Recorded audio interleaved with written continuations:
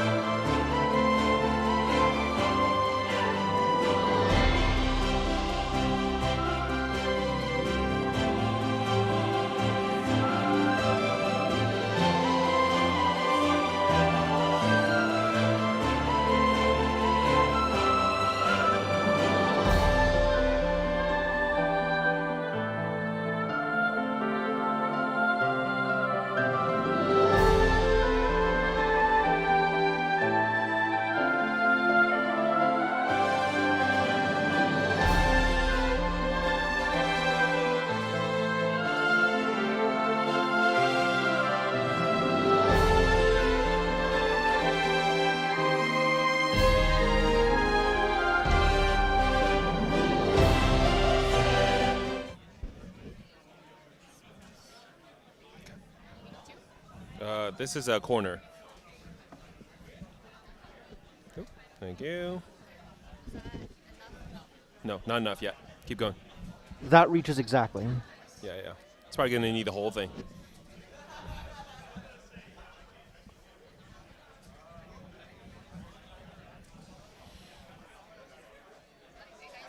Yeah, I think so.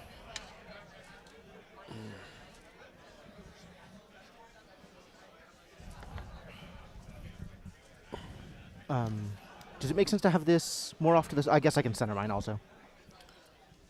Oh, dude, I'm going to lock in. I'm just kidding.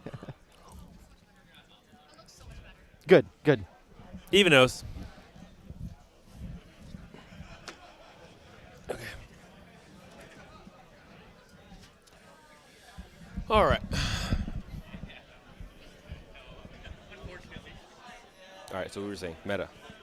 Yeah, I think it's going to be like 20% fractals. I think there's going to be a decent amount of philo. I think there's going to be a decent amount, like 5-10% on Luxemsander. I think there's going to be... Which flavor? Mostly fire, a little bit of wind. Okay. I think there's going to be some wind allies that doesn't break into the top 16.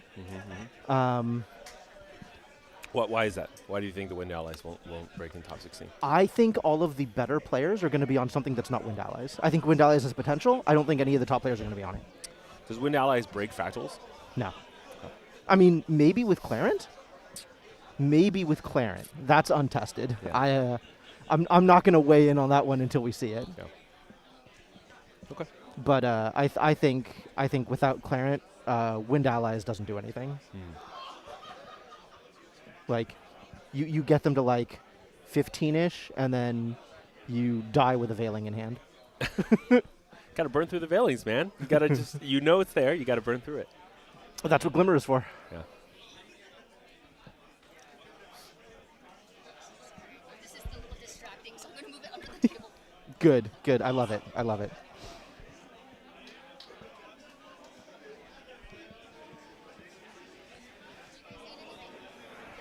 I'm good. Feeling good. I got water. I have water as well. I think we're good. Tissues? If I could get like a thing of tissues? That's the only thing I can think of. Otherwise, like, I can go walking at paper towels. It's fine. Can you give me my bag? I have some in there. Yeah, that black one. You can just take the whole pack. Okay, cool. Perfect. Let me see where they are. They are from China. Ooh, so you're going to have to deal with it, yeah. Cool. Otherwise. Thank you. Thank you. Of course. Yeah, wherever you can.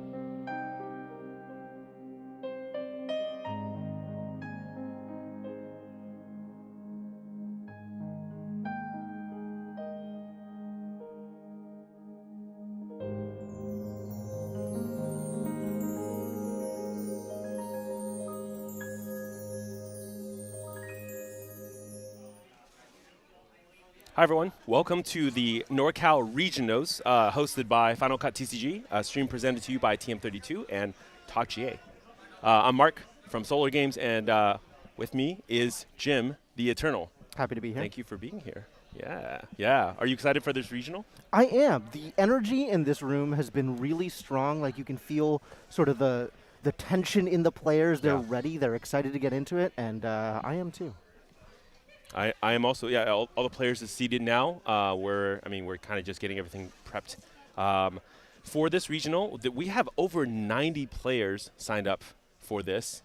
Originally, this was going to be 6 rounds, but obviously with 90 players, getting that number 1 is going to need one more round. So right now, we're looking at a 7-round tournament today for this regionals. Of course, best out of 3, Swiss format, right? So after 7 rounds, we should have a pretty good understanding of who the winner is for this tournament. Yeah, and I think the competition is going to be really, really stiff. We've got some very powerful players in this region. I don't know if we have many people traveling. I think we've probably got some people coming up from Southern California. Yeah. Probably have a few other ringers coming in from other places. But I'm really excited to see what the competition looks like. Yeah, or what I call the NorCals, right? Sure, yeah. Like where we're on Seattle, the NorCal? Yeah. The borderline, the Oregons, the Seattles, the Washington States. Maybe some people from also outside of California, a little bit to the east here we're talking about. But otherwise, a lot of players. What I can tell you is that this game is growing pretty fast, right? So just looking at data from regional to regional, obviously, it's getting bigger and bigger. Even this event here, I remember last time I played in last season's regional was 60, 70 players.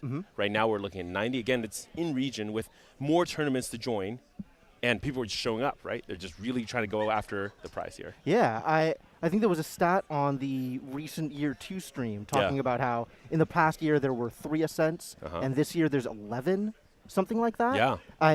That's more than 3x growth year over year.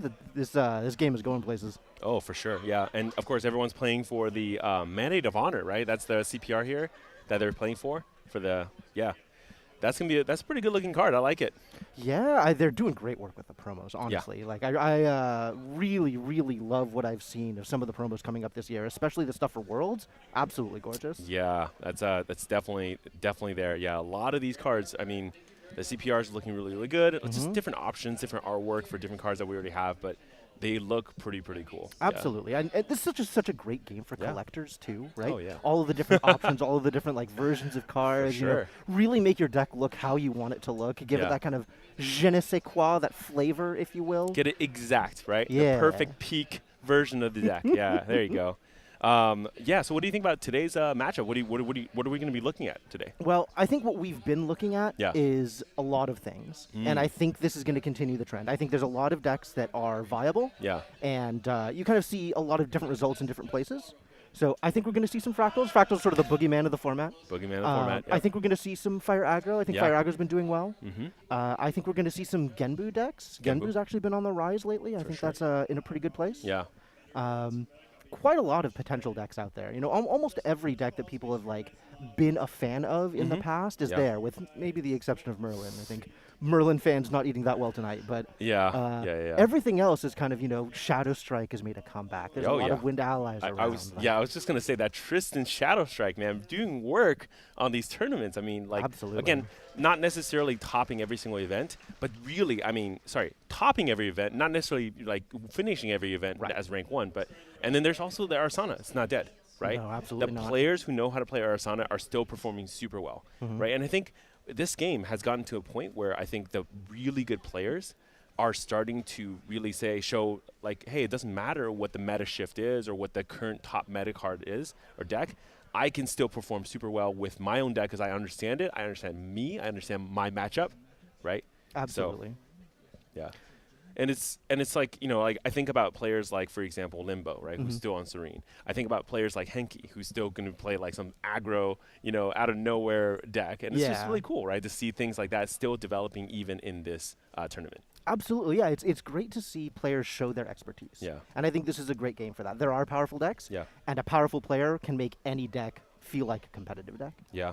And in fact, I think for round 1, we have an aggro Lorraine lined up Excellent. for it. So we're going to see some of that aggression, right? And it's the whole rock, paper, scissors, right? So in this game I think right now we're in a phase of fairly aggressive, actually, right? A lot of decks are tuned towards the aggression part. So there's some mid-range decks that are kind of there to deal with it. And even the combo decks are forced to be basically combo faster. Yes. Yeah. Yeah. All of the decks as aggressive as they can be in this format. You don't want to go too long or else things go kind of poorly for you. But Yeah. we'll be showing off whether or not this game goes short or long. Will be, what is it, Fire Aggro versus Exia Jin? Yeah. Ooh, so this is going to be pretty polarizing one way or the other. I'm going to be honest. As casters, we love games that are highly dynamic. And I can tell you from a game perspective, right? Fire Aggro, Exia Jin, you really can't ask for more, dynamic matchups than this. Yeah. Absolutely. All right. So we have our players here already settled in. Remetic, and then, of course, the Godly. So Chromatic, a player I'm pretty familiar with. Yeah. He's the one who has brought this Fire Aggro Lorraine list. And I think he's going to be really showing off the power of sort of the weapon focus for Lorraine, as well as a lot of these aggressive fire cards that deal tons of damage early on. Yeah. The Godly I'm a little bit less familiar with, but any Exia deck kind of has a typical plan going in, that rush to 3, and then sort of the push-pull of damage counters. Yeah, and this deck is actually going to be a little bit different. Normally, yes, I agree with the whole Exia style, but in this case, Godly's running Wind, Spirit of Wind, and Godly is running a bunch of aggression, right? So this is what I was always thinking. Jin has a bunch of text on the card that helps allies, but I've never seen it play with allies. And this is the first time I can see Jin really going with the allies build and maybe pushing a lot of aggression. Exia meaning the Exia might just be an exit plant at the end. Yeah, kind of exactly like you say. This looks like this deck has a lot of wind focus, which is unusual for Jin decks. Yeah. So we'll see how it plays out.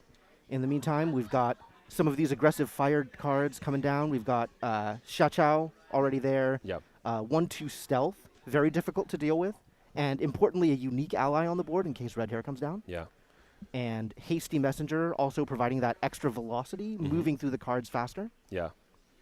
Yeah, and of course the Fire Lorraine is running the new card, Clarent, Reimagined. So this card is really, really pivotal. Maybe not so much in this matchup specifically, but still, like being able to be there for against the Fractal deck that we are expecting a lot for this tournament. I think it will make a huge difference. Yeah. And this has a lot of potential against Jin as well. Yeah. One of the ways that Jin kind of uses that late game potential of Exia Jin is Relentless Outburst, which is a huge amount of spell damage. Yeah. But in the face of Clarent, that's not going to do a whole lot because it's a lot of small bursts of spell damage. True. Yeah. Really So will prevent it. Yeah, for sure. But Stifling Trap coming down, right? Taking out the Xiaochao. That's a really powerful ally on the board that isn't able to, be interacted with easily. So getting that out of the way, and of course, Raccoon coming in immediately afterwards to get rid of it. And that is an important card in this matchup. You wouldn't usually think about Raccoon as a way to deal with fire, since Raccoon typically is a card that eats floating memory, for example, or cards that interact from the graveyard. But this fire deck uses its graveyard as a resource a lot of the time. Yeah, for sure. Yeah, exactly. And then having any amount of fire cards in the graveyard definitely makes it so that it's just extra resources, right? They can use it on the field, they can use it in the graveyard, so it's as good or just as much as floating memory, right? It just feels like it. It's very similar. Absolutely, yeah. It's an important resource to have access to. So a Scavenging Raccoon in this situation is going to kind of prevent some of those kill lines that Chromatic is trying to bring to the table. For sure. Yep. In the meantime, we see Chromatic leveling up to that Lorraine level 1, bringing a Sword of Seeking onto the table. The classic. The classic. I mean, it's like I feel like if I see Lorraine, I just can't disassociate Lorraine from Sword of Seeking. I feel like I see it all the time, right? Yeah. And I love Hasty, man. I love also seeing Hasty back, really in this position, throwing things in the graveyard and just having, I think just seeing Fire Lorraine again, right? Like it's been so long. I remember this deck dominating Dawn of Ash. Like the first ever tournament was this deck pushing really, really hard. against all the more combo-y level 3 decks, right? So now we're finally seeing that aggression happen again. Yeah, we're actually seeing a comeback for a lot of kind of older decks, like we were mentioning before. You know, Fire Lorraine, definitely one of those that kind of was popular in the heyday, as it were. Yeah. And a lot of these new cards kind of bringing new life to these older archetypes. Yeah, for sure. Oh, man. Already handed up with a momentum here. I think this is with, what, 3 cards in the graveyard? It looks like 3 fire cards in the graveyard, so there's going to be 5 damage? 7 damage? What are the numbers on Fiery Momentum? It should be 3, I think. So, yeah, 3 plus 3, 6, and then add in another 1 from the sword, yeah. Definitely a strong hit. Putting some extra pressure on this Jhin. Not even at level 1 yet, so the God Lee definitely taking this game a little bit slower, trying to play the tempo game. And now we're seeing the move to level 1, using that Reclaim after recovering the Scavenging Raccoon, which I think he's identified as a powerful card in this matchup. Limiting the resources that Chromatic has available, limiting the power of those Fiery Momentums. If he tries to have extra cards to burn for something like a rending flames or something like that. Yeah, it's not going to be as good. And he's going to be able to take out a floating memory and I think the Sword Saint as well from what the a graveyard. Strong hit. That's a strong hit from that raccoon for sure. It's almost like he built for this. You know, oh, right, another one doesn't even matter. Take out the whole graveyard. So tell me a little bit about this Sword Saint. How much of a factor do you think that's going to be in this match? Yeah, so I mean, part of the beautiful thing about the Sword Saint is, you know, like we were talking about earlier, right? Having the card in the graveyard helps a ton, but whenever you have cards like Rending Flames, that helps a lot because it's going to double whatever Sword Saint's going to be able to buff on that attack again from the graveyard, right? To be able to then double that damage as well. So it just makes a card like Rending Flames, which hits and then doubles damage on hit. That much more stronger, being able to have it, having a card in the graveyard always threatening that like really lethal line. And as you can see, I mean, look at the damage here, right? So it's pretty clear Chromatic is, the beatdown here, right? Absolutely. Having taken only 3 damage, having dealt 10 already to the opponent. So yeah, it's really there. And even further cementing that, we've got the Nullifying Mirror coming down as the Materialize. This is clearly targeted for a card like Veiling Breeze. Yeah. This is further cementing Chromatic's position as the beatdown here. Yeah. He wants a kill line. He wants to get a huge hit in to kill his opponent, and the way he's going to do that is through any Veiling Breeze that shows up with the power of Nullifying Mirror. Yeah, exactly. And you can see too, like Chromatic is dealing damage to himself, just so that he can get more card advantage, right? And then of course laying down the Arthur, and then again dealing a lot more damage. Yeah, what a powerful hit. This is 2 and then 2 and then 2 and then another from the sword. It's going to be 6. Very strong. Leaving the Godly here at a dangerously low 16 out of now 24 health. Yeah, and Godly's got to be thinking, right? I've seen 1 Fiery Momentum. Probably likelihood of having a Rending in hand is pretty high.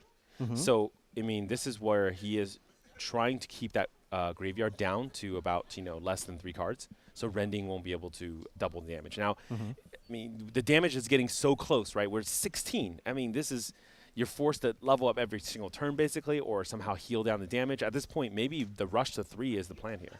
Yeah, and that plays in. He's leveling up to 2 here. We saw him burn a Reclaim out of the yard with the Floating Memory and losing a Scatter Essence from hand, so not a huge hit. Yeah. Dream Fairy coming down, returning that Arthur back to Chromatic's hand. So that's going to slow down any further regression. Yeah. Any small ally plan, I think, is going to be kind of the second choice now. Yeah. So Chromatic is probably looking for some spell damage or 1 massive attack. Yeah, exactly. And notice how Chromatic did not attack with the Sword of Seeking last turn, right? Part of this is because he doesn't really want to be in a position to be forced to bring out another sword for something like the Rending that he does have already in hand already. So kind of prepping that already, and getting a Clarent for free here, right, for the extra protection. But have the ability to Rending now. Yep. Clarent, a new addition to the Proxy's Vault. I think this might be one of the first major tournaments that Clarent is available for general play. Yeah. It is a 2-cost sword that allows you to burn extra swords from your material deck in order to make it cheaper. And has the ability, it is a 1/3, 1 power, 3 durability, that allows you to remove a durability counter in order to protect the sword from spells or to prevent non-combat damage to any unit. I believe, is it all damage? Let me take a quick look. Yeah, it might be 2, dealt non-combat damage. Sorry, you're right. Prevent 2 of that damage. Now, it's just for the whole entire turn. Right. So it's like a Veiling Breeze for 2, essentially, for some unit that you target. It's like a mini safeguard amulet. Yeah. And it can even hit your allies, which is wild. This protects against Polaris, this protects against Burst Asunder, it does so much. Yeah. Exactly, and there you go. That's the and rending there's the flame. rending flames. And Yep. Exactly. So this is where it's really interesting, right? You put yourself in a position where you have, do you give Chromatic 3 cards in the graveyard by killing the Clumsy, or do you hold back? I mean, in that case, maybe the right play is 1 to the face, right, with the Dream Fairy, and then don't kill the other Clumsy. Now, of course, Chromatic can as easily temper the sword. That drops the 3rd card, and then again, rending is open again, and it's more of a check, right? So there are cards obviously in hand, and that's why like you said, the mirror had to be out there to prevent things like the Veiling Breeze from the rending flames hitting really hard. Yeah. Yeah, the interaction between Rending Flames and Veiling Breeze is actually really, really bad for Rending Flames, so the Nullifying Mirror is just such a good call there. Yeah. But now we are going to be moving into the sideboard phase as we head into Game 2. What do you think the Godly is going to be bringing in here for this win deck? I think the first thing you wanted to probably bring in against any of this Fire Aggression is a Nullifying Lantern. So that is available, right? It's pretty much like the really, really, necessary one.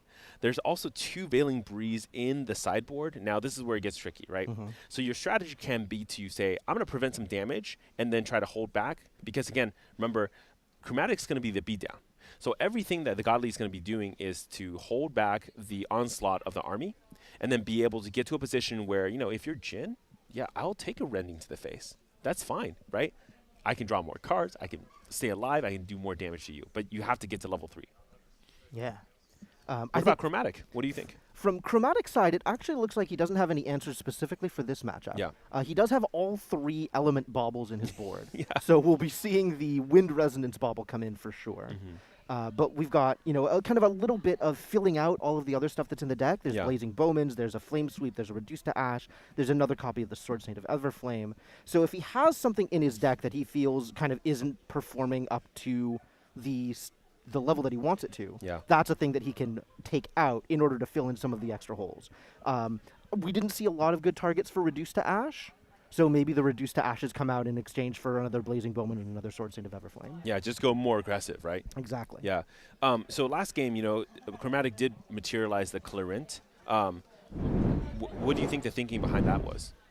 I think that was just to make sure that he had a weapon on the field. I think he was worried about something like Zephyr. Yeah. Or maybe worried about some other way of slowing down his Regalia. Yeah. And this is just sort of a backup. Yeah. Against a wind deck like this, the damage prevention aspects of Clarent isn't going to really do a whole lot. Yeah. But the Spell Shroud from Clarent does, in fact, protect it from anything that would otherwise try and interact with it. I agree. That's kind of insane, right? To be able to say, hey, you know what? This sword, right? Maybe I'm not protecting my allies or my unit, but I'm protecting the sword. Maybe you're just protecting the sword, right? It's like a gun shield, except for swords. Yeah.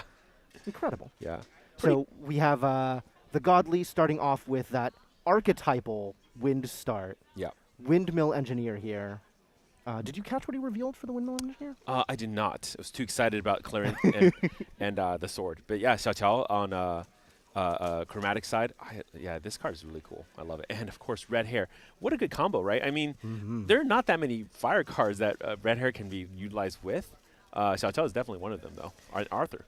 Yeah, Xiao Xiao, one of the stronger ones because Xiao Xiao is so cheap, right? Yeah, Only 2 reserve. Very easy to get both Xiao Xiao and Red Hair, almost regardless of what your board state is. Yeah. Xiao Xiao going to the face here instead of knocking out the windmill because I think of the expected reclaim. Yeah, exactly. Yeah. So if you're going to, and for Chromatic, right, the strategy isn't to keep the board clear unless, if of course, it's an Interceptor. On the Godly side, most of these board allies on the board are going to just be like very, very weak, utility allies. Yeah, not specifically ones that can, for example, do a ton of damage. So they're not even going to be able to do much against Chromatic's board. So Chromatic's going to try to, lock in as much damage as possible. And it does seem like he has sort of more tempo-y allies, right? Like the defensive options rather than the aggressive options. Yeah. So we're seeing stuff like Ace and Protector. We're seeing stuff like the Lurking Informant here. We saw the Dream Fairy last game. You know, ways to make sure that he can keep the board clear and prevent any of Chromatic's aggressive ally options. Yeah, yeah. And we do also see a Veiling Breeze as well shown from Godly's side on the reveal of the Windmill Engineer. So it's present. Yeah. So that's something that Chromatic is going to have to work around once he gets to that point. But he's already shown no fears, no qualms of bringing out the Nullifying Mirror early. You know, he's ready to deal with those Veiling Breezes. Yeah. Yeah. So it's going to be very similar. So notice Chromatic is setting up the ally board right now. But he also drew a Rending Flames on that Clumsy. Yeah, and he is ready to sacrifice all of these allies. This is a man who doesn't care whether his allies live out the turn. Yeah. Right? All of them just went straight to champion damage. Yep. And that is still enough allies on the board for the Godly to knock out his Arthur. And you see, Sundering Moon is materialized and not leveling up.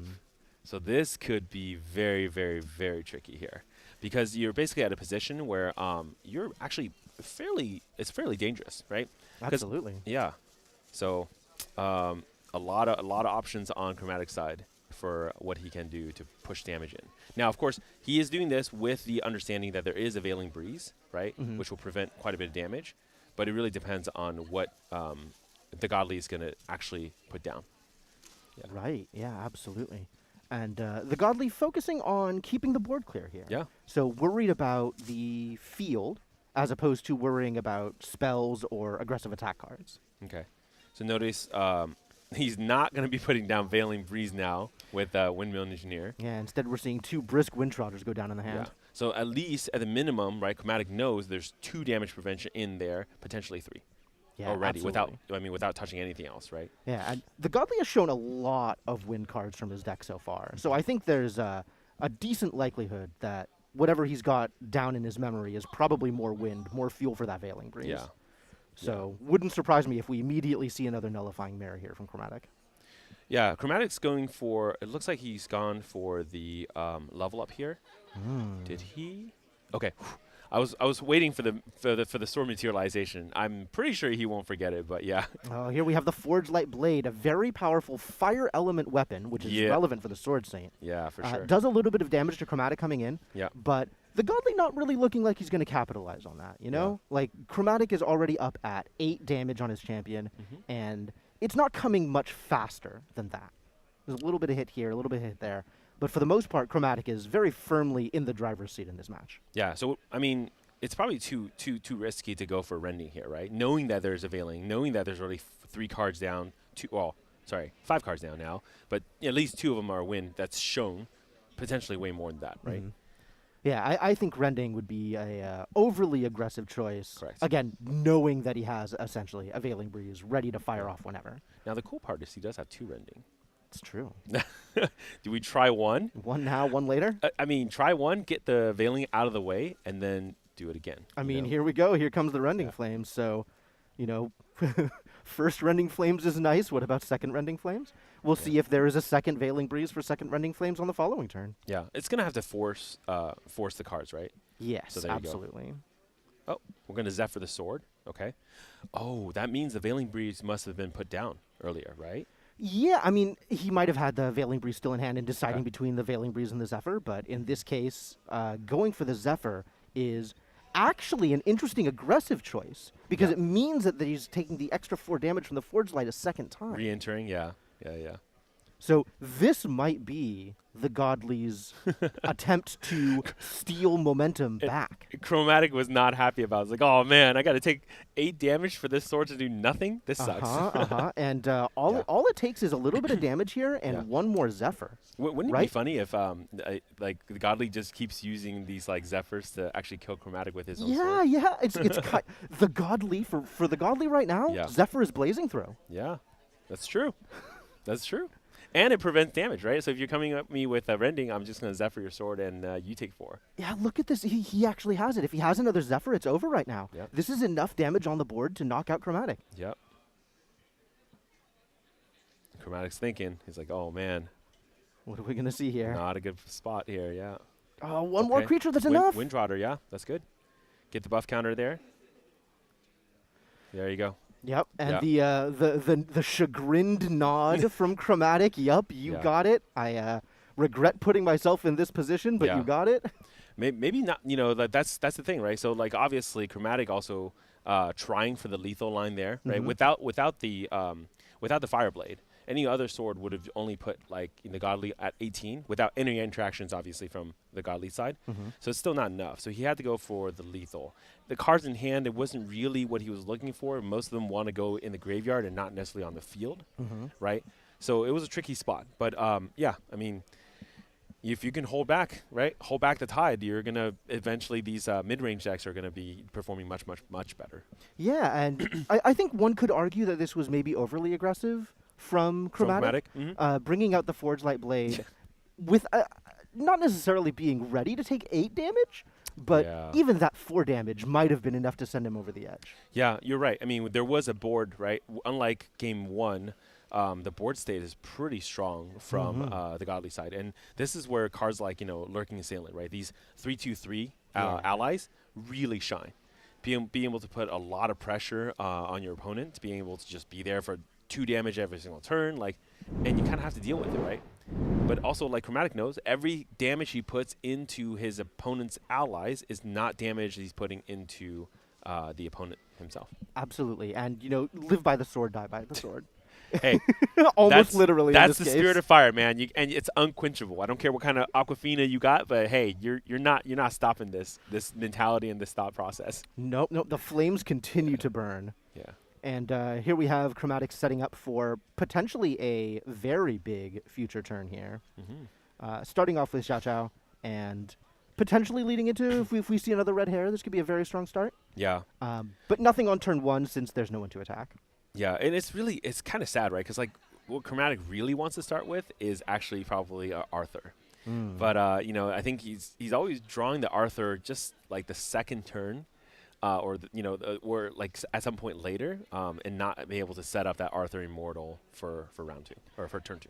And the Godly just completely switching gears here. So we now have essentially a Wind Allies start 2 of these 3-cost 2/3s, 2 Lurking Assailants coming down, immediately going for Chromatic's face. Yeah. The Godly saying, yes, you can deal me damage, but I can deal you damage back. Yeah, I think you're right, and Chromatic probably has to shift his gameplay here, right? Like, I mean, maybe it's like more around board clearing here rather than exactly. And this is where the Vermilion Decree comes in, right? We're going to start targeting some stuff, dealing some damage, clearing the board. Instead of, going for the face plan. Right, absolutely. And this is a difficult board to deal with. The 3 health on both of these Lurking Assailants is a pretty big number. Yeah. But the Vermilion does a great job in kind of equalizing that, getting a little bit of damage on the Godly's champion, as well as opening up the door for Xiao Xiao to knock out one of the Lurking Assailants. Yeah, and not that it matters too much here, but it does banish as well because it's a Xiao Xiao. Yeah. Oh, look, Sword Saint Everflame being played to also just do a bunch of damage. This card, I actually never really thought about the stat line here, but it's actually a 3/2. It's a very aggressive fire card. Absolutely. Yeah. Even at 4 cost, a 3/2 is very, very strong.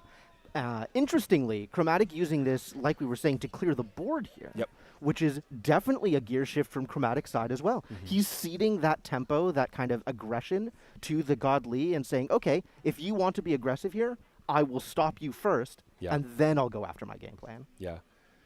You see the Blazing Throw that Chromatic's thumbing in his hand? I love it. I love that card. That card is so cool. He's so ready. Yeah. At some point, right? Getting that free sword to throw.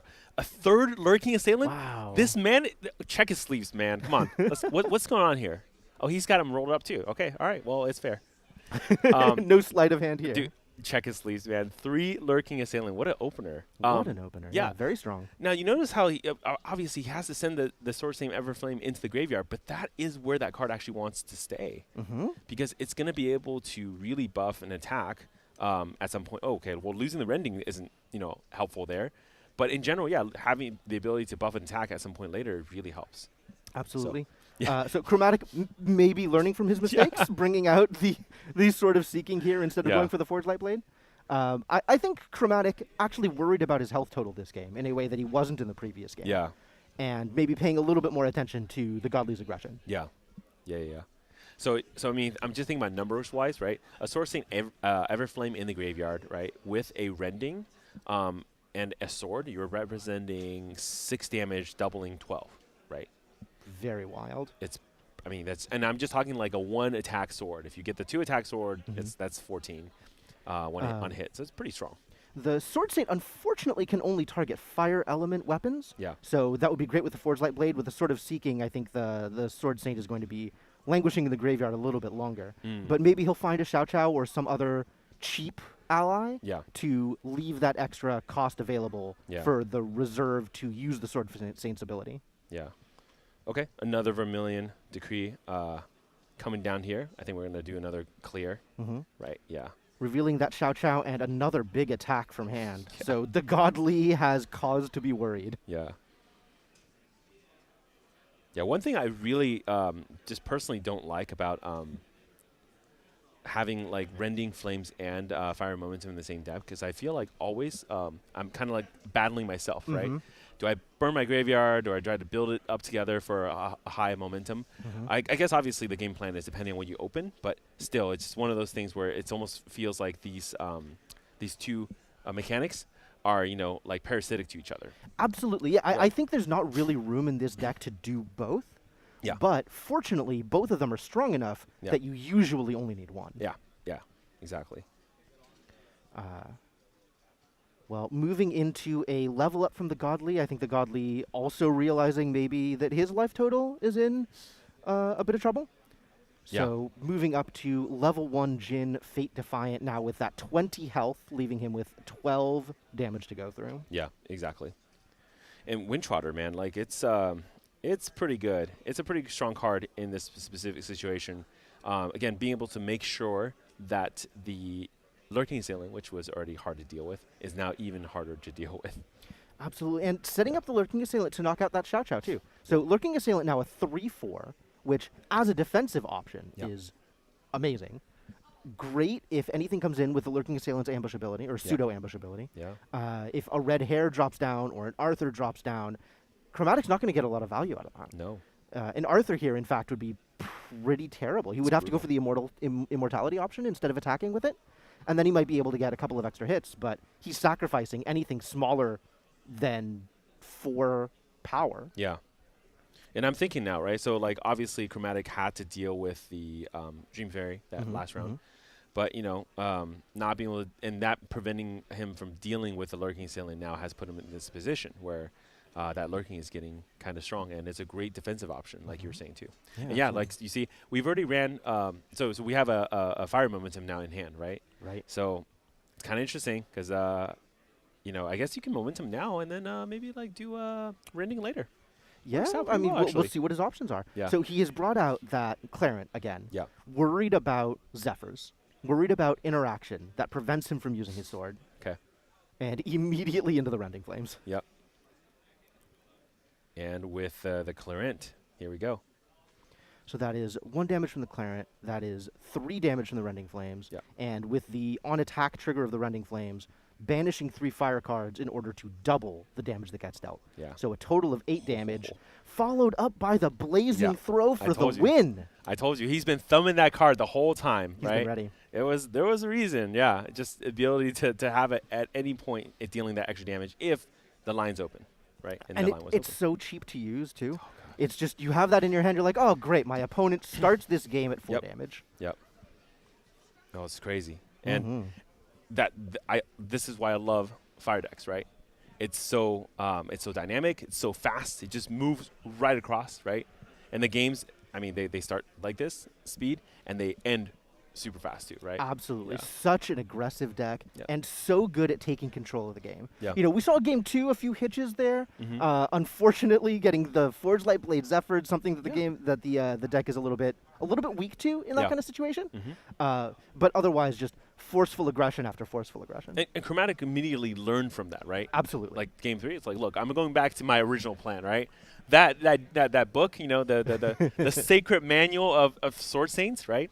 He knows, right? He knows. Like stop using the fire sword. Let's use a Myclarent instead. And Right. again, like you're saying, lack of interaction against that sword, right? Just being able to guarantee a Rending Flames.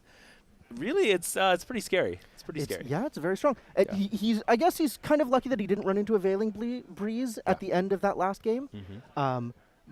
But what else do you do but go for it? Like, that's all Fire Aggro knows. And this is the thing, like it's more, if you're on the beatdown, right? It's more like, hey, I have to just do something, right? And have my opponent respond. You can't be the person responding. If you're Absolutely. responding, you're losing the advantage that you built your deck for, Mhm. right? Yeah. And again, it's like, you know, like we were saying too, like on the Exia Jin, it is Exia. Did we see a single Exia card? We I did guess not. we did see Relentless Outburst being banished. Otherwise, no Exia cards, right? Yeah, I think there's a couple of spots where there were Exia cards in the hand. Yeah. But like Fire Lorraine is ever going to let you get to level 3. And You don't have that kind of time. Yeah, and I'm pretty sure Godly would have loved to see a Dungeon Guide, but I don't remember seeing a Dungeon Guide in his hand the whole entire 3 rounds. No, yeah, And that's that true. really sucks because I'm sure there were moments where a Dungeon Guide is basically I can save myself, right? Right. For a long time. Yeah.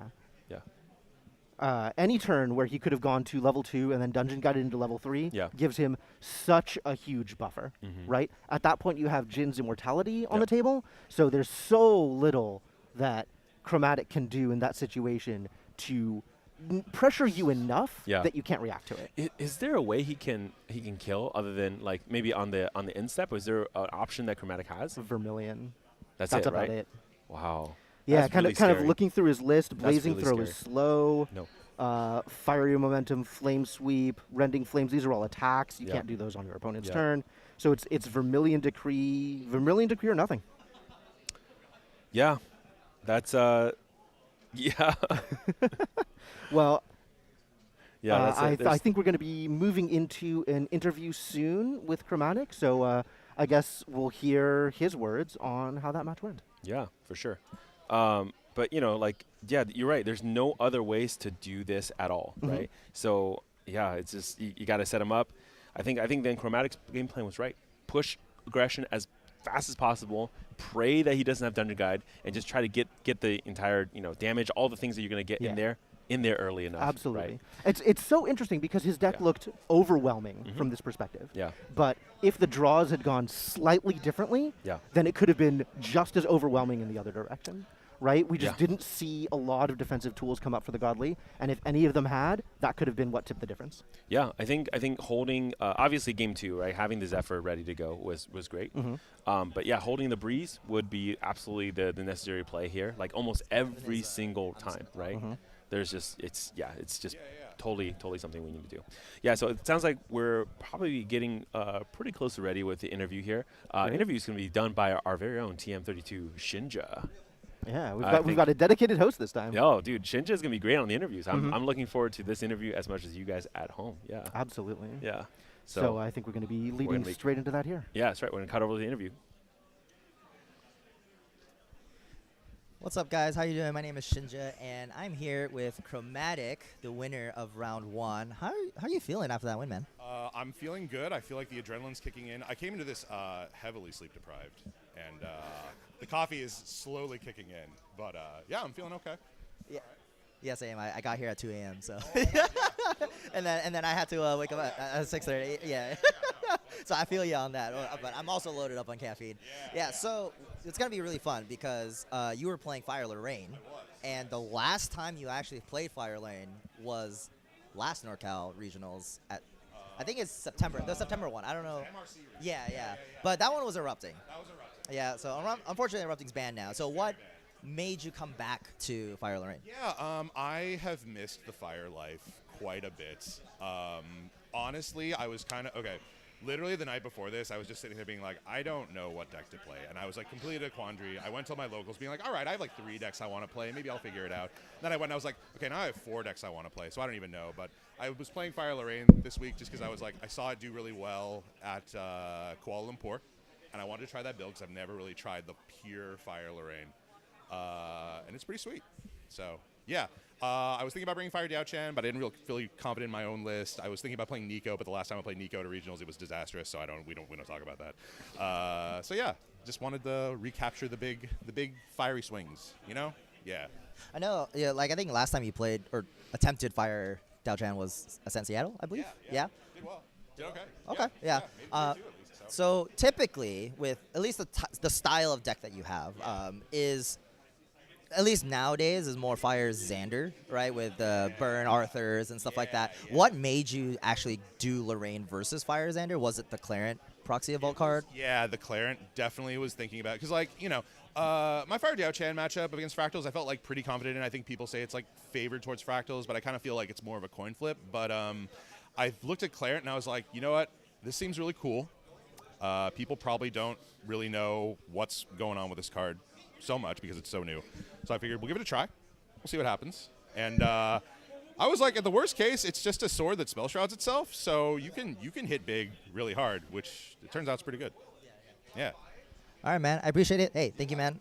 Good luck the rest of the day. And actually, before I send you off, though, what deck are you most scared of? Ooh. Yo, Turbo Dragon beat the crap out of me yesterday. Please. I wish to dodge every dragon today. It's terrifying. All right, man. I appreciate it. Thank you so much. And that was the interview, guys. Thank you so much for watching. Turbo Dragons. Turbo Dragons. All right, you want to know my hidden tech now? Ooh, I really want to know your hidden tech now. You see me wearing this dragon right here? I'm telling you, man. I was like, where are the Seiryu? Okay, like I actually think it's just a very mean deck, you know? Yeah, sure. Yeah, but actually, it's really interesting that Ken brought up, Chromatic brought up the fact that the Clarent is a new card. That's right? true. Really catches people off guard. I think that's actually a pretty interesting part. I feel like this happens every single time when we go into a new meta or new cards introduced, right? There's always some cards like, wait, what does that do? Can I see it? Like, and you're like, oh, it does this. Oh, it does this too. What the heck? Yeah, catch people off guard. It's cool.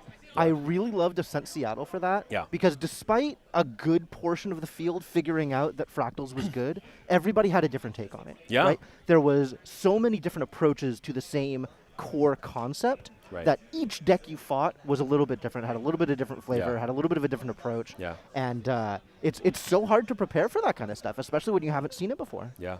Yeah. I'm also super excited that officially Chromatic has given up his water nonsense and come over to the team of fire. Obviously, fire best element in the game, so I'm excited. Oh, really? Oh, really? All right. Well, Yeah. I'm going to have to work on Chromatic, getting back to the true ways of Nico and water. Yeah. Look, man. I've waited so long for fire to come back. So give me my like 20 more days of this season or something, and then we can figure out whatever win's going to be, I guess, Sure. next season. I'll tell you what. When I can build a controlling fire deck, then we'll play some fire. All right. Well, that's not quite the meta there. No, it really isn't. All right. So that game was pretty short. So we are going to go to a long-ish break. It's going to be about 25 minutes, and then we'll be coming back to the stream. So if you guys are walking soon, we're going to go to break, and we'll be back in 25. See you guys soon.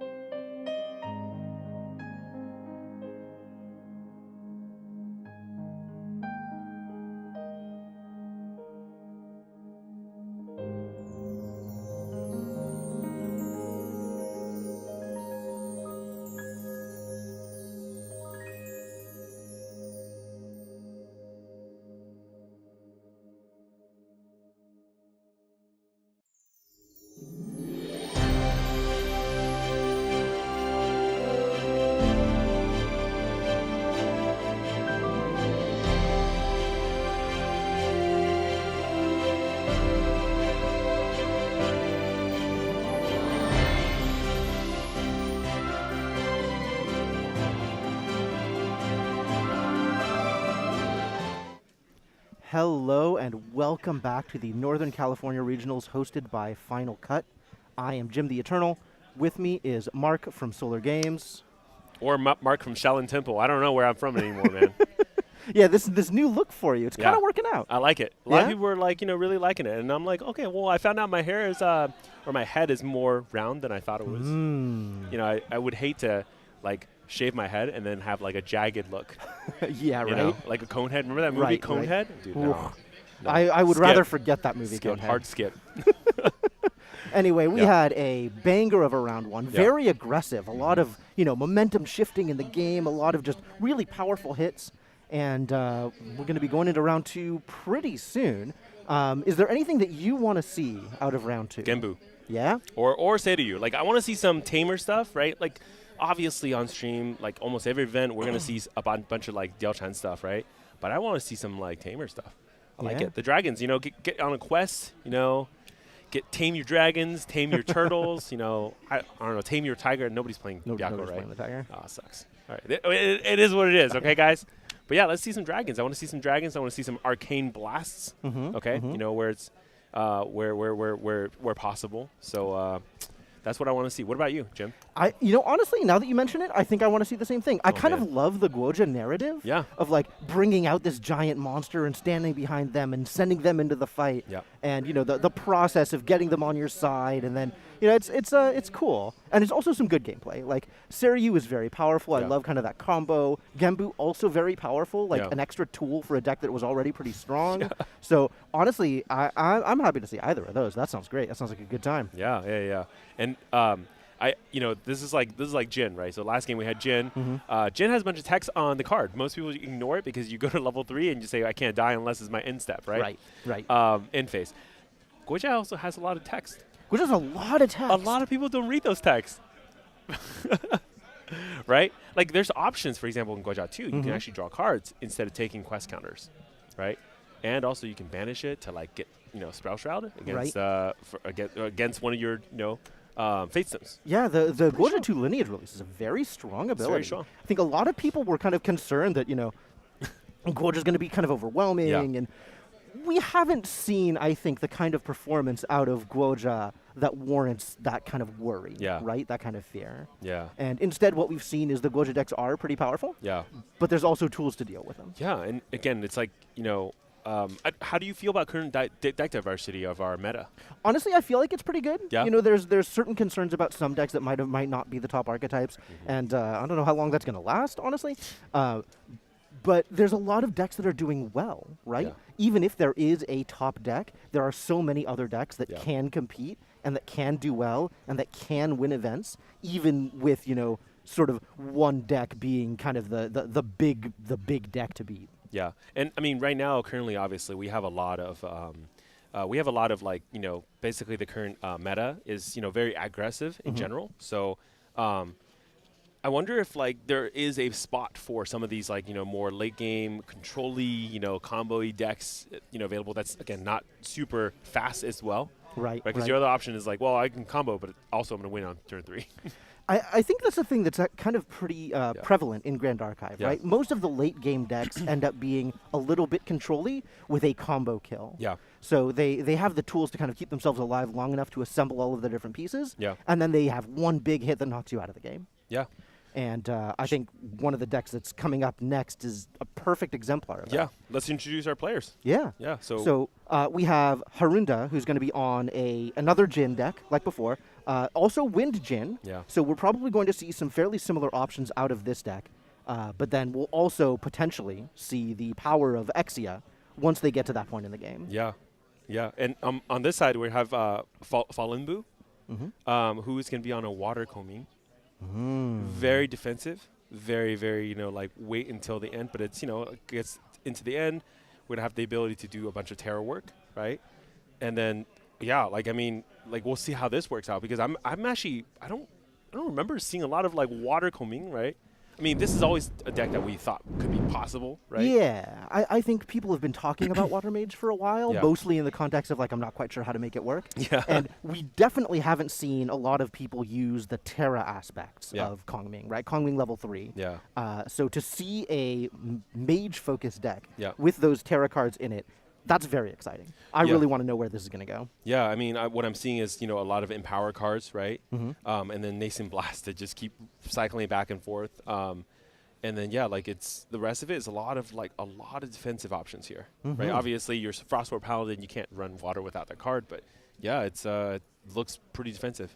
Yeah, and what we are seeing right now is Harunda come out with that Windmill Engineer, just the perfect win start, right? Yeah. Showing a couple of cards, getting that extra card into your memory, and probably going to be following this up with the Reclaim in order to get that free level 1. Yeah, pretty standard play nowadays from the Wind players, right? With the Windmill Engineer. What else can you do with a Windmill Engineer? Maybe like Asen? Mm-hmm. Yeah. So it's a great card, right? It's just be able to be out there, be a target for a lot of options. Yeah, very useful. Lay it down, bring it back. Lay it down, bring it back. That's the general cycle. Yeah, and generally, decks that go late want to have a lot of these influence-neutral options, right? Yeah. You play Windmill Engineer and it replaces itself. You immediately get a card back. You play something like Reclaim, it brings that Windmill Engineer back to your hand. You're still at the same influence. Yeah. Same with Ace and Protector, bringing that Windmill back. So a series of card-neutral plays keeps you at high influence over time, and then lets you go into your powerful late-game turns with a bunch of options. Yeah. And here we are seeing favorable wins instead of the Reclaim, but the same idea, using a floating memory in order to go to level 1. Yeah. And there you go. Like Wind Rider Vanguard, again, just the general 3-2-3 package with any sort of upside is just great. Having Vigor now with Jin out, in play. Mm-hmm. But yeah, really, really aggressive. Is Harunda's idea here to be a very aggressive Wind Jin as well, just similar to what we had last game? I think so. There's a lot of similar components to the deck. Mm-hmm. We're seeing stuff like Ace and Protectors. We're Yeah. seeing stuff like Brisk Windtrotters, for example. But we're also seeing a lot of other kind of unique, maybe not unique, but Yeah. more one-offs, more Yeah. two-offs in this deck. So a lot of spread. Mhm. So we're seeing something like Sunsi, which is a mainstay of Wind Allies these Yeah. days. We're seeing stuff like Guan Yu, another mainstay of kind of the bigger Wind decks. Yeah. And we're also seeing, like a one of Turbocharge. We're seeing Yeah. a lot of different options in this deck. Yeah. What would a Sunsa do in a Wind Allies deck?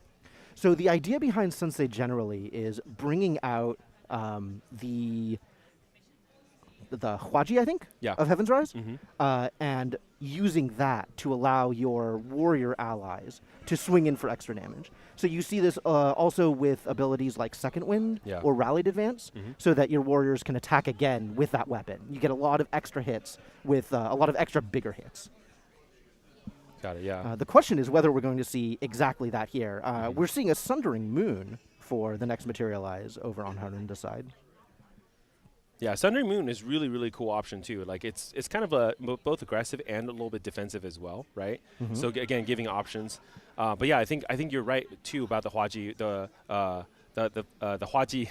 Sorry, I can't. Sometimes it's really hard to just say half of that card because Sure. it's a very famous weapon of Lü Bu's. The full name is called a Fengtian Hwaji. So that's why Oh. I'm in my head. I'm always like, oh, I got to say the whole thing, but it's just called Hwaji in this game. Yeah, because again, I'm pretty sure they can't fit the text on the box. This is why. Name too long. Yeah. This Mhm. is the same lore bit about like what happened with Koming's name as well. It was going to be Zhuge Liang, but that was too long, so they made it Koming. Yeah, to be shorter. Yeah. Anyways, yeah, I think the Hwaji synergizes super well with Sun Ce. I agree. Mhm. Yeah. So moving forward, we're now seeing Fallen Bu play sort of typical water cards. We've got like typical wind cards on Harunda's side, and stuff like Frostworn Paladin coming out from Fallen Bu. Using that Fracturize. Did that hit? That must have hit the power cell. So we saw a backup charger earlier, Yeah. and now we're seeing Fracturize on the power cell in order to give himself a fractal. Yeah.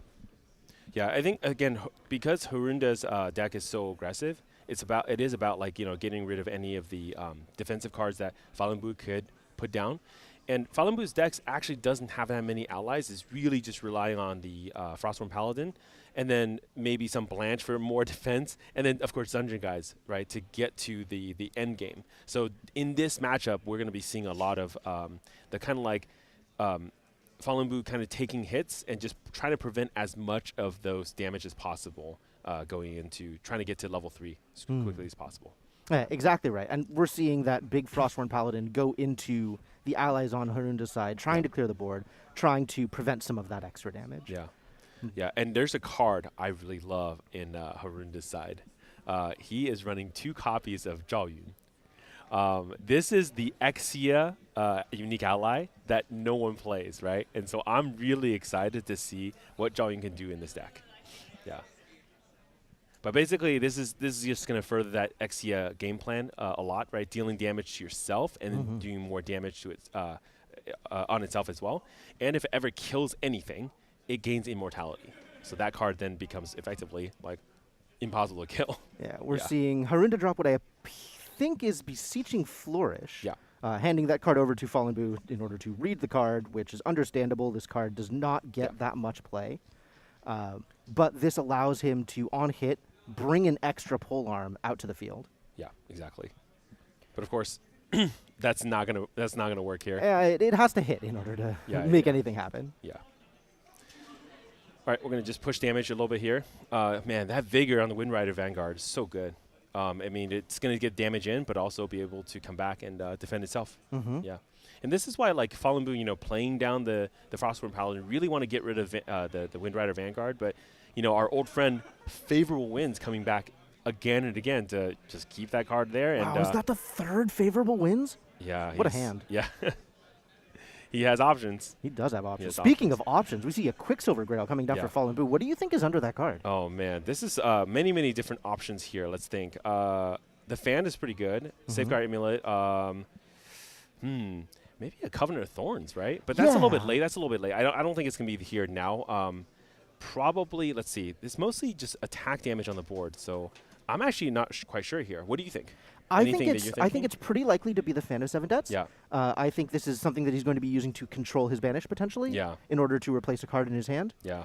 It could very well be a very early Covenant of Thorns, but that would be very early it's for a too Covenant early. of Thorns. Yeah, I think it's too early. I think in most cases, unless you just don't have the right cards to put down, which looks like Fallen Boo has a lot, you want to probably go to 3 as quickly as possible, right? Or maybe gather your hand, because it's really going to be about a lot of mini damage from Fallen Boo's side to try to close out the game.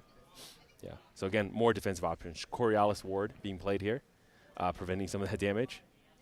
An absolutely solid card, preventing the next 1+ level damage that would be dealt to a given unit. Keeping his, I think it's Frostborn Paladin. I think the Frostborn Paladin is taking the hits here. I think Harunda is trying to control the board. Yeah. Coming in with the Vanguard. And another Coriolis Ward coming down. Yeah. Again, just because it's facing west, he's not, Fallen Boo's not losing cards for this, and being able to potentially draw into what he's actually looking for to be able to deal with this. Yeah, there's the Asen. Love that play, man. Yeah, Asen on the Windmill Vanguard, or Windmill Engineer. Yeah. Now the Asen, trying again. Let's see. Right. Okay, and finally. Finally That's it. able to clear that Frostborn Paladin. Yeah, too many wards. Yeah, so none of these cards is what he wants, so take 2. Let's go to 3. Or let's go to 2.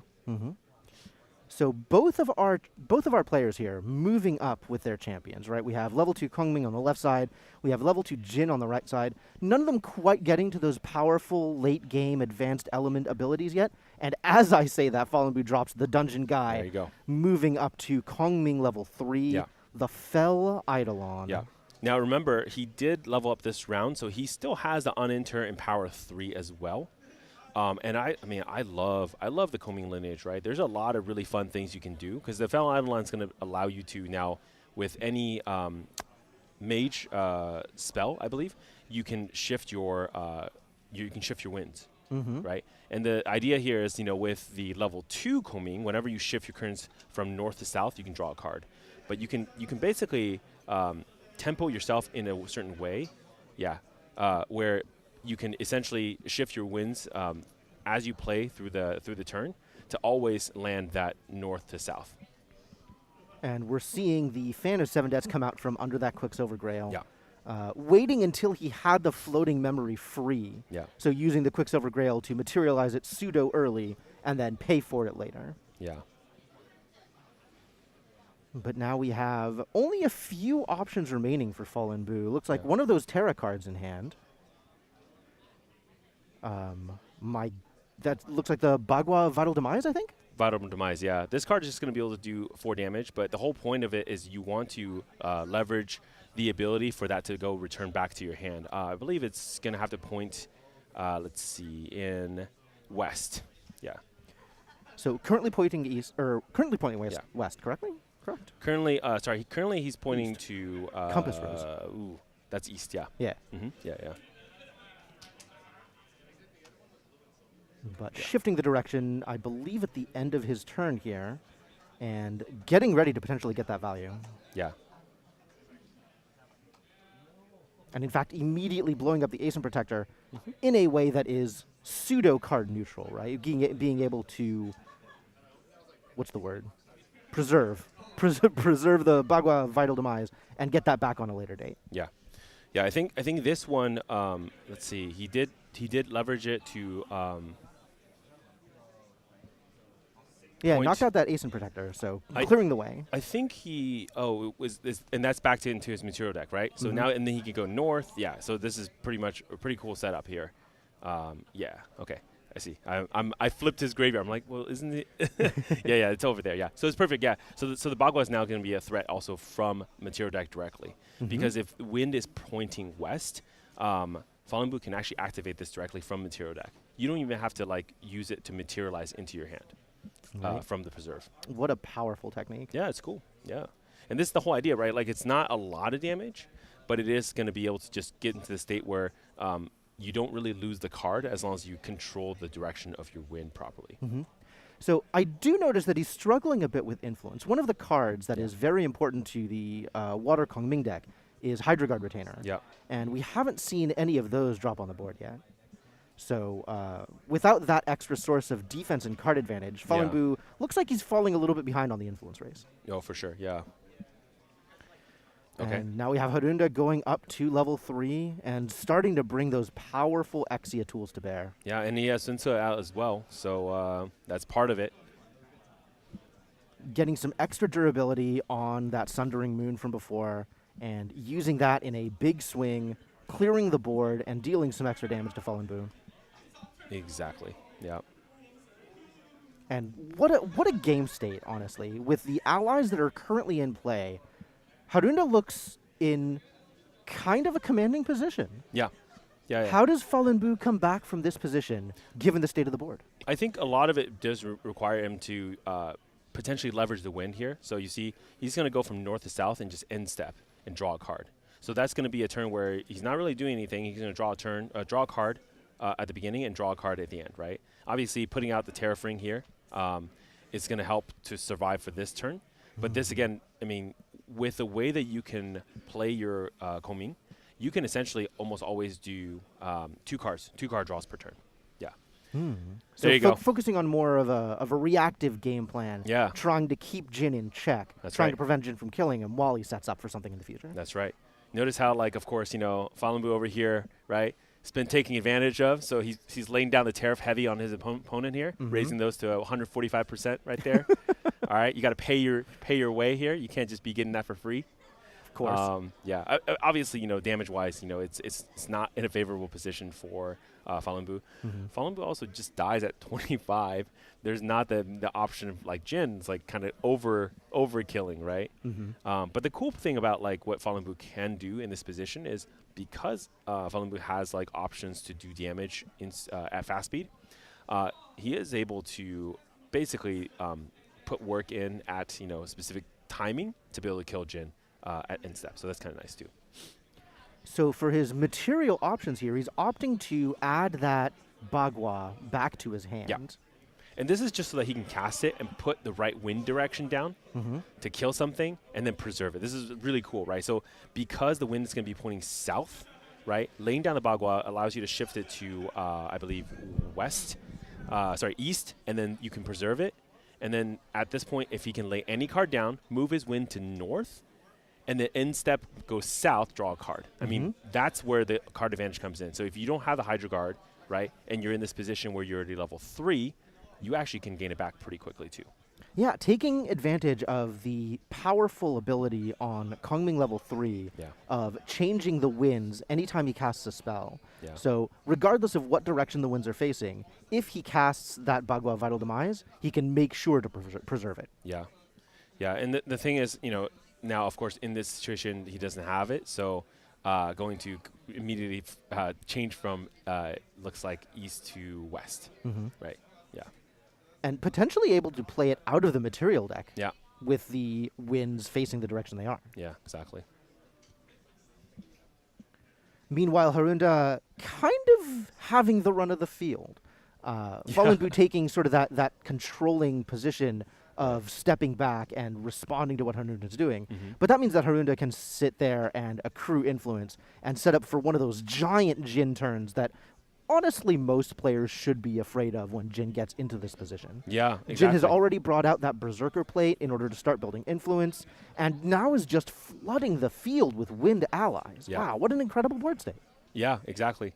And this is the powerhouse of Jin, right? So not only does of Wind Jin, not only does Harunda have the allies, but also now the level 3 Jin Exia package is starting to come online as well, right?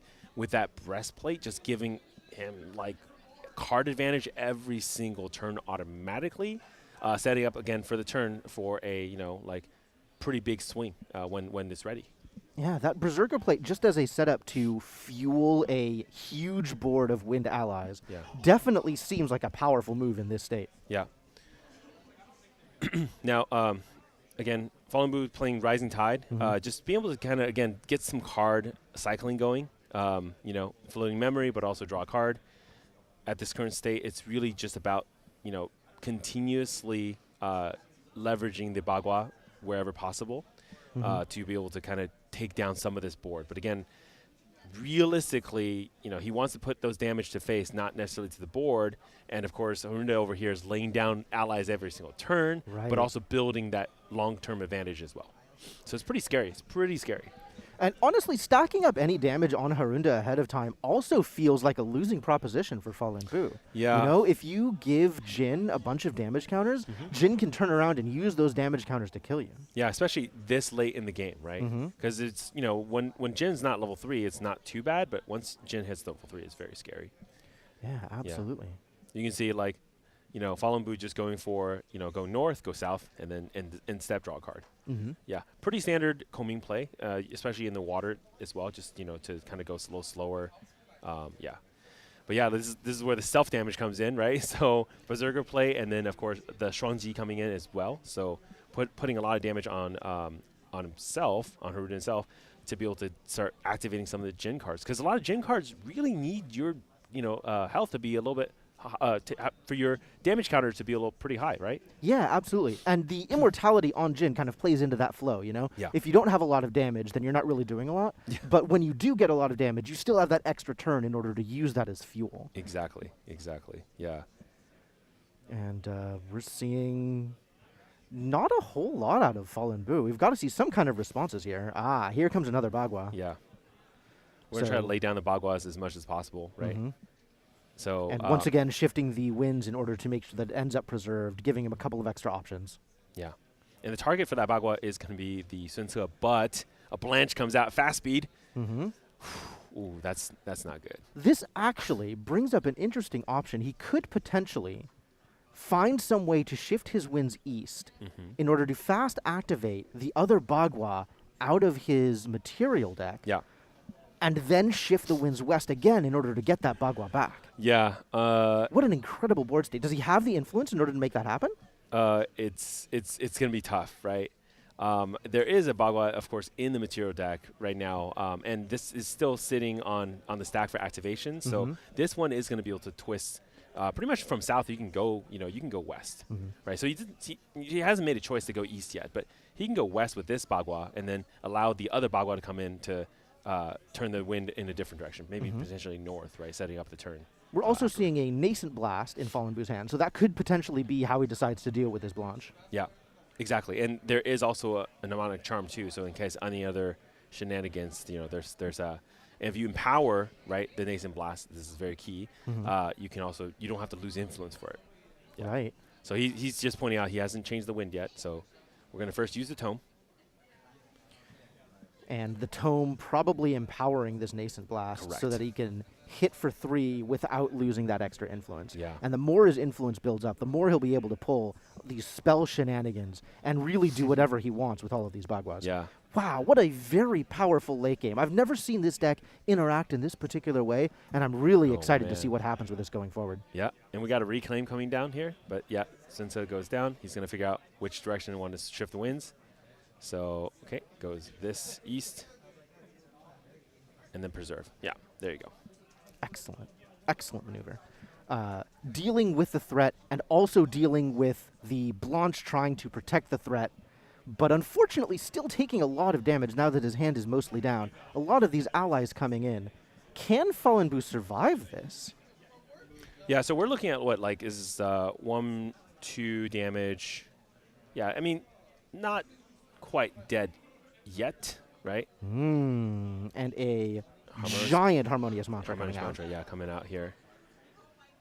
And in a position to, once again, shift those winds in the exactly right direction in order to gain the extra bonus recover from Harmonious Mantra. Yeah, so that one's empowered, right? So he's going to be able to heal 8 on that one. It's pretty good. So empower 2 from the charm.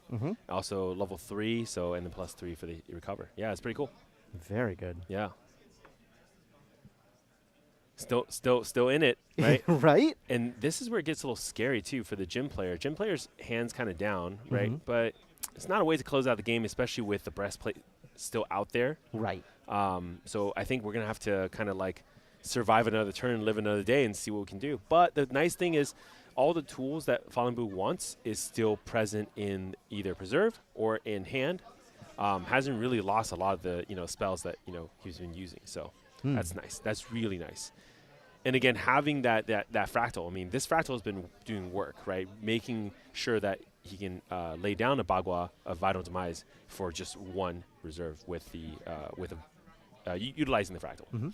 Yeah, between the Bagua and the Nascent Blast, keeping his influence up has been really gotten him back into the game. We kind of saw him at 3 or 4 influence when he went to level 3. Not a lot of tools, not a lot of options, and now here he is, level 8 or with 8-ish influence. Yeah. And able to run, the Bagua and the Nascent Blast out in a single turn. Here we now have the Hydro Guard Retainer coming down, which is a perfect defensive tool for him. Definitely looking like he's getting back into the game. Super big, right? Hydro Guard is exactly what he's looking for.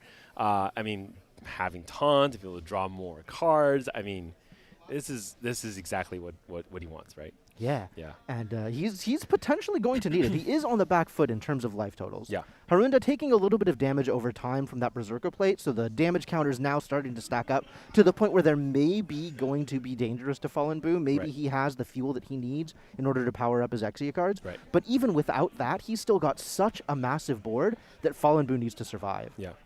It's a very interesting interplay between these two decks at this point, since Harunda powering through all of the options that Fallen Boo has in order to keep himself up. Yeah. But that means that Fallen Boo doesn't have the cards left over to deal damage to Harunda during Harunda's end step, which is the one time that the damage matters the most. Yeah, exactly. Very interested to see how this is going to play out. Harunda with just a giant board here, making some decisions about where to attack, what his next option is. Needs to get through a 1/4 taunt before he can start dealing damage to Fallen Boo. Yeah. Now, I don't think that's going to be too hard, of course, to get through that, but yeah. Seeing a Nascent Blast come out of the hand for Fallen Boo? I think there may have been some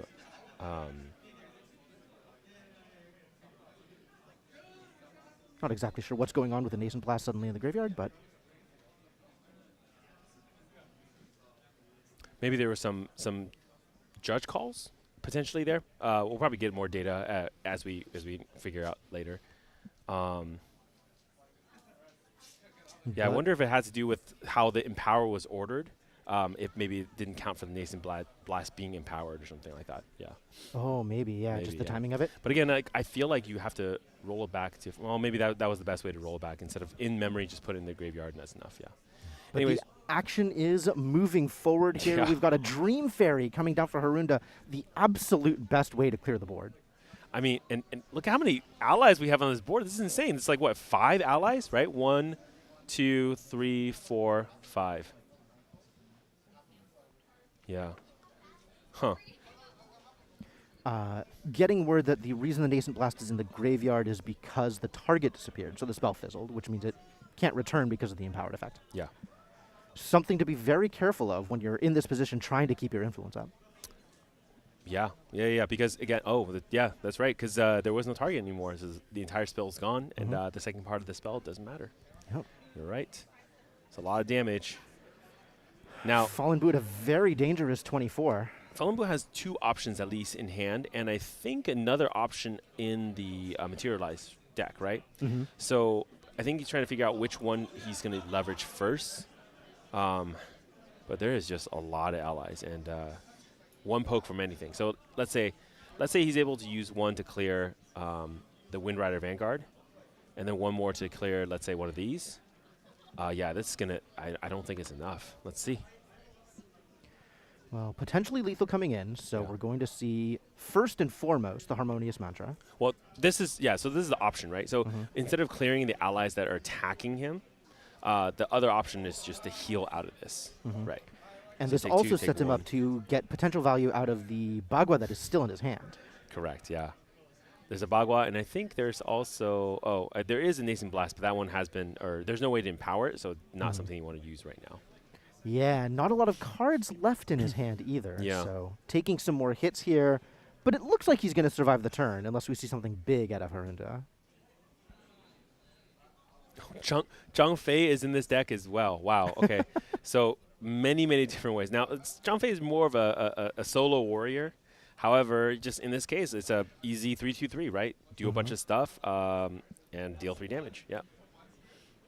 Yeah, he keeps dropping more allies onto the field, and Fallen Boo looks like he's just getting further and further behind. And Fallen Boo How has do you no- answer all of these questions? It doesn't have a board wipe either, right? So it's spot removal wherever possible. So yeah. Okay, we have a Frostbind. That's good. So we're able to at least potentially prevent another ally on the board with Vigor. You know, just another thing to deal with. There we go. Yeah. Yeah, one more threat on the board, definitely not something that Fallen Boo wants to see. In fact, anything that comes out of Harunda's hand, probably not something that Fallen Boo wants to see. Yeah, and this late into the game, Fallen Boo really wants to be in the position of kind of controlling things, you know, but again, still on the back foot because, again, this board is pretty scary. And let's just, you know, ignore the allies for a second here. Look at the amount of, like, you know, weapons and like regalia that, you know, that Harunda already has set up, right? And these are all things that Jin wants, and usually I feel like as a Jin player playing Jin, oftentimes, you know, I don't have the luxury of having all these things out, you know, for this long, but just getting that consistent advantage every single turn with all the options you have as well. It's pretty good position for Harunda, I would say. Yeah, I think so. And honestly, Fallen Boo, having made the game go this long, is kind of letting Harunda set up, letting Harunda arm himself to the teeth. Yeah. And just not really being in a position to put any of the threats down for good, just sort of staving them off with his defensive tools. Yeah. I almost feel like, in some ways, this build was meant maybe for a different deck, right? Again, but the funny thing is that we've seen on stream 2 Jin decks already, and they're both Wind Jins, and in some ways actually fairly different from each other. Absolutely. So, yeah, kind of interesting to be in this position. I never thought I would see not 1 but 2 Jins back to back on stream like this. So that's fun. That's fun. It is very fun. And it's really interesting seeing the difference in the games as well, right? This kind of deck versus Fire Aggro is a very scrappy sort of Wind Allies approach because you didn't have the time to bring out your Exia tools. Yeah. But this kind of deck against sort of this response-focused Terra Mage is instead being given the freedom to set up as much as it wants. And it looks like a very overpowering position. Fallen Boo is going to be hard-pressed to not only keep himself alive, but then find a chink in Harunda's armor. Yeah. And this is where we're still trying to find that chink in the armor by digging deeper into the deck, putting more value cards in the graveyard and see, right? At the same time, as much as possible, just kind of reduce the amount of, you know, things that are available on the board. Yeah.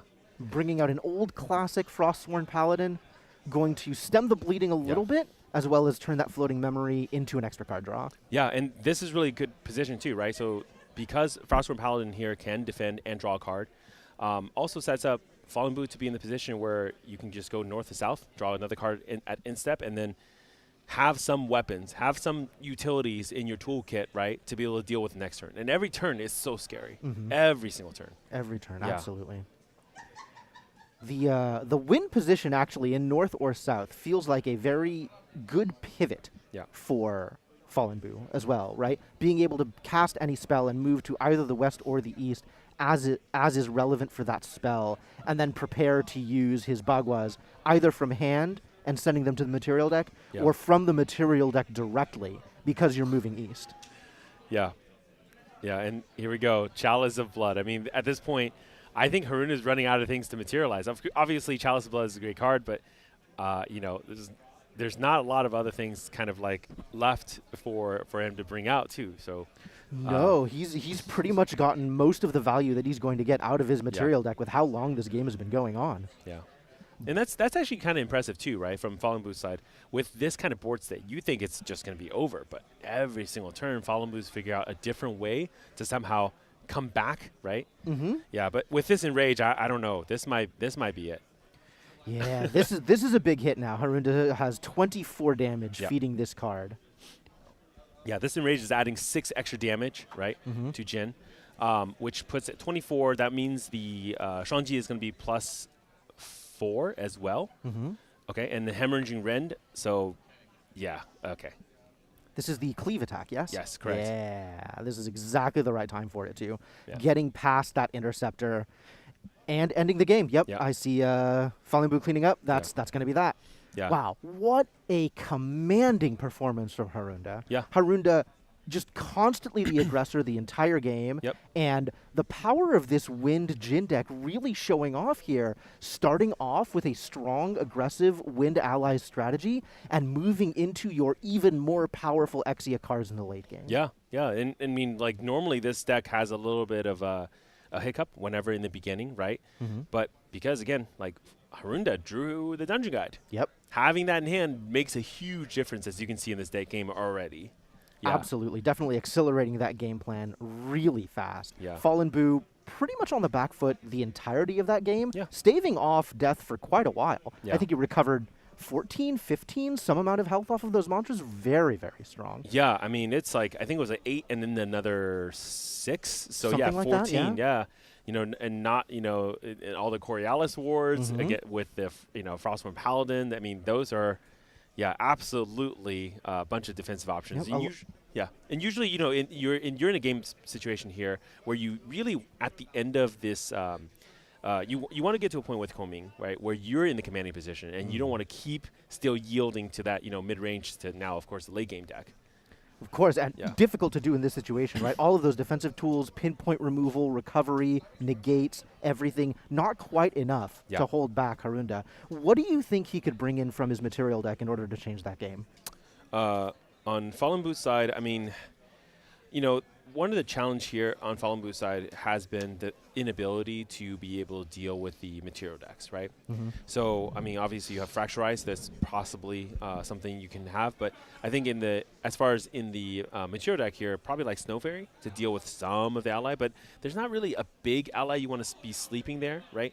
Now, Jin traditionally has no way to deal with stealth. So that's actually pretty good. You can just keep it on the board and it's decent. But otherwise, I mean, like, maybe the idea here is to kill faster, so like your Frost Shard can kind of accelerate that game plan, right? Being able to just deal more damage if you have kind of like the Frost Shard set up.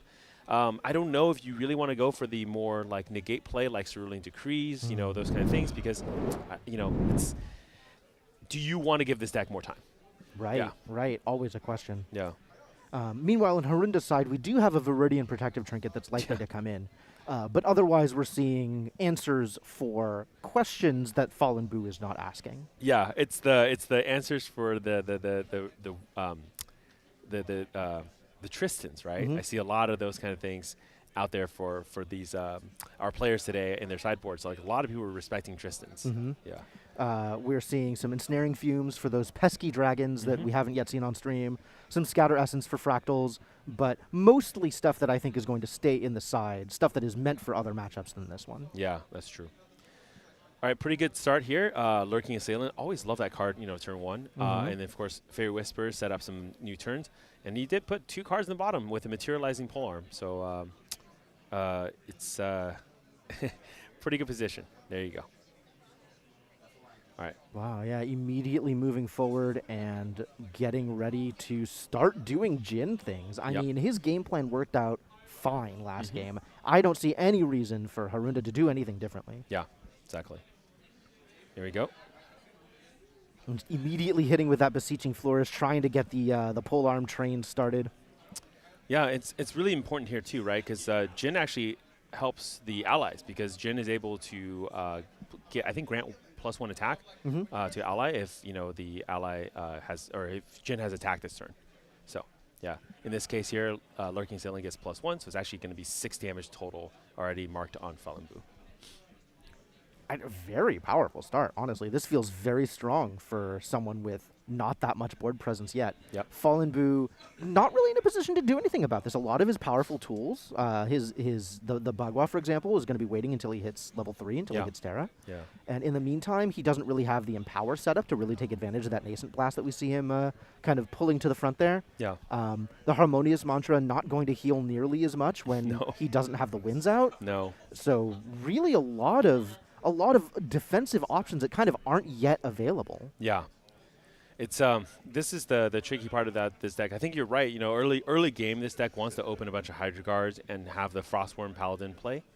But otherwise, just kind of where you can get get your floating memories and then kind of move forward, right? So of course, not even going for the materialization. Level up. Going for the tome instead, just to be able to do the empowers.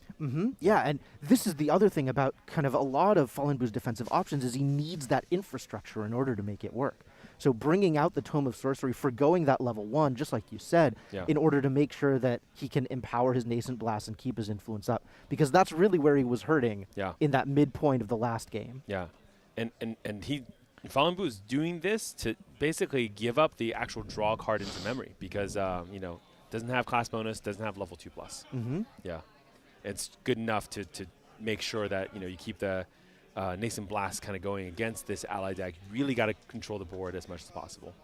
Yeah, actually, that's a very good point. I think this represents a shift in Fallen Boo's strategy, focusing more on that board control early instead of relying on his late defensive tools. Yeah, very smart. I love to see the change in approach, given what he saw in Game 1.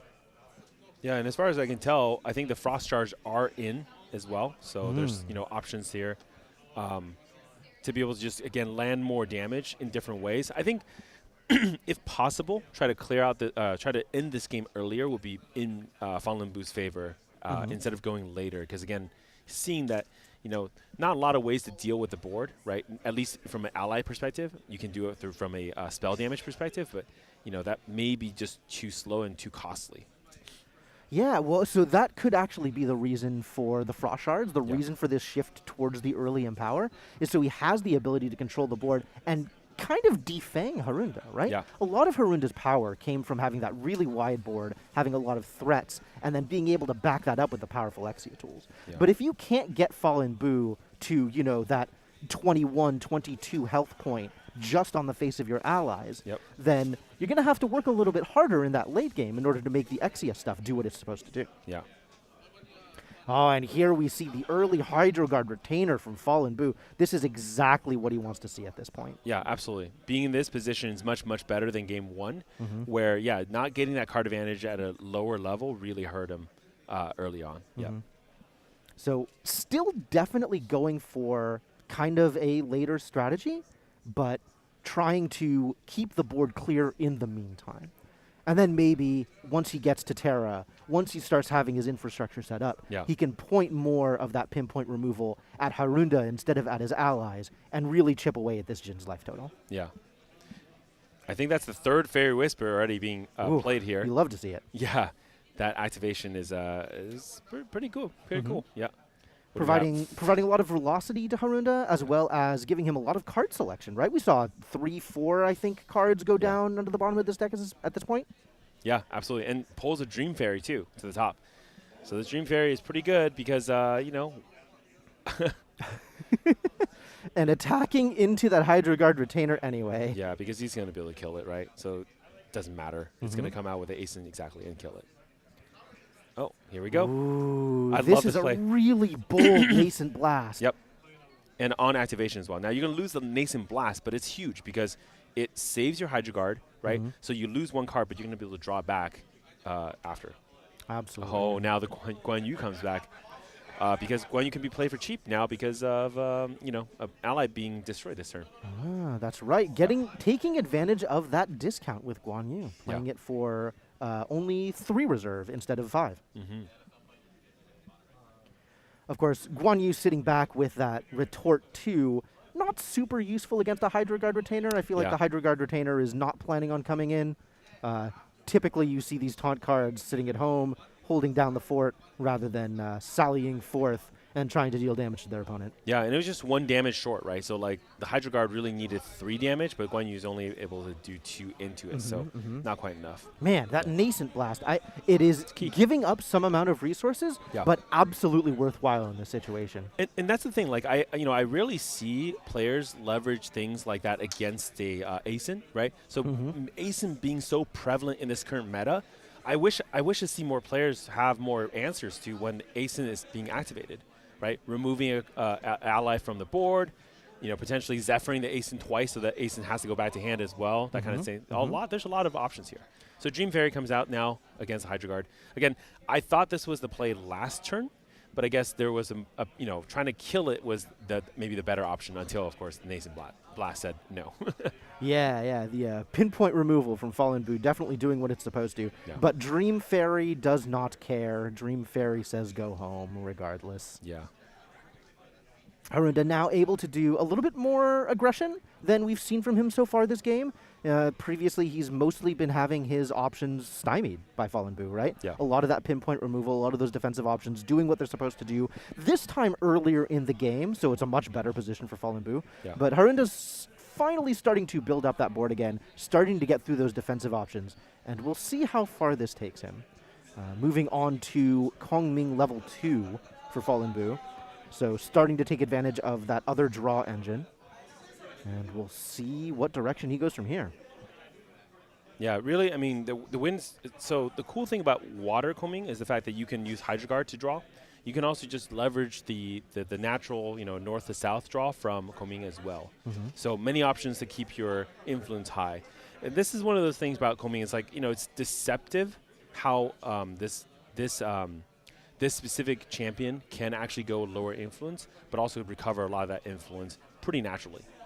This is such a fascinating position for Fallen Boo. We see him waffling over his options. I think he's deciding between trying to Nascent Blast the Dream Fairy or trying to get that extra card advantage out of the backup charger. Yeah. And here he goes with the backup charger, so finally made up his mind. Yeah. And moving forward with a bigger hand, and then potentially setting up to Nascent Blast the Dream Fairy maybe later in the turn. Yeah. I think a lot of that was that early Nascent Blast maybe gives him the opportunity to put out the Hydro Guard Retainer and then still have influence up in order to defend it or any of his other defensive options. Yeah. In this situation, if he tries to Nascent Blast the Dream Fairy and then play the Hydro Guard Retainer, he's going to be pretty much shields down,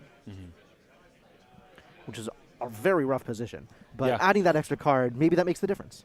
Yeah, definitely not something, he wants to be able to do there. But, yeah, there's another option, right? Because he has leveled up, the Frost Shard can be activated from the graveyard. And not really that it doesn't matter here, but it does do a little extra damage to rest the unit as well. Yeah. So 3 damage instead of 2, but, again, 2 damage would have been enough for the Dream Fairy as well. Which is nice. This is a way to deal with the threats on board that don't cost him influence, don't cost him too many resources. Yeah. And he's setting up to bring that Hydro Guard Retainer out probably next turn. He's already passed the torch over to Harunda. Harunda going to his own level 2 Jin Zealous Maverick. Potentially getting some pretty big attacks here. We do have the 1 polearm on the board from earlier on as a result of that Beseeching Flourish. Yep. But immediately going to level 3, ooh, this could be dangerous. This could be strong. It's like apparently Harunda just has all the dungeon guys whenever he wants them. Lucky. And you see the difference here, right? It's a huge difference. And every gym player knows once they go to level 3, they can breathe a sigh of relief because you're going to be good for a little bit, especially with 3 damage counters only. In fact, most gym players in this position are saying, man, I want a little bit more damage counters. Right? Yeah. Jin definitely wants to be hurt a little bit more than this in Yeah. order to start taking advantage of those XA cards. That's right. But that Dungeon Guide absolutely seizing the momentum of this match and Yeah. just running with it. This is putting Harunda in such a good spot from a tempo perspective. Now able to set out the Berserker plate next turn and start drawing cards. It's going to be very, very powerful. Yeah. Now we have another Grail here. We do. Yeah. Is it going to be another fan, or is this going to be more around like something else? So we do see him already at level 2. So this could be setting up for a Covenant of Thorns. Yeah. Also, I think, Fallen Blue has a Dungeon Guide in hand as well. So at any point, Fallen Blue can go to level 3. So this is another option too. And I think he has that's exactly what 2 we're seeing. Bagwas, right, in hand already too. I know 1 got banished, so if he still has 2 in his hand, that's pretty good draws. Yeah. I think he does have 2 in hand still. So going to level 3, being able to start doing the Bagua kind of play, and allowing him to kind of just keep, doing damage here and there, and then continuously put pressure on the board, right? And this time around too, like the board is not that impressive on Harunda's side, so it's much easier to deal with, right? With spot removals this time. Yeah. So keeping pace with Harunda, which is exactly what he needs to be doing here, Right. right? He needs to enable those powerful options. He needs to enable the rest of his pinpoint removal. He needs to enable the rest of his defensive options Yeah. in order to keep Harunda from overwhelming him. Yeah. But he's looking like he's actually going to pull it off this game, as opposed to last game was just a constant rear guard action against a huge flood of allies. Yeah. And in this position, he's starting from a much better point. Yep. Looks like, the Thorns. It's going to be targeting the Guan Yu. There you go. Link it. Yep. So any damage that would be dealt to Fallen Bu now instead is going to be dealt to Guan Yu until that Guan Yu leaves play, which is happening immediately. Oh, yep. my goodness. Yeah, you got to that's think what you about do. the That's what you do. ASINs, being available in this, and it's just getting extra value, right? The ASIN needs to be returned anyway, so now it's rough. Yeah, that is an unfortunate position. That is unfortunate because that was quite a bit of materialization Right? to set that up. Yeah. It's a really powerful tool that kind of got negated, right? Yeah. And Harunda's left in a slightly stronger position as a result. Just like you said, the investment that went into getting that Covenant set up, and now Fallen Bu is behind by that much more. Yeah. Now, I think at this point, right? Like, is it time to start doing the Bagwas? I mean, so you can just go exactly. This is the key. A lot of times, as a player, you think, okay, well, maybe I want to play some cards on my turn. But if you're combing and you're in a position where your wind is pointing north in the turn, you have a lot of fast speed actions. First, draw the card in the turn, go south, and then you can play your hand in your opponent's turn. This is what absolutely. is about to do. Yeah. Here's where that first Bagua comes out. This is great. And then being able to shift the wind in order to make sure that this Bagua gets preserved. Such a powerful card. Exactly. And it's 4 damage, right? And the way that Bagua works is that first Bagua, as long as you're basically north or south, you can go east or west depending on what you need. Yeah. So now in that west position, could potentially play more spells if he wants to shift it again. But he doesn't have that much influence to really make that happen here. Yeah. Instead, taking a hit from the Dungeon Guide, going to 11 damage counters, and potentially using the remaining influence in his hand to just free roll some Nascent Blasts here. Yeah, and just a little clarification for the stream. I'm pretty sure we're seeing like a mirror image. So this direction looks west to us is actually east. And somewhere down here, this way is actually west. So I know, it's messing with me right now, but this, I believe, is actually pointing east. It's the way that it's pointing currently. Right, because if it's west, you can activate out of the material deck. If it's east, you can preserve it when it's activated. Correct, There and we that's go. pretty key, right? So you want to go in the material deck first, and then usually with Terrasite, you can pretty easily get it to a position where you can then set up the west version of this.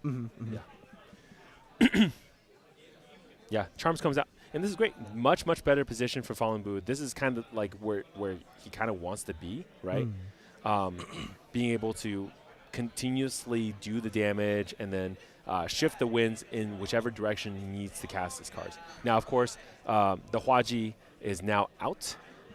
So this is pretty good. I mean, you know, Harunda has a lot of the tools he needs. The only one he doesn't have is the Shuangji. Mm-hmm. Yeah. Harunda actually in a position where he could transform this Hwaji and is immediately doing it. Yeah. Excellent. Okay. So now we're seeing the flipped version, the Hwaji of Abyssal Fall. It retains the ability to attack with warrior unique warrior allies. So he can still swing with it using some of the allies on the field. Yep. But also he has the ability to pseudo-empower himself Yeah. by taking roughly 1 million damage? It's 10. 10. Yeah. About the same It thing. does feel quite a bit. And it's, you know, like every gen card, right? They're Mhm. unpreventable damage. Right. So, yeah. And then, of course, adding a little extra to the Hwaji. The other fun thing about the Hwaji of Abyssal Fall is it no longer has durability. It just sits there forever. I think it retains its durability. Oh, from the other flip. side? Yeah. So Okay. it's still got that same 2 durability counters. Oh, okay. Got it. Okay, so it has the counters already on them. Okay. Right. So it's not creating new durability counters when it flips. Got it. Yeah.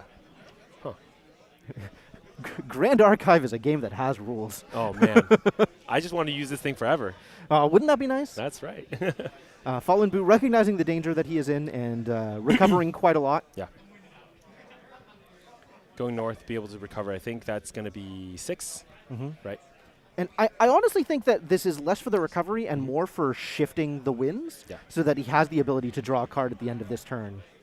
Exactly. Yeah, and this is the key, right? Like, Terrorsight is a great card for this purpose. Wow, the Sundering Moon. Terrorsight is a great card for this purpose of being able to continuously shift your wins basically for 0, right? And the card itself preserves. So it's a really great way to do that. Now, he doesn't have that. So, of course, having things like the mantra, playing the Bagua are other ways to shift the wins and continuously get card advantage. Right. Wow, what a very cool set of interplaying mechanics. Yeah. I love watching this deck in motion. Now that I've kind of seen the vision of it, Yeah. might want to try it for myself. Yeah. Yeah, I played the fire version of Koming, and I really like it, right? So the fire version, because the spells are so cheap, you can actually just spin that shifting currents like crazy almost every turn. Yeah, it's pretty cool. Very cool. Yeah. Well, Harunda going forward with the Wind Allies plan now that his the rest of his board is kind of consumed by Regalia. Yeah. Appears to be some questions here about what the next step is going to be. Yeah. Man, with the fact that you have the Sundering Moon for protection, you have the Hwaji out as well. That's representing quite a bit of damage on one turn. So Fallen Boo does have like quite a big influence this time around. So there are obviously options like Coriolis Ward is going to be great.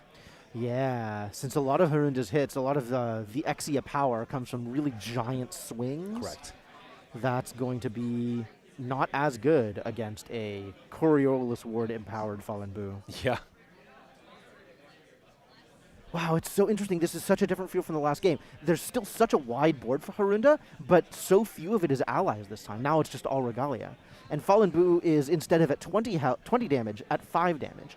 So the momentum of this game is just completely reversed. Harunda now has to figure out how to deal a lot of damage to Fallen Boo at once, rather than just a little bit, and has to do it through all of those defensive options that were there last game as well. Yeah. And then, of course, you know, the Safeguard Amulet there just against the Relentless Outbursts, eventually, whenever that's ready to go, right? Fallen Boo definitely looking a lot better this game. Still a late game strategy, and we do only have 7 minutes left on the clock. Yeah. And this is one of the challenge with these decks that kind of like are a little bit slower, right? It's like, you know, game 1, for example, right? Could he have maybe potentially just ended the game a little earlier so that he has time to potentially do game 2? Right? Because now you're in a position where if you can't even finish game 2, you're handing a victory to your opponent. And your opponent has lines now, right? You can, of course, win the game, or you could just kind of stall out. And as Jin, it's, you know, with Min Flesh, it's not, you know, there's some options. So, yeah. Well, in the meantime, we're seeing Fallen Boo still trying to control the board. We have this Nascent Blast coming down in order to knock out the Zhangfei. Harunda using not only that Sundering Moon, but also the favorable winds in order to try and keep his allies alive and keep his offensive options up. since really he needs quite a lot of damage to get through the wall that Fallen Boo is presenting here. Yeah. But in the meantime, Fallen Boo bringing out that fan, drawing an extra card.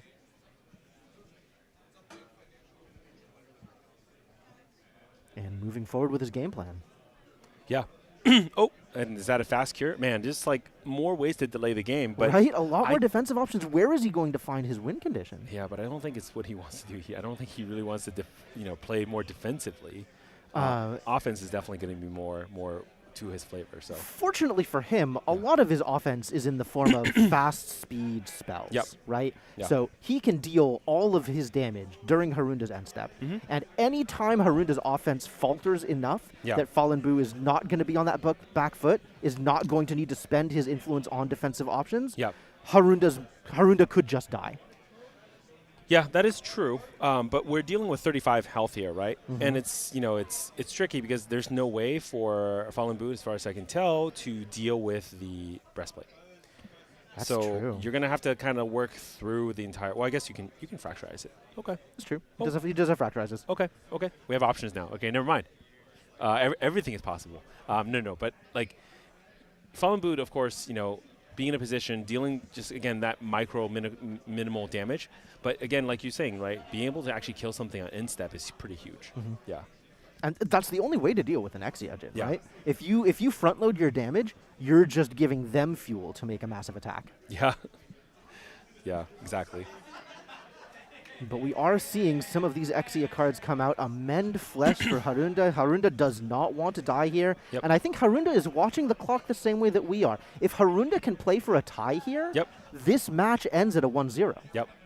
And that's pretty key, actually, right? So as far as Harunda is concerned, yes, he can win this match by killing his opponent. He can also win this match by outweighting his opponent. Yeah, and so in a lot of ways too, right? Like being really careful not to deal too much damage to yourself in this position, right? Like for example, not materializing the Shangji of Sacrifice, right? Just taking the specific Berserker plate must take 3 damage every turn is really what Harunda has been doing, and getting all the other pole arms out that don't necessarily require you to take damage with. Right, yeah. Keeping his options open, trying to put a little bit of pressure on Fallen Boo, enough to keep Fallen Boo reacting. Yeah. But other than that, really trying to let this game go long. Yeah. And not by playing slowly, right? We're not accusing him of cheating or slow playing here, but the longer this game goes, even when playing at a regular clip, the better off Harunda's going to be. Yeah. And again, it's not really even him trying to do that, because that's essentially the game plan from Fallen Boo's side, right? Fallen Boo's side is supposed to be a little bit slower, more methodical, more control-y. But again, it's not in his favor in this situation where with the clock, I mean, he's not just fighting his opponent, he's fighting the clock as well. Yeah, and time waits for no one. Yeah, Harunda having a difficult time of deciding what he wants to do with his turn here. Yeah. We're seeing cards go down and come back up as he's still making his decisions. He's got to find some way to close out this game, and I think he knows it. I think he's maybe not panicking here, but trying to find an aggressive line that otherwise might not exist. We have a Cerulean Decree coming down unimbued, I think just for the extra card, and maybe take advantage of the shifting currents.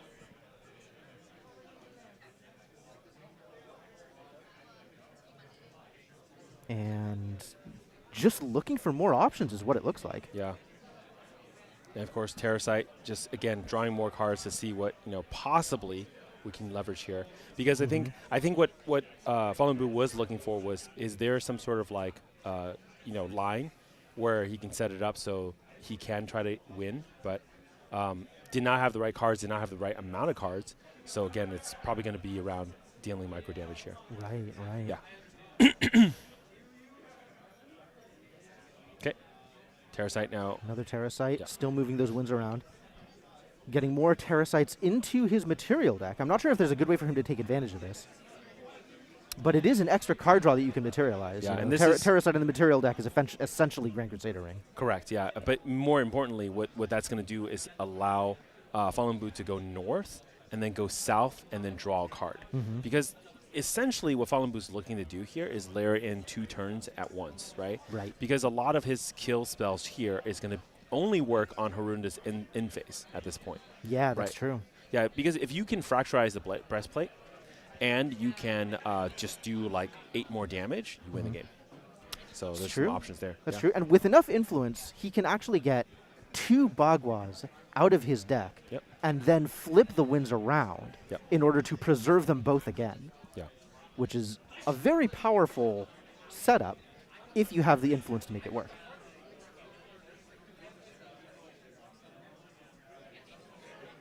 Yeah, so we're exactly doing that. Setting up the winds to face east. Again, it doesn't even matter what it is really going to be.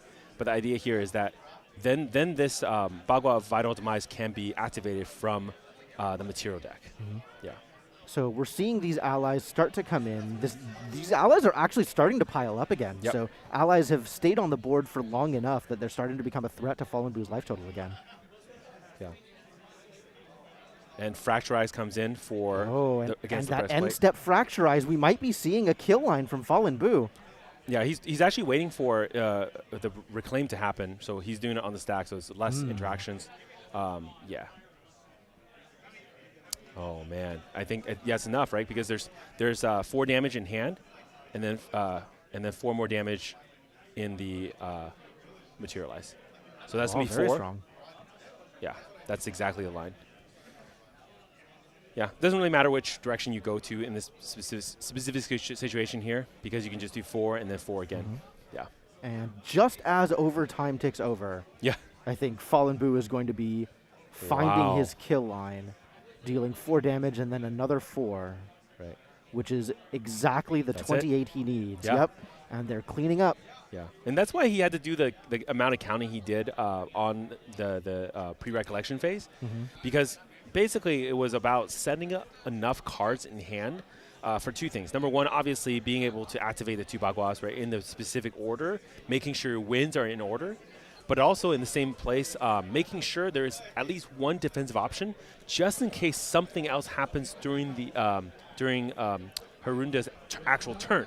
Right, to be able to do something. Now, obviously, because these 2 players, these 2 decks are pretty slow, it's just going to be a draw. There's no need to go overtime, spend the extra 5 minutes to say, yeah, guess what, we're not really going to go anywhere. You can't kill me, I can't kill you. But yeah, what a really fun game. You can see, game 1, we really didn't see what we want to see out of Fallen Boo's deck, right? Like, what does it do? What is it supposed to do? I mean, it was supposed to be micro damage, but a lot of damage had to go to allies on the board, just couldn't hit it to face, right? Absolutely. Game 2, much different. Much different. Yeah. And be able to basically go to that end step, do the Fracturize that you need to do, land the 28 damage. Again, the Jin, not a lot of ways to heal back or prevent the damage. So sometimes you're really leaving yourself vulnerable in that situation. Yeah, I mean, Jin kind of built off of these massive hits, this massive aggression. Yeah. Mend Flesh, I think, the only real defensive tool that he Yeah. has in his deck. Exactly. And used that in order to keep himself from getting it too aggressive a life total. Yeah. But aware, I think, that at any point he could die during his end step because of exactly this line, right? Knocking out the breastplate and then dealing a bunch of fast speed damage during his end step. Yeah, I think honestly that while it is necessary to have, or it's very nice to have the Hydro Guard, you saw in that last round it wasn't necessary. Right, the Hydro Guard was kind of like, not really that influential. It didn't really draw all those cards. Right. But just, again, getting to level 3, which I think a lot of people have not seen a Coming do, what that, shifting the winds from north to south can really do for you, and the ability to shift it like crazy during the turn, too, activating spell cards, shifting the wind here and there. I mean, a card just to look for whenever you face a Coming is Terrasite. Terrasite is a very, very cool card. And it's able to basically allow you to shift the winds and really control the winds in many, many different places, right? So, yeah, I like Terrasite a lot. Yeah, it was honestly a very good performance. Like, I like seeing kind of what the deck can do, and I think he showed it off very well. Yeah. Unfortunately, running into the time, right? Yeah. Unfortunately, running into time. Both of these decks kind of going for that later gameplay. So Jin wanting to build up to these huge Exia attacks, Kongming wanting to play defensively and eventually overwhelm their opponent with these fast spell attacks. but not enough time to make both of that happen. Not enough time for both of them to engage their plan and still get to the end of the match. Yeah, and this coming deck is kind of interesting, right? Normally we're thinking about like ways to do things like Leeching Bolt, right? You know, Coming is really one of these champions that's built in a way where it's all about dealing something without losing card advantage. Right. So your Nascent Blast just goes into memory. Your Bagua Vital Demise goes into Preserve. Right. And if you're running Leeching Bolt, same thing. You empower it, it goes into Preserve. There's just ways that you can continuously leverage your tools over and over and over again, and really, do the kind of damage you're seeing. Yep. I'd love to see it. It's a lot of recycling. This Coming is definitely all up on recycling. I love it. As somebody who, while not the mayor, maybe in the adjacent government of Value Town. You're the mayor? No, I'm not. You're the mayor? Definitely not the mayor. Okay. All right, guys. Not quite the mayor, but if you have complaints, Jim's accepting DMs on his socials. Right, yeah. Yeah. Come talk to me, the not mayor of Value Town. Mayor of Value Town, let's go. What's up? No, I just love the deck. I love the idea that you can just build up cards like that and then use your tools without going down on influence and set up to do it again. Yeah. Like, that's beautiful to me. That's really interesting because I was running a Coming deck, right? And for a long time, I was having an issue. I would have influence. So, like, a lot of these games, when I was running my Fire Coming deck, I would have, like, 23 cards in hand. Wow. Right? And I'm not dead because I have ways to kind of heal everything back, even as Fire. The issue was I couldn't find a line to kill. Now it's got me thinking, like, maybe I want to think about using Bagua of Vital Demise. Yeah, this is something that just turns influence into damage. Yeah. Right? That engine of starting off west, materializing 2 of them out of your material deck, and then using those spell triggers to go east so that they re-preserve themselves. Yeah. Very, very powerful. Yeah, exactly. And it's always going to be present there. So that's pretty cool. Just, again, lots of options. I love Coming. I'm just really excited that Coming's seeing some sort of like niche that players can kind of go into. And this goes back to what we were saying before about deck diversity, right? Yeah, Having absolutely. these extra decks is so cool. Yeah, and both of these decks, I think, are decks that are not very popular in the meta right now. Yeah. But seeing them here, like, you can see the power there. Yeah. Believe in yourself. Chat, build what you like. You can make it happen. Yeah. Okay, well, it looks like round 3 pairings are going up. So that game did last pretty long. So we're probably just going to jump right into round 3 as soon as we kind of see what that listing is. I see the players kind of sitting themselves down. Also, by the way, I saw Sildar walk in the room earlier, too. So thank you, Sildar, for attending our NorCal Regionals. Appreciate it. We might have a special guest. Yeah. I'm not seeing him in the room anymore, but I swear I saw him earlier, okay, guys? Trust me, he's here somewhere. Yeah. Hiding. Trust. Yeah. Man, it's the current, again, like, I love the deck diversity, right? Yeah, there's so many decks out there. What do you think we're going to see for round 3? Well, maybe something more meta? Yeah, maybe. In the spirit of diversity, we should probably bring Fractals to the stream at some point. Oh, my gosh, yeah. But I'm not actually sure how many people are on Fractals, We could be in a world now with Clarent Reimagined that is scaring some of the Fractals players off of that deck onto something that's a little bit less spell-focused. Yeah. And until we print, Fractals Reimagined, I don't know how you're going to deal with this. I'm just kidding. Obviously, it's a great card, but remember, Clarent does have a Lorraine bonus. Yeah. That is much more restrictive than a class bonus, right? So you can't run Clarent as Jin. You can't run it as, like, Merlin. It doesn't work. It has to be Lorraine. So it's a pretty big difference to be able to, have that ability. And it's not just for the activation part of it. It's not just for the materialization part. It's also for the activation of the ability. You have to be Lorraine. Right. So it's maybe really just built for that, like, super aggro Lorraine or the Crux Knight Lorraine. Crux Knight Lorraine. It does seem like it plays really well into Crux Knight Lorraine. Right. And that is a deck that we still keep seeing pop up, It's hard to keep a good Crux Knight down.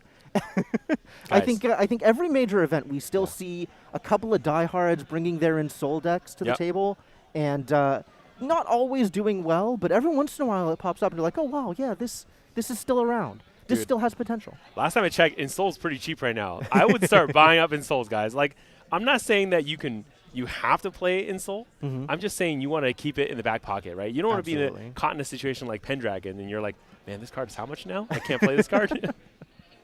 So yeah, I love it. I love a Ensoul metagame. Now Ensoul is really, really tough.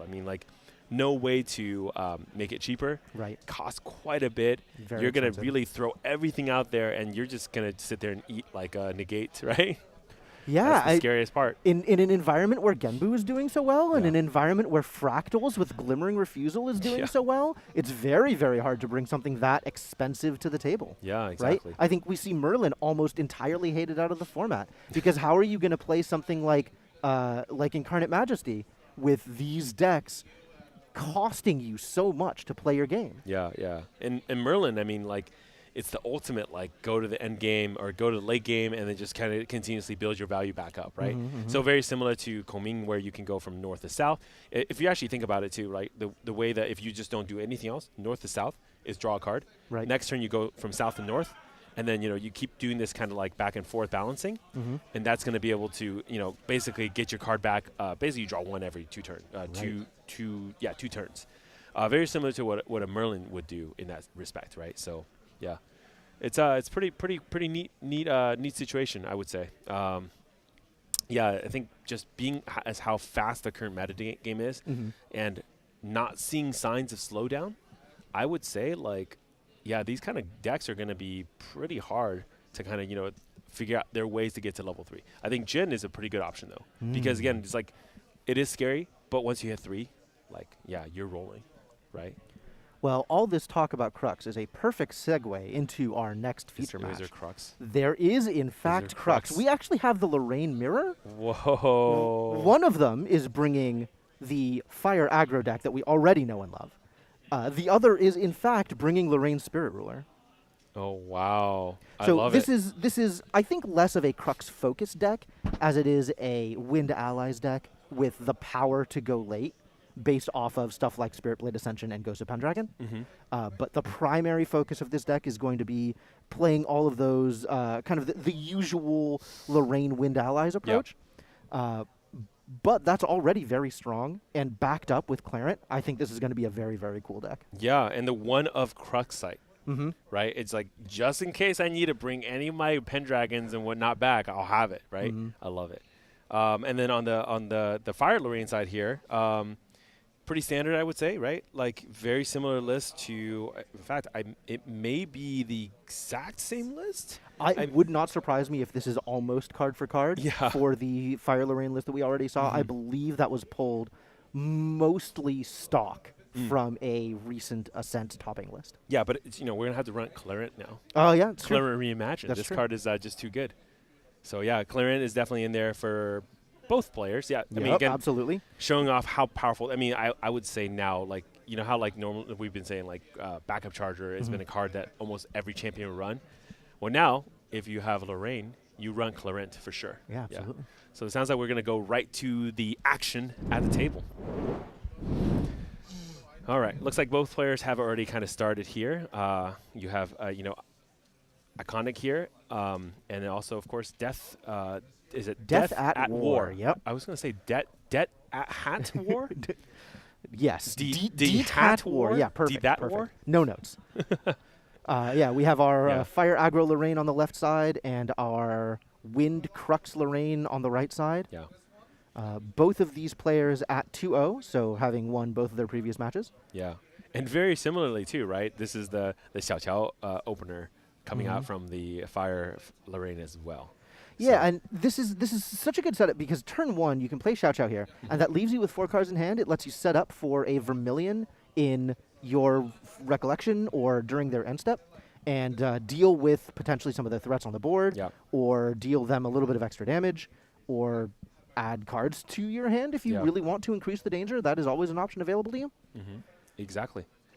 And, of course, now, Windmill, Asen, your standard, like options here. Get that Asen out, get your value from the Windmill. It's just too cool, man. I like it. Yeah, Windmill Asen. What a combo. Yeah. The fact that Xiao Xiao has stealth really just makes this a little bit annoying, but again, you could just kind of ignore and move forward to hit face. Yeah. Yeah, Xiao Xiao, difficult to deal with, but also just not that much of a board presence. Yeah. It's 1 damage, it's a 1/2. The stealth makes it not something that you can clear easily. but you're also not taking that much as a result, right? Taking that 1 damage, maybe that can kill 1 extra ally that they wouldn't otherwise be able to. Yeah. But otherwise, as far as champion health is concerned, not that big a deal. Yeah, but the banish is huge though, right? So That's true. yeah, and again, it's more of like you lay down the Xiao Qiao, and it works very similar to Arthur, Mm-hmm. whereby essentially it really can't be interacted with too much, and eventually when the Arthur does come down, that's going to make your Xiao Qiao also just more powerful. So we're seeing that extra influence for Death at War go to use using Creative Shock. Best card in the game. Yeah, right. In order to put some extra floating memory into the yard and just generally build up that pool of fire cards in the Correct. graveyard Yeah. that Lorraine really wants in order to use her more powerful cards. Yeah, and for this matchup, we really have to watch for the number of fire cards in graveyard. This is very, very important. Mm-hmm. Yeah. So Blazing Bowman comes out. Okay, we're going to banish a fire card here, and then come in for that's all. Yeah, 4 damage. So 4 damage. pretty This good. defensive-minded Ace and Protector not going to be able to defend here. Blazing Bowman cannot be Yeah. retaliated No against. retaliation. It's pretty huge. The 4 damage coming in. I think only the 1 card in hand for Iconic right now. Just that windmill that came home. Yep. what an unfortunate board state for Iconic. Facing down, this is the Flame Rune. Flame Rune Swordsman. Correct. Yep. 2 damage from there. 1 more from Xiao Qiao. Yep. And Blazing Bowman still on the field, ready to dish out more damage again later. Yeah, repping the AX promo version. Mhm. I don't think this is the foil though, so I'm trying to get some angles on this card, but I realize I'm looking at a screen. Not able to do that. Yeah, right? I've definitely had that moment with people holding their hands like a little bit close to the edge. It's like, oh, if Yeah. I lean to the right, Yeah. maybe. Nope. Nope, it's still just on screen. Yeah. Nice try. And I think on Iconic side, this deck, is this fully foiled out? I'm seeing so far. I guess was that Asen also foil? It's. I think the Asen was the supporter pack Asen? Yeah. But that one has a foil version too. But does it's it? kind of hard to get. Yeah. If anybody's going to know about this, you would. I trust you. there is you get 1 to 2 foils per supporter pack box, so it's not easy to get some of these supporter pack in foil, especially the SRs. They're pretty rare. But yeah, this looks like the armament sort of seeking, I think. Yeah. Very cool. And Lorraine now out for Iconic. Iconic used his turn to level up and then not much else. So we're seeing him mostly sit back on his defensive options, I think. Yeah, so we're gonna have sort of seeking on both sides too. Realistically here, Iconic is. This game is playing out exactly what we think it's how it's supposed to play out, which is Iconic is going to be a little bit more defensive early game, while Death at War is going to be more offensive, of course. Yeah. So we're seeing a early Veiling Breeze here. I guess Iconic wants to spend this turn keeping himself alive. Yep. Which, understandable, staying alive is a pretty good call. But his game plan generally is going to focus on getting allies onto the field, which makes me wonder what he has in his hand that he doesn't really feel like he can contest here. Perhaps he has... I know that he has some potential late game options here. He's actually running a 3 of Hurricanes. Yeah. So he might be setting up here to try and get Death at War to overcommit, and then sweep his entire board with a Lorraine level 2. Going into Lorraine Blademaster and Hurricane sweeping here would be so strong. Yeah. Now the problem with that is you're gonna put 3 fire cards into a graveyard against a Fire Lorraine that you just have to think must have a Rending Flames in hand, right? So this is gonna get really tricky. So it looks like we're going to get a Fire Momentum. This is going to do 3 damage, I think. Not a big hit. Not a big hit, but the whole point of this is to, put more fire cards into the graveyard. Right. Yeah, just building up those resources for a much later bigger hit. Yeah. Sorry, 2 damage because there's still a Veiling Breeze on the field for -1. Yeah. So I think if we see, depending on what we see here, for materialization, that will tell us, give us a clue as to where this is going to go. So seeing a charger. backup charger, Yep. that's spending influence for cards. I wonder if Iconic just feels like he doesn't have much in the way of options here. Yep. Like that interplay with the ace and just set him far back enough. He's like, okay, I can't contest the board. I need to draw something to get me out of this hole. Yeah. So not going for that Hurricane sweep that I was honestly hoping to see. That would have been so sweet. Draw 3, take 1 damage. I'm okay with that, right? Seems good. Yeah. Oof. But of course, you also have to lay down a couple more cards to get there, right? Absolutely. So, yeah. I think he Iconic doesn't have, other than the Veiling Breeze, I don't think there's any floating memory in the graveyard either. So makes it kind of difficult to get that going. Yeah. That's true. Not a lot of ways to go to higher level without laying your cards down. And Iconic not really showing that he has a good way to lay his cards down. Yeah. You know, if he's trading his allies out 1 for 1, that's not really the best place for him. Yeah. At least with the Windmill Engineer, he's keeping his influence neutral. So he's not losing a card on the equation. Yeah. But he does have to get some value out of this. Otherwise, this is kind of a losing proposition for him, right? If he cedes control of the field, if he never gets that field back, he's not going to have a lot of ways to power through Death at War. Yeah, and this is like super interesting here too, right? Iconic is not playing his not honorable Vanguard, but Swift Recruit, because those could be easily banished by Xiaoqiao. So he's in a situation where those cards, normally you want to lay them down, right? Block some damage and then become floating memory, have now become almost liability. They're just leveraged for paying cost. Because again, it just costs way too much. Costs way too much to be in banishment instead. Yeah. Right. So we're seeing a Vermilion Decree out of Death at War now, starting to push forward that damage, getting more damage onto Iconic, as well as trying to refill his hand, so setting up for potentially a bigger turn down the road, right? And this life differential, 10 damage on Iconic side, 2 damage only at Death at War side. This is exactly where he wants to be. He wants to be able to push forward and not worry about trying to defend himself. Does Iconic have defense? Because this is going to be a rending turn. Yeah, this is looking really, like it's gonna be huge. I mean, this is really, really important here because there's enough cards, right? Even if momentum would have been, so there it is.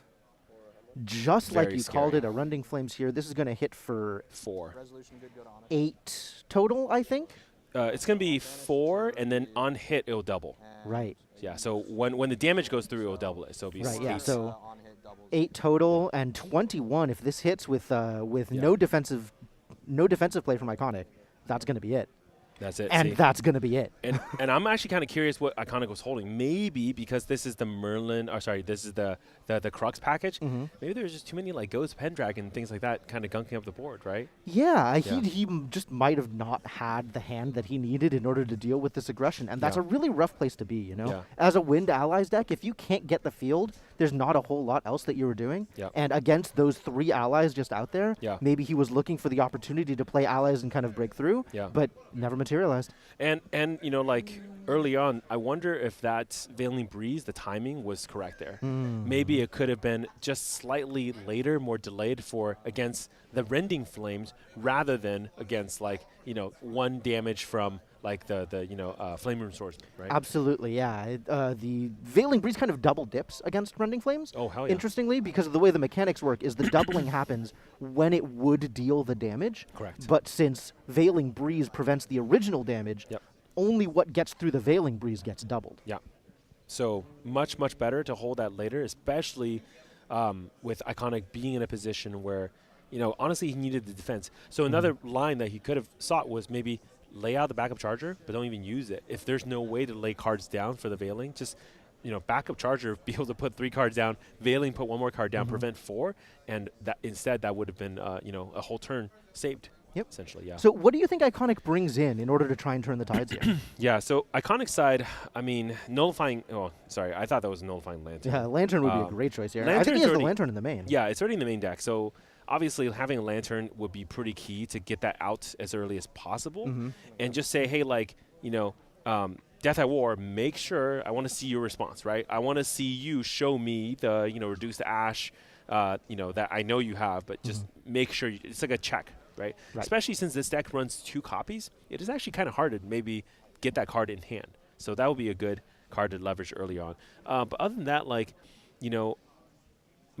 again, a lot of these cards are for maybe games or decks that go a little bit later, like Eternal Magistrate, right? Scatter Essence. Some of these cards aren't really for this matchup. Right. So, the only thing the other thing I can think of is maybe Grand Crusader's Ring for for Quicksilver Grail, but I actually personally I love Grail with Lantern underneath. That, I mean, look, if I was playing Iconic, stay on 1 or stay on 0, Grail, Lantern underneath, and then just again, it's a bluff, right? Or it's not a bluff, but it's a challenge to your opponent. Now they need 2 cards to remove your Lantern. Yep. So, yeah.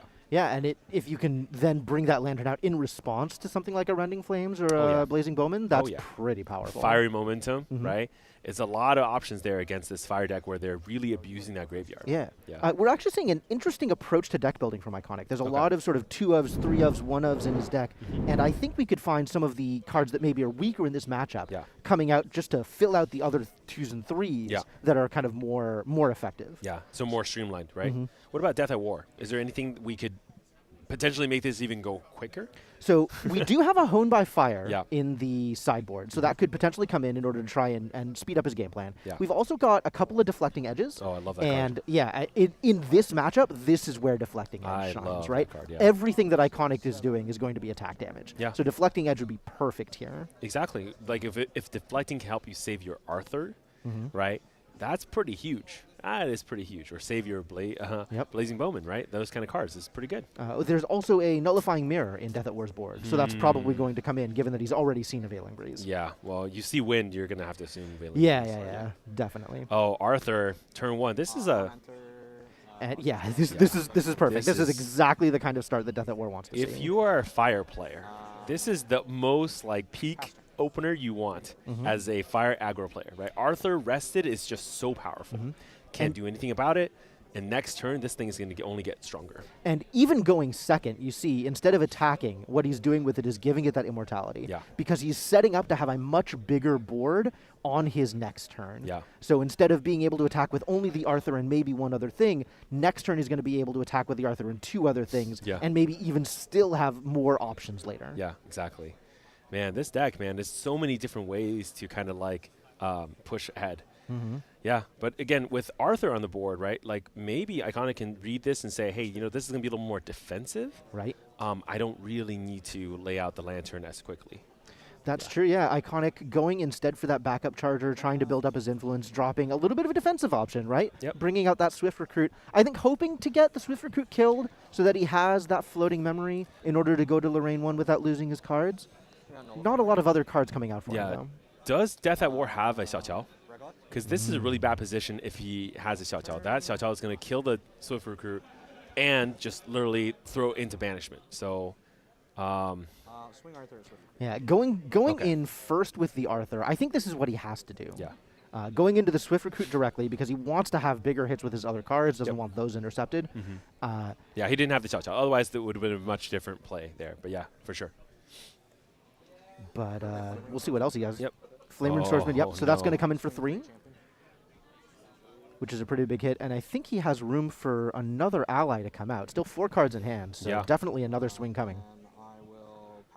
Yeah, so he's going to save the Vermilion Decree, right, and do the same thing that he was doing last turn instead. Not overcommitting the board here. Yeah. Why not, right? Just get the using his value. Nullifying Mirror in response to anything in the early game, just to make sure that no Windmill Engineer shenanigans can be done. Yeah, for the whole turn. Yep. Pretty good. You didn't Veiling on my turn, so on your turn, no MBUs. Exactly. And yeah, I like this, the Vermilion in hand, like you were saying, to kind of circle back to that. Yeah. I really like this as a play to keep his Arthur up, right? Yeah. The longer Arthur stays out, the more powerful his next attacks are going to be. The more he's going to be able to get done here. Just imagine anything that, Iconic have, let's say he's trying to squeeze in 3 damage, and that last Swift Recruit, right, being basically killed by a Vermilion Decree is pretty huge. So I love these Fire players now also holding responses. Right? It's not a free, like, oh, I'm Fire, my hand's down, come at me. It's, what are you going to do about it? Yeah. Oh, and Dungeon Guide from Iconic side. He's really trying to go. Yeah, he's really playing with his Grux plan. Yeah. Oh, I love this. I think this is also a signal that he probably has 2 Dungeon Guides in hand, right? And maybe even more of a signal like, hey, there's not a lot of options. Yeah. Again, I haven't seen his hand. Have you seen what Iconic has? No, he's been holding it in a way that is difficult to tell. Got it. Okay. But yeah, this is going to let him clear the board, right? And is not something that can be prevented via Vermilion Decree. Yeah. But if those deflecting edges came in, this is going to be huge for Death at War. Yeah. Ooh, the black, the Blade Master, the Dark Lorraine. I love it. It's one of my favorite, like, cool looking cards. It's one of the cards that I think artwork wise looks really different from other cards in Grand Archive, which is why, especially early on, right? Seeing this promo, just like being like, wow, is this also from the same game? But yeah. And like you were saying, this is the Hurricane Sweep, right? Yeah, this is there all it the is. value. So it's going to come out. Yeah, hey, you know, holding like interactions, but not enough for that. Sword or not using? Yeah, looks like no deflecting edge, unfortunately. So both of his allies going down, giving Iconic those 2 cards back that he lost with the Dungeon Guide, kind of replacing the pseudo floating memory, if you will, of burning those 2 cards in order to go to Lorraine level 2. That's pretty huge. And That is huge. I'm wondering if Iconic actually has another Dungeon Guide.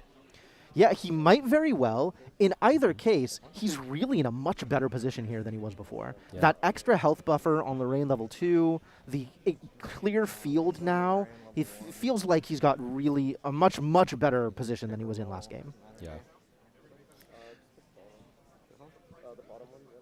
So we'll see what Death at War plans to do here. Going to Lorraine level 1 and bringing out Sword of Seeking. Sword of Seeking, almost assuredly. But it Yeah. might be the Forge Light.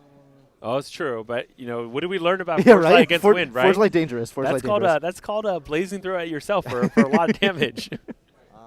But notably, Iconic did banish a Veiling Breeze, right, from the level up. So Right. I wonder again if that he has other options too.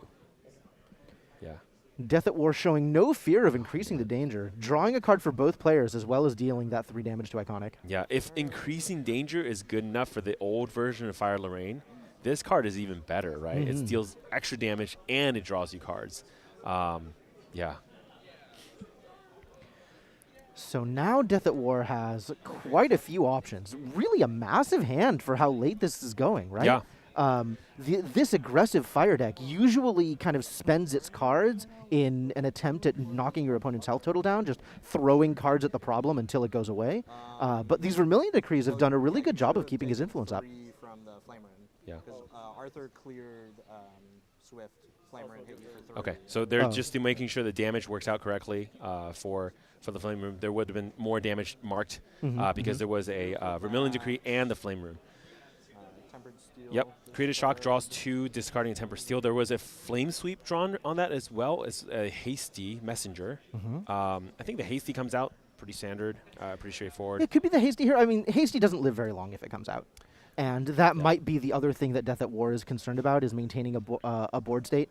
But most of the time, the way Fire Aggro works, I think you're right. Yeah. Hasty just comes out, deals its damage, has its effect, and that's all you need. Throw more cards in graveyard, right? Yep. Like it's the plan is not necessarily hold cards in hand. It's more do as little do some damage, hold cards, right? Or and then for your fire momentum, for your other options.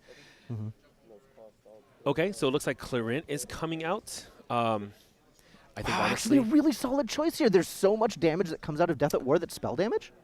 yeah, but you know what I really wanted to see there? This would have been time for the Grail. I think so, because look at that graveyard. I mean, if I was sitting across the board here, I mean, with that many cards in hand, I'd be really afraid of Rending. I'd be really afraid of a Fire Momentum. Yeah, pretty Fire much even a Momentum here would be big. Bowman, right? Like anything that can leverage this Fire graveyard is got to be scary. So, yeah, Clarent, not a bad option either. Obviously, just getting some more non-combat damage prevention with nothing on the board, right? So, it's definitely a plan. Yeah, I think Iconic is more worried about Vermilions, Yeah. more worried about stuff like Blazing Throw. But definitely the Lantern here, or the Lantern underneath the Grail, could have been a really good option. Yeah. That's we've what got- I would love to see. Yeah, So. we've got pretty much even on damage dealt here. He Although also, Iconic does have the extra health buffer. Yeah, Iconic also did banish the Drawn Blade And so you won't, with you the won't get Clarent, to draw. which makes me think he's kind of thinking about getting to the position where he's going to go to Spirit Ruler, right? Drawn Blade's already in the graveyard. Spirit Ruler coming in, be able to leverage that, draw 1, will be pretty good as well. Right. So I kind of feel like maybe they were in that position too. Getting a little bit more damage, and unfortunately not getting the draw out of Yeah. that Windmill Engineer because of the Nullifying Mirror activation earlier on in the turn. Yeah. So Death at War actually really doing a great job of stopping Iconic's value engine. Yeah. Got to be really careful about that. I mean, Yeah, this is just absolutely. something that like can really get punished super hard. Mhm. Yeah. But we're seeing Iconic stick to his guns, stick to his game plan. I Ace return and Protector I coming return the in. Is dungeon the guide. Yeah, dungeon if you don't guide? have the dungeon guide, you got to return it. Yeah. Oh, thinking about it. Oh, Nope. no, it's okay. All right. Still on the Windmill. I wonder if he had. I like it. Yeah. Okay, I see where you're going with this. I'm picking up what you're dropping down. Okay. No, I think Iconic doesn't have the dungeon guide and was kind of waffling between the two. Then I take legitimately. the dungeon guide. I think in this case, again, it depends on his hand, right? If it's Crux heavy, let's see Right. one Pendragon, just one. Right, yeah. One Ooh. Pendragon really would blow Boom. this game wide open. I know, right? So, Um, see, and this is the problem. You see this level 2 Blade Master here? This is super high threat. Super high threat. Because Yeah. this is going to be already +2 damage. Add the sword, it's +3. If you add a rending now, it's going to be 6, double is 12. That's a lot of damage. That's a lot. of Without damage. any sort of home by fire, without any other shenanigans that you could potentially have. But this is quite a bit of damage already. So I'm Right. very afraid. Well, Death at War now moved into their main phase yet? Or no, now working on the materials. Okay. But their hand is just full of stuff. Yeah. So we could really see that like hone by fire in Recollection and then set up for an even bigger Rending Flames once he moves into his main. or Flame Sweep. Also an option Yep. too. This is a great way to do it too. Yep. So 5 damage all physical combat damage for 5 total. across the board. That is going to clear this board, deal some extra damage to Iconic, and Draw 2 remove cards. some of those problems as well, right? Yeah. And I think realistically, it's really about drawing the 2 cards because again, doesn't have the rending yet, Right, right. and doesn't have the fire momentum. But this graveyard, if I'm counting correctly, I think this graveyard is like 7 cards deep already. That's really scary. Pass me. It's really scary because that momentum is going to come in for 9, right? Right. The rending, this is pretty scary. So Iconic using that Grand Crusader's ring, so I guess the Grail didn't come in, and drawing his card, and again, in response, Death at War activates that Nullifying Mirror, I so think- that Windmill Engineer really not going to get value. I had a second floating in there. Sorry, 5. Not. Yeah. So there's 5 cards in the graveyard. So we'll keep track of that. That's going to be really important as well here. Yeah, GCR, huh? Not instead of the Grail. I love the Grail, man. I think you are the biggest Grail apologist I have ever met. I don't need to be apologist. Grail's great. It's actually kind of the best divine relic. Yeah, I agree with you. Grail, the second best Divine Relic. Yeah, when we ignore the ones that cheat in the game. Yeah, I agree. Yeah, I'm actually surprised that it's, again, not a nullifying lantern. I think you just have to have it. But yeah, so there you go. That's the DG in hand. Yeah, Right. I think Iconic doesn't seem to be afraid, not afraid of it. any of these attack options. Not afraid of it. Yeah. But Okay. we are seeing him go to level 3, and level 3 fixes a lot of problems, I think. Mm-hmm. So gives him a little bit more health buffer. Now has 28 damage that he needs in order to end Yep. the game here. And going to draw a card, right? Mhm. And now there's a Drawn Blade with 4 durabilities. Right. So quite a bit, and we can just kind of chill and yeah. And there's a swing that you can leverage with that Drawn Blade almost every turn for the next 4 turns. So yeah, it's and pretty good. that's always nice to have. Yep. So the extra card, great. The extra sword, great. Yep. And we'll see what Iconic does with the rest of his turn here. We might have unlocked some of those powerful Crux cards. Oh yeah. We'll see what the next choice is. He does have a Prismatic Edge in his deck, so Pendragon. we could see- It's it's Pendragon or Sword of Ascension. That's or Spirit Blade Spirit Blade Ascension, Ascension. That is the real power Yeah. behind Iconic's level 3 here. Yeah, and here's the thing, right? So he knows that the fire card is guaranteed in Death at War's memory. Mhm. So Ascension's pretty good. It's going to basically banish a card and deal 3 damage. So, yeah. Take 1, go to 12. See 1, okay. Getting a little bit of damage. And Death at War not that close to death, right? Death at War also on level 2 So Lorraine. it's going to be 24. So he needs another 12 damage in order Yeah. to close the game out. Yeah. Okay. Iconic is gripping a lot of cards, so I'm really hoping this is like a bunch of Spirit Blade, Ascensions, and whatever loop he's going to be doing on his turn. So Let's see. Yeah, it feels like he's in a good position to react appropriately to whatever Death at War is doing. I think he should have some good options here. Yeah. 3, I'll play Creative Shock. Okay. Death at War also using that influence well, right? This creative shock here, man, pre-recollection. Getting some more float in the yard? That's going to be, I think, 7 now, right, in the graveyard. I think so. I think that's right. Oh, there's rending. He found his damage. Wait, okay, I'm not wrong. Okay, good.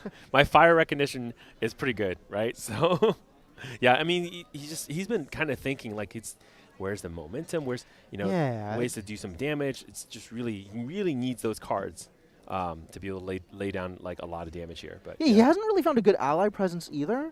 So he's been digging for something to do, I think. Yeah. But this might be where he finally finds the thing that he's trying to do.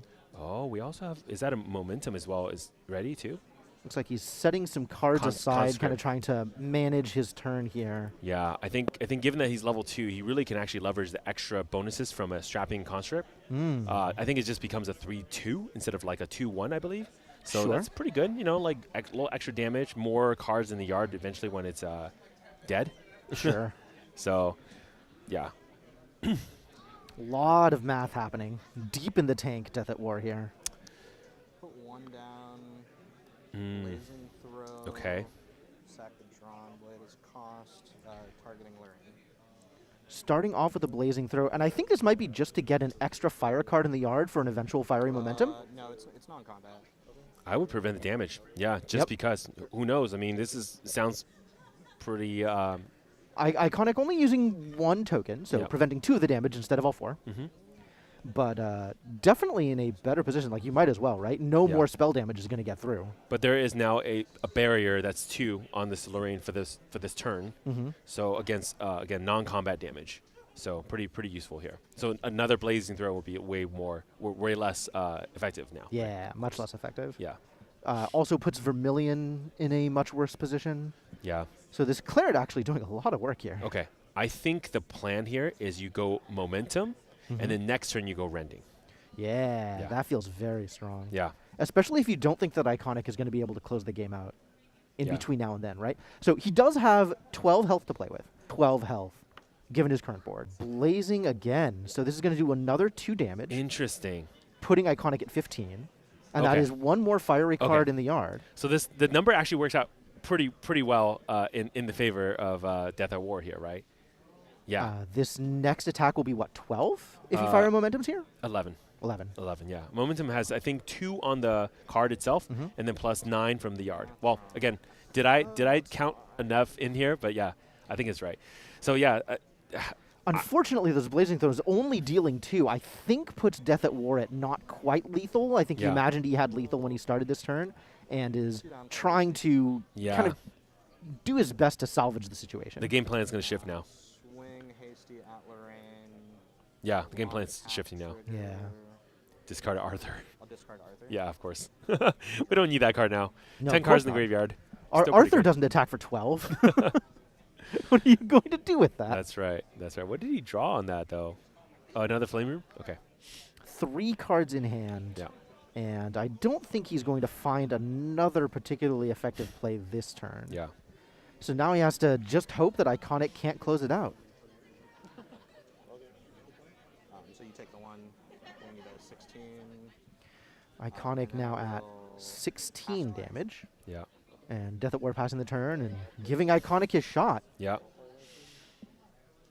So finally, this is the perfect time for the nullifying. Honestly, this is kind of crazy. Like, I mean, it's pretty much the last potential time to do the nullifying lantern, but it's also the greatest because, man, we really waited until we got here, and now we're at the point where, I mean, this nullifying lantern is going to be doing quite a bit.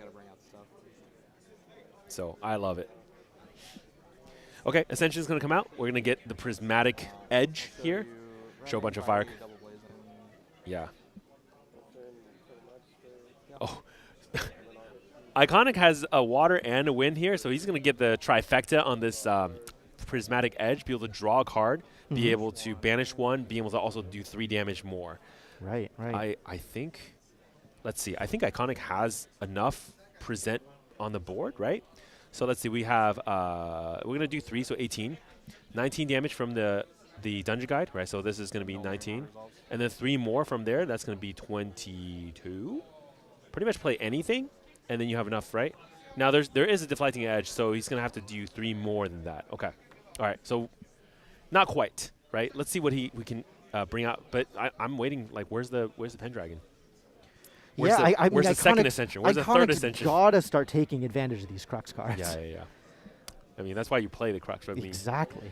Let's see if there's another ascension. Okay, Banner Knight. Banner Knight will do it. Banner Knight's pretty solid. Buffing that dungeon guide? Oh, no. Ooh. Oh, no. This is enough, right? Because now this dungeon guide is no longer 1. It's going to be 3 damage. Yep. Right? This and the weapons are hitting for 5. 5.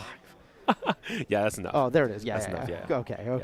I mean, he could deflecting edge one of them, so negates, like for example, the dungeon guide. So if we just don't count the dungeon guide, right? I mean, the Phalanx Captain is still going to be 3. This is going to be 2. That's already like 5, 7 damage, and then 5 more. That's 12. And he only needs 9 here, so he's more than ready to finish this out here. The deflecting edge, in fact, just barely not enough. Yeah.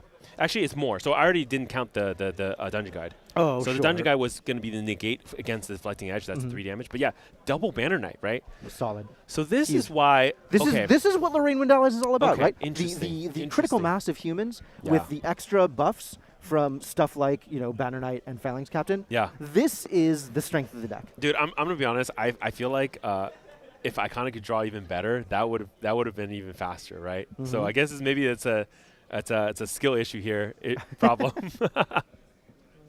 Oh man, but yeah, like that was really commanding at the end too. Like he had the right lines and set it up.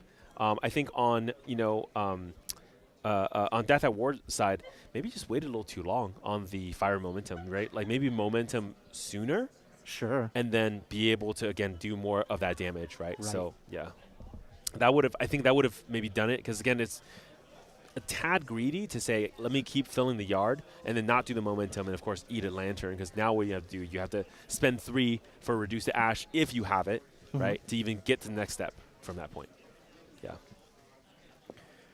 Yeah, I think Death at War looked like he had a pretty commanding position, like he was ready to bring it home, and just one huge turn on Iconic side just turned the tables.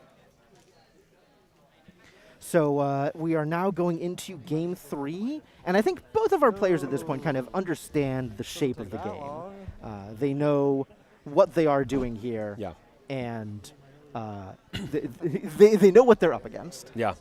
Yeah, I played Death at War before, right, in I think last region, no, maybe 2 regionals ago. And he was also playing an aggro deck. I think Death at War just really likes that aggro build out, right? So, yeah. I remember, like, I think last time he was on Fire Xander. Right. Yeah. And it was pretty rough. Pretty rough, I'll say that. Very, very good aggro player. Has a lot of experience doing the aggro plays, the aggro play style. So definitely something that, not the first rodeo for Death at War. Yeah, absolutely. Yeah. I think both of them kind of understood really what they needed to do here, and it worked out. Yeah. Worked out.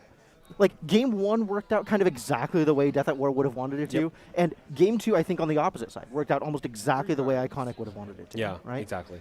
The Nullifying Lantern came down kind of on the crucial turn. Yeah.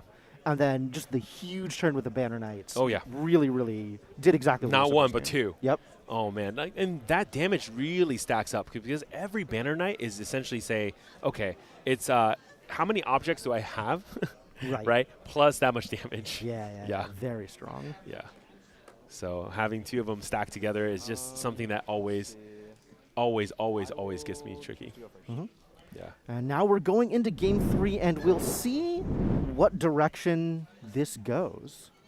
So, we'll see which direction the momentum is taken. I think it's really a matter of, can Death at War get his game plan up and running fast enough to stop Iconic from clearing his board, or to stop Iconic from getting a massive turn later in the game, Just in general, the idea here with the fire aggro Lorraine versus any other deck is the aggro deck sort of wants to come in under the other deck's game plan. Yeah, they want to make sure that the other deck is left responding to them and not able to pursue their own plan. Yeah. God, I would love to see us Arthur every time turn 1. That is so beautiful, man. Not for me, man. Every single time. It's always like this. I never get to see Arthur turn 1. What is wrong with my dad? Come on. What Well, is it to do what it's supposed to do? Clearly, Death at War is a better player. Than Oh, you. true. It's That's- skill issue. yep. I knew it. That's how it goes sometimes. I've been skilled out. So Iconic not playing anything turn 1, Yeah. or is Iconic still in the middle of trying to decide here? I believe Iconic has not played anything yet. I think he's just deciding what he's gonna. Okay, yeah, it play. looks like Yeah. Death at War had his material deck in hand, so it Yeah. was like, okay, what is actually going on here? He's looking Iconic at- still making his turn, still making his plays. Yeah. Are we gonna see the standard windmill? That does seems to be Iconic's Icon, and then build up to a bigger damage turn on turn 2. You should have 7 in Yeah. memory. And maybe I'm just super aggro here, but like, do you swing with the ace in here, or do you just keep it up just to prevent some stuff? Because what if you like face another Bowman, right? Mm-hmm. Like, can't be retaliated. You lose the ace in for free. Yeah, Bowman would be huge here, especially if you could get something into the yard. Like, he could be dropping a Creative Shock here, or nope. Oh no, not enough influence to do Arthur and then Creative Shock. Yeah. That would be, Yeah. whew, that would be good. Something prereq could have maybe potentially, but Maybe, yeah. Not this way. Not this way, for Yeah. sure. I think Iconic recognizes that his ideal game is one that goes longer. Okay. So if he pushes forward damage here with the ace in, yes, that's damage on Death at War, Yeah. but that's also more damage that he's taking. Right. And being able to be defensive about it, being able to put off the turn in which Iconic dies, Yeah. that's what he's looking for. I think you're right, because Death of War is now rethinking a lot of plays, right? Because anything he could potentially throw at the Ace-in is now going to just actually die, Right, yeah. right? The Ace-in is a pretty beefy big brother there sitting in the field, right? So let's say you lay down in Clumsy. Okay, cool. But the Clumsy is going to die. Or, even better, right? Clumsy in for 2. You know what's coming up next. It prevents a lot of things from happening on Death of War side. Has to figure out how to clear that ace in first. Yeah. Yeah. And did you see if he had a Blazing Bowman in his hand? That would be pretty good. On enter. Instead, we're seeing a Clumsy, so digging for more options. Yeah, the Blazing Bowman really wouldn't do anything yet until he has cards in the graveyard as well. Right, right. He And- would have to find some way to like throw out that Tempered Steel or something like that. Yeah. Something to give him a little bit of fuel. And nothing can temper, right? So Play Yep. Hasty Messenger. yeah. Okay. I'll swing Hasty into Asen on attack trigger. So Hasty going into the ace, and this does give him a little bit of extra fuel. If he has the Blazing Bowman now, that would be perfect. Yeah. I don't think we see a Blazing Bowman in hand. This that is the looks bait. like I love the bait. So Yeah, so right? you Into Asen. okay now? Yeah, this is where it occurs. Yeah. the retaliate against Arthur. That's Play a disciplined Messenger of Keeper Iconic. Okay. for 1. Xiao's coming in for 1. Nice. Pass. So cleared the ace and had to trade his Arthur for it, Mhm. and ended up getting 1 extra damage through. And Death of War was 1 card short. So that bait with 1 extra card could have gone this way. Mm-hmm. Swing, and then you think the Arthur's coming, but he's going to lay down the Flame from Swordsman. And then what do? Right? You're going Right, to lose your ace, right. and you might as well get rid of the Flame from. But yeah, he was 1 card short from that really sweet combo there. But yeah, I love the baiting. It's cool. Which one of my allies do you want to take? Obviously, Arthur being the highest priority, but yeah. Right. Yeah.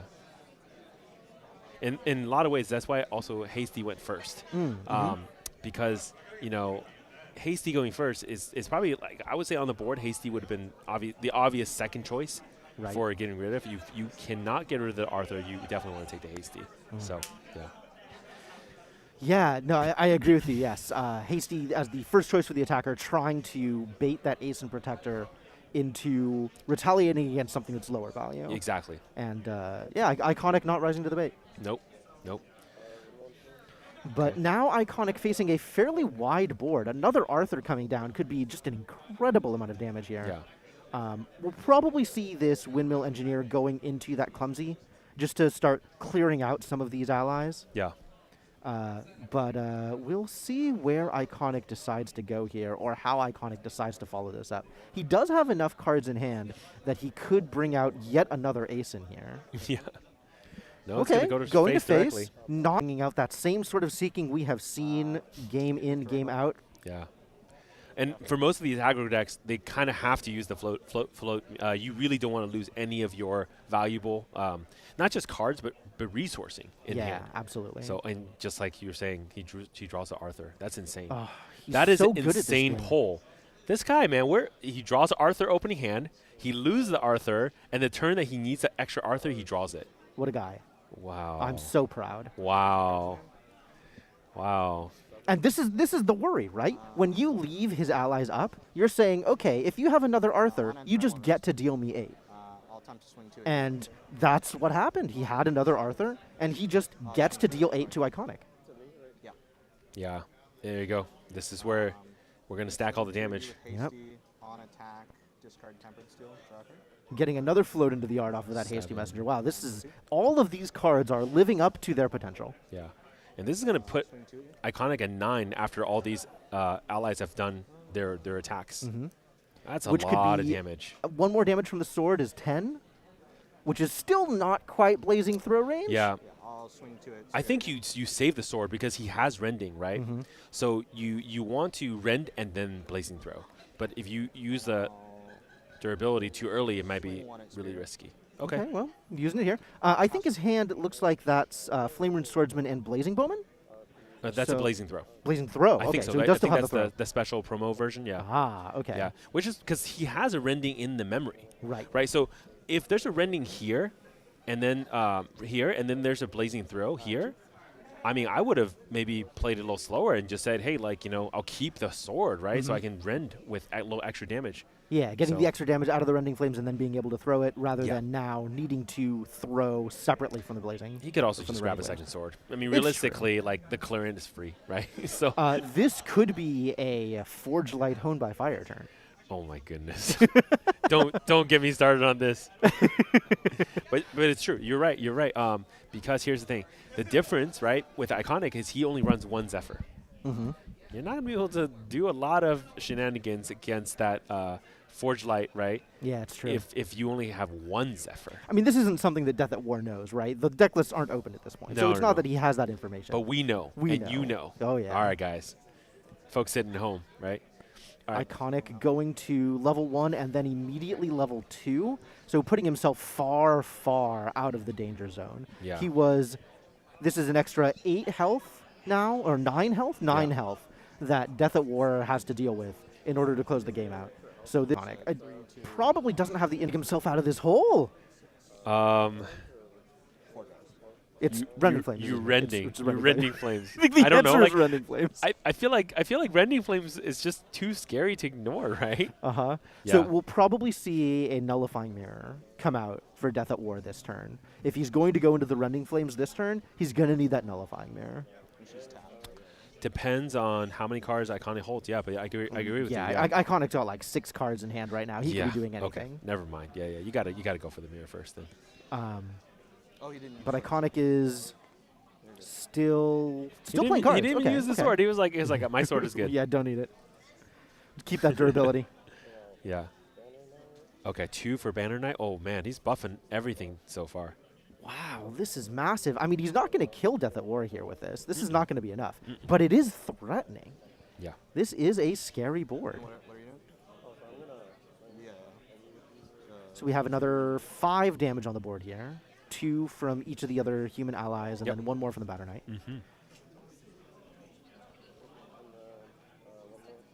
There's that 1 more. So Death at War now at 12 damage out of the 20 required to kill them. But a lot. this It's a is... lot. Yeah, it is a lot. It's not enough yet, Yeah. but next turn it could easily be. You We've think- already seen how fast those Banner Knights scale. Yeah, and with that many cards down too, his Veiling Breeze is gonna just be like a nice turn. Yeah. Veiling Breeze is going to be a nightmare for Death at War. Yeah. So that slows him down for this turn too, right? So this is why I was saying like having the extra durability could help here, right? Yeah, so 6 cards in his graveyard for Death at War. Not enough for a big enough fiery momentum to really turn the game, because he needs 14 damage here in order to call it. So fiery momentum would be 9, and then +1 from the weapon if you want it, but I think he also wants to Blazing Throw. Yep. 9 + 4, 13, just 1 short. Yep. If he didn't use it last turn, right? Yep. Well, if he didn't use it last turn, he would be 1 more short. But true. yeah. Oh, true. For fiery sorry. momentum. Oh, you're counting momentum, not counting rending. momentum, Okay, got it. Yeah, Rending Flame unfortunately doesn't get that big. Okay, wind bobble. So Not going for the mirror. Not going for the mirror. I think he just has to hope that He draws Iconic another doesn't momentum. no, I think it's just a hope that Iconic doesn't have it. Like, I think he's Yeah. actually in the position where he knows this is his last turn unless Yeah. he clears this board, and he has to either clear this board or kill Iconic this turn. And if he doesn't have it in hand, if he knows that his hand is one short, draw that card. You got to do what you got to do. Yeah. Draws Two into momentums. Wait, oh no, is that a home? That's a home. There you go. There you go. Okay. So he's not going to be able to blaze with this, but it is Wait. 2 damage. I think that's enough, right? Oh, that's 2 extra damage and the durability. Mm-hmm, So now he can use the sword and blazing throw. Oh my gosh, that might be enough. Yeah. So now this What? sword is going to be coming in for 3, right? The What a rending is going to make draw. it 6, right? Yeah. So then you double it, it's 12, and you blazing through. But here's the thing. I mean, it's still going to bait out the To fiery momentum. Oh god. Okay. Death at War, living and dying by the top of his deck and I see. showing the power of drawing the cards you need when you need them. 10 damage. Okay. Yeah, 10 damage from this attack with the sword, and then he'll still have enough for the blazing throw afterwards. So Iconic taking that 10, Blazing throw. and There you go. here is attempting to win the game. Yep. Does Iconic have the Veiling Breeze? Does No. Iconic have a way out here?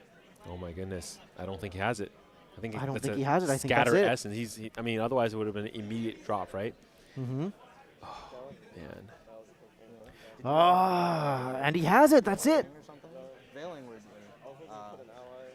Oh, we have a Stifling Trap and a Baby Green out of Iconic's hand. None of them, unfortunately, interacting in the way that Iconic would Yeah. need in order to get out of this game alive. To a veiling, but like I'm not winning. Oh, no. Wow, what do you think about that result? Attacks in hand or something. Yeah, I mean, Killed all my allies. it's I'm honestly Oh my struck goodness, yeah, by yeah. how good Death at War's draws were. yeah. Like, I'm not saying this to knock the player. Yep. Like, the only way you get lucky draws Yeah. is because you set yourself up to take advantage of that luck. Sure. But wow, were those some lucky draws. I am very impressed. That drawing the Hone by Fire at the end was the perfect card in that situation. Drawing the Arthur exactly when he needs it.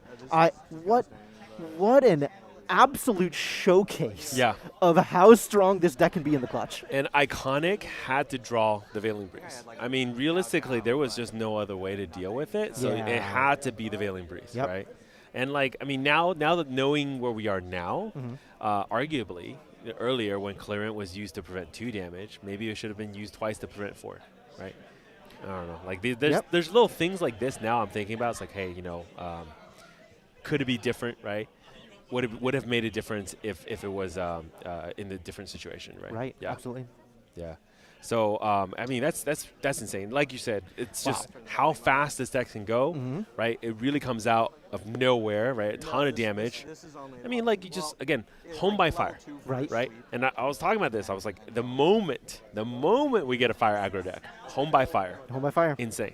Yeah, right? absolutely. So Yeah, Home by Fire, honestly, Tempered Steel in there, I think, just for floating memory. Yeah.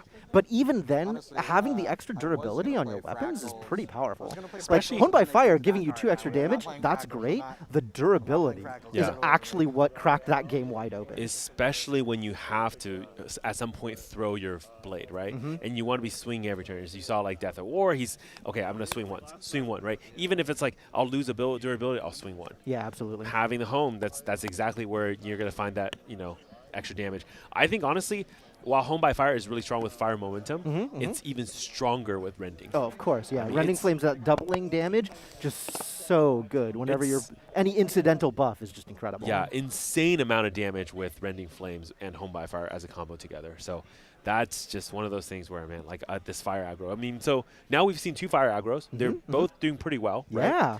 So I wonder if that's signaling something about today's meta, right? I think so. So Yeah. I think I think I think it's Clarent, Yeah. actually. I Yeah. think Clarent made a lot of people switch gears. Yep. I think people were recognizing that Fire Aggro is a very relevant deck in the field. Yeah. And I think people that were otherwise going to be focused on a more spell-oriented strategy, Yep. a more non-combat-oriented strategy, were like, well, why don't I just beat those decks instead? Yeah.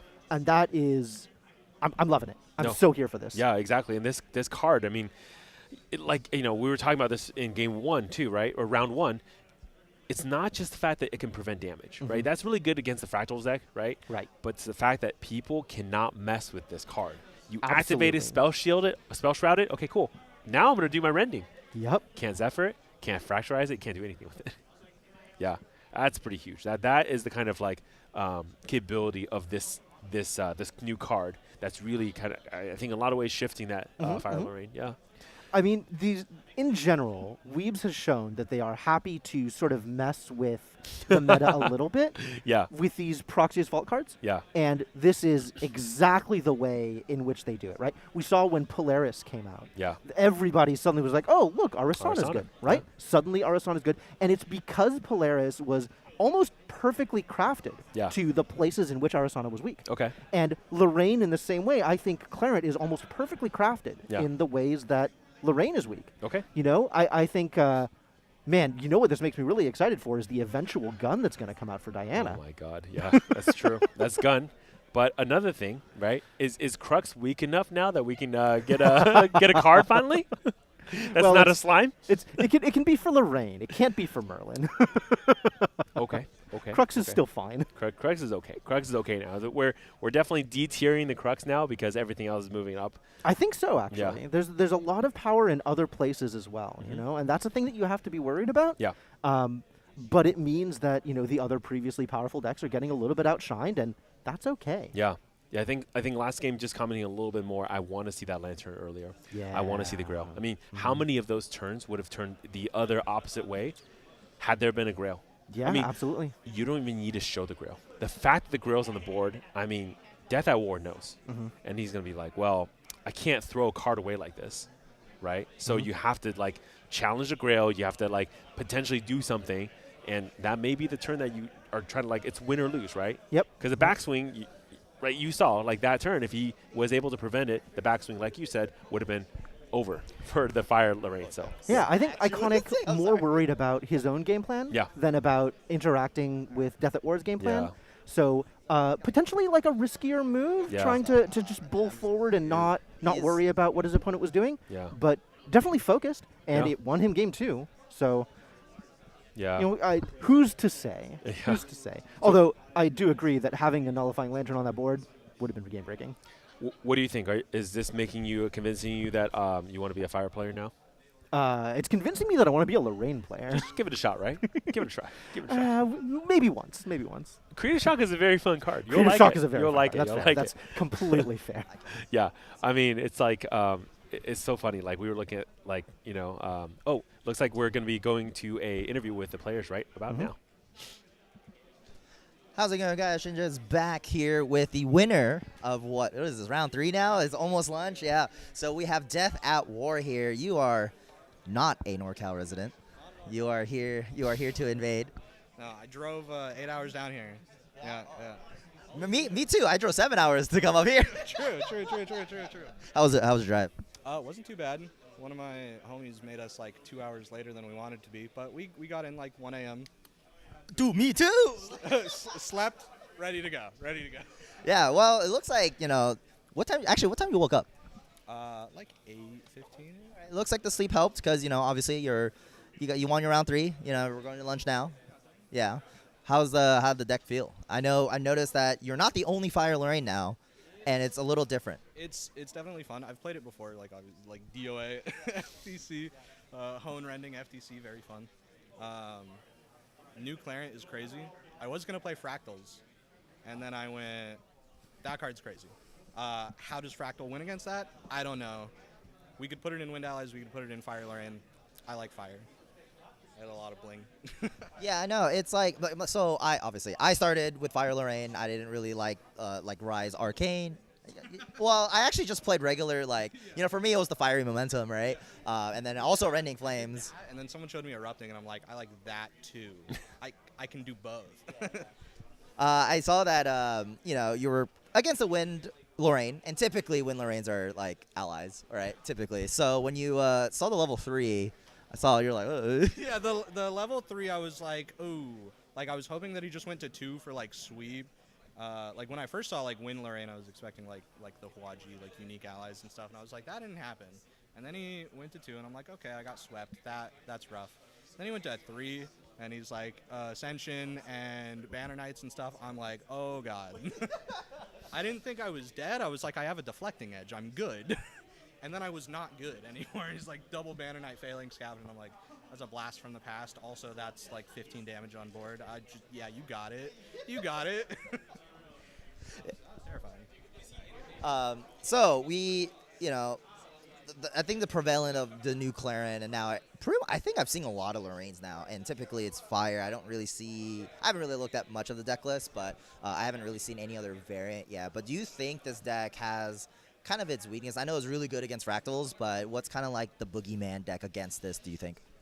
Seryu is actually very tough. Like, if they turbo it out, you don't have a lot of ways to get around it, because like they can just like negate the smoke bombs. So like there's like 2 immolating traps in the sideboard that's just specifically for that. I have to hope that I draw that, like pressure them to flip it on my turn, smoke bomb it, have them negate it, and then immolate trap it, which is not an easy. It's like it's a lot of steps. I hope I played against my buddy Tage. He was playing the Seryu deck, and I like almost killed him every game. And then he's just like, Seryu, kill you. And I'm like, yeah, okay, that's pretty hard.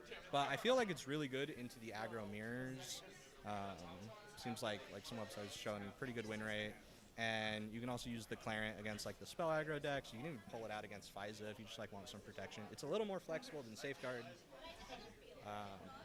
The Luxem matchup, I don't know how that is, but you can use Clarent to like help your allies survive a little longer to like push for lethal.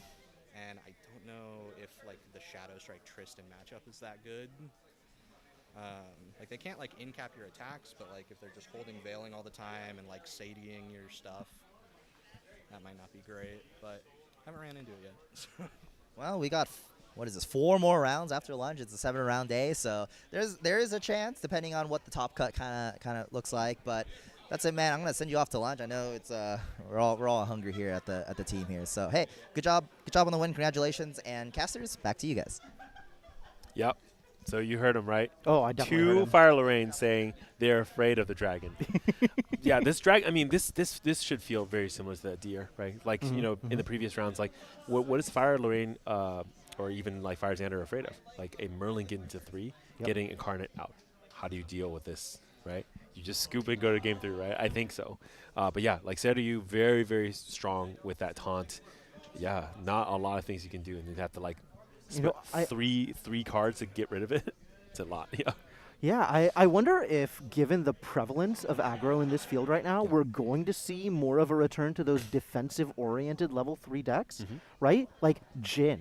Jhin eats allies. Yeah. Jhin does so well against ally decks. Jhin does pretty well against the aggro decks, too, if they can find, their dungeon guide, if they can find their way to level 3. Merlin was built in an era where aggro was king, built in an era where wind allies was the big danger. So this might bring back some of those more defensive-oriented decks. Yeah. I mean, just the way that the winds shift, right? Yeah. The eternal cycle. Yeah. All right. Well, from here at the casting desk, we're going to be going to a break for about an hour. So, like, right now we're going to do lunch break. Our target timing right now is going to be about an hour break, and we should be back around 2:30 for the stream. Yeah, 2:30, 2:40, I think, something like that. Yeah, something like that. Yeah. So if you're following at home, just that's kind of like timing that you should look for. So, okay. Guys, hope you're enjoying the game so far, and let's see some other decks. See you guys after lunch.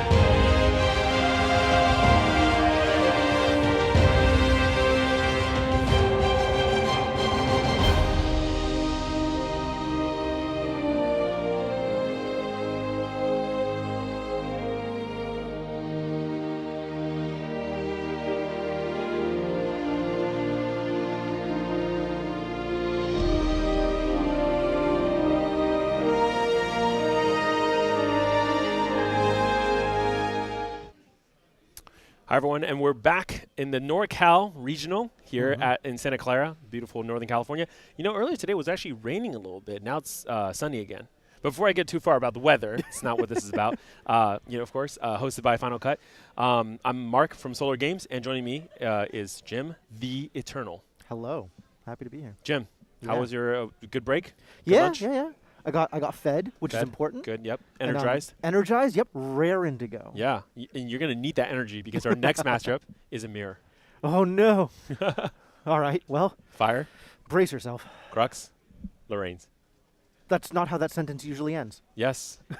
Except for this tournament, Lorraine is doing super well. I think Clarent is really changing that field, right? Yeah. So I think we're going to find out later, but, I mean, I think there's quite a bit of Lorraine's out there already. Yeah, for this, absolutely. for this tournament. Yeah, it's was, really, really interesting yep. how that's shaken up. Having one single card is making a huge difference in the entire matchup. I would have probably expected a lot more Delchans, but yeah, apparently in the graphic you showed me earlier, there's more Lorraines than there are Delchans. Yeah, I don't know that I would have predicted this outcome, but I can definitely understand why it's happening. Like, Clarent is scary for a Diao-chan. And Clarent is, you know, a breath of fresh air for every Lorraine player. Yeah. So it's like, well, why play Fractals when you can play Clarent? Yeah. It's like, it's also just, I think I was hearing it from multiple Fire players too, right? It's just more flexible than a Safeguard. Yeah, absolutely. Right? Yeah, having the ability to basically say, no, you can't really interact with it.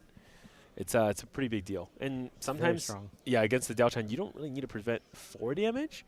You need to 2-2, yeah. right? It handles 3 Burst Asunders in a row. You're fine. Yeah.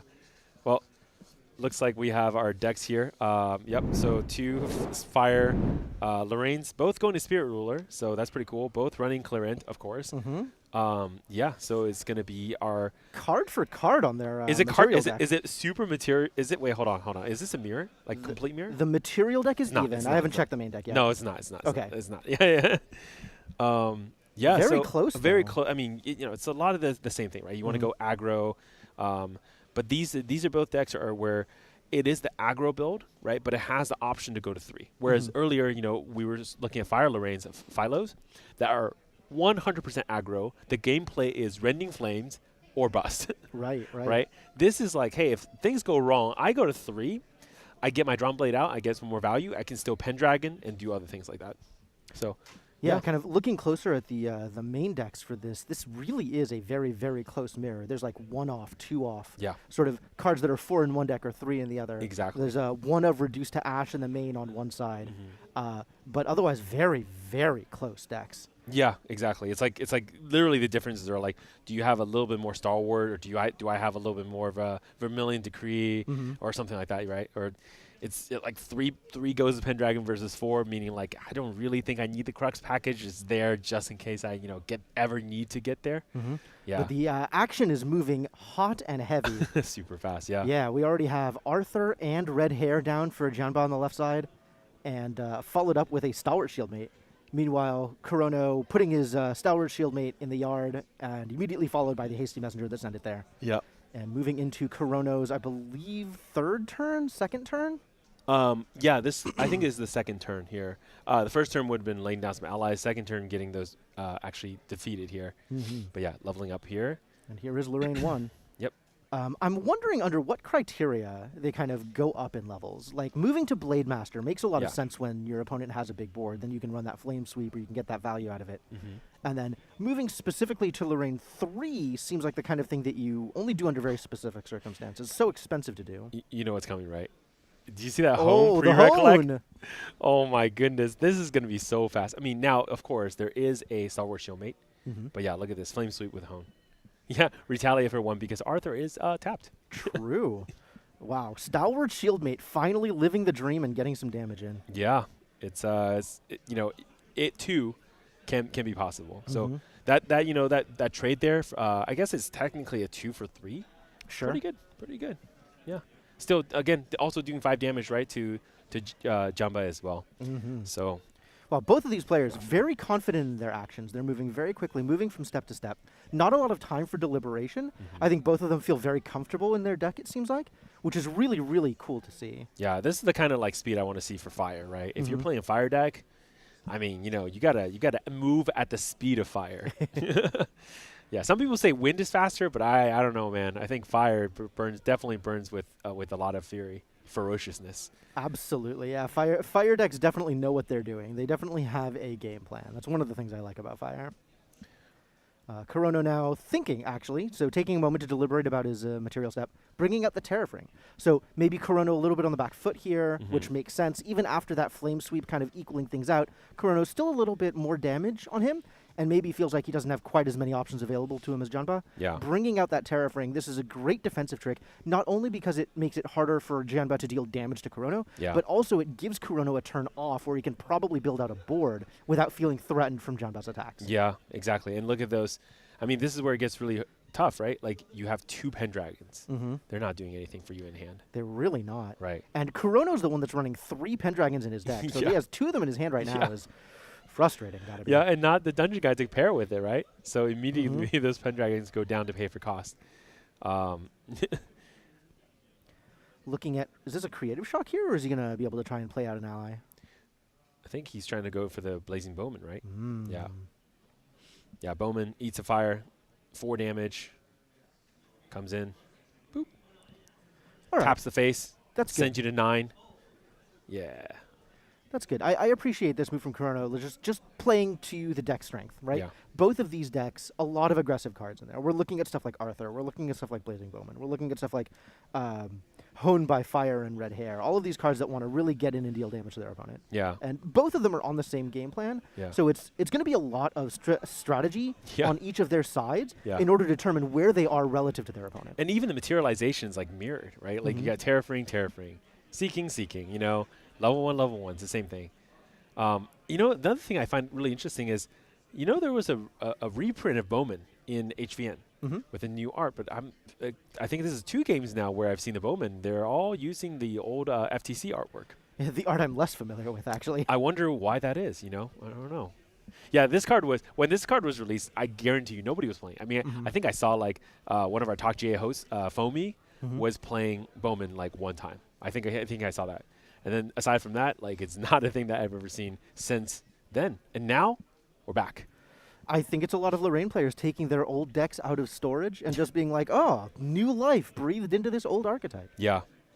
Yeah, and also like the ability to basically say, you know, even for the Lorraine players, the fact that like Blazing Bowman, right, it's just now being able to deal with Asen. Right, you have to figure out ways to do 4 damage, and as a fire deck, there are not that many ways to do 4 damage to allies, especially, and that's very important for exactly situations that we've seen. Right, like how do you get across a Asen and not spend 2 allies for it?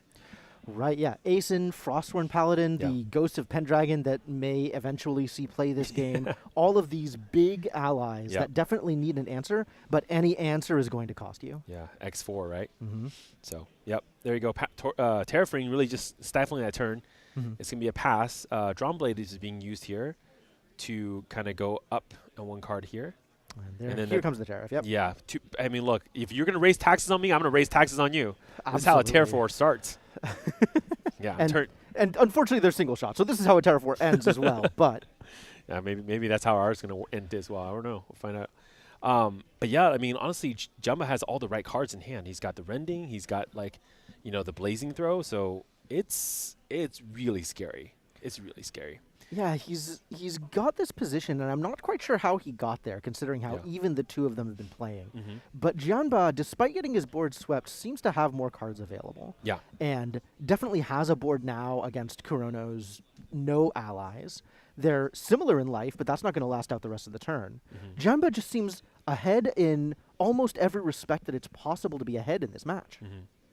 Yeah, and Jumba was debating whether to, you know, even attack, but like exactly, like basically just attacking a little bit here, but actually deploying defense instead, right? Again, because, you know, not having the Terrafring this turn, you really, I mean, both decks are saying, I don't want to be on the receiving end of a Rending when I'm not ready. And I mean, there's no Veiling Breeze, there's no your standard versions of the responses that you would see in water or wind. Yeah.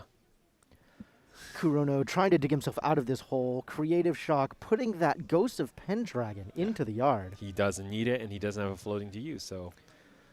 Yeah, but he Yeah, does he's draw... not anywhere close to actually playing it. That's an understandable move on his part. Yeah, but he does draw 2 rending, though. So it is pretty scary, right? And this, yeah, so he's going to go up. Does he have another Flame Sweep here? Is it time for Flame Sweep number 2? No, he's just going to do, yeah. think he's Vermilion digging for Decree. one. Yeah, because he's going to rend. Because he needs to get rid of the, this Star Wars Shield Maid, right? Now that it's plus, okay, well, he draws the Flame Sweep now, so, yeah, that's a better option now, I think. It is a trade-off for sure, but looks like he planned on going to 2 solely for the damage. Yeah. And is that enough? Is that lethal? This is 4, 8. He's only at, That's 8 plus 12 is 20, which is exactly Janba's life total. Yeah, exactly. And having the Vermilion Decree, having the Creative Shock to draw the 2 rending really helped in that turn. But this is why, like, I mean, Janba could have swung twice, but laid down the Star Wars Shield Maid. Now, it wasn't enough, but you notice how that's absolutely necessary in that case, because without it, right, that would have been just death. I mean, right? looking at Even their easier. options, Stalwart Shield Maid actually the only defensive play in either deck. Yeah. So if you're going to defend yourself, it's Tariff, it's Stalwart Shield Maid, it's Hope. Yep. It's called draw rending, and then just throw at your opponent. What are they going to do about it, right? Yeah. So one of the major differences we are seeing in this deck, though, is the sideboard. What do you think Janba's going to be bringing in here? Let's see. So we have... So Jumbo could go for a more aggressive play here with Blazing Bowman as well. Sparklight is interesting here because Sparklight can be utilized to, again, take out the one defense option that Kurono has as well. So it's kind of a weird situation there. But otherwise, like, you know, the other cards like Smokeout is really for against stealth, and this is not the stealth deck that you're dealing with. That we're not talking about like some Xanders or some weird like stealth creatures. Now you can of course smoke out Xiao, but is that really a target you want to hit with your spells? Right, that's a very good question. From Kurono's side, we're actually seeing a material deck more full, or a side deck more full of materials. Nullifying Lantern, Nullifying Mirror, Safeguard Amulet. These aren't cards that are going to be doing much in this matchup. I think Nullifying Lantern has potential as like, okay, I'm not winning, neither are you.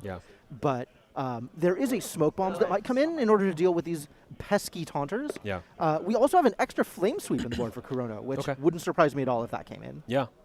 I missed this, but Jamba has 3 Crystallized Destiny in sideboard as well. So let me think about how this works. How does this work? So the card reads, the next time damage will be dealt to your champion this turn, prevent that damage.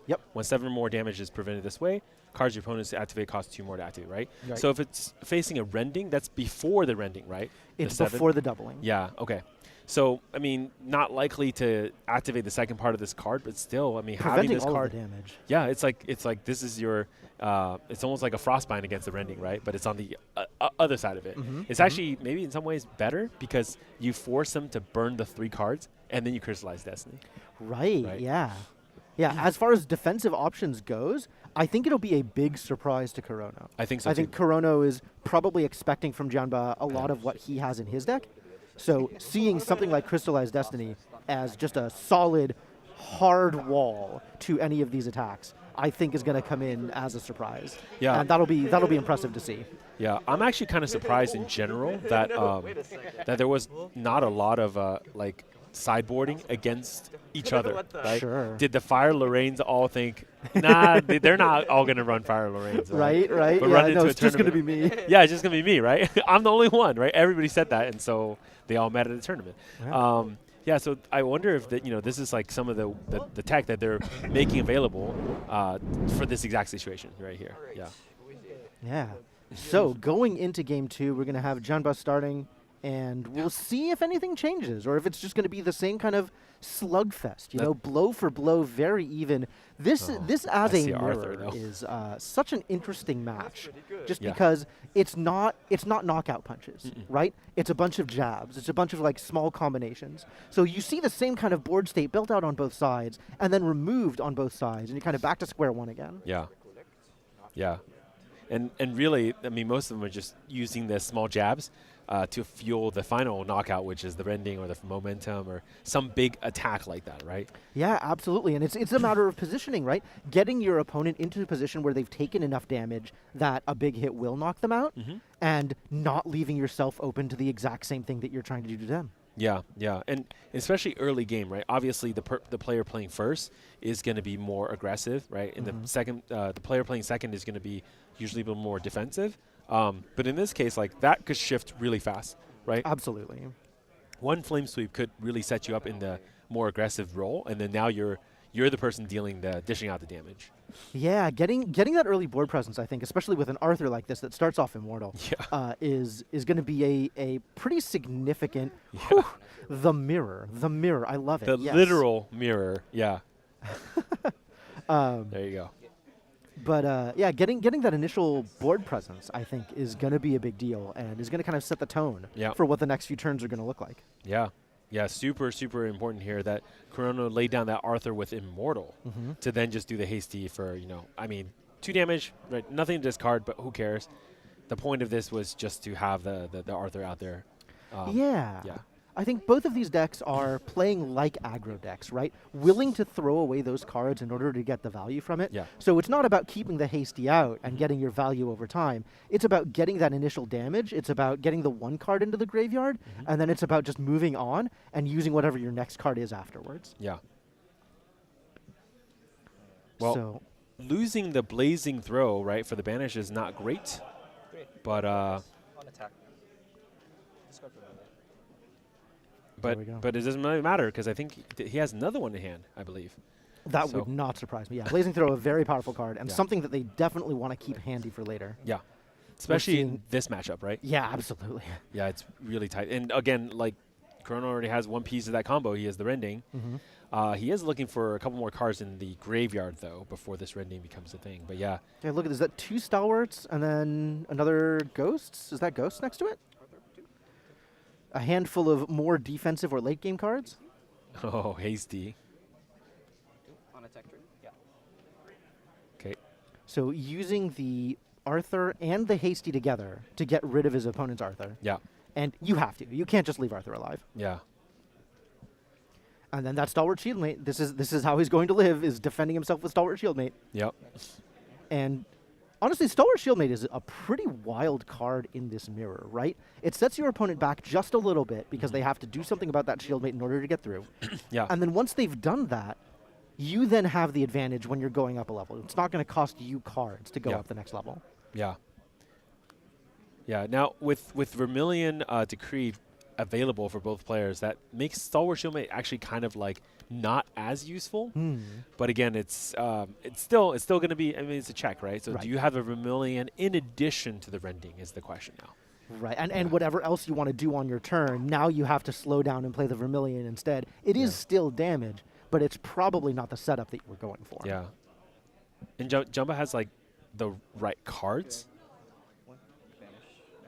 Ooh, okay, there you go. Banish it. That's pretty good. That's high value, right? Oh, Xiao Chao coming in. Yeah, that extra ability on Xiao Chao, banishing units that were killed after Xiao Chao deals them damage. And enabling the red hair as well, right? Without it, the red hair was kind of a sitting duck. But now with it, the red hair is able to take out a really pivotal piece of Chronos, which is the Arthur. Absolutely. Yeah, yeah. Oh, man, I love fire matchups. Anyways, I think this is going to be an easy level up here for Corona. You have to, right, at this point. Yeah, if you have the float, you definitely use it. Exactly.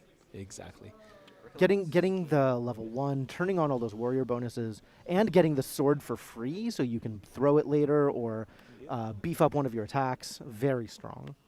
Oh. Instant imbue Vermilion Decree.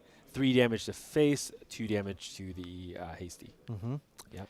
Definitely does not want to get hit there. No. Waiting until after the material to see if there was something more pressing coming up. Right. But then knocking out the value engine. Yeah. Oh, man. Flame Sweep. Level 1 Flame Sweep. Only 2 damage. damage on that Flame Sweep, though. So that is 2 damage to Junba as well, but it doesn't clear that red hair. No. On the other hand, maybe clearing the Xiao Chao is enough. You know, Xiao Chao stealth, right? Yeah. Obviously difficult to deal with otherwise. And without a unique ally, a unique human ally on the board, red hair is kind of dead in the water.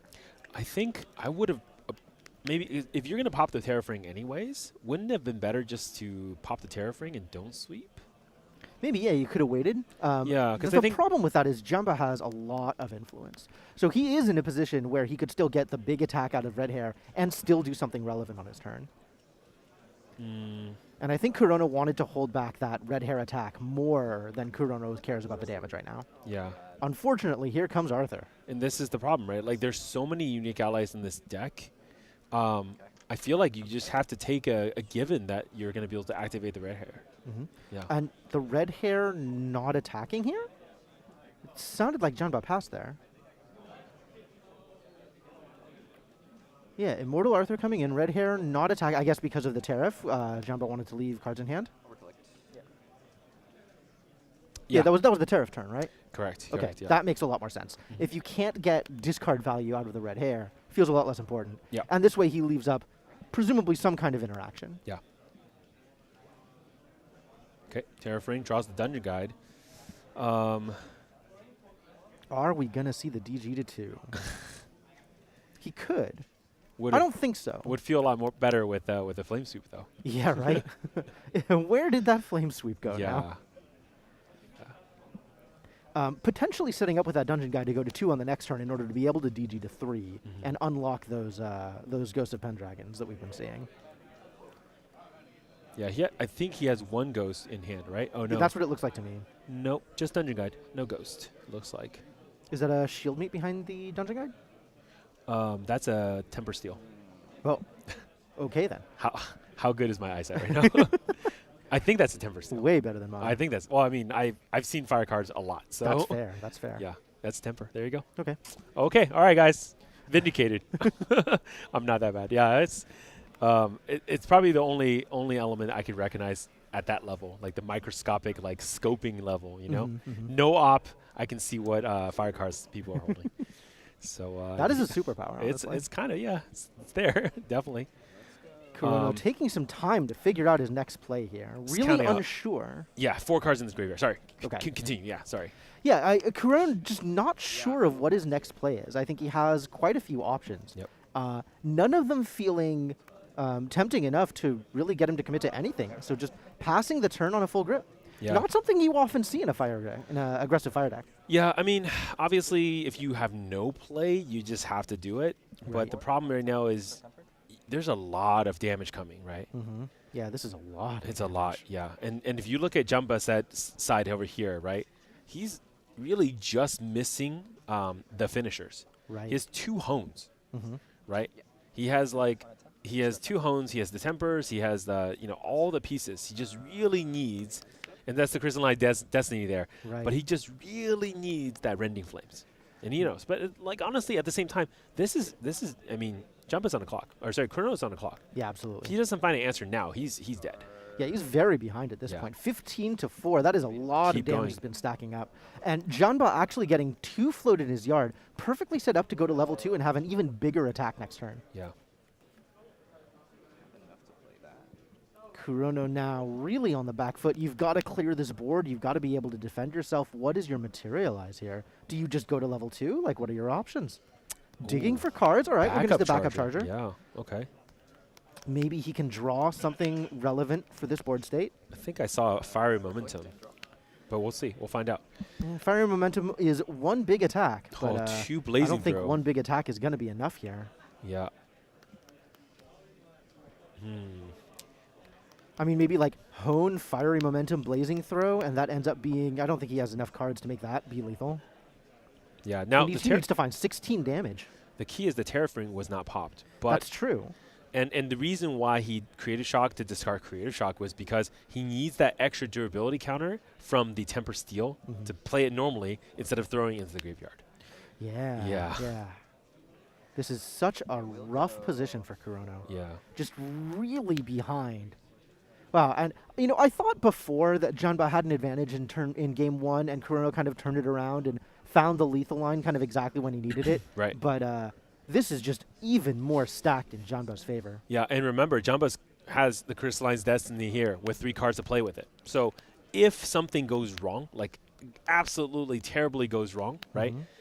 He has the parachute option as well. So, yeah. Looks like Corona's going to go for the Dungeon Guide, which totally makes sense here. Yeah, Dungeon Guide to level 2, I think, makes a lot of sense. And this is going to give him not quite a defensive option, but a little bit more health buffer. Now it's going to take work. Janba's going to need to put in a little bit more work in order to close out the game here from Corona's side.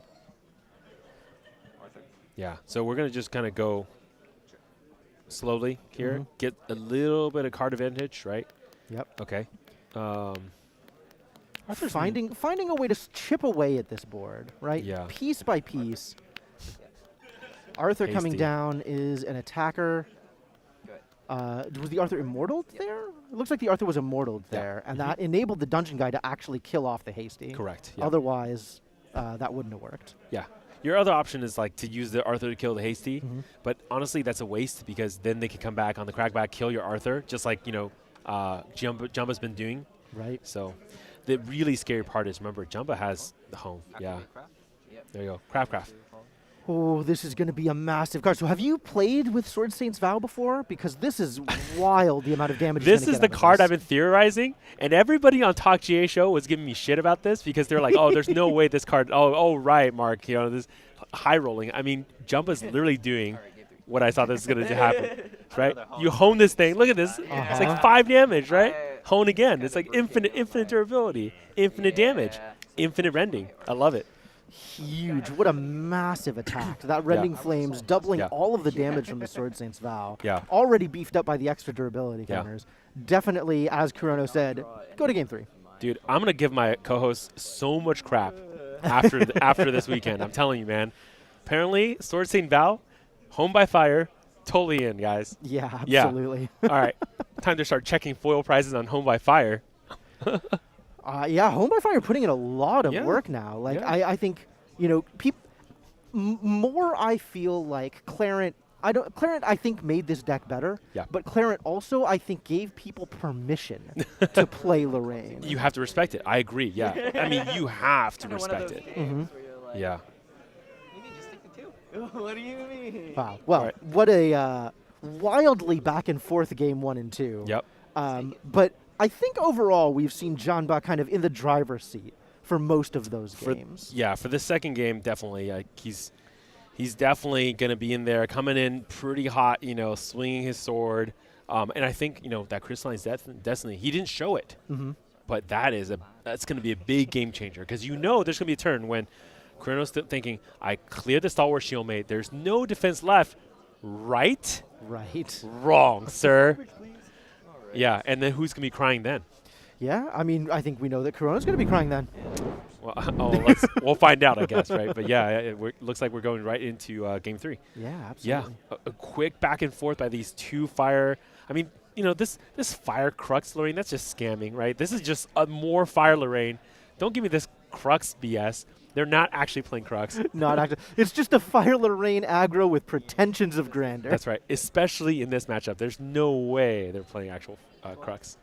But yeah. So seeing a Clumsy come down along with that Arthur, getting an extra card for Kurono, and Immortal Arthur setting up for a really, really big turn 2. Yeah, and this is really interesting, right? So like the only way you can play this is Clumsy first and then Arthur. Because the Clumsy is going to give you +1 to your hand, which allows you to then perfectly play the Arthur even if you're going first. So that's going to get you the 8 cards needed for this this double play. Pretty strong. I like it. Yeah. Lines up really nicely. And if you kill my Clumsy, great. I have 1/3 of the way there to Rending Flames. And we've been seeing how strong that card is. It really is, yeah. Clumsy Apprentice being basically nothing but fuel here is kind of exactly what the fire deck is looking for. And if you don't, so another thing, right? This is the really fun thing about what I call like pseudo taunters. If you leave the Clumsy up, now you're going to take 2 damage from my Arthur's, you know, buff, right? On the Clumsy. So it's kind of a taunter by itself. So like, you know, whatever damage you're going to hit my face with, you also now have to clear the board. You can't ignore the Clumsy. Well, Janba deciding to ignore the Clumsy and pass the turn. He was kind of flipping through his hand trying to figure out what to do. It sounded like none of his options would really advance his state. So just kind of letting himself get hit here, maybe going to do something fast and try and interact with the board during Kurono's turn, or not. and set up for hopefully a bigger turn next turn. Yeah. Really just nothing coming down. This is one of the problems with this deck. Is like, sometimes you kind of just can brick. Now, Jumba does have Creative Shock, which is probably what he's going to want to do. But in general, like, let's say you draw a bunch of Home by Fire, Temper Steel, like literally things that you can't even use, like cards I mean, how bad does it feel for a Fire player when they have Temper Steel and they can't cast it? Right? Activate it. It's insanely bad. But yeah, this is a situation right here where exactly that, right? So like, he doesn't have the cards to play with any of this stuff, so he's just waiting for his Creative Shock. And likely here, we're going to try to discard maybe, I think, the Temper Steel. Could be. Yeah. That gives you the easy level up now. Or, okay, Shield Mate. Yep. Because Temper Steel, really interesting here too. Once you get the level up, right, now you can play the Temper Steel. And he's got to be thinking, like, what he did to Corona last game, banishing the Shield Mate could happen to him this game, right? That's true. Yeah, if he's worried about his opponent's Xiao Xiao, then definitely not playing the Stalwart Shieldmate makes a lot of sense in this context. Yeah, for sure. And maybe this will dig him out of his support hole. Looks like he's got some cards that he definitely feels like are worth playing. You know, getting that Home by Fire down on the Sword of Seeking is a pretty powerful move. Yeah. And something that he's been looking for the opportunity to just kind of, like you said, right, handful of support cards, handful of Home by Fires and Tempered Steels. This is how he gets them out, is by taking a turn off, going to Lorraine 1, and then really beefing up that sword. Yeah, and you have to use it because that's how you get rid of the Arthur. Sometimes, it's okay to hone and remove things on the field. Yeah. And so now he's sitting on this 3 power. 3 power? Yeah. 3 power, 3 durability, Sword of Seeking. We're going to see what I assume he takes out the Arthur with this. The debate of this right now is, could he instead go for more face damage or something? That's, part of the other option here, right? So another option is you can, like, temper and then swing at face with Rending for 6, double it 12, right? And it's like, I can finish you with a punch at the end, or I can punch you so hard you're on the floor, and then, like, you're 1 damage away from death. Yeah, 12 damage now puts, like you said, exactly 1 damage away from lethal. Is this a hasty? It's a hasty. That's the 1 damage, right? That's the 1 damage, yep. Kurano responding to the hasty attack, though. Oh, he's going to discard, of course, the temper. Yeah, so before damage. Maybe Kurono's seeing the danger knows. here. Kurono 100% knows. Kurono has done this to other people. He's going to, there's the only way. A Vermilion Decree, right? Get rid of the hasty. I can't take that 1 damage. Yeah, that 1 damage would be lethal. Yeah. Doing an extra 3 damage to Janba. I mean, how many players, right, sitting at 2 damage counters can see the death line and say, nope, I'm not working with this, right? Yeah, absolutely necessary there. So, pretty good.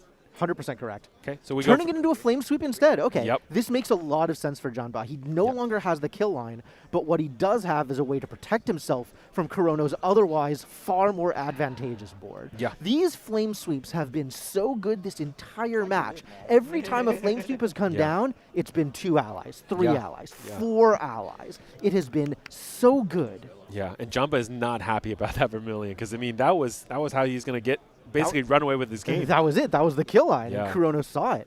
Eagle eyes on Kurono's side. And now Kurono's, 15 damage away from death, leveling up, adding 5 more health to that spirit.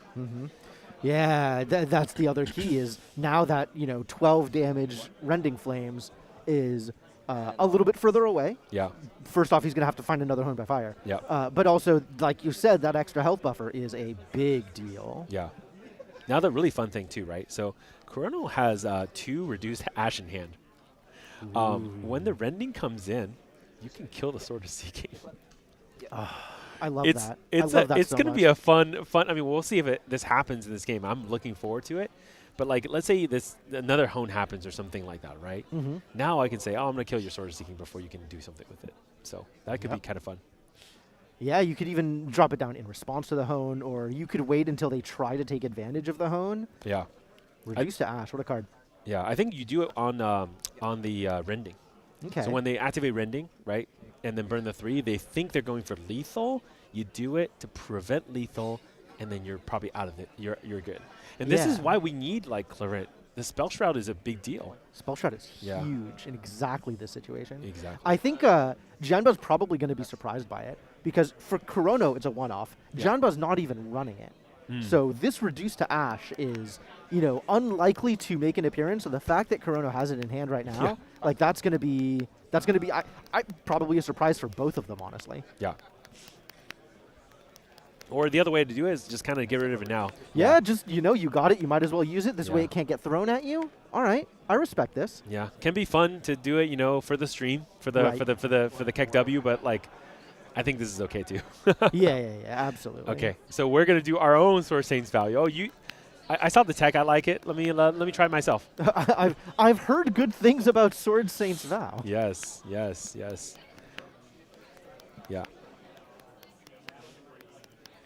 So Kurono has a couple of craft cards in hand. We do see a Tempered Steel right there. We do also see a Hone by Fire. Correct. So can he do both? He can definitely can do both. do Yeah, both. he can hone. But I think what he wants to do instead here So right now this has 6. is to attack for 6, right? And then Yes. just Blazing Throw. Yeah, I think you're right. Yeah. So 6 damage coming in. Janba thinking hard about this. This is the crystalline This is destiny. where He's the gonna see it. destiny- Oh, he's gonna be so Destiny. surprised. Oh, look at his face! He did not know that. Okay, yeah. Ooh, he didn't know that. He didn't know that. Look at him. Nope. That was I love that great. reaction. Ah, It's so good. I'm clipping that. You knew, I knew, but you saw his face. It was I it was definitely saw his exactly face. how he felt. Yeah, Kurono seeing that and shock. Yeah, Right? that sucks. Not man. expecting this response. That sucks. Kurono knows a lot about this deck, but not everything about this Yeah. deck. Oh my god, that was. Oh no.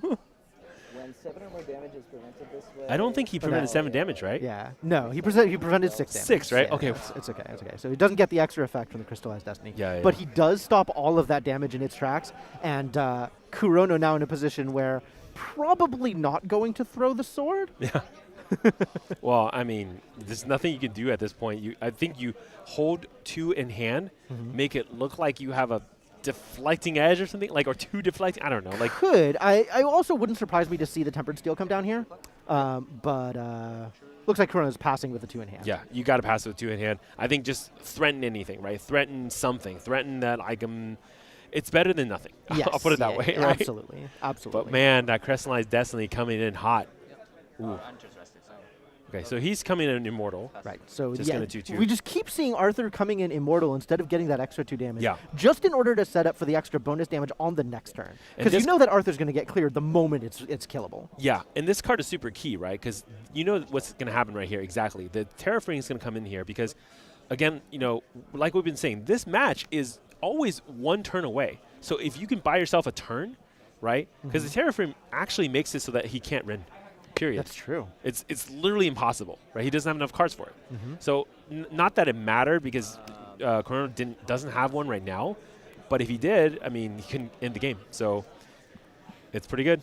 Yeah, I mean, Kurono's in a position now where all he can really do is set up for the next turn. Yeah. So maybe we see a Tempered Steel to make that Sword Saint's Vow even bigger. Yeah. Or maybe we drop an ally and then don't attack with it. What an unfortunate situation. Oh. Colorant Reimagined is in. Yeah, and Kurono just deciding to pass the turn, sitting with 5 in hand. Yeah. 2. Yeah. and Clarent this- Reimagined cannot get hit by Reduced Ash. This correct, and this is why he's bringing it out because he's going to run with it, and yeah, Yeah, this is not the sword that you can do anything about. create a shock, draw 2. Let's see what we get. Anything? Yeah. Oh man, Take 8. Yeah, on attack manage 3. Yep. There's the 3 it. burnt 8 That's it. from 13 to 21. Yeah. That's the Oh, shot yeah. gave me. And Yeah. Crystallized Destiny actually turning that game I around. thought I had If it. without Huge. Crystallized Destiny, Huge. this would have been Kurono's victory. With Crystallized Victory, it is now Janba's victory. Yeah, That's it. exactly. That's all cooked. Yeah, I mean, and you saw like that game was so back and forth, right? You had turns where maybe like forgot. Jumbo thought he was going to win, then you had turn where Kurono he thought he was going to win, and then back to this, it just back and forth. Everybody has a response to something. I think the fact that their Crystallized Destiny was just available, slotted in for that super surprise. I actually think what's crazy? The fact that Jumbo didn't have to use Crystallized Destiny game 2 won this round. Right, yeah, the Right? fact that it was still a surprise in Because this he didn't game. know. Yeah, there was no way he knew that was coming. So he had to kind of play it as if like, oh, I don't know, he has no response. Let's get in there and win the game. Yeah, exactly. Yeah, surprise. What a Surprise. slugfest. Yeah. Hit after hit after hit. This is such a great mirror. Honestly, this is so good. Yep. And the best thing about this mirror is it doesn't change their core game plan, right? Yeah. They are still the aggro deck. Yeah. Both of them are trying to be the aggro Yep. deck. You know, you look at something like Wind Allies, which is very board focused, and the Wind Allies mirror is such a different match. Like, you Yeah. have to play the game so differently. Yeah. In Fire, you're just still doing your Fire things, and I love that for this deck. I Yeah. love watching that play out. Yeah, I mean, look, I'm not saying I'm crying a little bit right now, but my Is this fire everything you've baby's always growing wanted? up. Okay, let's be honest. This I'm eating good right now. Fire is feeling really good. It's looking really good. I love it whenever. I mean, this is the dynamism like I love about this game. That like back and forth interaction. You know, a little defensive play. I love it. That's the kind of stuff I want to see more. Yeah. This is, again, a very dynamic game, right? Yeah. A lot of back and forth, like you were talking about. It is, in fact, really great to watch. Yeah. Now, do you think this deck is going to be here to stay? Oh, Or is I this don't one of those know. like surprise out of the gates next week? No one runs this anymore because everyone solved it, right? You just like, I don't know, like you play down a huge dragon or something and everyone's dead. Right, So like, right. you know, this invites the Seiryu to be very dominant, which means this deck is no longer a viable option, right? I think there's an element of truth there. Okay. I think this is a deck that is good today because it's fresh. Yeah. And once people realize that now this is the direction that the meta is shifting, they can bring the next counter, and we'll see the meta shift again. Yep. It's just a constantly rolling stone. Constantly rolling. Yeah, exactly. I mean, Clarent, man. Clarent. Reduce the card. ash. Crystallize this. I mean, I think that's the thing. Like, if you, if any of these decks, I mean, if these Lorraine decks do turn out to do really well this weekend today, Yep. then any of these versions that have a little bit of defense, right, whether it's just deflecting edge or crystallized destiny, Right? really makes a huge difference. Yeah, Crystallized Destiny, a mirror breaker here. Yeah, absolutely. Especially because a lot of times, that's the last thing, right? They're going to do the rending, they're going to do the blazing throw, whatever is the last thing that they're going to kill you with. If you prevent it, it oftentimes loses the game for the opponent that's the aggressor. Absolutely, because they build up so many resources. Yeah. They throw so much away in trying to get that damage in, Yeah. right? Like, that's the heart of aggro, right? Just throw your cards into Yeah. the garbage as long as your opponent follows them immediately after. Yeah, exactly. And, cool. wow, Man, great match. I don't know about you, but I'm really looking forward to this interview because not only are these two players like really good players in general, they're actually kind of funny too. Yeah, I mean, yeah. they have some personality, you know. So I'm actually really looking forward to seeing, you know, what Jumba has to say about this matchup. I mean, I gotta think he's thinking like this today. I mean, again, I just keep coming back to this Crystallized Destiny, right? Right. He put this card into the sideboard because, you know, he's seeing potentially a situation whereby like he's going to have to face a lot of mirrors. So he's preparing for this. Yeah, he was expecting other people to do the same thing that he was doing and correctly. Yeah. Right? That's the smart Brian. That's very good preparation. Yeah. And honestly, a lot of Grand Archive is preparation. A little bit. Setting up for these tournaments, knowing what's going on. But we're going to hear it straight from the horse's mouth. We're moving into I'll lead us the in. interview Just kinda- in Is just it, a couple of seconds. Yeah. Janbei? Or Janba? And we'll find out Yep. exactly how he feels. Yeah, sounds good. All right. Close enough. Going to TM32. See, they're already having fun. Oh, what the heck? Oh, hi. Okay, so we're here with Janba, the winner of round 4. Sorry, we're having too much fun vibing, you know? We kind of forgot that the camera was here, you know? But yeah, that was pretty an explosive game. I think Fire Lorraine is pretty fast, especially when it's against a mirror. But man, Game 2 was pretty cool. Game 3, like Game 2 was really good because, you know, Sword Saint's Vow, when it initially released, people were like, what the heck, like, you know, this is good, but like it's kind of whatever. But now it's like, you know, you're crazy, Home by Fire, like. Yeah, it's pretty good with Hone. It's like +4 damage when you activate Hone. You don't even have to run with it. You know, I mean, he tried it on me, but I had the tech. He should have had the tech too, because like he was at dinner with me yesterday. We leaked it all. He wasn't thinking about it, so he got punished. I don't know. I threw Game 1, but so I thought I lost a set, and then I don't know what happened Game 2, and then Game 3 he threw. Yeah, I think we got Molly. Oh, he's coming back. Yeah, yeah. I think the Crystallized Destiny. I think the casters brought it up when they first saw it in the deck list. They're like, "Oh, what is this card? We've never really seen it." And obviously, I didn't get to. I can't believe that we actually got to see it played. And Special norm, you know. So, I mean, if I play Riot and I'm running Special Arcane 0 copies, I'm bad. So I gotta run, you know, at least the 3 in the sideboard for the mirror, right? yeah, I also found it hilarious, you know, when I was going over to grab him, and he goes, "Bro, what are these sparkles?" I was like, "Oh, it's the tech against you, because I thought you were gonna run Crystallized Destiny, but you don't run any." Yeah, he was at dinner yesterday. I thought he had all the tech. we were talking, and it's like, yeah, this thing's for the mirror. This thing's to break the mirror. I guess I didn't need to play around it. Yeah, if you don't bring it, you don't worry about it, right? Exactly, right? Yeah.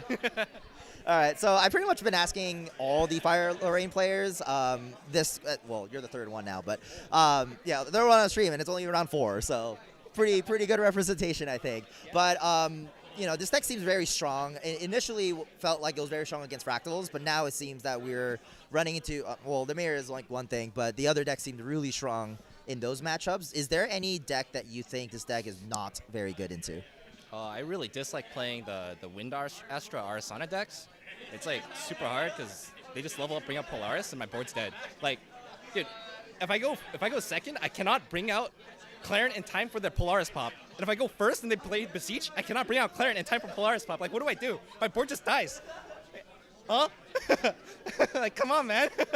Why do they get a free board wipe? Well, I don't know exactly what the meta representation was. We do have a graphic that will be played later. I don't know if it was played already, but so we'll see how many Win Ari players are here today, especially towards the top tables. I know the other previous 2 Lorraine players mentioned they were kind of scared against the Seiryu decks.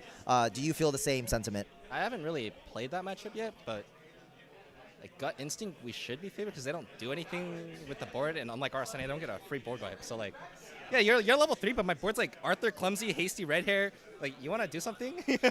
Yeah, I don't know. It could be bad. I haven't played it very much, so.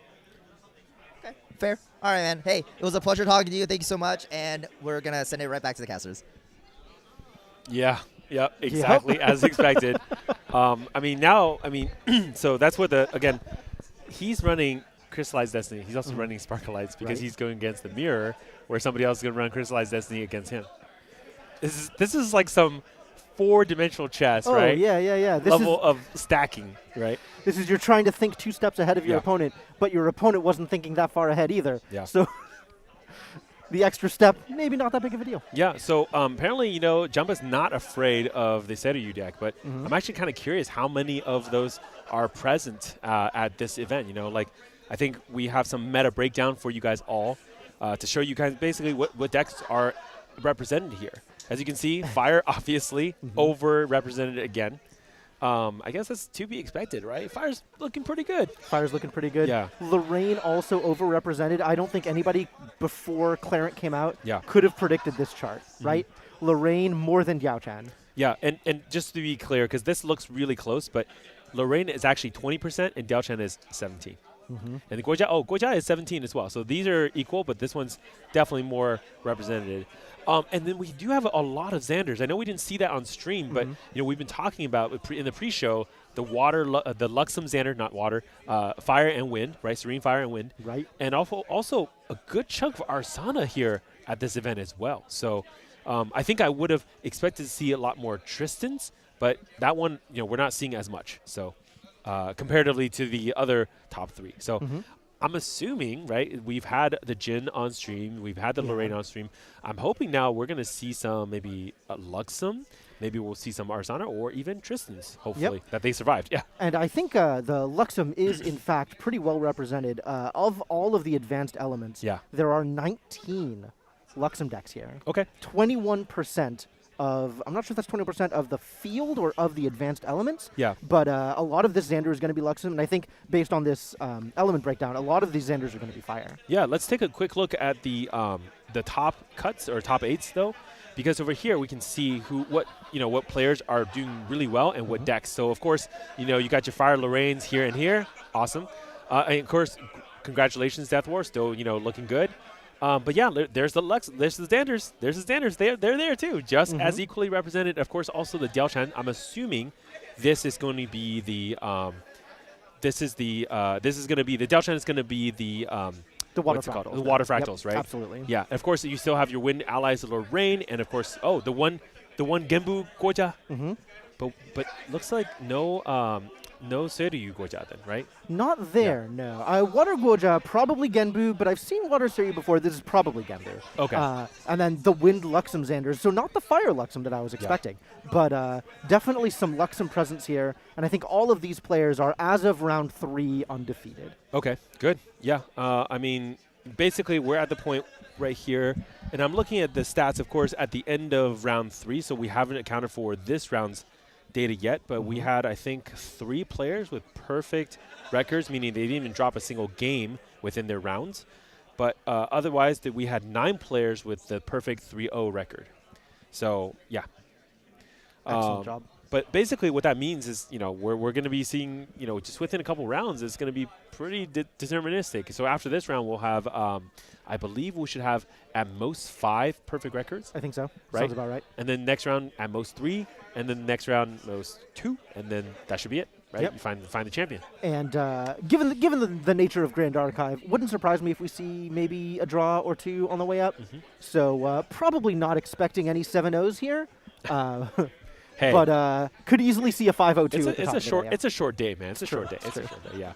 No, with enough fire aggro, every day is a short day. Yeah, I think what might happen, right? Because you do notice that the Genbu deck is doing really well, right? And the Genbu, in a lot of ways, is very similar to what the Seiryu can do, which is like, hey, put this thing down, defend really well, right? And then using Resonating Fuge, like just come back with a heavy swing as well. Right. So it could be that, a lot of the fire decks kind of like weed out the decks that can't do well against that aggro, but then they face this super defensive deck and just kind of get stalled. Yep. So we'll see, right? Like, so there could be a really interesting like way that the field shifts out based on the decks that are kind of in there. Yeah. I'm really interested to see what else this fire aggro deck can do, Yeah. Like, I want to see this Fire Lorraine put through its paces. I want to see every match. I want to see kind of the details of how it works out, who has the advantage, who doesn't. Yeah. I really want to get this breakdown of, like, what can this deck do? What is it good against? Does it have that staying power to really show up in future events and continue to take the field? Yeah. I mean, I was going to say no, right? And I was like, this is super memey. No one at home needs to learn anything. This is just, like, for this weekend. But I think the fact that we have Clarent, it has changed my opinion a lot of things, right? Because again, it's Sprout Shell. Yeah. That's really key. I mean, the 2 damage prevention is pretty good against Fractals, but again, like Fractal's not going to be in the top forever. Right. But the Spell Shroud, I think that's way more important. Yeah. Yeah, I think this is going to give Lorraine some staying power, and whether that's Fire Aggro Lorraine, whether that's a more mid-rangey or controlling Fire Lorraine, whether that is Wind Lorraine, like I think there's going to be some Lorraines around, and I don't think that we've found that Lorraine's final form yet. I think there's still a lot of shaping to do in order to build this deck into the best deck it can be. Yeah, I mean, exactly. But in some ways, though, like, where in Fire, having the ability to do the rending and those kind of things, having the Spell Shroud is really, really key, right? Whereas in Wind, it's, again, more for the protection play. But yeah, I still think, though, it's really interesting because maybe in Wind, I mean, it blocks out one set of decks, and Wind is already pretty good against the other set, so you're kind of good to go, right? Yeah. So there are options. Yeah, it looks like we are kind of, again, really fast matchups between Fire players. So we're going to go to a 15-minute break and then come back on the stream after that. Yeah. Great. So, sounds good. Yeah. So, I mean, it's going to be a pretty good day. I'm looking forward to it. Yeah. All right. See you guys in 15.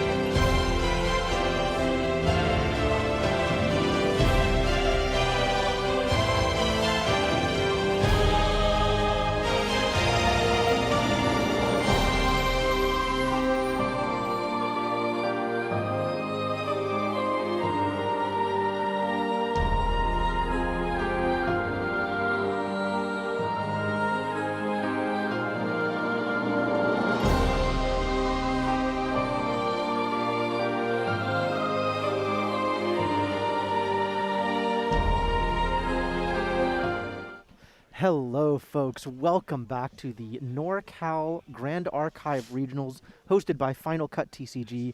I am JimTheEternal. With me is Mark from SolarGames. How you doing, Mark? I'm Mark from SolarGames. Yeah, Yes. that's what I believe to be true. Yes, correct. Oof, man, this tournament so far, man, it's just like Lorraine's everywhere. Yeah. Lorraine's everywhere. I love Lorraine's everywhere. A decent, I think, selection of Lorraine's in the top 8, but we're going to get an update to that top 8 that we saw from before. So this is going to be the top 8 as of round 4. Yeah, or post round 4. Post round 4. Yep. Yeah. Okay, so Death at War, we saw him earlier earlier on the stream. Still number 1. Still number 1. Yeah, but your Luxem Xanders are still there. Okay. And of course, one more Fire Lorraine. Ferenthian actually running Fire Lorraine. Okay, that's good. I guess I was kind of curious what he was running, but that makes sense. What else in there that oh hey, look. Yeah, our Water Terra Kongming is here. Yeah, and the Wind Umbra Tristan is there too. Ooh, okay, all right. So this yeah, top this is a really wide selection. Shifting. Yeah. Very diverse. I noticed that past that post, that round, we actually had a lot of more ties within the top 8 than expected. So it's probably the reason why we're shifting quite a bit of these numbers here, right? Than maybe what we originally expected. Now, if, for example, some of the folks that in here that would have lost, then this list would actually be drastically different as well. So kind of interesting, yeah. What deck are you most looking forward to seeing here? You know what? I know you're not going to like to hear it, but I still want to see some fractals on stream. Okay. I want to see my favorite deck represented. But I would also hope that we get to see some Goja. I think we do really need to see some Goja on stream. Yeah. Or I think honestly, other things that we haven't seen yet, but the Umbra Tristan, right? Yeah, we haven't seen the Shadow Strike deck yet. It's Shadow Strike. I mean, yes, we have seen it in other seasons, right? But definitely seeing how that performs against some of the contenders of this set will be really interesting. Absolutely, yeah. With how different the meta is, almost from day to day. Yeah. How much it shifts, what kind of rises to prominence in every given field. Yep. It's definitely interesting to see sort of how old favorites or even decks from the previous cycle of the meta kind of do against the flavor of the month, if you will. Yeah, exactly. There's just so many different options. I think we're setting up the feature match here. It's going to be a returning player, iconic, right? So earlier, this is the Wind Lorraine, right? Spirit Ruler with your all sorts of Crux package, but really heavy ally as well. Against Frankie Doodle. Oh, both these players, by the way, are locals to NorCal. I love it. Who Frankie, for a long time, has been on Merlin and doing really well. And Frankie has shifted over to the Serene Wind Arasana. Oh, we're going to see our first Astra Arasana on stream. That's exciting. Yeah. Frankie's a really good player. I mean, the way that he kind of thinks through his lines, the way that he thinks through, kind of different positions is really, really good, right? And he's fairly new to the game, I would say. Like, not from the original Dawn of Ash days. I think Frankie joined around maybe towards the end of, MRC time, actually. Oh, so pretty recent, yeah. Pretty recent, yeah. But, again, performing super well in tournaments. And, again, just again and again showing up to a lot of tournaments, doing good numbers, and, consistently showing that he can master more than, a lot of different decks, different varieties. Yeah, definitely doing well in this tournament. 3-1 is, that's a pretty decent record for so far. Yeah. And, man, right off the bat, Beseech wins to go to level 1. God, I love a deck that is committed to its strategy. Yeah. And nothing says I am committed to going to level 3 quite like beseeching to level 1 on your first turn. Yep. And look, laying out the herbs, just, so the herb obvious. dice, I love them. Yes, perfect, yeah. So we have our lower numbers on the left, our higher numbers on the right. 1 and 2 are the level up herbs, 3 and 4 the life gain herbs, and 5 and 6 the card cycling herbs. Correct, yeah. And the way that he's positioned these herbs, by the way, is signaling to me, right? Obviously, we know this already, but that this deck has almost no allies, so it doesn't matter. It's taking the positions of where those allies normally would be, right? So yeah. This is what his board looks like. Right. His board looks like herbs. Don't worry about allies. This is all you have to worry about, right? How many of these I have? What's gonna go in the cauldron and what's going to come out of it. So interestingly, he didn't bring out the cauldron as a activation from his material deck on turn 1. Yeah. And I think that's because he wasn't sure what his opponent was playing yet.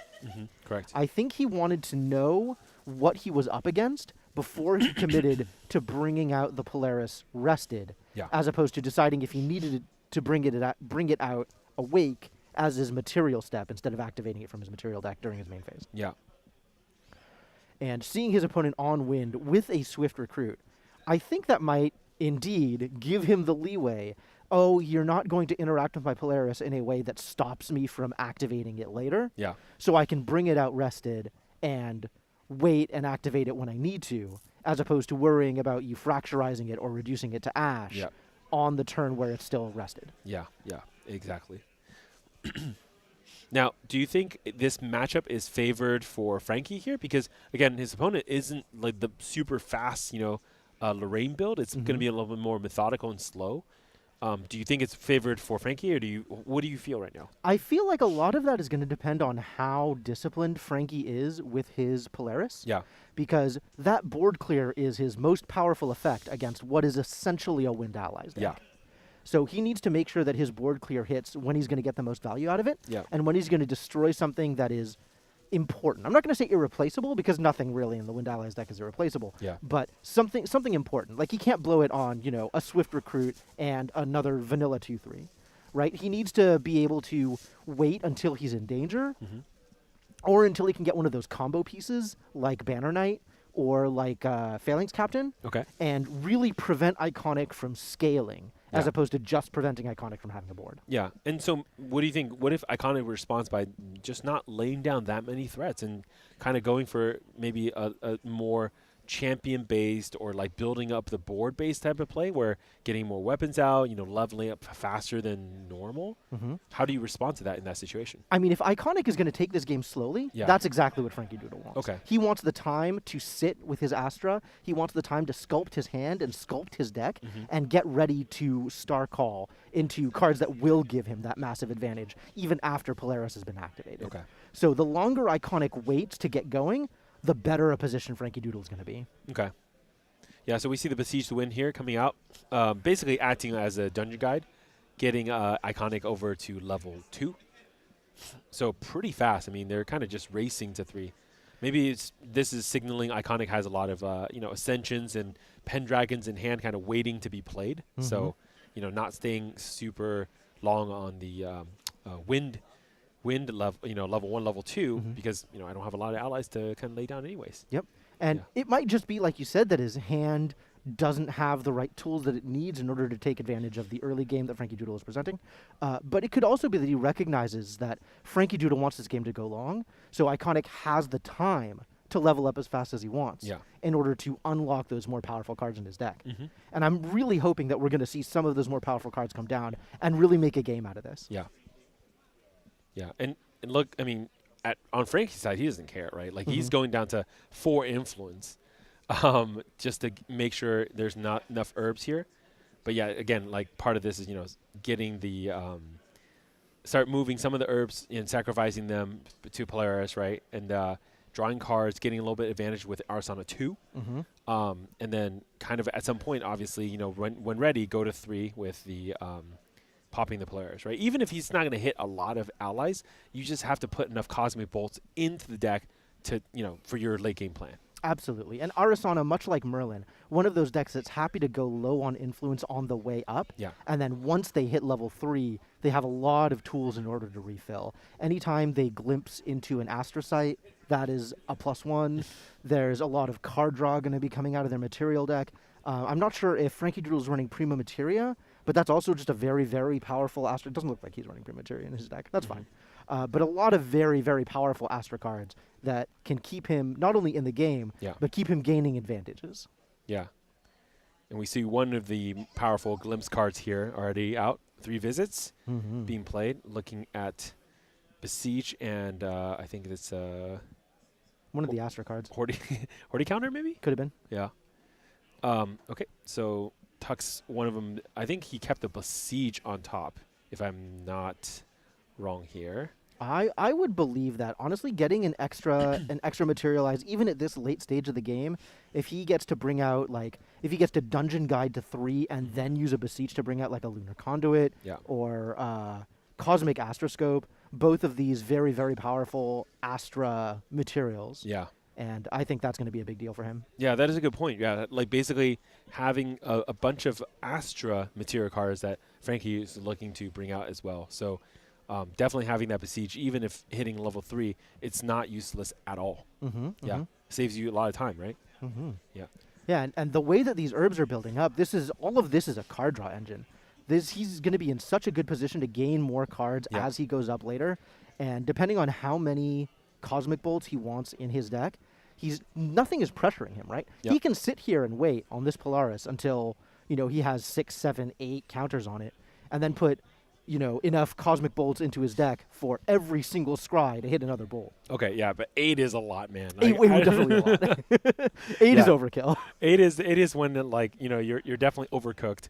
We'll see, but yeah, I mean, honestly, if Iconic is going to be a little bit more passive here, Frankie's also feeling like, hey, I can be a little bit more passive as well, right? Yep. So, and well, as far as passive goes for this deck, right? Still absolutely rushing to 3, just beelining, using that Beseech the Winds in order to get Arasana level 3 out at full price and ready to go for more. Yep. Look at this. 4 counters on the Polaris. No reason yet to crack it. Nope. And room on the board to add yet another 3 counters to it if he really wants to. Yeah, 1 Cosmic Bolt in hand and 1 already in banishment. So pretty good, right? Pretty good like options there for, stacking some of that Cosmic Bolt damage. The next Bolt's going to come out for, I think, 6. That's basically the one that he can play from hand. But from there, glimpsing any extra bolts becomes 8, 10. It'll stack damage pretty fast. It scales really, really fast, and there's only so much that Iconic can do about it. Yep. Iconic did bring out his Clarent very quickly, which I think is a sign of respect. Knowing that Polaris can clear his board, Clarent is basically his best option for preventing that. So this is a neat move, but if he's giving Frankie Doodle the time to get his Polaris up to, however many counters he wants to put on it, then even the net 6 prevention of damage from Clarent isn't going to be enough to keep his board alive. Exactly. Not that he has much of a board right now, right? It's still stuck on that Swift Recruit. It's just the one Swift Recruit, right? And it's like, do you really want to keep that one alive? You might as well just let it die, go to the graveyard, right? Be the floating memory that it was always meant to be. Especially in this case, it's actually kind of a there are no other ways that Swift Recruit would normally die anyways, because Frankie doesn't play allies, right? Other than Dungeon Guide. Yeah, which at Frankie doesn't have a lot to hit. Iconic bringing out Scatter Essence. I'm not exactly sure what he's aiming for here. Does he want to hit one of the herbs? Thinking better of this play. Yeah. Think about different options here. Yeah, still on level 2, so not yet ready to bring out Lorraine's Spirit Ruler. And looks like he's just passing the turn, and we're getting our second of 3 visits on this card. That's right. Visit number 2. Visit number 2 goes into the banish. Visit number 3, of course, when the visit goes back into the deck, ready to be played anew. What a card. What a card. Yeah, having the ability, I think it's just really that card design, having the ability to basically prevent yourself from being milled out is pretty cool. I like it. Pretty cool. Pretty cool. It's pretty cool. Yeah. So now Frankie has all of the power in the world here. Yeah. He has a million great cards to bring out from his material deck. He's got a ton of really powerful cards to glimpse into. Yep. And I think he's about ready. I mean, he's got quite of the cards he's looking for. He's getting his glimpse cards out. He doesn't have the Astroscope. That's fair, but he does have the necklace already out.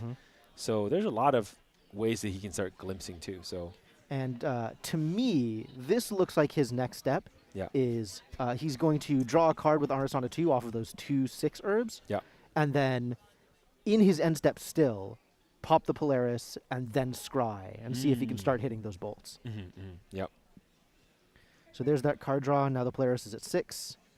Oh, just passing the turn. All right. Feeling no pressure, no reason to commit to using the Polaris. Yep. He's like, I can kill you without it. Yeah, I mean, one other thing I guess could have happened if pop the Polaris earlier is some of those 3 visits, right? You really want to be using that 3 visits every time you can to be able to leverage the fact that Arsana can get a free star calling. Absolutely. So yeah, it's like because the bolts aren't in the deck, he only has 2 in the deck currently, but is able to look at potentially adding 6 or more into the deck. I mean, honestly, I think if you're ready to pop the Polaris, you probably burn the other 2 herbs anyways, right? And just go for 8. I think so. Yeah. And honestly, look, so the other thing is Frankie Doodle is at a high enough life total now. He can afford to give Iconic a little bit of a board just to allow him to overcommit and make that Polaris even more effective. Exactly. Yeah. I mean, honestly, because of the situation, it's fully controlled. Yeah. Like, I mean, he essentially can just let Iconic get a couple more things on the board, and who cares, right? Yeah, it depends on how quickly he wants to go into his Cosmic Bolt plan versus being happy just controlling the board. Yeah. Of course, being happy controlling the board is a lot easier when you have Recover 6 out of a 3 visits. Let's see how. Okay, so we're going to have a Comet Fall. And that is another great way to clear a board. Comet Fall dealing 4 damage to every non-Astra unit here. Yeah. That includes the opposing champion. So Iconic now sitting at 4 health. Yep. Yeah, that Lorraine, man. It's not. Crux is pretty good, but it's not Astra. Okay. And now we have the Elysian. Oh, that's the Astroscope, right? Yeah, the materials are close enough to each other that it's hard for me to tell apart sometimes. Yeah. I believe that is the Astroscope. Astroscope, So this is the one that allows you to rest it in order to glimpse 3, and this really accelerates your Star Call plan. Now you have a repeatable source of glimpse whenever you want it. Yep.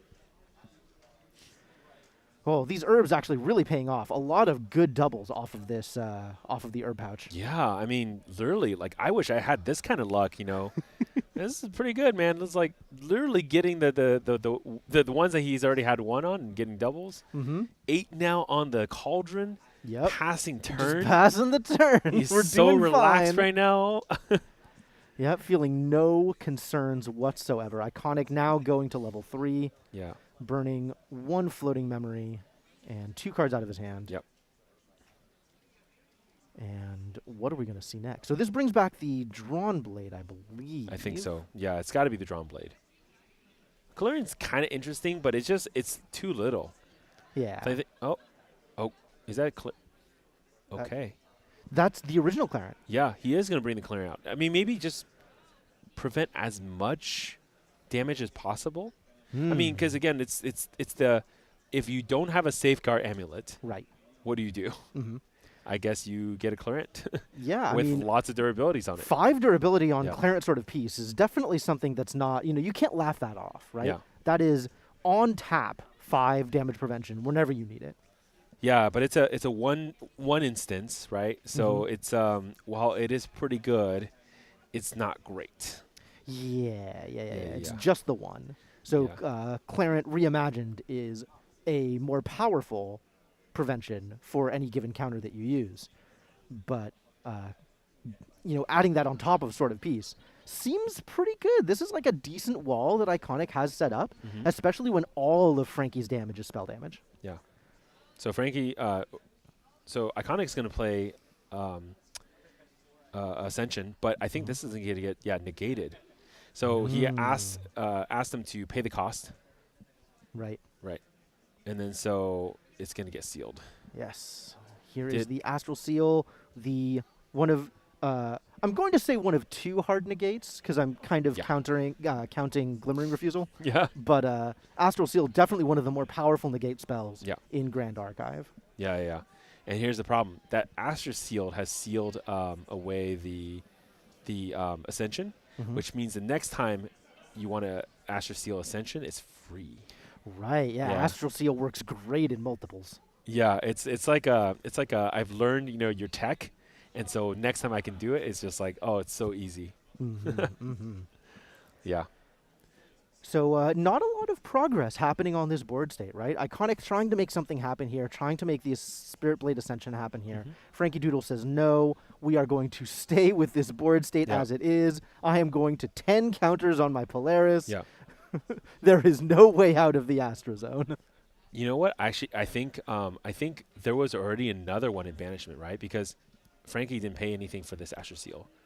So that means this has got to be the second, or at least the second. I think Ascension. But yeah, there you go, baiting it out for the Pendragon. I like it. Yeah, that's smart. I like it. I do think that there was a Spirit Blade Ascension that was banished for leveling up to 3. Here's the second Astro Seal. No. Oh, Stifling Trap. Merely a stifling trap. Pretty good still, though. Yeah, honestly, just as good in this situation. Frankie Doodle is not concerned about a vanilla 3/4. No. Right? A ally that is nothing but stats does not matter to Frankie Doodle in the slightest. Yeah. And with that stifling trap, Ghost of Pendragon is nothing but stats. Yeah. And especially in this specific situation, Nick is, Iconic is really looking for ways to draw more cards, right? And so having the Pendragon just come out as a 2 for 3/4 is good, but again, you see there's a Cauldron. Yep. And the Cauldron will be spilled. Pretty good timing too, actually, to be honest. Yeah. Clearing out that we have what is the 2 that represent? Is he gonna prevent some damage? No. Okay. No. He's not burning any counters. He is just allowing this to happen. I think so, yeah. That would make the most sense. That's gonna add what is that 8 Cosmic Bolts into the deck? 3, 4, 5, 6, 7, 8. Yep. 8 Cosmic Bolts 10? going into Frankie Doodle's deck. Huh, okay. Could have been more if he wanted to burn some more herbs, but I think he wanted to save those herbs to potentially draw more cards off of Arizona. I'm actually more surprised that Frankie had enough to generate in there and had more ready to go. So always bring 10. Always bring 10. Always bring 10. What happens if you Cauldron for 12? Do you just put 10 and say you whatever? just put 10. Okay. Cauldron, I think, specifically says up to. So if you only have 10, then you're only adding 10. Oh, okay. Sorry. I thought you meant like it says there's a hard limit of 10. Okay. Oh, no. Okay. the other way around. If you it. want to put in less than the number of counters you can, and if you don't have any to put in, then that's where you stop. Yeah. Okay, perfect. No, I mean, I guess you could be in a situation where you could Cauldron for more than you have, right? But yeah, you see, this is just so much easier now because he has a lot of Cosmic Bolts now. Yeah, now every Scry is going to bring up another bolt. That's what, 10 more bolts in the deck, 9 after this one? 8. I think that's 8 damage on this one. Yeah, with 2 of them in his banish, that is now 8 damage off of this bolt. He has another bolt in hand, and then has another 6 bolts in the deck. So his next Scry probably going to find yet another bolt. Man. Wow, how strong this is. And it looks like Iconic is spending some counters here. He's going to spend 2, I think. Looks like he spent 2 off of Sword of Peace and 1 off of Reimagine. Okay. So that's going to prevent 4 of the 8 damage. Yes. So he should still be taking 4 here. Okay. But the next bolt's going to be 10. But the next bolt is going to hit for 10. God. It's too much. It's too much. It's a lot. And that was in Iconic's end step. So man. The free Scryfall is once again re-enabled on Frankie Doodle's turn. All right, so now we have Lunar Conduit, the other staff. And this is the one that builds up charges every time you play an Astra card. Yep. So this is potentially another game ender if the Cosmic Bolts don't do the trick. Yeah. And this is also a good way to keep the board clear. Once you've played enough Astra cards, the Lunar Conduit can just rest to knock out an ally, essentially for free. So really, Frankie Doodle has everything going his way right now. This is just such a powerful position to be in. Yeah. And here we are, just glimpsing cards and putting cards into memory. It's too many bolts. More free glimpses, more free bolts. Man. That's 10 damage. Uh-huh. That is really scary. And the next one's going to be 12. Oh, man. Also, the next one is currently in his hand. I don't like it, man. I don't like it. That's enough, right? Because it's going to put him Iconic at 18 and then another one for 12, right? Yeah. So is that a picking him up? Yeah, that's right. Iconic is seeing the writing on the wall. Yeah. Moving on to the next turn. Yeah. Wow, what a master class. Frankie Doodle here just putting on a workshop, showcasing how powerful the deck is and showing you step by step what you need to do in order to really deal with almost anything your opponent is going to throw at you. Yeah, I mean, you notice that Iconic did have a Quicksilver Grail out. I'm pretty sure the card that he put underneath that is the Nullifying Lantern. I think you're right. But realistically, I don't know what that was meant to do. Yeah, it sounds like Iconic was worried about things that never materialized. I think if that was a Nullifying Lantern, he was concerned about maybe... I forgot. It's been long enough that Razor Gale wasn't in the field that I've forgotten the name of the card, but the one that brings wind spell cards back to your Cyclical hand. Breeze? There you go. Yeah. Cyclical Breeze. Okay. Maybe concerned about something that cares about Astra cards. Yeah. Hard to tell Hard to kind of tell. exactly where that was going. Yeah. But I think, going to the sideboard here, I think that's a quick. So unlike the first time we saw Iconic, I would say, unfortunately, Grail in this use case, not top tier Divine Relic. Take that out and grab a Grand Crusader's Ring. That's a pretty easy switch. Aside from that, I think the Eternal Magistrate actually would be pretty effective here. Yeah. Anything that prevents, Beseech the Winds from working is probably going to be good for you. Yeah, and especially because that's a lot of ways that Frankie's going to want to, Frankie's deck has a lot of ways to cheat out cards, right? And not a lot of ways to deal with board presence. So if you can imbue a Magistrate very early on, you're locking that deck down pretty hard. Yeah, that's very strong. Yeah. Aside from that, the rest of it is like, look, another Beseech could be fine. You could run it a little faster. But my only fear is that, again, even though this Eternal Magistrate, like we're talking about, is good. Oh, no, it's fine. Actually, Iconic has 2 of them already in the main deck. So this is going to make it the third. Yes. I think that's a great include. Yep. Yeah, I think that's a great include too. Yeah. I think Rose also potentially as just a fast ally. Yeah. Is something that might be worth bringing in over something that doesn't give you the opportunity to build up in the same way, right? So Rose gives you that advantage that a lot of spell decks have, taking 2 turns in a row essentially, playing stuff during Recollection and playing stuff during your main. Yeah. What about Frankie? So Frankie, I think, knows what he's up against at this point. Yeah. A Wind Allies deck, specifically sort of the old school Lorraine Human Allies, Wind Allies deck. Yeah. So I could see Ravaging Tempest coming in as I a have way not to seen clear that the card board. for so long. Right? Yeah. I think it's actually in there as like Seru defense, Yep. but it might be something that comes in this matchup. Yeah. Meteor Strike is kind of an additional way to deal with objects on the field. Spell Shield Astra in case of a big hit, but I'm not sure that he's going to feel like he needs those. Ravaging Tempest allows your opponent to draw cards, right? It does. It lets your opponent kind of refuel, but it does clear a board that they have to refill manually. Okay, that's fair. And especially if it's a situation where it's like, okay, I can't deal with all 4 of these allies right now, but if you have to play them one at a time, I can deal with them later. Yeah, or like you said in the other matchup, say to you, like, something that's really hard to get on the board, and then I can just kind of get rid of it. Sure, I'll give you a card, but exactly. So this works kind of the same way that Ensnaring Fumes does for the Shadow Strike deck as an offensive tool. Yeah. I think Meteor Strike in this case actually may be just better because 4 damage is going to deal with quite a bit of Astra cards. Absolutely. Yeah. What about like Spell Shield Astra? This is probably not necessary, right? Because we're not looking at any like super huge single swing type of damage here. Yeah, I think Spell Shield Astra is the kind of thing that comes in against a Shadow Strike deck. It comes in against probably some of these fire aggro decks who are throwing 12 damage fiery momentums around. Yeah. Against a deck like this, where at most things are hitting you for 4, for 5, it's probably not as important. Yeah.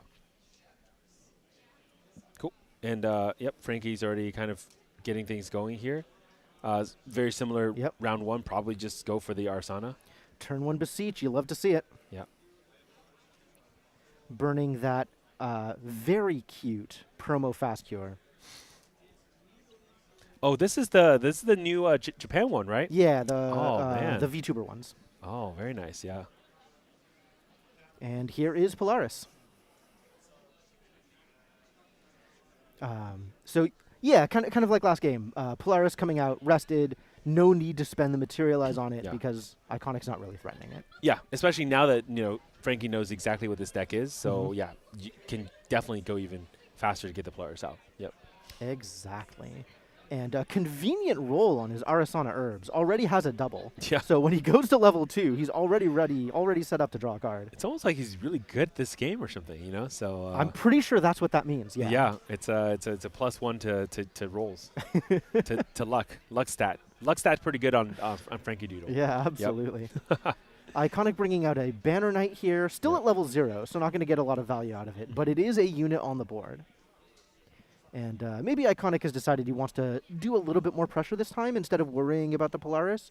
I think letting the Polaris get up to 6, 8 counters was maybe a result of Iconic giving it a little bit more space than he needed to. Yeah, being a little too passive early on, right? Mhm. I mean, obviously, you have to eventually that cauldron's going to spill, Mhm. but at the same time, you still have to force your opponent to get there. So, yeah. All right. So Asen comes in. Asen comes in for the attack. I don't think he swung with the Banner Knight, right? No, I don't think he did either. Okay. But Asen definitely the kind of attacker that Iconic is looking for, right? Yeah, He for needs sure. to start putting on some pressure on Frankie Doodle. Yep. He needs to give Frankie Doodle something to respond to in order to put him off his game. Yeah. He can't just let him work his game plan with no opposition. Yeah. I think actually in this situation, because really the super scary stuff comes in from Frankie Doodle at level 3, almost, as much as possible, force Frankie Doodle to burn the cauldron earlier, like on a 4, essentially, and then, kind of start your game from there, right? Right. So, like, put down some allies, not all of them obviously overcommitting, but put down a decent amount of allies, make Frankie Doodle respected, and then, force the cauldron, and then you're kind of free to go forward. Yeah, I think that is the right plan. I think that is definitely the plan that I would follow in this situation is put down enough to be a threat so that you are threatening and make Frankie Doodle react to it, make Frankie Doodle respond. Yeah, exactly. Looks like the Asen was the one that's banished from the level up there. I like Asens. I mean, I think that was, definitely not something he wants to go, throw away, especially because if the strategy here is going to try to chip in as much damage as possible, Asen is a pretty good chip. Yeah, Asen is a pretty good beater. So we're getting 3 damage from the other Asen. This is, 6 damage onto Frankie Doodle, which I think is already more than Iconic did all of the previous game. Yeah, I think so. So definitely a better start for Iconic here. I think so for sure, yeah. And we should see, I want to see like 1 or 2 more allies from Iconic, I think. Yeah. Maybe 1 more and then another Asen. Yeah, I want to see that Eternal Magistrate, right? We were talking about this before. Like, that Eternal Magistrate would make all the difference in this situation. Yeah, laying down Asen for Asen doesn't really feel that great. No, you're spending 4 influence in order to essentially throw 3 damage at your opponent, right? Yeah. Same board state. So you're not increasing the amount of damage you're doing over time, unfortunately. Yeah, and then eating a fast cure to heal back 4 damage. And then, of course, allowing your opponent to have 2 floating memory to then level up even easier. That's got to feel bad. That's got to feel bad. Yep. So that fast cure plus a Cosmic Bolt from hand, getting him leveled up to Arasana level 2. Once again, just pairs for days. What a guy. This guy, man. This dice roll. I didn't know they sell loaded Arasana dice yet. Is that on Temu as well? Can we get those? Wouldn't it be nice? Yeah.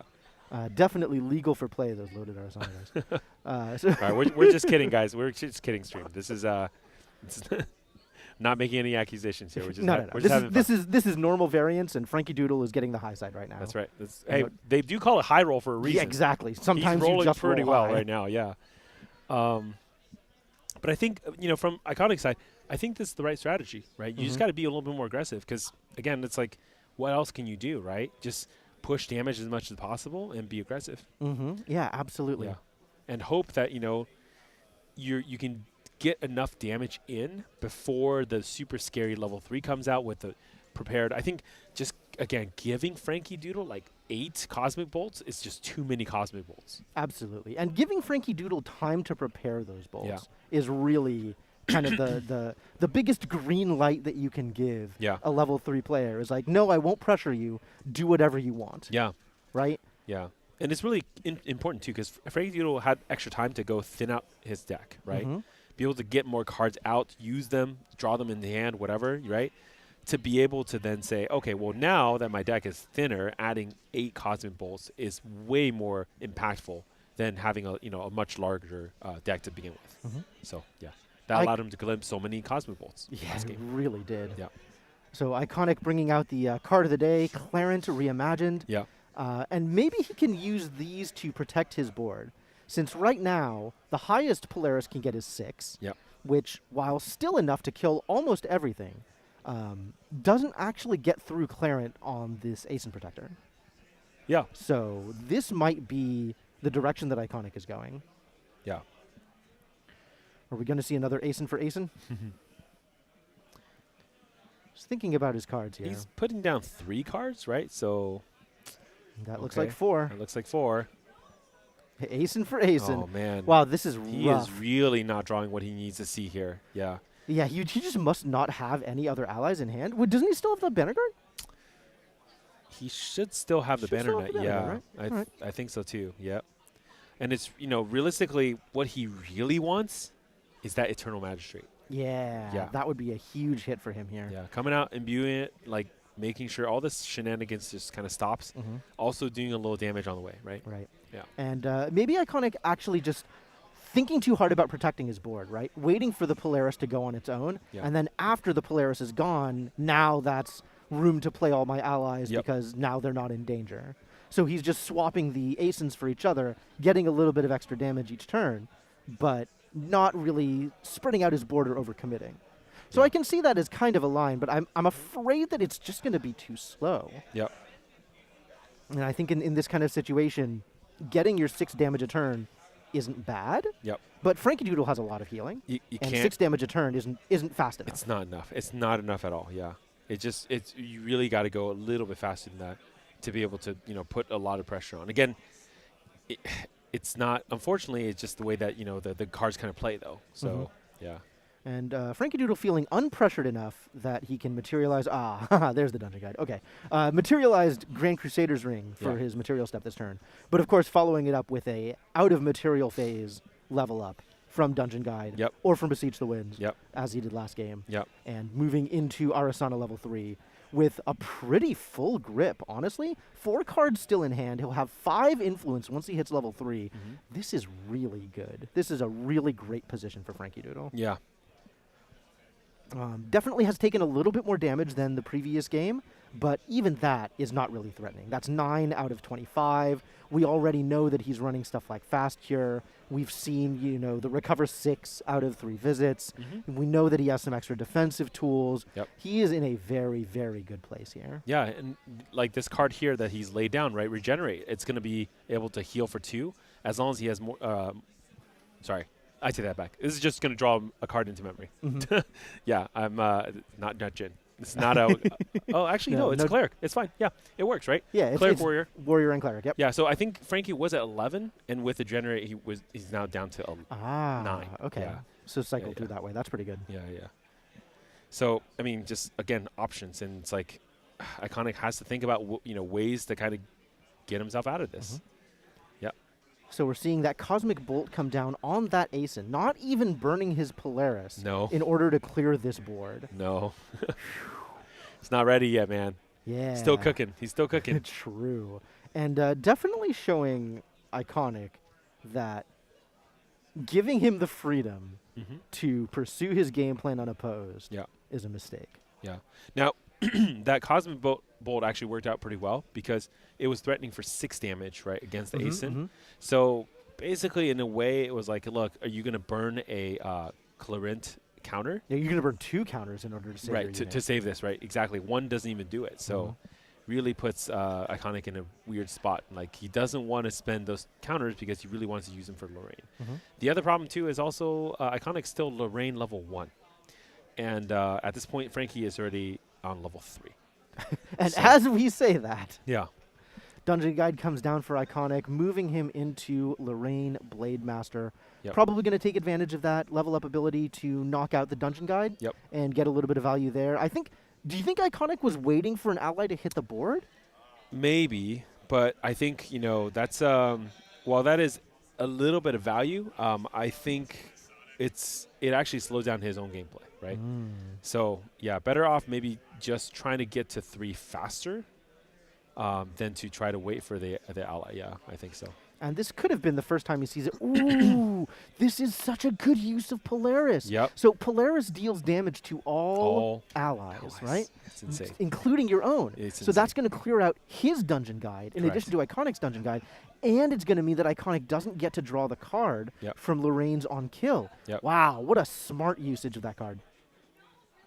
Ooh. Oh, this is a cool counter. That's pretty cool. I Yeah, like it, Zephyr on the dungeon guide. Yeah. So sure, you're gonna lose the draw, but now that dungeon guide is gonna be able to just propel Iconic to level 3. And I'm hoping for some Crux cards in hand. Yeah, that would be nice to see. Yeah. I would love to see Iconic take the power of those Crux cards and put himself back in this game. Yeah. And this Cauldron actually is only just going for 4. Now, it is enough because, again, there's already 2 bolts that have been played or banished. Right. But still, like, it's not as much as last game. So it's going to be a little bit harder to glimpse into them. Yeah, he's not going to get one on every glimpse. Yeah. But the next one is still going to be 10 damage. Yeah, and I believe that means there's going to be 6 in deck, right? Because I don't think he has any in memory or in hand. Yeah, if he doesn't have any in hand, then that's going to be 6 more in the deck. Yeah. But he's also got a lot of other tools. If he gets into a Comet Fall, that's another 4 damage. If he gets into, if he glimpses into a Meteor Strike as opposed to playing it from hand, that's going to be another 3 damage. Yep. So still a lot of ways to get damage. And that's, to say nothing of Lunar Conduit coming down eventually later. Yeah. Iconic going for the Clarent again as the target for the Spirit Ruler. Kind of interesting. Yeah, looking to defend himself, looking to defend his allies. Yeah. But we'll see how much happens from here on out. Yeah, I guess the Clarent does just prevent 5 damage, which is pretty useful, right? Whenever the non-combat damage just fly in. I do wonder, though. I mean, I can't imagine, drawing a card being worse than that. So I wonder, even last game we saw the Clarent being out, but it really wasn't doing enough damage prevention by itself, right? So yeah. So I think Iconic has a vision that we're not seeing here about what is important in this match and what he needs to protect himself from. And it'll be interesting to see if that plays out in his favor. Yeah, and Frankie Doodle, I think, just palmed a 3 visits, I believe, at the end. No. Okay. A decent draw if he gets it. Yeah. So, I mean, that's going to be pretty key because that does enable the entire, every turn, glimpse something, right? Potentially Star Calling, Cosmic Bolt type of thing, dig through the deck, look for win cons. Yeah, for at least 3 turns with between Cosmic Astroscope and a 3 visits, that would be a glimpse every turn, which is pretty good. Or at least 3 turn cycles, rather. Yeah, perfect timing on this Ascension as well. Yeah, this is great in response while Frankie Doodle doesn't have the cards up to actually negate it. Yep. And because Frankie Doodle put down 4 cards, right? Now they're all going to be win cards on both ends, so it really doesn't matter. But, okay, good. At least Iconic has his own win card. Yeah, Iconic had a win card. Looks like Frankie Doodle had 2 Norm cards and an Astro card. Yeah, that's right. Losing yet another, is that Wisdom's Reprise or Indolent Leisure? That's Indolent Leisure. Okay. Yeah. Wisdom's Reprise is like Diao Chan playing the Guqin. Of course, the song. Yeah, that makes a lot more sense. Yeah. One of a class of cards that draw you a card and do something else at level 3. Yeah. Oh man, I just remember when Limbo was playing that card at Santa Clara. It's like I was just like, yeah, this card is really good in this deck. It sure is. So much extra value. So much extra value. So more swords coming out. Now we have a Sword of Seeking for Iconic. Yeah. I guess nothing else out of his material deck really does a whole lot here, right? We saw Nullifying Lantern didn't really have much that it could do in the previous game. And all that's left is swords. Yep. And totally fine, right? Because that Sword of Seeking, I mean, even the Lantern. Right. You bring it out so that you can just tuck it back with Pendragon. It's a target for Pendragon. The Sword of Seeking is even better because it can be used by the Pendragon or by Ascension. So you have a lot of options there. I think it just overall, as a Lorraine or Merlin player, as a Crux player, at this point, you want to just materialize the sword as much as possible every round. And yeah, again, Frankie has no response because... So we're seeing a glimpse in response. Maybe he can try and make something happen there. Nope. Frankie Doodle head in hands, trying to figure out what to do here. He's thinking now. He's thinking now. Okay, well, just do something. Get something, right? Like, let's see what kind of cards we have. Let's see if as his eyes glimmer. Oh, he has a smile. He found something good. A little bit of a grin. I think we found something to Star Call into. Yeah, I believe he found a Comet Fall, right? Okay. Okay, that's not bad. It's an option. Is he doing this with the ghosts on the stack or after the ghost has already entered the field is the real question. Yeah, I think it's Ghost on the Stack. Lunar Seer is the card that he Star Calls out. Ooh, excellent. Yeah. It's fine, right? Just again, gets another ally on the board for free. Be able to glimpse again. Yep. So try again, see what you would get. Frankie says, yeah, it's a bolt? Cosmic Bolt, There's but a bolt. it's not. Yeah. I mean, it's not what he was looking for, but it is 10 damage to Iconic. Yeah. True. That is true. And then looking like he is giving Iconic permission to continue with his Ghost of Pendragon play. Wait, did he already get the free Star Calling from Lunar Seer? Does he have enough to pay? No, for he the paid bolt? one for the Lunar Seer. He did pay one for the Yeah, Lunar yeah, Seer. yeah. Okay, cool. Perfect. Iconic thinking hard about this. I think we might see some Clarent counters popped here. Looks like he's going down 1 on Clarent Reimagined and 3 from the Clarent Sword of Peace.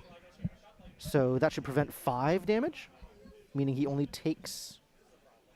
Did I miscount? Did this hit for 8? I think this is going to hit for, was it like 10 minus 3, so 7 Yeah. minus Oh, 2 no, more? no, no. 5? This is the 3rd Cosmic Bolt. Yeah. So 4, 6, 8. Oh, sorry. Yes, 4, 6. So this 8. would have hit for 8. He prevented 5 of it. Only took 3. Okay. Got it. Okay. Yeah. Not bad. Again, Okay. just at this point, it's not really about how much damage your like 3rd Cosmic Bolt does. It's the fact that you can lay more Cosmic Bolts into the graveyard, right? So that you can use Right. later. Yeah. If this one doesn't do that much damage, that's okay. There's 4 more where Right. that came from. Right. 5 more in this case. All right. So Pendragon swings in along with Dungeon Guide swinging in. Frankie Doodle up to 12 damage at this point. I keep forgetting. I forgot this is still Iconic's turn. Yes, I know it's still Frankie Iconic's Doodle's main. doing a lot of work here, but yeah. Okay, another Cosmic Bolt, right? Oh man. No Cosmic Bolts there. Just sends them both to the bottom. Okay. But recovers 2 and then takes 3 damage from the Ghost. Take 1 more from the Dungeon Guide. Yep. Okay. Frankie Doodle sitting at 14 of 25. Iconic's getting a lot closer this game. Yeah. So whatever he's shifted in his strategy or shifted in his draws is doing some of the work that he needs it to. Yeah. The key was just getting to Lorraine 3. I think. Really. Yeah, I think that was pretty important. Yeah, getting to that mode, unlocks a lot of the more powerful cards like this, Ascension, Cruxite, or sorry, Prismatic Edge, right? And this is where I think this deck really can shine. Especially if you don't have that early game pressure with the allies, then just go late game and push really hard. Yeah. Getting this Ghost of Pendragon uncontested, really, is going to be a game changer for Iconic. Yeah. Getting those extra cards in addition to getting that powerful ally on the field, I think this is going to be really strong for him. We'll see if it's going to be enough, though. Look at Frankie's side, though, right? We have 1 source, 2 source, 3 source, 4 source, 5 source of glimpses. So many glimpses. There's so much he can do here. Yeah. Revealing an Astrocyte for the free extra draw. Glimpsing an Astrocyte, of course. Yep. Just +1s you. Very, very powerful. Do it again. Why yeah, not? might as well. As long as you're here.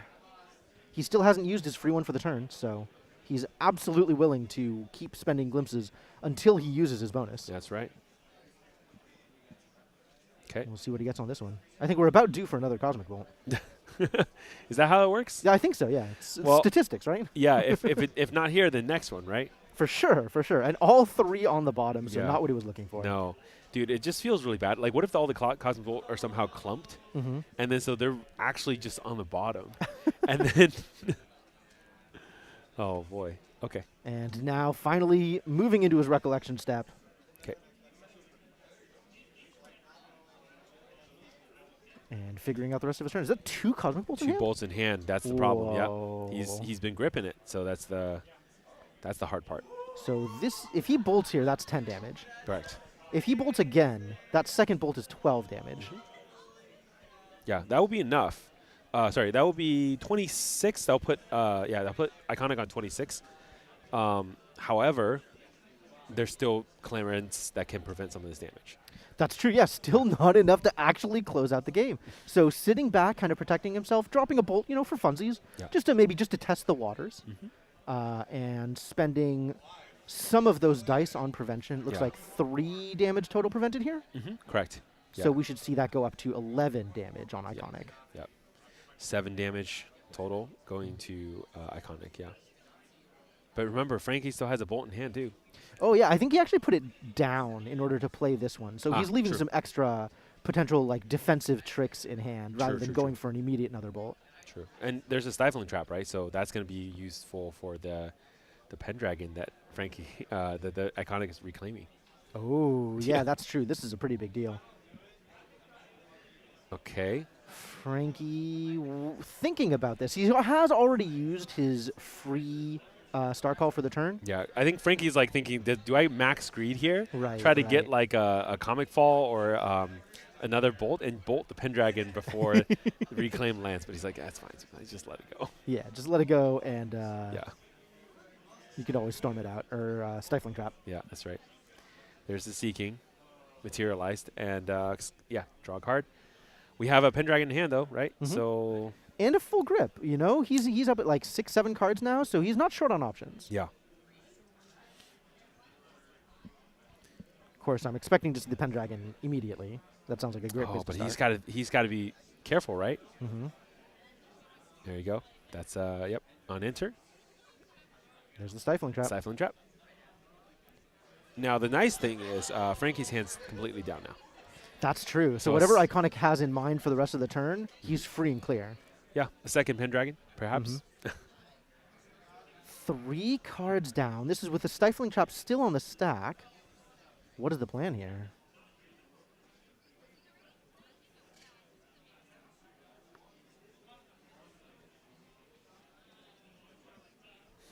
Hesitating over this play. I think he's there's a judge interaction here. Is he gonna Zephyr his own Pendragon? Oh, that would be so good. This would be exactly the time to do it. Yeah, I mean, then I guess he at least gets the draw. But the Zephyr is he gets the draw, and then he gets the draw again when it comes back. Because it dodges the stifling trap. Huh. Okay. Yeah. Oh, it's a Vermilion Decree. Okay, yeah, same deal. Yeah. And the Cosmic Bolt puts paid to the whole mess. He scries into a Cosmic Bolt. What is this? So good. Yeah. So good. I wish I were Frankie Doodle. And because Frankie didn't max greed last turn, this caused this to happen. And this, wow, what a huge expenditure for Iconic. Yeah. Iconic used the Ghosts, Iconic used the Vermilion Decree, and that is 4 cards that he is not going to see. Yeah. But now he's still going to draw the card, though, right? Because of the way that I think, just the same way that the Vermilion would have stacked. Yes. Because you're killing the Pendragon. Yeah. But he doesn't. Oh, yes, yeah. So he only misses out on 2 card draws here because this does save the Pendragon from the stifling card. You are absolutely correct. Yeah. So he draws 2 cards. He's going to send. He sent Clarent back into the Meteor deck, by the way. Yep. Sort of piece. Yeah, sort of piece, and then draws 2 cards. And Frankie Doodle is once again off to the races. Now we're seeing 3 visits to recover 2 and look at the top 2 cards of his deck. Goodness. Another Cosmic Bolt. There it is. There's another bolt. He just, whenever he needs Might as well bolt him. He always has it. Yeah. This bolt's coming in for 14? Yep, I think that's correct. Oh my goodness. Iconic, how do you feel about taking 14 damage? I think you burn the sword. I think you burn the sword. Does he have Veiling? Not quite. Okay. You burn the sword, take 12? Take 12. Still feels really bad. Like. Yeah, I don't. This is close enough to death that I'm not sure. Yeah. Whether Iconic has a good way out of it, especially because we know that there's another bolt in Frankie Doodle's hand. Yeah, exactly. And that's all the defensive options, right? Right. There's really and nothing there else it is. left. Yeah, just show it to your opponent and let him make his play as appropriate. Yep. No hesitation, right? Go to the turn. Don't even glimpse anymore. There's no point. This is going to come in for 16 damage. Do you have it? Iconic saying, man, I wish I was Jin. This would be a great situation for me right now if I can go to 40 damage, 39. But yeah, unfortunately, that's not how the cards are going to play out for this round. Nope. Yep. He's get the fist bump from Iconic, Yep. and Frankie Doodle takes that match, Yep. putting him at 4-1 for the tournament. Yeah. I mean, personally, I think I'm just like thinking and looking at the situation, right? Obviously, drawing the Eternal Magistrate would have helped a lot. Having the Zephyr, having, different ways to deal with Frankie Doodle's shenanigans, right? Veiling Breeze, an option there as well. Yep, If he had it, like it's Right. just almost like all the cards. I mean, it's not like Iconic has no answer, right? Like watching those two games, if you're at home not knowing the deck list, you would think, man, Iconic has no answer to this, right? It's just okay, play some Pendragon. It definitely looked rough for him. It looked rough, but the thing is, it's almost like again, the deck has 60 cards. Right. You're not going to draw all of them. Absolutely. So it's it's sometimes you just don't get the right ones in the right order or whatnot, right? I do think another line that again I'm kind of curious from Iconic. Eventually, I'll probably ask him what the thinking is behind bringing out the Clarent with the Spirit Ruler rather than getting the Drawn Blade. And the reason I say that is because had the Drawn Blade been out, the Drawn Blade would have been a really good target for Pendragon, Drawn Blade, Reclaim. You could cycle this really well and get a lot more card advantage, right? In a situation where essentially at some point you're going to lose to like some ridiculous amount of Cosmic Bolts. Having extra cards that you can put down to Veiling Breeze, that's your way out, right? To kind of like defend against this onslaught of Cosmic Bolts. Yeah, that makes a lot of sense to me as an approach. Clearly, Iconic had a different approach. Didn't work out for him this time. Yep. But definitely an interesting match to see, right? Kind of Astra sort of running away with that game, and the Wind Allies deck just not able to put on enough pressure to really slow the Astra deck down. Yeah, Astra's kind of good, man, and especially like I'm just kind of happy that Frankie's mastered it pretty well. I think he's pretty smooth in his plays. He was pretty confident in exactly where and when he wants to, pop the cauldron, when and how, he wants to time the glimpses. Absolutely. This is all super important, right? The way you stack this is absolutely necessary because it could be make or break for your percentages, right? Yeah, absolutely showing off a lot of experience with this deck. And it's very cool to watch. Astra might not be my favorite deck, but I love to see a deck played well. Yeah. I love watching a player show off expertise, making me think about the ways in which I play my cards. Like, that's really cool. I feel like I leveled up a little bit just watching this game. Oh, yeah, for sure. I mean, every single time I think Astra is one of those decks where, folks at home, right, you're learning the different lines because Astra, in a lot of these decks where, the Coming deck that we saw earlier today too, right? I think their skill cap is a little higher simply because it's not so obvious what the win conditions are or how you navigate there, or especially because, you don't have the standard things like allies, right? It does feel pretty scary. Like, when do you pop the cauldron? What if I pop it too early or too late? Right. Are you doing the maximum possible amount of damage to your opponents to stop them before they hit you, right? So I think just watching some of these games really help a lot too. Yeah. Yeah, absolutely. Yeah. Man, I'm actually kind of looking forward to it, right? It seems like we're setting up the interviews soon. I think so, yeah. We're going to be moving forward to that once that gets set up. Right. So, But, I mean, I'm just kind of curious what Frankie, talks how he thinks about this deck, because I feel like we haven't had a lot of Wind Astra players kind of explain their thought process, their general, flow with respect to how they like to navigate these lines, right? And what, Frankie sees in the current meta, right? Because I think even earlier we're talking about I was talking with Remetic during the lunch break, and I was saying, hey, Remetic, what do you think about the matchup? And he was like, oh, it's really tough because sometimes you just get literally high rolled by Wind Astra. I wonder if it was Frankie Doodle, by the way. But basically, he was like, look, what's your play? You go Lorraine and then you go Clarence, right? But guess what? They're already they just dominate. Yeah, they're already level 3. They've been level 3 for 2 turns. Yeah. Yeah. So it's kind of an interesting perspective to see just exactly what Frankie thinks about the field, because we've only been talking to a lot of Fire Lorraine players, right? And just seeing the other side of it too. And again, we still haven't seen a Guojiao, we still haven't seen a Diao-Chan, right? And these are the 2 new champions of HVN, and we haven't seen them. Where are they? Not yet. Yeah, so it's kind of just really, really interesting to see But I am actually kind of happy that we do have, when Arsana didn't die out after, I guess, Mortal Ambition, still going, right? It's something that's like still kind of improving as we get more cards into it as well. I think actually, the Alchemical Revolution Altar helped a lot. Yeah, absolutely, right? it did. Now, in this deck, we didn't see things like Horty Counter and those kind of things, but the fact that those exist now, Frozen Dismissal, those kind of cards, I think works really well into, the Astra or the Negate package in general. So absolutely happy about that. Yeah. I think anybody that's playing Wind Astra these days, Wind Astra is no longer the new hotness, right? Yeah. So anybody who's still playing it these days, like they kind of know what they're getting into. Yeah. Speaking of people who know what they're getting into, let's go to that interview with Frankie Doodle and see what he has to say on the matter.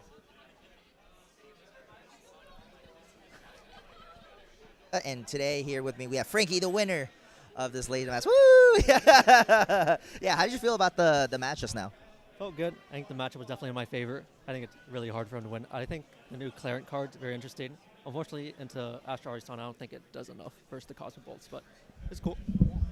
So I'm gonna ask you some personal questions here. I think I know the answer, but who is your favorite champion? It used to be Merlin. Unfortunately, he's had a bit of a downturn, so I'm going to have to say Arisana now. Yeah. Yeah, I can tell.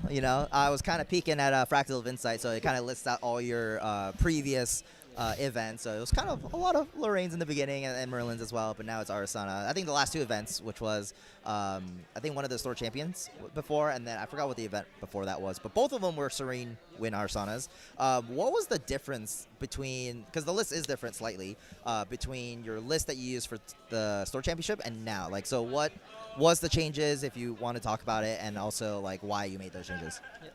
I think the biggest thing for the list was I used to have 4 Scatter Essence in main, and it got moved aside. Most of the RE players, I go to Fractal inside as well. I also see the other RE players, they moved it out as well. I think currently the idea is, like, your Fractal matchup's already so bad that, like, committing the space to Scatter Essence, even though, like, even with Scatter Essence, it still feels pretty hard, isn't worth it. So you just have it inside to free up some more space. Luckily for this event, it looks like with Clarent, a lot of the Fractals are either, like, a lot of people got off Fractals out of worry of Clarent or are not doing as well. So I've been lucky to avoid them. So I've been asking every player this. So typically the Fire Lorraines were very scared of, a couple of them were scared of like the Seri lists, and then one of them was very scared of the Win Ari, which is very like your list, for example. Is there a list that you are scared of? Yeah, I'd have to say Fractals, like I said, is really scary. Other than that, I think Genbu is also very worrisome. Yeah, luckily I don't think there's much Genbu here today, but.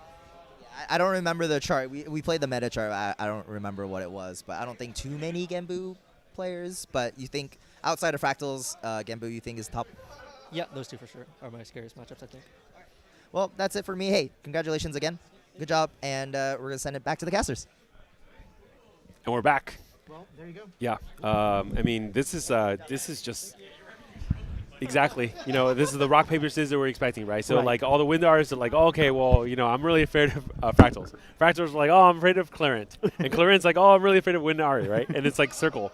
Now, notice how the dark horse here is Genbu. Yeah. Apparently everyone's afraid of, like, Genbu or the Seiryu. So, Yep. like, I wonder, right? Again, it's like the few people who pick the, like, Water Goja, the more defensive play against the fire aggro. And again, ability to kind of deal with Wind Arsana. I wonder if they're going to come out ahead in this tournament. I mean, we already know that there is a Genbu in the top. Yep. Right?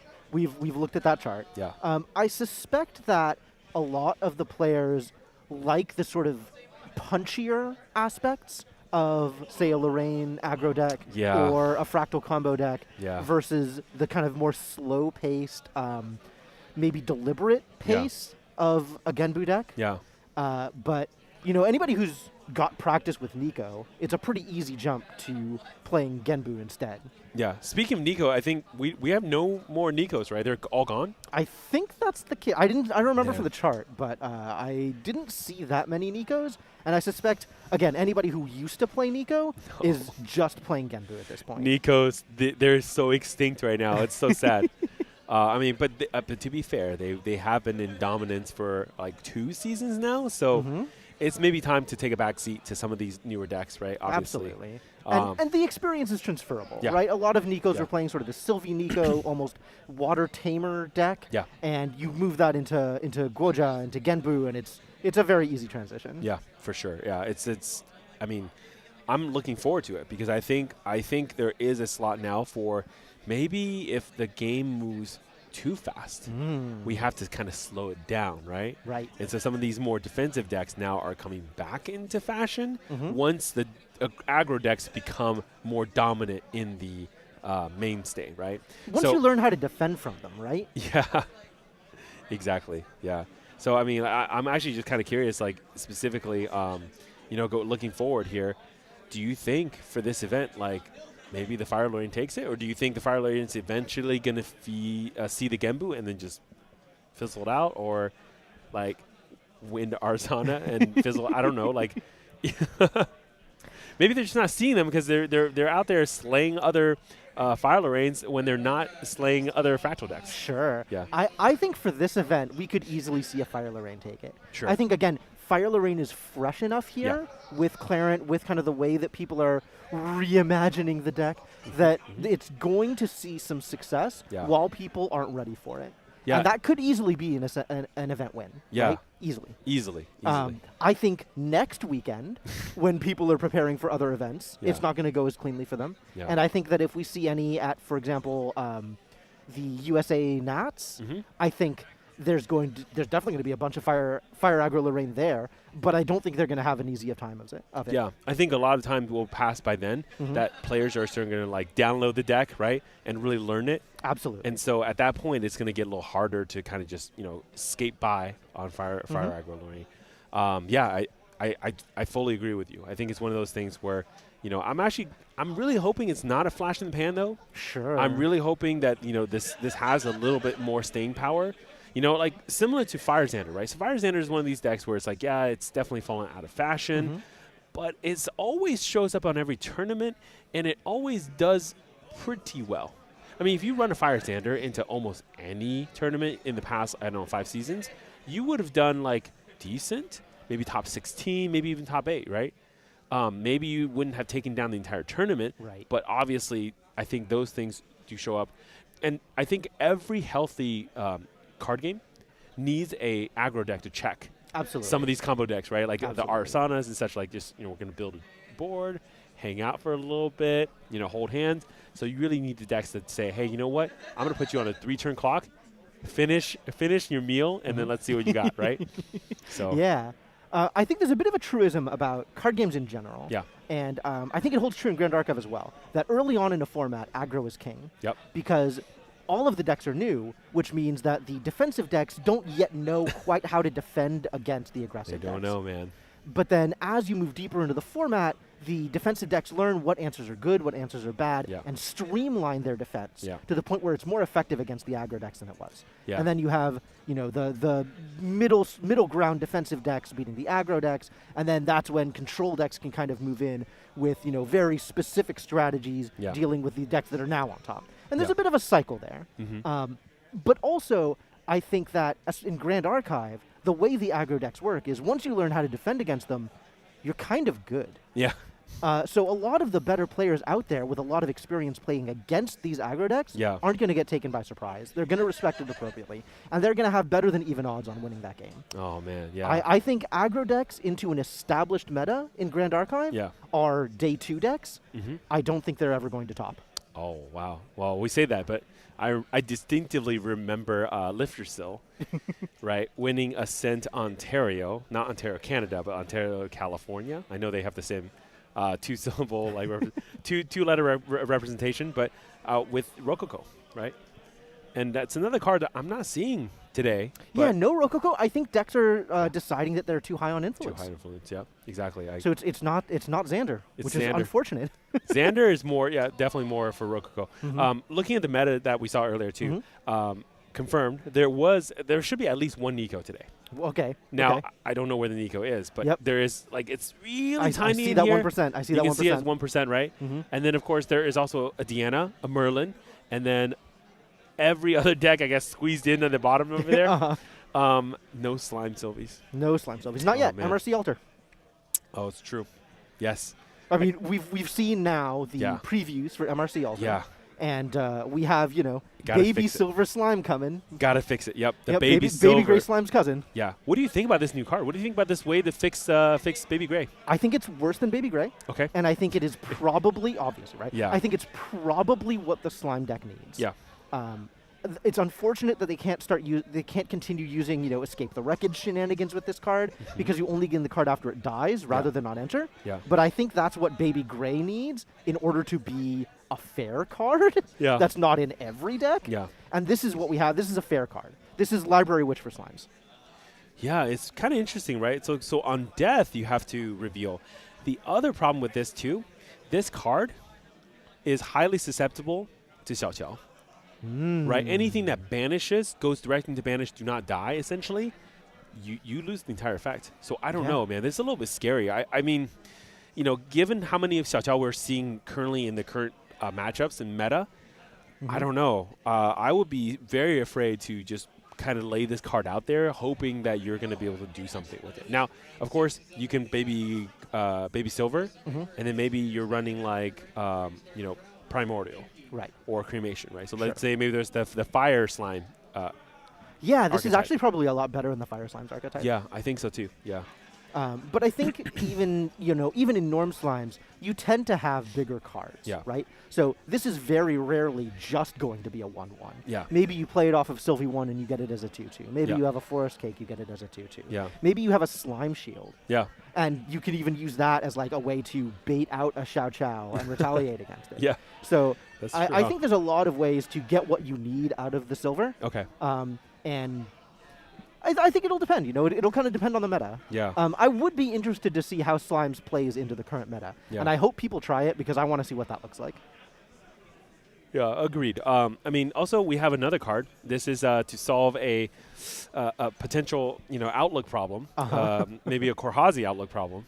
So this is they were a problem. Yeah, this is effectively the new Korhazi outlook, right? So it's the Wind Blessed Lookout. Right. And from my understanding too, right? So this card is basically in a lot of ways very similar to Korhazi Outlook. It gets you the on enter, put a prep counter on your champion, which is what a lot of people are looking for at the 2 cost.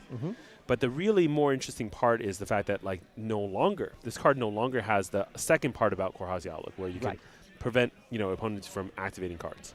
Yeah, and that was really the most game-breaking part of the Korhazi Outlook. The part that nobody liked to play against. If your opponent is not allowed to play the game, then that's not fun. That's not fun. Yeah.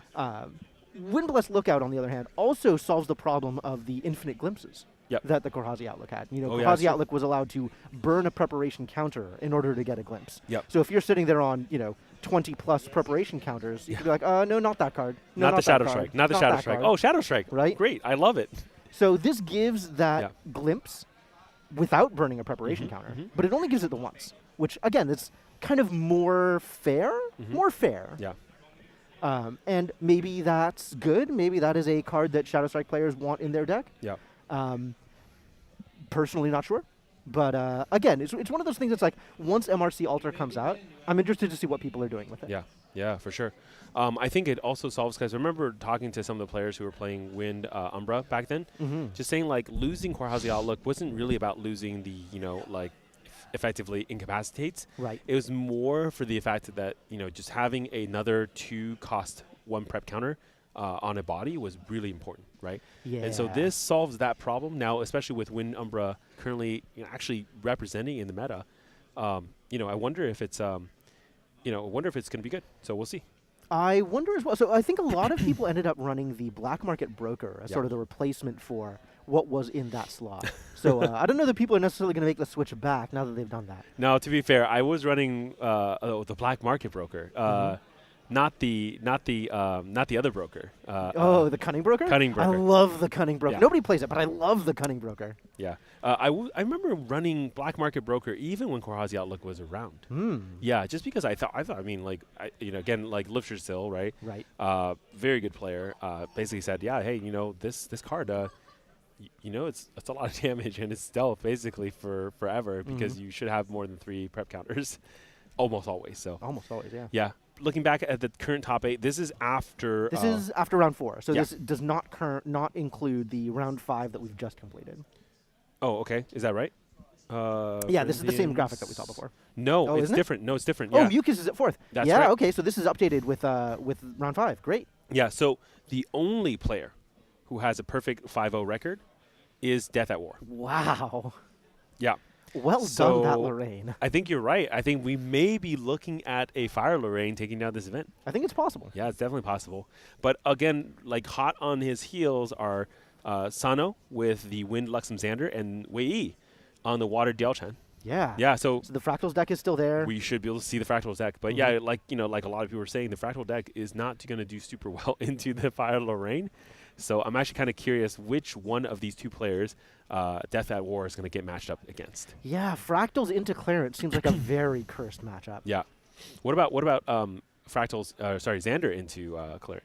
That's a very interesting question. Yeah. I'm really curious to see how that works because it sounds like on paper, Clarence does a lot to defend you from those mini pokes. Yeah, from the Lightweaver's Assault's Yeah. reveals. It doesn't do what it needs to if Lightweaver Assault is just getting played though, Yeah. and that's kind of the real kick at the end of the Luxemzander game plan. Yeah. Is stacking multiple Lightweaver Assaults or using Illuminating Charge then Lightweaver Assault afterwards Yep. to get that extra damage. So I don't know whether or not it's going to be enough to kind of keep them going. Yeah. But maybe that's all it needs is enough to kind of keep them in the game while Xander is still building up, while Xander is still trying to get value out of those reveals and, taking a little bit of incidental damage there, but keeping their board up Yeah. and being able to keep cracking in. Yeah. Now, something I noticed just now that I really like, Circulantard on Water Merlin. Oh, we do have a Merlin. And it's doing well. I mean, it is like the 1% Merlin. Sure. But this Water Merlin, right, is coming out. I mean, if you think Fire Lorraine was a surprise, this would be the real surprise. Yeah, so I'm actually kind of curious about that too. So it looks like our matchup, we're going to go right into our next game here. It's going to be between Bread Pudding and Sapphic Snake. Yep. We have Bread Pudding on Shadow Strike Tristan. There so we we're go. going to see our Umbra Tristan here, Yeah. Wind Umbra Tristan. And this looks like what you would expect from a Wind Umbra Tristan deck. I'm not seeing anything here that's particularly surprising, although there are some Slime Shields in this deck, which is interesting. Yeah. Feels like a little bit of a holdover from when Baby Gray was good. But maybe the Slime Shield still does what you want. Yeah, for sure. I mean, it just, again, gives you another, like, defensive option, right? Whenever you kind of need it, because there's not really that many, like, defensive options available here, too. But, of course, we are seeing Windmill Engineer. No Ace and Protector follow-up, although that's definitely in the list. So, typical Wind things. Yeah. Yeah, and then, of course, on Sapphic Snake's side here, it's going to be a Spirit of Water. It's going to be a Combing. This is the Water Combing deck. Let me see. Yeah, pretty similar to what we saw earlier today with the Bagua of Vital Demise as the kind of in-game finisher, but all throughout the, early and mid-game, controlling the board with Nascent Blasts. Yeah, excellent. Oh, I loved that Water Terra deck before, so I'm really excited that we get to see another copy of it doing decently well. Yeah, another difference, though, here is that there is the Cloud Stride. The Cloud Striker, sure. Yeah. I think the real difference is Sapphic Snake is capable of drawing Hydro Guard Retainer on turn 1. Also true, yes.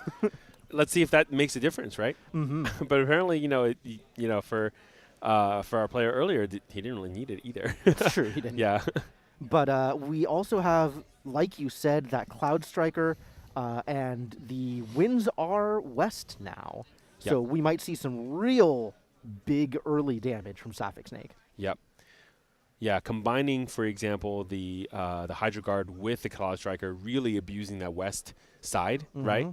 To do like some massive, massive damage. So, yeah, let's see what the decks are going to be able to do here. So, Bread Pudding took the backup charger and immediately into the turbocharge, doing everything that this Wind deck wants to do, which is draw cards. Draw cards and prep counters. No prep counters yet, though. We have half the equation done, but again, more cards equals more prep counters. So we're going to get there. Actually, the funny thing is, too, Bread Pudding has been on the Wind Tristan for quite a bit. This is definitely the go-to deck for this player. So I'm just happy to see it. And, of course, Sadie, right? This is where some of those prep counters start coming in. Yep, Sadie, an excellent card in this deck. So powerful, so difficult to deal with, too. But both the Sadie and the Windmill Engineer just staying home. The Hydro Guard Retainer, not a small enough wall for those two cards to get through. Yeah, it's pretty big, actually. And Sapphic Snake busting out her own backup charger. Yep. And Sending in the Ardent Cloud Striker. Oh boy. I don't know that Bread Pudding was expecting to get hit by a 6-4 this early on into this match. Yeah, but yeah, you got to respect it though. You know, this is a lot more aggressive for sure. So I mean, I would say that's actually pretty big difference between the two water comings, right? One deck is vowing for more like focus on defense and also going for like spell damage. This deck is definitely going for more offense. I think Cloud Striker, really really strong early game, and something that like a lot of opponents just have to figure out ways to defend against. Yeah, that's actually a really interesting point that you made, because the decks are very similar Yep. between what we're seeing here and what we saw earlier on. Yeah. But the Ardent Cloud Striker here, as well as mostly the Ardent Cloud Striker is really the difference. And I think the games where you draw the Ardent Cloud Striker, you see a huge shift in the tempo.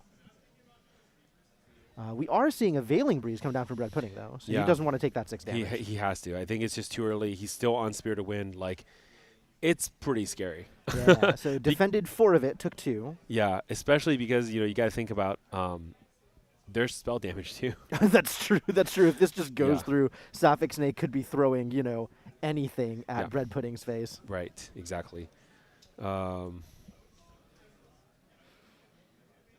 Ending the turn, sending those winds back to the north, ready to draw more cards off of the Hydro Guard Retainer if given the opportunity. Yep. Yeah, he doesn't need it on west, right? You can always turn it back to west. That's where you're going to get the card draw anyways.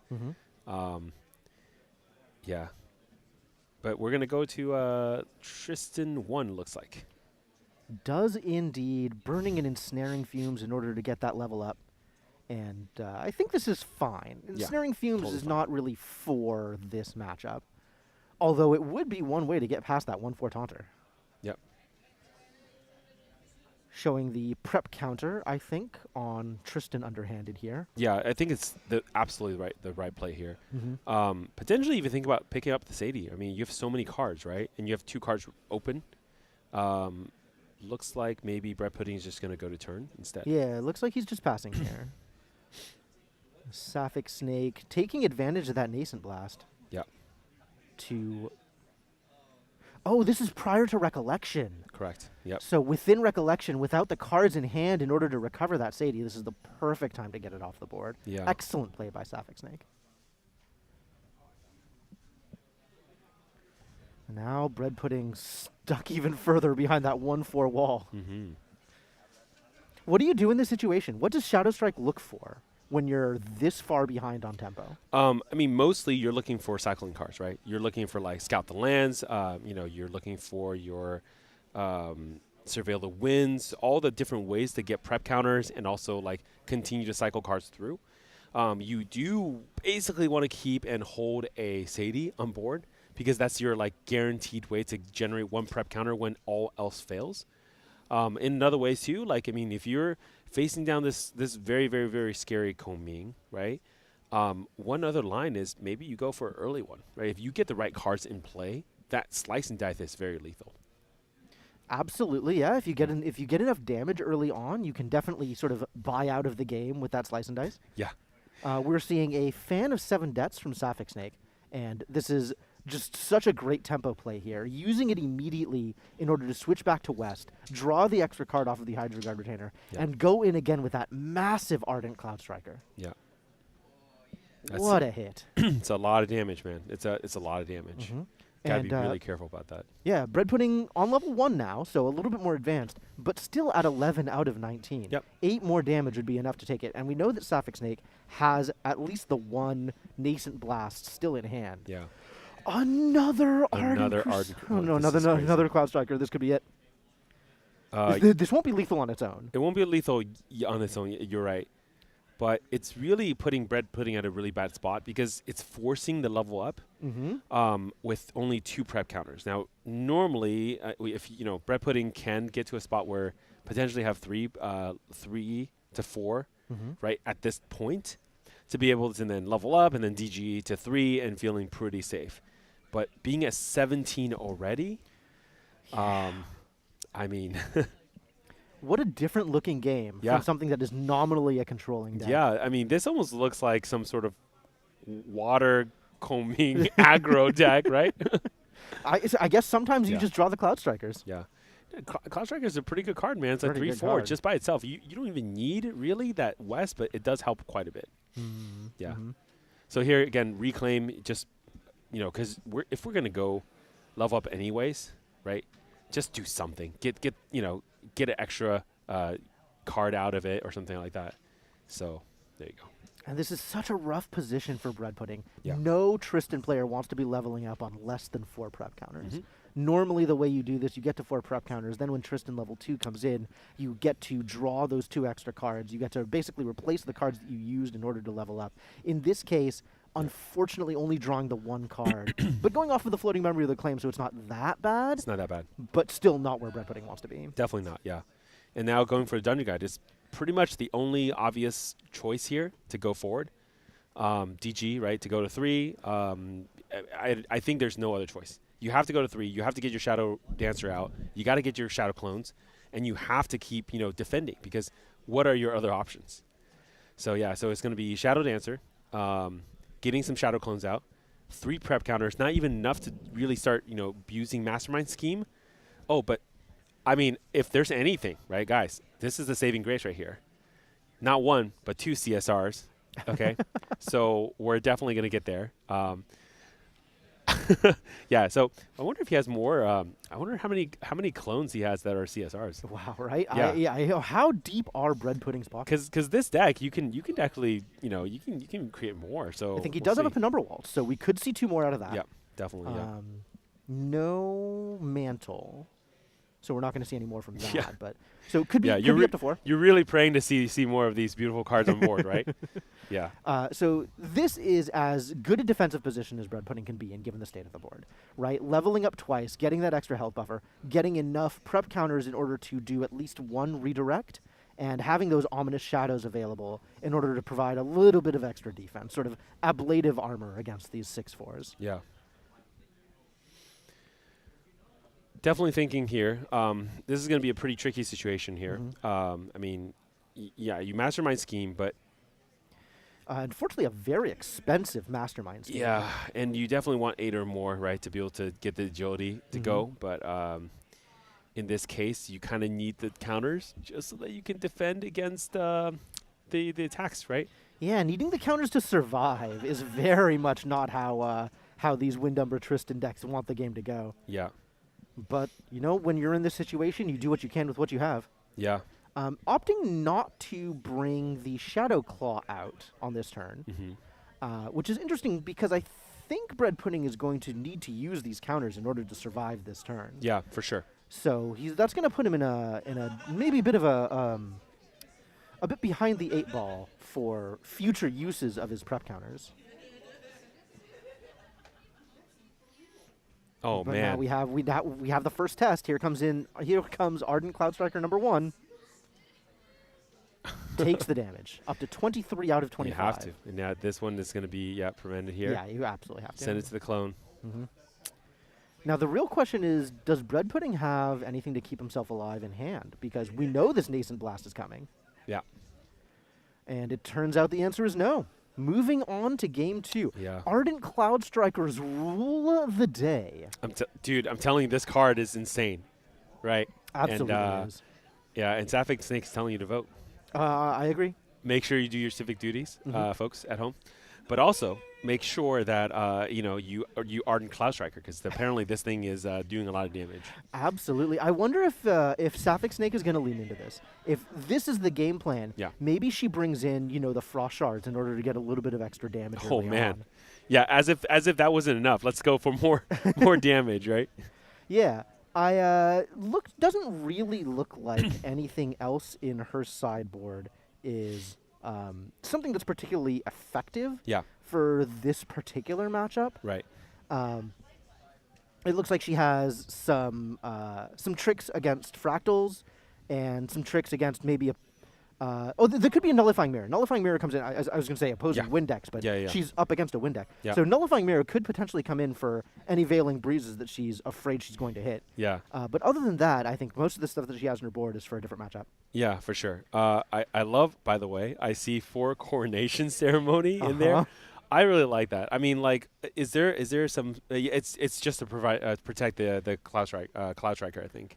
It's to protect the Cloud Striker. It's also to protect yourself. You can target your own champion with Coronation Ceremony. Okay, that's fair. Yeah. So it's really good against the Fractals deck. Oh, okay, that's fun. That's fun. Yeah. So I think you're right. The Frost Shard is gonna just deal some extra damage. That's pretty fun too. The Nullifying Mirror is saying, hey, you know what? Your Veiling Breeze that I know you have. Guess what? You're not gonna be able to use them. That's great too. So yeah, a lot of options there for the deck there. You know, a card in Bread Pudding side, right? That Censor of Restful Peace. I've seen it in a lot of players' sideboard, but it's not something that I'm kind of seeing, you know, a lot of players use. I think it's not, you know, the right card. However, if Frost Shard is present, does that make it kind of okay to bring it out? Again, it just prevents that, you know, prevents, you know, having this card come out of the graveyard. Right. I think Censor of Restful Peace is primarily there for the Genbu decks. Yeah. Right? Yeah. Because it turns off Floating Memory. Yeah. It turns off the Seaside Ringleader. Yep. But against other decks, you know, sometimes there's going to be, like, other decks are more reliant on float than you are, so maybe you can bring it into those situations, especially if you have some otherwise dead cards in your material deck. Yeah. But I'm not convinced that Bread Pudding is going to feel the need to bring it into this matchup. All right. Cool. And just curious here. Yeah. But Terrafring too, right? So like maybe a Terrafring is kind of interesting because normally you don't need it against this kind of deck, but you know, if there's a lot of super aggressive allies and you don't have them early game, maybe that's what you have to do. Yeah. Yeah. Starting off here with a Frostworm Paladin eating up a Lost in Thought there. So it looks like an entirely different deck now. Yeah. This is the other side of it. Yeah, we didn't see any Nascent Blasts, right? We didn't see any, we didn't even go to level 2, I think, for that last round. So really being super aggressive, even early game. Yeah, Mnemonic Charm coming out. Of course, I love this card. Draw a card, get some Empowers later. Yep. Yeah, super cool. And I suspect we'll see this Mnemonic Charm feeding yet another Nascent Blast when the situation calls for it. Yeah. In the meantime, Bread Pudding going up on cards here. We have a Windmill Engineer. Drawing a card and staying neutral. We have the backup charger now, drawing an extra card in his materials, and moving into his turn 2 main phase. Yeah. I love it, man. I call this the econ build. You know, like just come out of the gate, build up your economy, really push heavier on influence, because that's what the Tristan needs, right? So the Tristan decks really want to be in a position where you just have superior superior hand advantage, right? Superior influence to your opponent, and to be able to play a lot of reaction cards, either to further your game plan or to react to something your opponent has, especially in the early game, right? Because you're not going to win the ally board. Right, absolutely. Yeah. And speaking of reacting to what your opponent has, I love this Dream Fairy for Bread Pudding. This is the perfect card against a deck like Sapphic Snake, where you have a few high-value allies, and every one of them is important in its own way. Yeah. And this, you know, the Frostworn Paladin not being able to play more of those is a pretty big hit here. Yeah. The unfortunate part is, remember, Sapphic Snake is a deck, or is running the deck that has a lot of like cards like Nascent Blast. It's true. And then be able to do something like Empower, and then you can get rid of the Dream Fairy, right, and re-enable your Frost Paladin. Makes it kind of harder because you know normally it's harder to deal with that stealth, but in this deck it's kind of like part of the whole plan. That's true. Just a really core concept to the deck that Sapphic Snake is playing is the ability to kill annoying cards like Dream Fairy. Anytime, anywhere. Yeah. Uh-huh. All right, so pretty easy level up. Yeah, so this, you know, just again get the prep counter. It's absolutely necessary, and of course go for this Veil. And Bread Pudding, I think, sensing a shift in the tempo, right? Yeah. Losing a Veiling Breeze to that level up, he didn't need to put that Veiling Breeze down. But he has decided that Veiling Breeze is one of the less important cards available to him right now. Yeah. Okay. And Sapphic Snake imbuing a Cerulean Decree to stop that Surveil. No prep counter for you. You don't get to stay influence neutral, but I do. Yeah, the Surveil went through. The second card, it looks really similar, by the way. It's really... Oh, did he scout afterwards? It's a Fairy Whisper. Oh, okay. So this is the Fairy Whisper. I missed This it. is the they look so similar. Yeah, especially on the screen too. Yeah, they look actually very similar. But yeah, so the card that was negated was the Fairy Whispers. Oh, okay. Still the same story, though. It's just cycling his cards, right? Cycling his card, trying to stay 1 for 1, and Sapphic Snake being like, okay, well, I'm not going to let you do that. You have to go down on influence. Yeah, and Black Market Broker, man. This is the what card. A powerful card. Yeah, we were just This talking the about card. it, right? Love it. 2/3. Yeah. Perma stealth as long as you have enough preparation. counters. And look at this. I mean, I was just going to comment on the 1E alternate art image. So for those that don't know, Black Market Broker is from Dawn of Ash, and it has a alternate art in the first edition version. It's very, very different, I would say, the way it looks. Yeah. But it is a 2/3.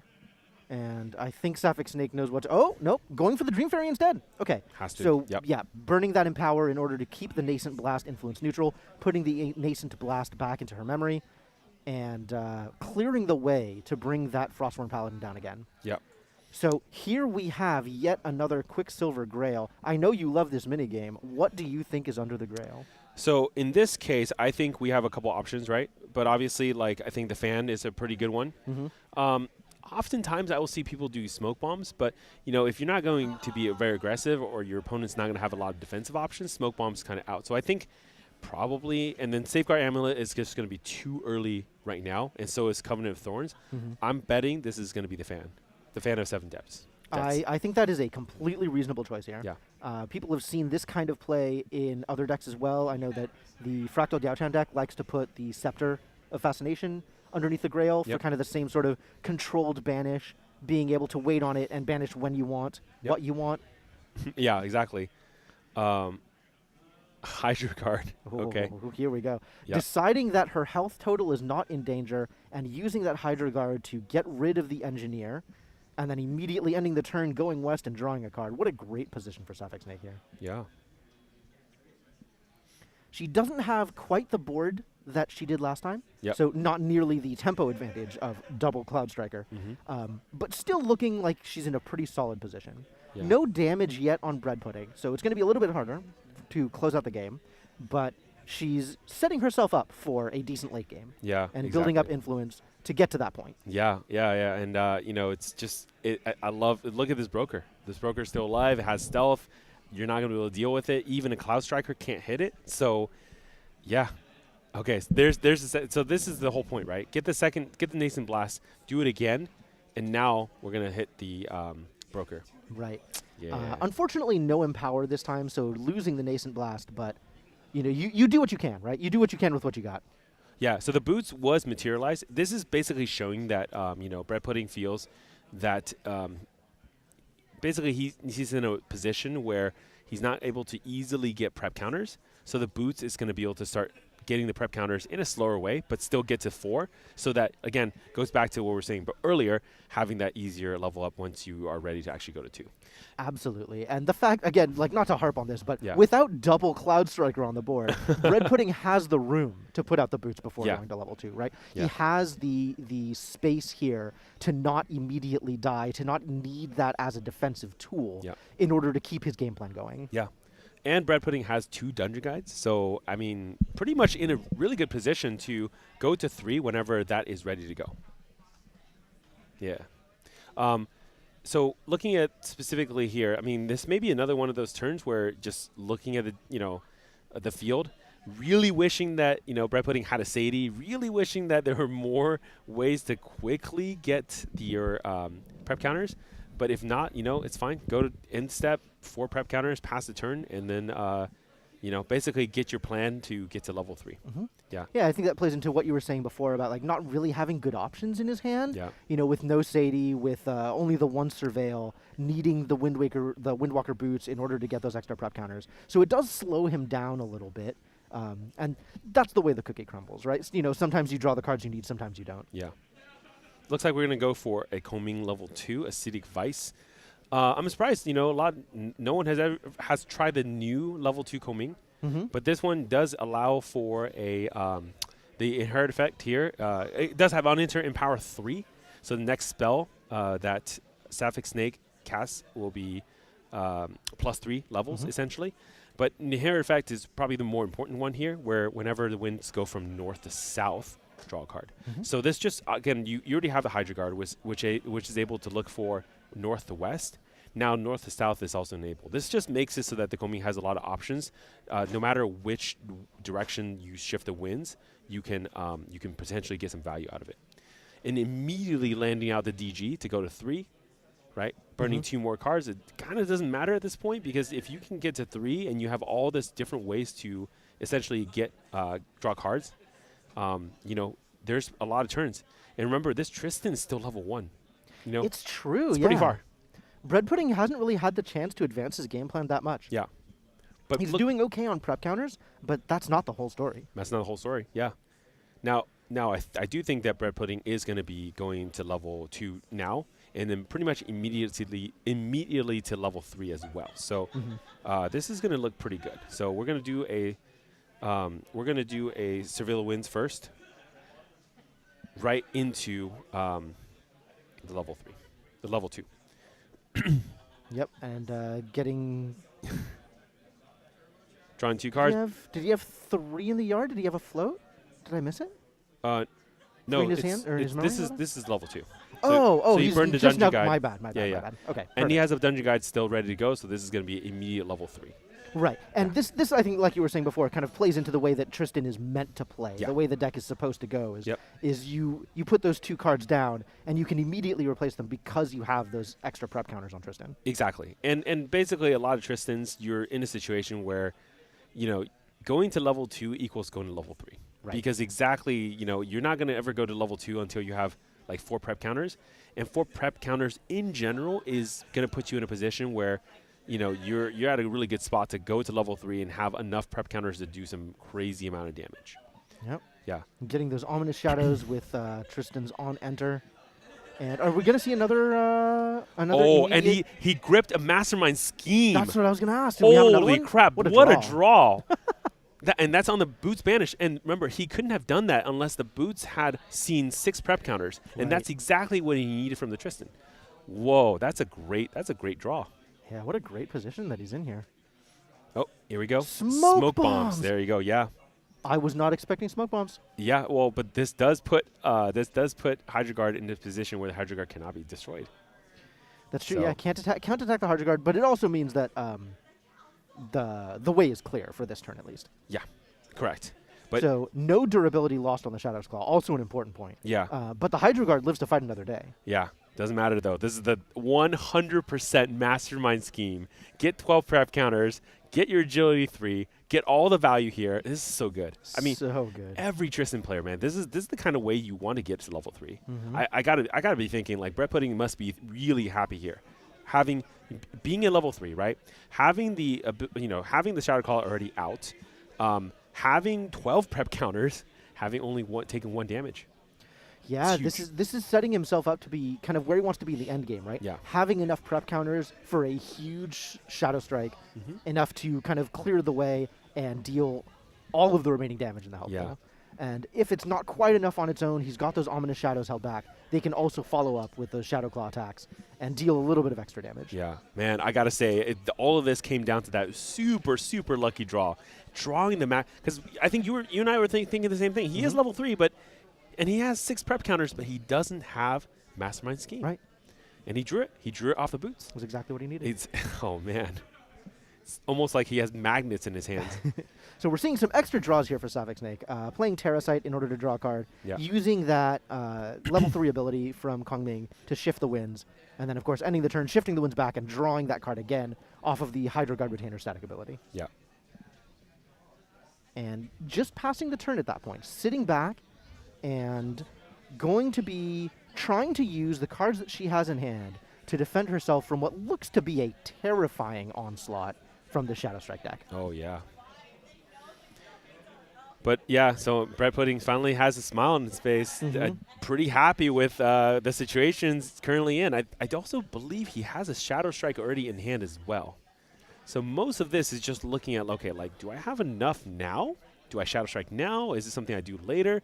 And who cares about your Hydro Guard? I mean, I'm blockable. I just go directly through just the go face. straight through. Yeah. So with 12 prep counters, Shadow Strike has a 4 attack base. So that would be 16 damage off of that, which would put Sapphic Snake at 23. Add and in the one more Ominous Shadow. Add in the is- Shadow Claw. Yep. And then 4 more from the shadows, right? Mm-hmm. Yeah. Yep, that's just enough. Yeah. Well, it's more than just enough. It is enough. It is enough, yeah. Okay. Red card comes in, draws. I think that's an in-cap that's been drawn as in addition.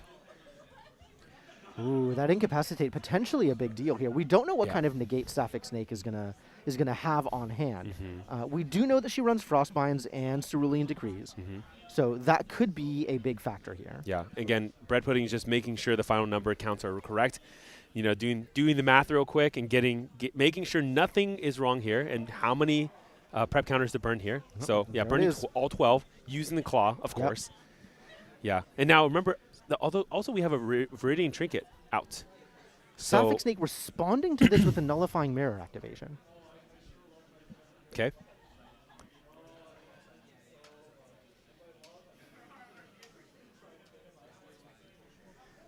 Oh, we're going to go for a Seasoning Edict, right? In the Ooh, yep, combat Seasoning phase. Edict.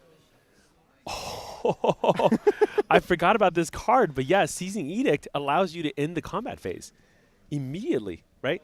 Yep. Again, so you have to make sure your current is facing south. Oh, and And there's the incapacitate, which Yep. is exactly what we and you needed have to here. incap it for sure. Okay, so all the damage goes in, and that should be enough, right? Yep. Yeah, and the Sapphic Edict Snake is picking him up. Yeah, the Edict was really the counter there, and again, bread pudding, right? Not a new player to this Tristan deck. Knows exactly what to expect, and was basically saying, yeah, you know what, you have the Edict, but guess what I have? I'm gonna show you this thing called the Incapacitate. Yeah, this is absolutely the card that kind of revitalized these assassin Yeah. decks, right? Being able to have your sort of big turn Yeah. without necessarily with the ability to fight against water decks and their negates. Yeah.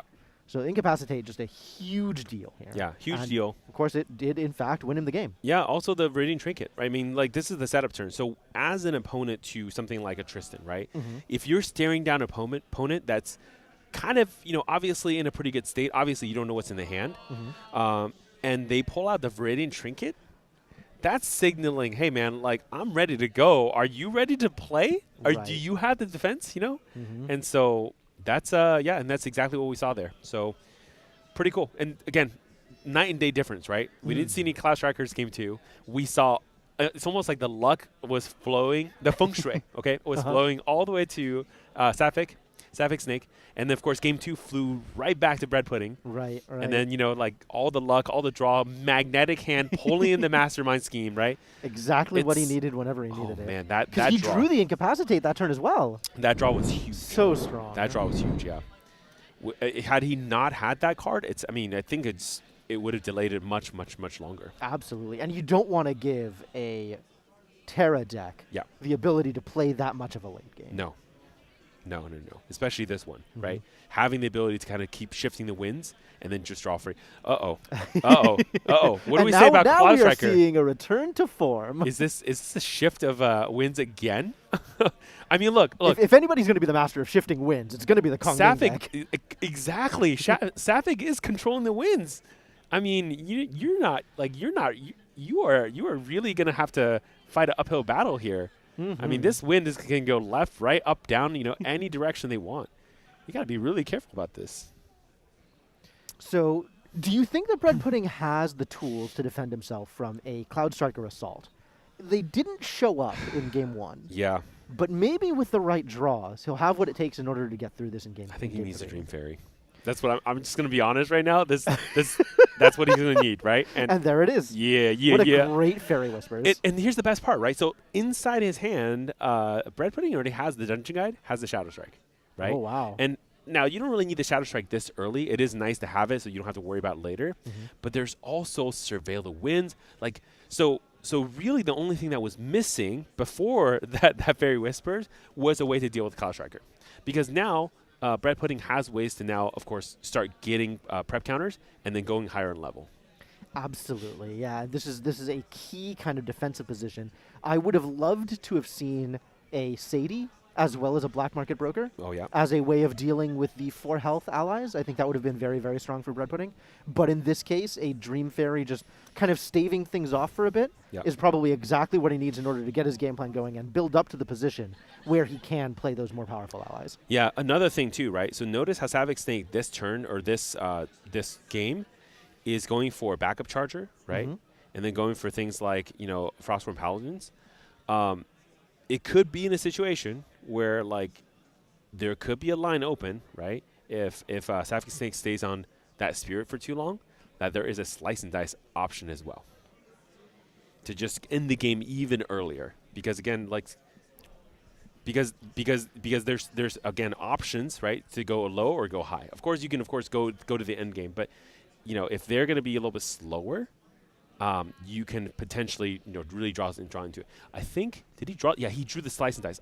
I think at this point, I'm just going to call every card that he's going to draw next, and then Bread Pudding will draw it. What is the opposite of a commentator curse? This is the commentator bless. There you go. That's right. Fairy Whispers into Fairy Whispers. You love to see it. You know what's underneath that card too, by the way? Incap. Right there on top of the deck is the Incap. So he put Fairy Whispers on top and then Incap on the bottom. So he's going to draw the Incap in the hand. Oh, my goodness. What a position. His hand is stacked. Yeah. Stacked, yep. And again, I think at this point, Bread Pudding has ways to get 3 prep counter already because he has 2 Surveiller wins. And with the level up into Tristan, that's another, the ability to get a 3rd prep counter. Just needs a little damage, though. Just needs to stack a little bit of damage so that the Slice and Dice can be a lethal hit. Yeah, he needs to get Sapphic Snake up to 6 damage. Yeah, and look at that. This is the black market broker that you were wishing for too. So apparently we're both sitting here and doing stuff. So it's pretty good. Yeah, the black market broker here pretty strong. Right now, not stealthed, but still a 2/3. Right? Doesn't matter. That's extra damage. It's there for the prep counter, man. And again, stacking the damage because that Slice and Dice is going to come in for 3 and then 6.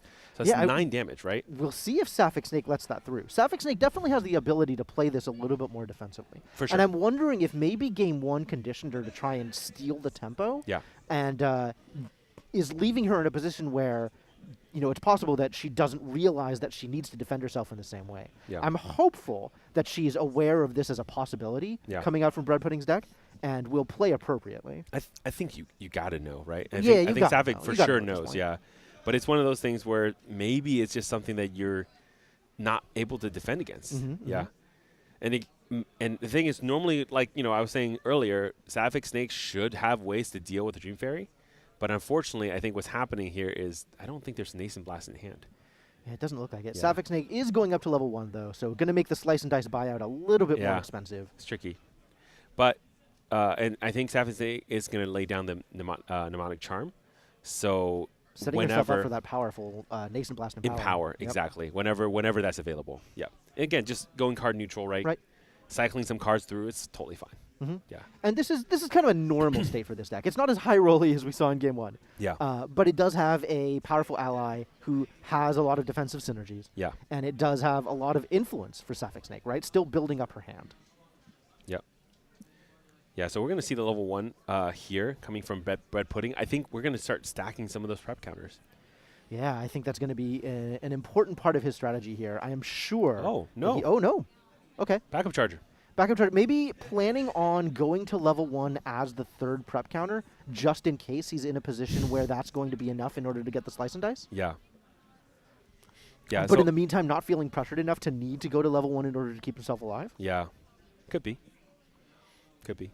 So, okay, let's just do the one damage right now with Frostborn Paladin, you know, swinging in.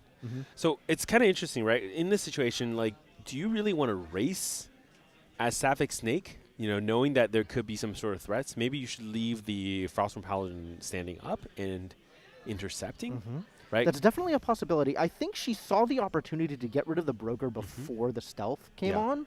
So she used the Frostborn Paladin, even though that is kind of her best defensive option right now. Yeah. Unfortunately, this maybe leaves her in a position where she's taking more damage than she wants to be taking. Yeah. But it also means that Sadie's not getting a kill this turn. Yeah, that's true. So trade-offs either way. Trade-offs either way, yeah. Again, Sadie, a great card. I mean, even if not getting the kill agility, being able to just pick it up and get the prep counter is still very, very useful. Looks like the Nascent Blast is going to be leveraged here against the Dream Fairy. Pretty sure that seems to be the most likely target. Yeah, very they should likely. be able to play the Ardent Cloud Striker again. Although Ardent Cloud Striker is an expensive card, right? Yeah. You cannot understate. You cannot overstate how much it affects your ability to play the rest of your game plan when you are putting 5 cards down for a 3/4. Yeah, but it's 6 damage, man. Like it's 6 damage. I'm I'll not take saying it. it's not worth it. It's I'm 6 saying you're damage making choices. and almost very hard to remove. So I'm down with it. Yeah. I'm on chill. board. Cool with it, Bread Pudding thinking carefully about his options here. Yeah. Are we going to see a Reclaim? Does he have a Reclaim in hand? No Reclaim. But I think part of this is like, do I, go for? Oh no, you know what? I was going to say Surveil, but you can't Surveil either because it's not fast speed unless you're class bonus. Ooh, spending the 4 with no class bonus in order to incapacitate that Nascent Blast. Yeah. I think this is a good move. I like that play a lot, actually. This is kind of the same theory that Savic Snake was working under when she used the Cerulean Decree on Fairy Whispers, right? It's like, no, you cannot stay neutral. I am going to cost you this card. Yeah, that's right. No, I really like that play because, again, it's, Bread Pudding remembers, okay? That wound is not healed yet from round game 1, right? Where, you see the strength of 1 Cloud Striker. How about 2? So, but the problem, and this is really scary part, is that now, by doing that, I believe Bread Pudding only has 1 card, which means the Sadie is now vulnerable. Sadie is now vulnerable. Yeah, no other tricks that he could use in order to... Is that 1 card? I believe that's right. I think this is part of the artwork. Oh, this little okay. black piece, yeah. Again, so this is the problem, right? Just there's only 1 card. Let's see what happens. Yeah, that's a little tricky. I mean, like, and it's not just defending the Sadie, but more importantly, not getting that prep counter to pull it back into your hand. So, but this... Okay, so she didn't do it, but this does potentially invite the Frostworn Paladin to come in to kill the Sadie, which might be a dangerous overextension if she chose to do that. She didn't.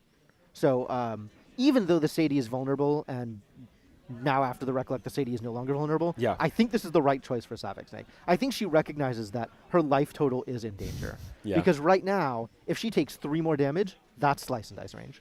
Yeah. And how many cards does Savic Snake have currently? 2? I think in hand. That influence. My guess is 3. 3. Okay, that influence is pretty low. Yeah, it's really thin. It's pretty thin. Yeah, it's going to be a little scary here for sure. And again, Bread Pudding has ways to potentially try to go for early game or go for a late game. The Dungeon Guy's already in hand. Yes, the Shadow Strike was banished, but 2 Veiling Bruises though. There's a lot of defensive options. Yeah. Shadow Strike was banished, but there's Surveil the Winds now. There's ways that at this point you don't even need a boots. You can essentially pass the turn if you want to go like higher level, right? Pass the turn, 2 Surveil the Winds, and then level up. Or Surveil and Sadie, or any combination there. Sure. Yeah, it looks like that's exactly the option here. Just going for the level up. Yep. Passing the turn directly, and then So Savic Snake here going into Kongming level 2, getting that powerful card draw effect that she didn't have access to with no Hydro Guard Retainer. Yep. So I think this is really the inflection point for Savic Snake. Yeah. This is where she starts to regain influence and build up her arsenal to deal with Bread Pudding. Yeah. The unfortunate part, of course, though, is that it is pretty hard to do this because it does require you to do it only at instep and only basically every other turn. Right? Yeah. Because you're not level 3 to be able to flip the winds into a different, adjacent direction. Well, I mean, you say that. Okay. I forgot that we can also just Dungeon Guide. Yep. It's true. Actually, we as commentators have the ability to force players to Dungeon Guide. Correct. Whenever we mention that they're not yet level 3. Yeah, you can't Dungeon Guide. Okay, got it. So yeah, moving into Fel Eidolon here. No, Stifled. Oh. Stifled. Oh, okay. Yeah, so we're going to go to instep, draw a card. I was, for 2 seconds, I thought there was a fail to find, but no. Okay. These players are too good to fail to find here. That makes a lot more sense. Yeah, okay. yeah. And that's a really good stifling trap for Bread Pudding, too. Yep. So he's going to banish it 2 now. This is perfect because he can get rid of the Veiling Breeze he's not going to want. But now, because with the Tristram on the stack, he's going to be able to do 1 Surveil the Winds and then followed by a second one and then get to the 4 prep counters. This is one of the really cool plays of Tristan here. I think it's really, really awesome. So, and there's the second Surveil. We'll see if he chooses to go for the second Surveil or bring up Sadie, because the second Surveil would actually be weirdly vulnerable to a negate from Sapphic Snake. This would be kind of a dangerous move. Oh, and she sits up. Uh-oh. Played right into the hand. Yep. I saw her straighten up her chair, flicking those cards. That's a lot of cards to not do anything. Oh, no. It happened. It's just exactly what you said. The shake, the head shake. But I think she has a Cerulean Decree and not enough water cards. So Oh, is Frostbind? Yep. I think those are Frostbind. Yeah, okay, maybe.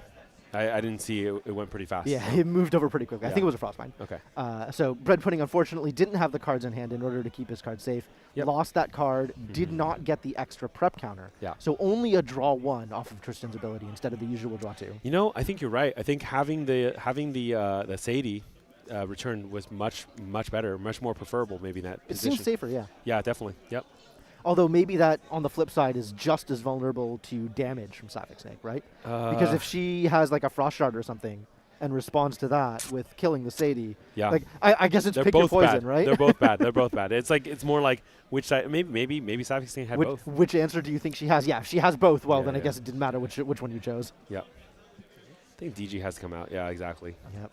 DG here, moving on up. Oh, okay. Keep the middle card. That's the middle card. Losing 2 more Veiling Breezes. Third Veiling Breeze. A lot of Veiling Breezes. Yeah. I think Bread Pudding not worried about his life total this game. Nope. The fact that the Dream Fairy is still alive and still preventing the Clown Strikers from coming down is not only surprising to me, but also has to give Bread Pudding a sense of safety. I think we're going to try to get the Frostborn down here. Yeah. Yeah, this seems like a good call. 2 more. And then, tick, and then 2 more. Tick. Okay. Cool. Cleared it. Yep. Frostborn down, and that is all of Sapphic Snake's on-board defense. Yep. Yeah, the dungeon guide there, not necessarily a threat. Yeah. And with another 4 damage on the board, looks like that's probably going all to face. Yep. Yeah. Bread Pudding now in an unfortunately low influence situation. Sapphic Snake did a lot of really good work here, keeping Bread Pudding on low influence, right? Yeah. With some really judicious pinpoint removal and just the timing of her negates kind of stemming or stopping key activity points in his hand that would keep him at a high influence. Yeah. And really putting a kind of sand in the gears, you know? It's just not been a smooth process leveling up. Yeah. Okay, so we're going to lay down the 2 cards and return the Sadie now while it's safe, relatively safe, and then, get it back into hand. And here we go. Here comes that Grail. Yep. What do you think is under the Grail this time? I actually think this time it's going to be the Covenant. Oh, okay. Yep. I think the Covenant is pretty strong here, definitely. I think Sapphic does have to try to get to level 3 here. Absolutely. But yeah, like the Covenant is really strong against that Shadow Strike. But we also saw Season Edict, so Sapphic Snake has answers for this. That's true. It's not like she's out of options if she doesn't have the Covenant of Thorns online. Yeah. The problem, though, is how to get to 3. Yeah. Does she have another dungeon guy? We haven't really gotten any good glimpses of her hand. No. So we're going to go to instep and go north. Yeah, so this is looking like the every 2 turns draw a card, or draw half a card to turn type of situation here. Yeah. It's really, really hard, man. Like, without having level 3, again, flipping that wind, it's so much slower. It's so much and you have to wonder how much of her hand is Terra right now. Yeah. Right? She could just be sitting on a lot of cards that she can't actually do anything with until she gets to level 3. Yeah, that's it's a really an unfortunate position for Sapphic Snake. Like, despite her good work getting to this point, she's still giving Bread Pudding a lot of time to catch back up. Yeah, for sure. Okay. Being forced to give, right? It's not like she chose to have her dungeon guide stifled. Yeah, I was going to say, like, what are some, I think Bread Pudding has already used the GCR this game. Okay, maybe that was the last game, I forgot. But yeah, like, what are some other ways to get and refill the hand back? But yeah, like Windwalker Boots is one of them. Pretty good. Yeah, it's one of them. And I mean, maybe at this point, really looking to get a Mastermind Scheme. Yeah, and get I think he actually might leave the Windwalker Boots out a little bit longer just to get a 1, maybe 2 prep counters. But the card is so attractive to him here. Yeah. Given that he's only on, what, 4 cards in hand? 5? 5, yeah. Such a low influence count. And more importantly, it's not the right cards. Right. So sometimes Tristan, in this case, it's okay to have like low influence, but it's more important to have the right cards. Yeah. But one thing that Bread Pudding is perfectly capable of doing is getting some extra damage in on Sapphic Snake. She doesn't have any defenses up. It's 1 damage from the champion, another 4 damage from the Ominous Shadows, and then another 2 damage from the allies on the field. That's a pretty big hit. Yep. That's going to put Sapphic Snake at 20 out of her 22 available damage? Ooh. Cerulean. I forget that this is one of the modes that's available for this card. It's used so rarely, and it's being used to such good effect here. This not only prevents the damage from the Shadow's Claw and costs the Shadow's Claw its durability, it also prevents the damage from the Ominous Shadows, because they can only attack things that have been dealt damage by the champion. Exactly. Wow, excellent play. You love to see it. Yeah. Of course, that is a lot of her cards down, so I don't know what else she's going to be able to do this turn. But at least she's bought herself another turn. Yeah, in time. It's really important. Yep, absolutely. Bread Pudding doesn't look like he's going to have access to a Mastermind Scheme this turn, which is really what he needs to get his strategy off the ground. Yeah, I mean, again, remember, I believe he still has that Slice and Dice in hand. So there is a way to do damage, but the unfortunate part about Slice and Dice when you have low amount of counters is that, like, prep counters, is that when you do eventually get the Mastermind Scheme, like, you're going to be able to double less counters. So you kind of don't want to spend your 5 and make it into 2, right, to not kill. So, and you, as you can see, there are things like Season Edict, like the ways to kind of still prevent the damage and end the combat. So you don't want to spend everything on in one go and not get the results you need. Yeah, absolutely. Yeah. Sapphic Snake finally getting her game plan online, hard leveling to Kunming Fel Eidolon, spending the 3 cards, and now she can finally start playing her powerful Terra cards and really spinning those wins around. Yep. Yeah, and this is where, like, again, Terrasite, cards like that really becomes really powerful. Absolutely. Be able to somehow get your win from south back to north before the end step, and then be able to go south again and just get, like, continuous card advantage that way. Yeah, absolutely. We could even see, you know, a card like the Bagua of Vital Demise coming in and playing that role. So playing a Bagua of Vital Demise while you're on south allows you to turn it to west in order to get it preserved. Playing another spell like, for example, the Terrasite, which we've been pretty fond of, gets you to north, and then you can end the turn, bring it back to south, and go through the whole cycle again. Yeah. Very powerful card draw engine. Yeah, and look at this situation right here, right? Like, we can't ignore the fact that the Grail is still there. And the Covenant of Thorns, very likely, is still underneath it, right? So many, many different options here. Yeah, so and Bread Pudding's just coming in for, like, a little mini poke damage here. 1 and 1. 1 here, 1 there, trying to do his best. I mean, again, this is where Slice and Dice is in range. See? Oh, he's actually doing it. Okay, so Slice and Dice here is going to hit for 9. And then he's going to follow it up. Yeah, not using the Shadow's Claw. And he's going to follow it up with the extra 4 damage from the Ominous Shadows. Correct. So that's 13 damage. That'll be enough to kill Sapphic Snake if it lands. This is another Ceasing Edict. Not a card I'm very familiar with. We're going to see and there's the Incapacitate. Season Edict to stop the first attack, and then Incap to incapacitate the Season Edict. And we're going to see a Terrasite. Spin the wind here, draw a card, and see what we get. With 3 cards in hand, but with a Viridian Trinket, it gets... Covenant of Thorns here is very interesting. Yeah.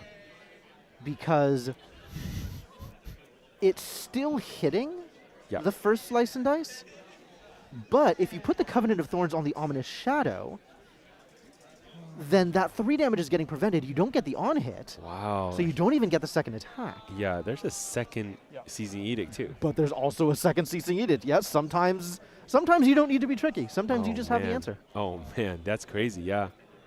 So everything, I mean, the extra attack that was generated just gets banished because the entire stack gets banished. Yeah. Fighting through that Viridian Trinket because Ceasing Edict is free when you're facing south. Yeah, and that's why so good. That's why the Terror Shot had to be played because you had to get your wind south to be able to do any of the things you're trying to do. So, yeah, that's pretty rough. But it's also kind of nice because you burn through 2 Seizing Edicts. So that's true. Yep, burning through 2 Seizing Edicts is a lot of defense on Sapphic Snake's side, but you've also burnt through a lot of resources on Bread Pudding's side, right? Yeah. He's not going to be able to get this kind of swing back together anytime soon. Yeah, and this is the really tricky part too because it's exactly. Just getting prep counters is really tough, right? This is why we need cards like the new Windbless Lookout. There you go. Lookout would have saved him. Yeah, I don't know that Lookout would have saved him. Lookout would have given him a little bit more prep counter in the early game. Right? Yeah, a little bit more juice. And maybe glimpse into a mastermind scheme or something, you know? Probably. Yeah. So but only if you play the Lookout. Otherwise, the mastermind scheme's not on top. I think it's only upside, to be honest. Yeah. And then it's going to preserve if I'm East on Resolution. Bread Pudding leaning over, needing to read this card. What kind is, of how I what felt is the earlier today. Bagua of the Vital Demise? What is? Yeah, let me make sure I understand how this card works here. Which direction are you in? Because it does different things, but depending on if you're east or west. Yeah, absolutely. Yeah. So you definitely want to, if you're activating from hand, you want it to be pointing to, I think, east to preserve, right? And then west allows you to cast it, activate it from material deck. Yep, exactly. So really, the ideal state is from your hand, point east, turn it to west later, and then play it, and in response to that shift, play another spell so that it shifts all the way around to east and re-preserves itself. Yeah. It's just like the Nascent Blast empowerment loops. Yeah. Just constantly recycling the same cards over and over. This speaks to me. This speaks to you? Okay, good. Good, yeah. I mean, man, I think honestly as a Coming player, I'm just kind of wanting to go north and then head south. Right. But again, expending a bunch of resources just to stay south. To be able to stay south, to be able to play the edict for free, that really it's pretty rough. Yeah, that definitely cost her to do that, right? Yeah. But I mean, it was either that or you lose the game, right? You might as well spend him if you got him. Gotta right? spend him. Gotta spend him. Yeah. So Bread Pudding now needs to figure out if he has another way to get that extra damage, and he never wants to use this Shadow Claw. Yep. Because losing that last durability means all of his ominous shadows are shut down. Well, not shut down exactly, but like they'll have a lot less damage available to them. Yeah. So he's hoping to draw another attack card.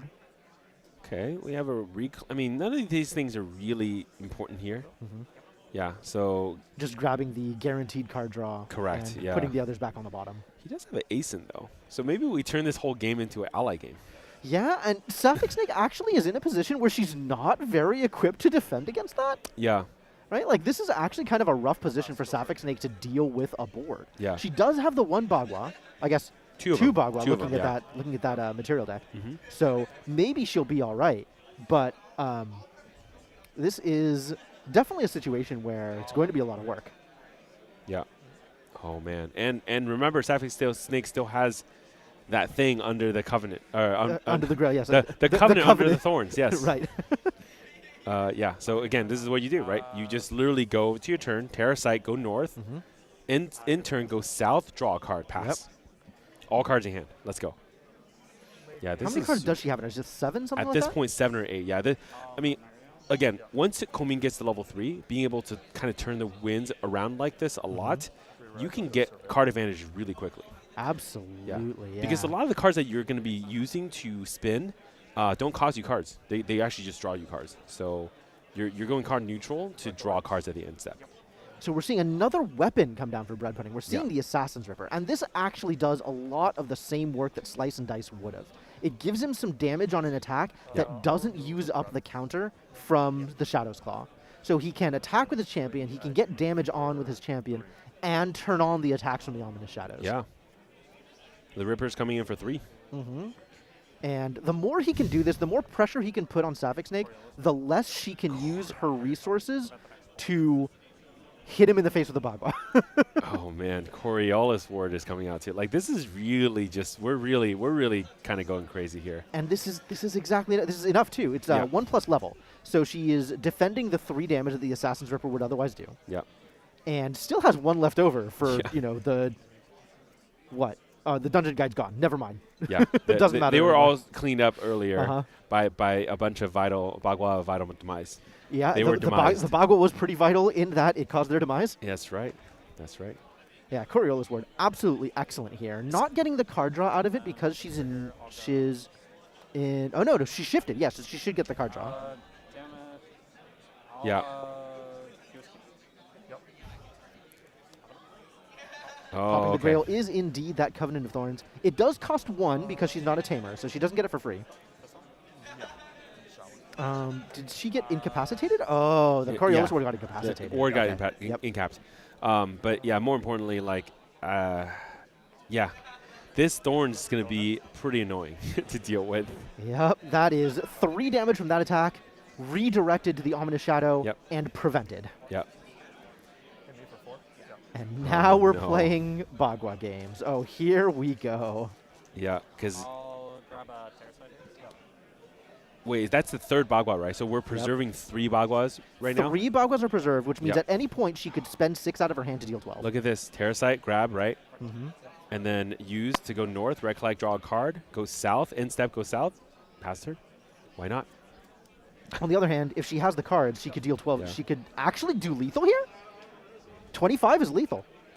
If she has a spell cheap enough right now, then she has 12 damage out of her material deck instantly. Yeah. Okay. She doesn't have it yet. But getting that card draw, that might make the difference. We'll see what Bread Pudding is up to here. Terra from safeguard. He's not dead yet. He's still got a safeguard. Not dead. Yeah. The safeguard is going to be prevent quite a bit of damage there. Yep. Yeah. I jumped the gun. I was so ready. You're so excited. So excited I mean, look, for the Terra Mage. This is the whole thing, right? This Terra Mage is like prepping a bunch of stuff, getting everything ready, but just have to still work. I mean, but the thing is this too, right? At some point, Sapphic Snake's going to have to work through that safeguard. So yes, absolutely. That's already kind of like a given. It's just it is what it is. So right. Eventually, we're going to get to a point where just try it anyways. It's just unfortunate because she needs to start using spell damage in order to get the safeguard to trigger, or maybe try and fracturize it. Yeah. But that puts an uncomfortable break in the flow of her play in order to try and get maximum value out of those Baguas. Yeah. So we'll see the direction that she tries to take this. I'm not familiar enough with the deck to know exactly the lines it's going for. But goodness, look at this back and forth. So the Asin was leveraged to try to get rid of the one that's linked to the Covenant of Thorns, but we're going to be basically imbuing a Cerulean Decree, paying extra, of course. Paying extra through the Viridian Protective Trinket. Oh, man. Incredible. Incredible. Go ahead. That sucks. It is what it is, but that sucks. And a go ahead from Bread Pudding. Yep, we are in a terrible situation here. Yeah, that sucks. And since I'm facing west, I'll activate a Bagua from my material. Oh, here we go. This is what you're saying, right? Be west. Yeah, so Bagua is going to go west, and this is how we're going to get Bagua back. So Bagua is going to be activated. We're going to activate the Terracite. We're going to turn the wind to east, and then the Bagua gets preserved. Yep. So it's one turn, draw a card for the Terracite. Another turn, the Bagua gets resolved. Yep. But by now the safeguard is active. Yep. And all of this had to happen with like all of this interaction. There's particular breakpoints where stuff is on the stack where she might have been able to interrupt it and go ahead of the safeguard and get some extra damage. But she was doing all of this in her recollection, so she only had the 2 cards left in hand to make it work. And now the strategy is to go west, and then Bagua, and Bagua. Yeah, here she goes. But the safeguard is still active right now. Is it still her turn?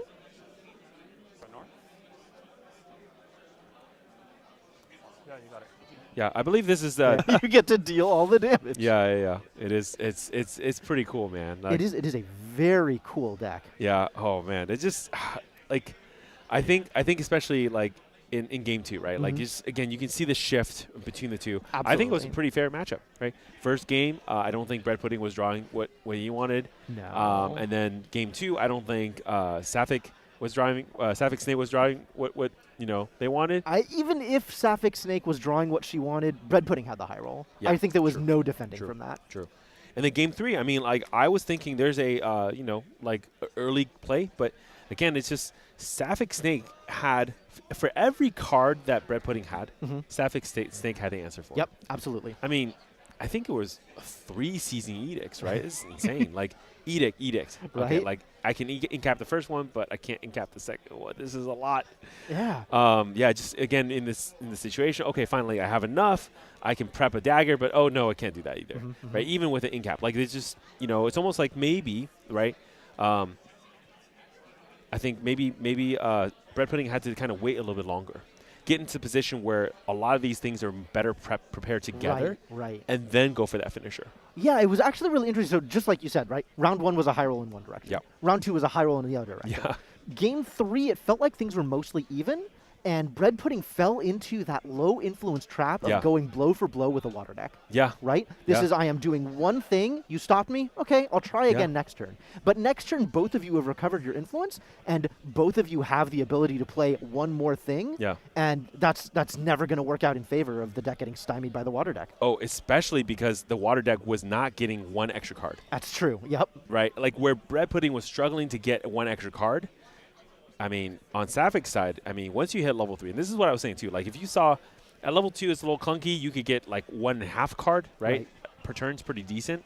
But once you hit level 3, I mean, many turns of like going north to south, north to south, north to south, right? And it's just to be able to do that on the same turn, that's insane amount of card advantage. Absolutely. Right? It's so good. I Yeah, I really love... sorry, keep going. Yeah, to the point where, like, if you recall, paying 5 for Cerulean Decree is not a problem. Right. Right? Paying 2 extra for Seizing Edict, 2 of them, not a problem. That's the kind of position you want to be in water where, like, what is your opponent going to do? Yeah. You're basically, this is, attrition, and, I mean, you're like America, producing arms like crazy, right? For every aircraft carrier you destroy, I can produce 8 more. It's insane. Yep. Yeah. This is the power of control. That's right. It's so rare to see kind of a true control deck in Grand Archive. Yeah. We had some attempts at that with the Arasana mill decks in the previous season. And this is really control at its heart, You play something, I stop you. You play something, I stop you. You play something, I stop you. And then you die. Yeah. And I thought this deck was supposed to be, you play Ardent Cloud Striker and you win. And sometimes you just win. That's the thing, is any good deck in Grand Archive can scam also. Yeah. I mean, this is that an was important feature of the day. That's of the right. game. That's right. Well, I mean, look, I can scam early game. I can scam mid game. I do personally feel this build feels a little bit better. Just again having that option. This is almost like if you run a Tristan, right? And you don't have a slice and dice option. Like, yes, it works, right? You can go Shadow Strike at the end. It's totally fine. But just having the slice and dice, having the Assassin's Ripper, forces your opponent to be like, wait, hold on. I can't just like, pretend we're not going to do anything for the first 3 turns, right? Exactly. Just in case something happens. Exactly. Yeah. Oh man, but what a day! I mean, like we've seen almost everything on the board. I don't think we have seen a Dialchan, so no Fractals yet, and no Guoja yet. Yeah, and I'm thinking right, and no Luxem Xander either. Right. So I'm thinking like we probably will see one of those decks. I'm hoping. Almost assuredly. But at the same time, we're at the end of the day, so I think on stream we're gonna have like probably the best. Maybe we're gonna have the final table. I suspect because of the way intentional draws work, we're probably going to see someone who's not quite at the top table, but maybe the 5th and 6th place match or the 9th and 10th place match. Yeah. Something where they're struggling to get into that top cut. Okay. Yeah, I think you're right, especially because it looks like we have the results of the last round already in, and Death at War is at a 6-0 record. X0. So. Yeah, I think Death at War just says, hey, whoever I'm facing, like, I'll take an ID, and then I'm kind of good to go. Yeah, and almost assuredly, whoever Death at War is facing is going to be like, okay, yeah, my record also good enough. If I take that intentional draw, I'll still get where I want to in terms of pricing. Correct, yeah. So this is going to be a little tricky. Is there a difference between second place and, like, let's say fourth? I'm not exactly sure what the prize looks like. I think the most important part of the prize is going to be the invite card. That is true. So, and that goes down to top 16? That is true. That is true. Top 16, I think. Yeah. So, we're going to see right now what the top 8 looks like. Yeah, it's called Fire Lorraine. Oh, no, sorry. It's Fire Lorraine. We already know that. No, What, yeah, what do I need to see, right? it's Fire Lorraine, and it's like, you have the water Goja with the Genbu. You have, let's see, Corinthian, also Fire Lorraine. Yep. We have Frankie Doodle, Winter Arsana. Still doing good. Yeah. I don't think we saw, do we see Sakomi's deck? No. Okay. That doesn't sound familiar. Yeah, so Sakomi has pulled way ahead after going basically submarine down under 1. And then I think at this point 5-1. That's doing pretty Excellent good. work, yeah. Yeah, so otherwise, I mean, it's Fire Lorraine, man. Like as predicted, as we were talking about earlier, it's just basically we're at a situation where it looks like Fire Lorraine is going to do really well in this tournament. I think Fire Lorraine, I'm glad to be vindicated. Correct. Because I like having correct opinions. Correct. You're great. You're great.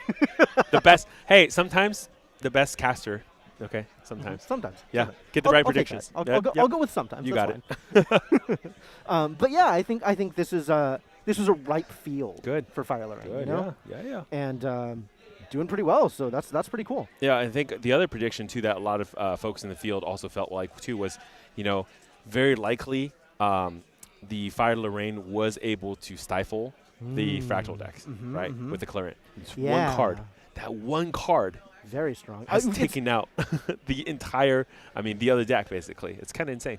It's one card out of the materials, right? And another thing that's kind of unique to Grand Archive, really one of the things that makes this game special, is there are cards that you always have access to. It's a guarantee. Game I love in, it. game out, you know that you'll be able to use these cards. And putting something that powerful in the material deck slot, very strong. Like that definitely has the way. Definitely has a way to shape the game. Preach. Tell me why Fire Lorraine is so great. Thank you. I love it. Yeah. All right, I'll give you that one. Yeah.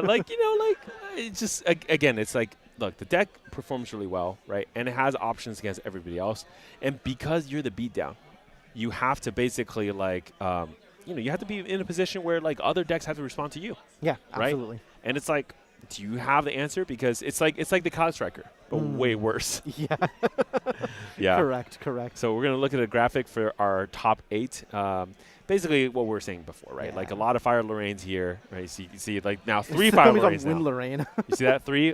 Yeah, the Wind allies, Lorraine, of course, right? Of course, the Water Dialchan is actually doing pretty well. But again, like we were saying before, right? So if these two players actually play, this is a highly unfavorable match for Wei Yi. Wei Yi is probably more likely to take a ID than to play it out, right? Now, what if Death at Ward does not take the ID? That would be that would feel vindictive. That would feel really targeted. wants that 7-0 record. It's like, hey, look, I'm going to a 70-30 matchup. I'll take the +1. Yeah, all right. Maybe he goes, I take those odds. I don't know. I think there is a certain culture of draws, especially IDs, and I would be shocked to hear of a situation like this where somebody's like, nah, you know what? I've got this match. You don't get the draw. Yeah. Now the really crazy part is it looks like the Water Gimbu is gone, right? The Goja Gimbu is gone. In the top 8. 2 Wind Arsana though, and of course still 1 Wind Umbra Tristan. Right. So it's okay. This top 8, right? Very Lorraine dominant, very Arsana dominant. But otherwise, you have a Dialchan, you have a Tristan. So we knew Clarent is going to make a big impact, a big splash into the field. I think maybe more of the decks that were out there should have kind of saw this coming and then said, hey, we got to pivot away from mini 2 damage type of things. Right. And then move more towards some sort of either big, amount of damages or something that's more sustainable, right? Like a Wind Arsana, going long term, be able to sustain that damage. So what a fascinating shift. Yeah, it's pretty cool actually, just to see how again one card can really change the meta. We talked about this before, but one card sometimes just makes or breaks a lot of difference. Yeah, absolutely. Yeah, looks like we're setting up for the last round here, which is pretty good. It's going to be round 7. Players, that's going to be it. We're going to figure out exactly the placements. Of course, our rank 1 is pretty much guaranteed. Yeah, right? I think it's guaranteed. Yeah. Yeah. Cool. So we have a feature match here with 2 win-and-ins. Yeah. Which is appropriate and exciting. Both decks that we haven't seen on stream yet. Yeah. So, well, I don't know what decks they're playing yet. Yeah. Both players that we haven't seen on stream yet. Yeah, but this is really important too because these 2 players are both fighting for their prizing. Yeah, because fighting for their tournament lives. One of them, right? Well, yeah, tournament lives, but there's no cut, so this is it. But yeah, this is going to be between Excalibur and Feeply. Basically, yeah. So, Spirit of Fire Arsana. Yeah. Okay. No so level 3. this is the Fire Aggro Arsana. Yeah. This is a little bit more spell focused, and also has the Cinder Plume Tender combo. So I don't know if you've seen this one. I have seen it. I bet you. I'm pretty sure this is Lee's smoke weed deck. Basically, right? It's yeah, very similar. it's Slash got a and lot of burns. that, yep. Yeah, but with extra cards like Searing Rebuke. Searing Rebuke is what makes this work. Oh yeah. So Searing Rebuke means that Cinderbloom Tender's triggers deal 3 damage to both players. Oh my but with God. a Searing Rebuke active, instead of both players taking 3, they take 12. That's crazy. And of course, you got the Heat of Vengeance comboing with Impact Hammer. Yeah, that's the new Bulwark sword. I feel like, right? It's wild. It's wild. It's really strong. It's cool. What does Excalibur have against this deck? So from Excalibur, we are seeing the sort of more stereotypical Fire Djinn as opposed to the Wind Djinn. I love this deck. Up until now. Oh my goodness, I ran this deck for so long. I really try to believe in it, but my friends are telling me, man, this is not it. This is not it. So this is a deck that doesn't play around as much at level 1 and level 2. This is a deck kind of like Fire Merlin that is very, very focused on immediately going to level 3 and then starting to build up those advantages again. Yeah, and it's crazy, right? So this thing is running Bloodshroud Temper. Okay, that's the new card from HVN. Crimson Prescience. This card, I mean, I just basically haven't really seen it, right? This card is supposed to be the counter to your fireballs, whatever those one hit KO type of things, right? And of course, Annihilation. Yes. Yeah. Annihilation, another new card that has yet to really shine. Yeah. I think a lot of people were talking it up for a while, but I'm not sure that it's fizzled out, but maybe this return to Djinn is really what it takes for a card like Annihilation to go over the top and show off what its value is. Yeah, I agree. I just think that this is definitely a lot more, high number-wise on the Exia, right? And be able to basically get into a position where you're really trying to get a bunch of damage to yourself. I mean, 4 copies of Proof of Life. This card, right, it's no joke. No, but it's really you do not. need a lot of damage to get that second part, which is so I think Proof of Life is the one that doubles the next damage that it's dealt to you, right? Yes. But if you are, I think, 40 plus damage, you're able to basically attack again. Right. Exactly. Yeah. Yeah, at 40 plus, you get some extra value out of it. Yep. A lot of the time, you're really just using it to double the damage you're taking off of the Shuangji. Yeah. So instead of taking 5, you get to take 10 because that is value. Yep. That is a resource that you are building up. Yep. But yeah, if you can go that high, if you can really deal enough damage to yourself, because let's face it, your opponent is not going to help you get to 40 once you're past 28. Yeah, and that makes the Enrage all the much better. That makes the again, I think if you get to that point, right, you can just swing normally without any attack cards, right, with Absolutely. your Shuangji, and that's going to be a ton of damage. Yeah, right? it's huge hits. Yeah. Huge hits. Absolutely. Yeah, this is a pretty cool deck. I mean, actually, is really even more fun. I think is the fact that both decks, even at round 7, are things that we haven't seen on stream. Yeah. I am a little bit sad. My condolences to you that we did not see Delchan Fractals on stream. No Fractals for me. Yeah. There's Hard always life. next time. There's always next time. next I guess it would be pretty disappointing to see a Fractal deck on stream and have it just immediately shut down by Clarent. Yeah, I have this one card in my deck. It's pretty good. It's pretty good. It's pretty good. Well, enough about my hopes and dreams. Let's talk about Excalibur and Feeply's hopes and dreams. That's right. I love these battles at the end, especially when they're battling for their tournament life. Just being able to kind of see what they have. So yeah. Looks like both players have already started. And I think we have the names swapped. I believe that is Excalibur on the right side, holding the Exia cards, and Feeply on the left with the... Is that... What token is that? I think you're probably right. The token that's a Spirit of Fire. Ah, Yeah, yeah. okay. Yeah, and then of course a Fractal Spark. Oh, okay. Yeah. I see what's going on. Okay, that's great. Yeah. So of course, the Arsana player just gonna be able to lay down some setup here. Same with the Jim player. I mean, both decks. Well, actually, that's not true. I was gonna say both decks are looking to go later, but no. The Arsana player is definitely looking to burn fast. This is definitely a deck that is embodying the Spirit of Fire. Yeah. This is a deck that wants to burn its opponent out as fast as possible. Yeah. We're looking for a turn 2 win on a high roll, Oh my but goodness. probably backed up by something like Heated Vengeance and the Impact Hammer to do a turn 3 or turn 4 kill. So then it sounds like the Jim player really only way out of this is just to as quickly as possible get to level 3 and defend, because this deck does not run a lot of that's actually not true. There's Library Witch, Star Wars Shieldmates, right? Cremation Ritual to get there. Fast Cures. You got Hasty Messenger. There's a lot of ways to get, basically, early game, throw floating into throw floating into the graveyard to be able to help you level up without losing influence and get to level 3. Right. I think is the plan here. And Feebly spending quite a few cards here in order to bring out this this potion. Trying to remember the name. Explosive Concoction. That's the one. Yeah. This is cost 7 if you don't brew it. Yeah. Very cheap to brew though for such a high reserve cost. And enters play rested because it's hindered, but you can rest it and sacrifice it in order to deal 4 damage to the opposing champion directly. So it's not any unit, just champions. Okay. And draw you an extra card. And draw a card. That's pretty good. It is very good for the expenditure if you brew it. At 7 reserve, it's a big investment. Yeah. But if you're not doing anything else with your turn, Yeah. that's pretty solid. Yeah.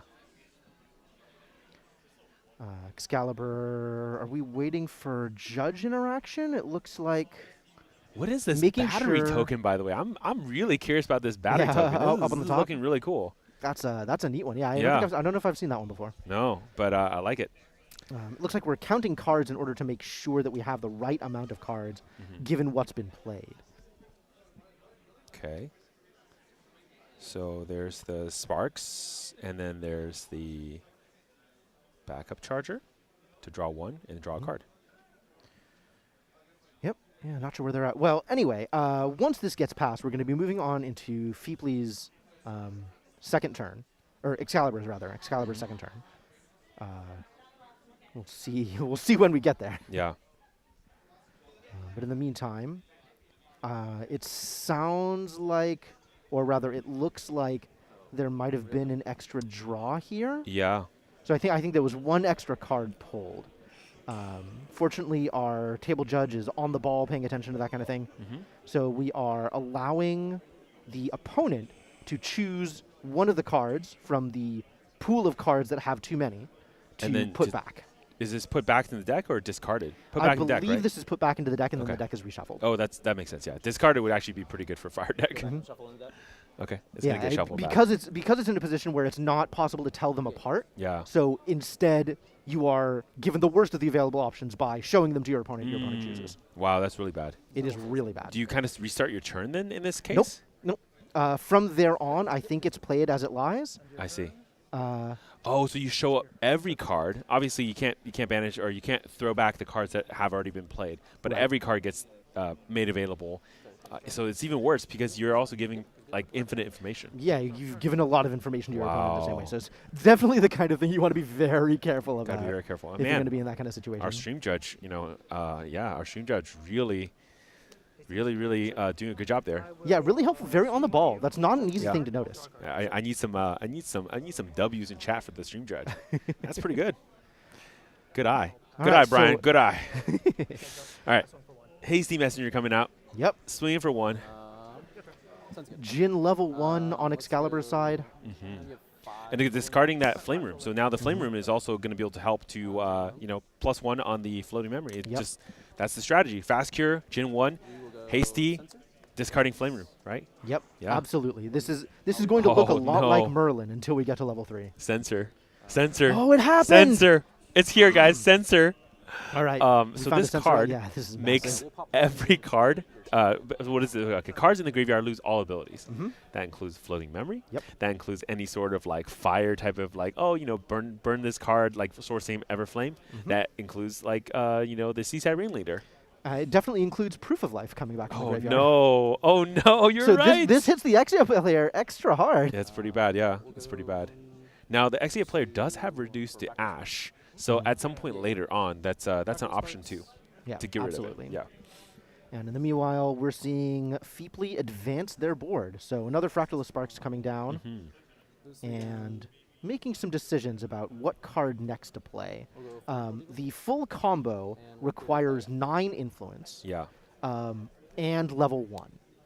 So they're not at level 1 yet, but once they have the cards, they could go to level 1 and with 9 influence in hand, play Cinder Blue Tender, Slash and Burn, and Searing Rebuke, and deal 12 damage to their opponent. Yeah. Wow. It's quite a bit of damage. It is. It's a big investment. It's a Yeah. lot of cards to play. Excalibur on Fire Jin, not really the kind of deck that's interacting with their Yeah. opponent. So not going to have a lot to do to stop that from happening. Instead, their plan is just rush, right?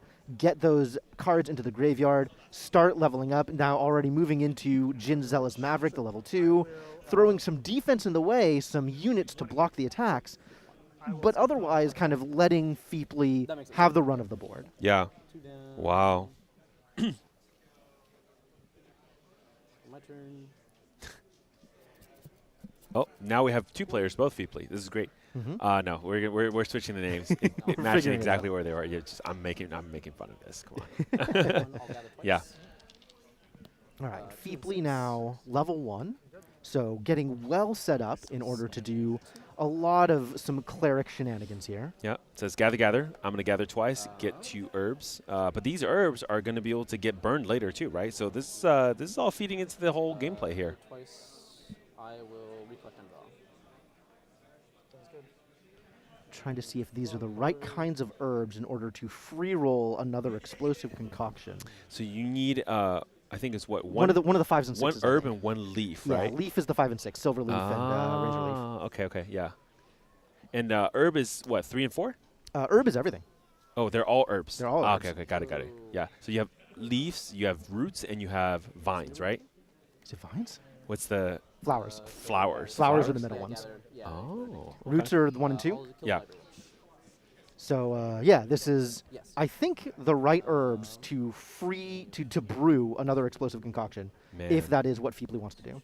Man, explosive concoctions, very cool. Right. In the meantime, these acolytes coming in, dealing some extra damage. Very strong card. Yeah.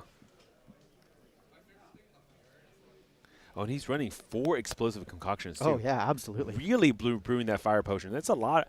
I mean, actually, this is quite a bit of damage on board, right? So we're looking at 2 fractal sparks that can just tap to deal 2 damage, right?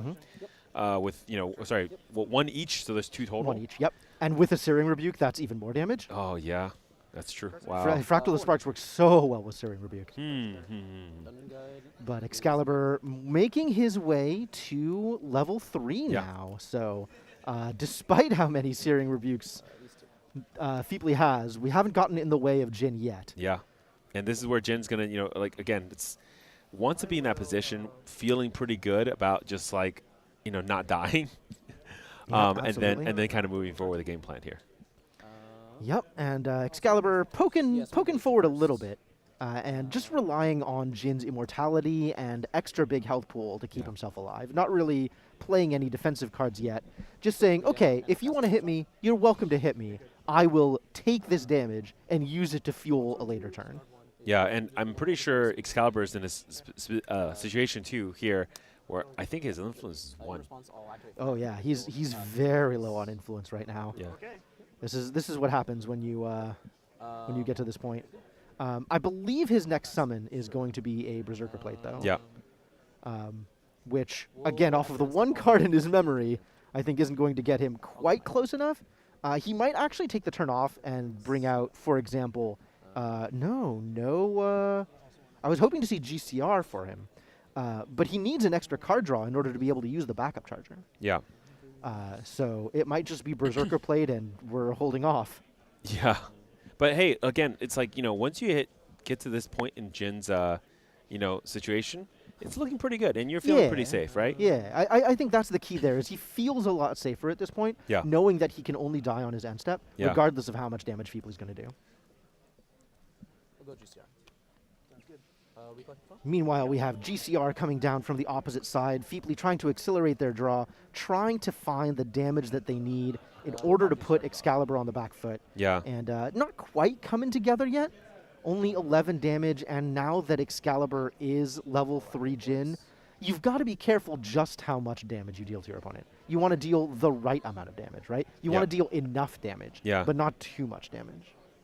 Definitely, yeah. I mean, it's a worrisome position. It's a worrisome position, but also, you know, this is exactly kind of like a situation I think that's pretty well positioned for Feebly, because Feebly is a deck that is going to be able to do damage at fast speed, right?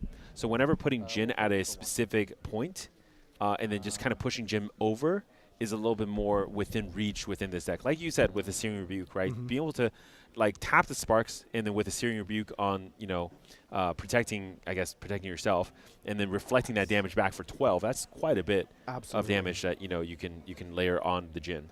And again, yeah, sure, Jin does have like the ability to, you know, basically. Is this going to be the Shuangji? This could be the Shuangji. This could actually be the Berserker plate. Okay. Maybe he just doesn't feel like he has the cards to burn yet in order to bring it out.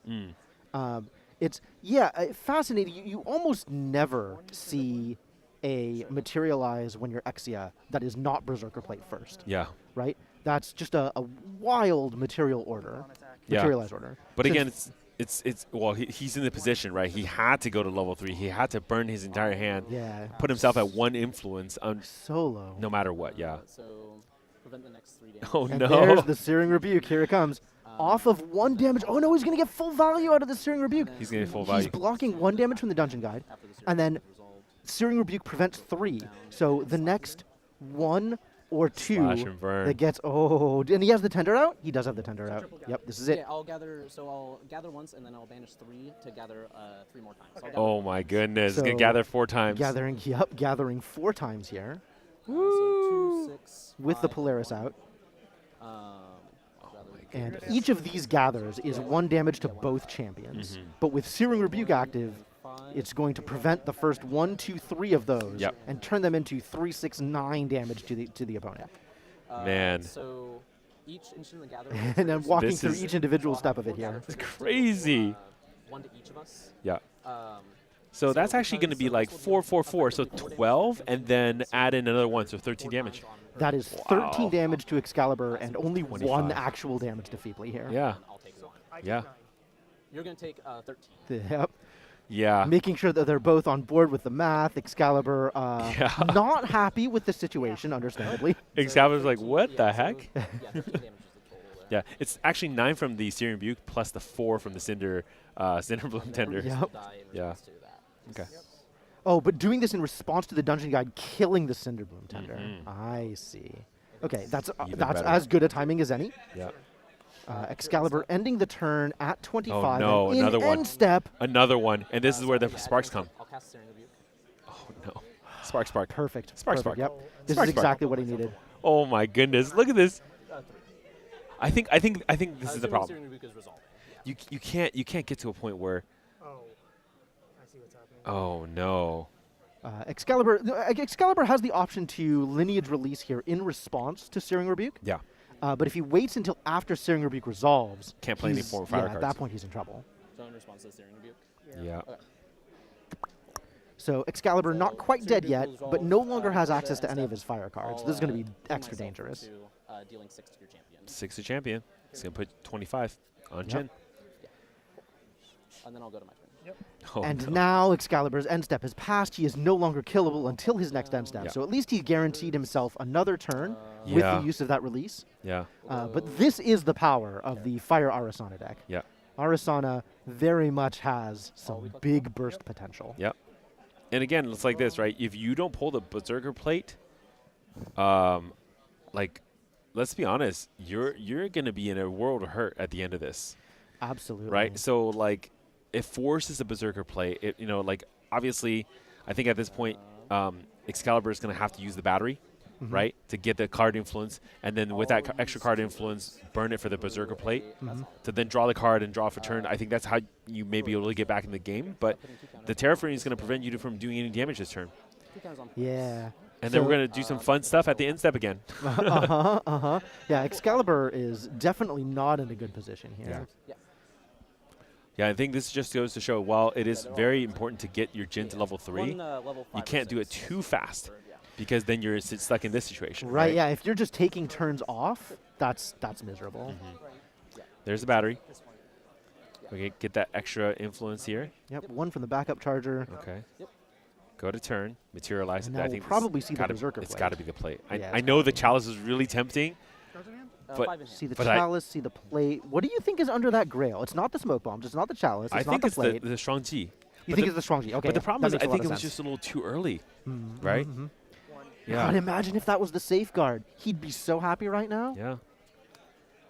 There you go. Has to be a plate. Yep. And I draw a card for plate. Okay. Plate. Yep. For plate. Recollection. Recollect. Draw a card. Yeah. So 5 cards in hand, not too bad. But 28 damage. Yeah. So that's a lot of fuel if he has a card that does something. Terraforming is not popped. Ooh, yeah. No Terraforming big is attack's not gonna get popped. through here. Oh, really? Not. Ooh, did not. Did not. That's kind of a surprise. I would have expected it's the a little Terra risky. here. It's a little risky. It's a little Yeah. risky. Because remember, there is a grail. What's under the grail? It's right, the strong G. Yeah, we've already figured that one out. Yeah. Oh, he did Excalibur not discard for and against the Oh, for the Berserker plate? for the hasty. Oh, for the hasty. I'm not sure actually.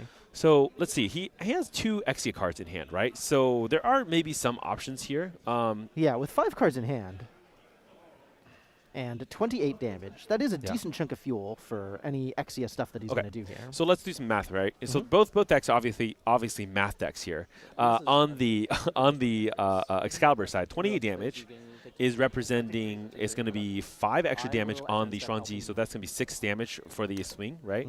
It's not quite enough though. That's the problem. Nope. Yeah.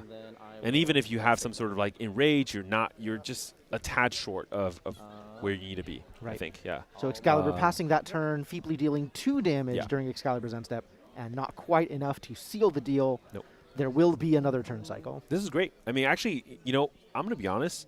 I think Excalibur is in a pretty good spot now.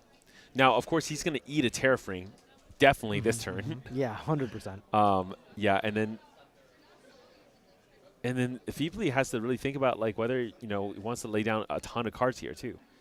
But I guess in a fire burn deck, you're burning. Yeah. Absolutely. Yeah, and at this point, I think Excalibur sees the writing on the wall. There is only so many more turns he's going to have. Yeah. I think this is his last chance to get something done. I will kill the hasty messenger. Okay, so coming in, killing a hasty messenger. Yep, feebly making the choice to control the board, and control Excalibur's velocity a little bit. Wow, stumbling over my words. And knocking out that hasty messenger to make sure that Excalibur doesn't get the extra draw, doesn't get the extra damage against Feebly.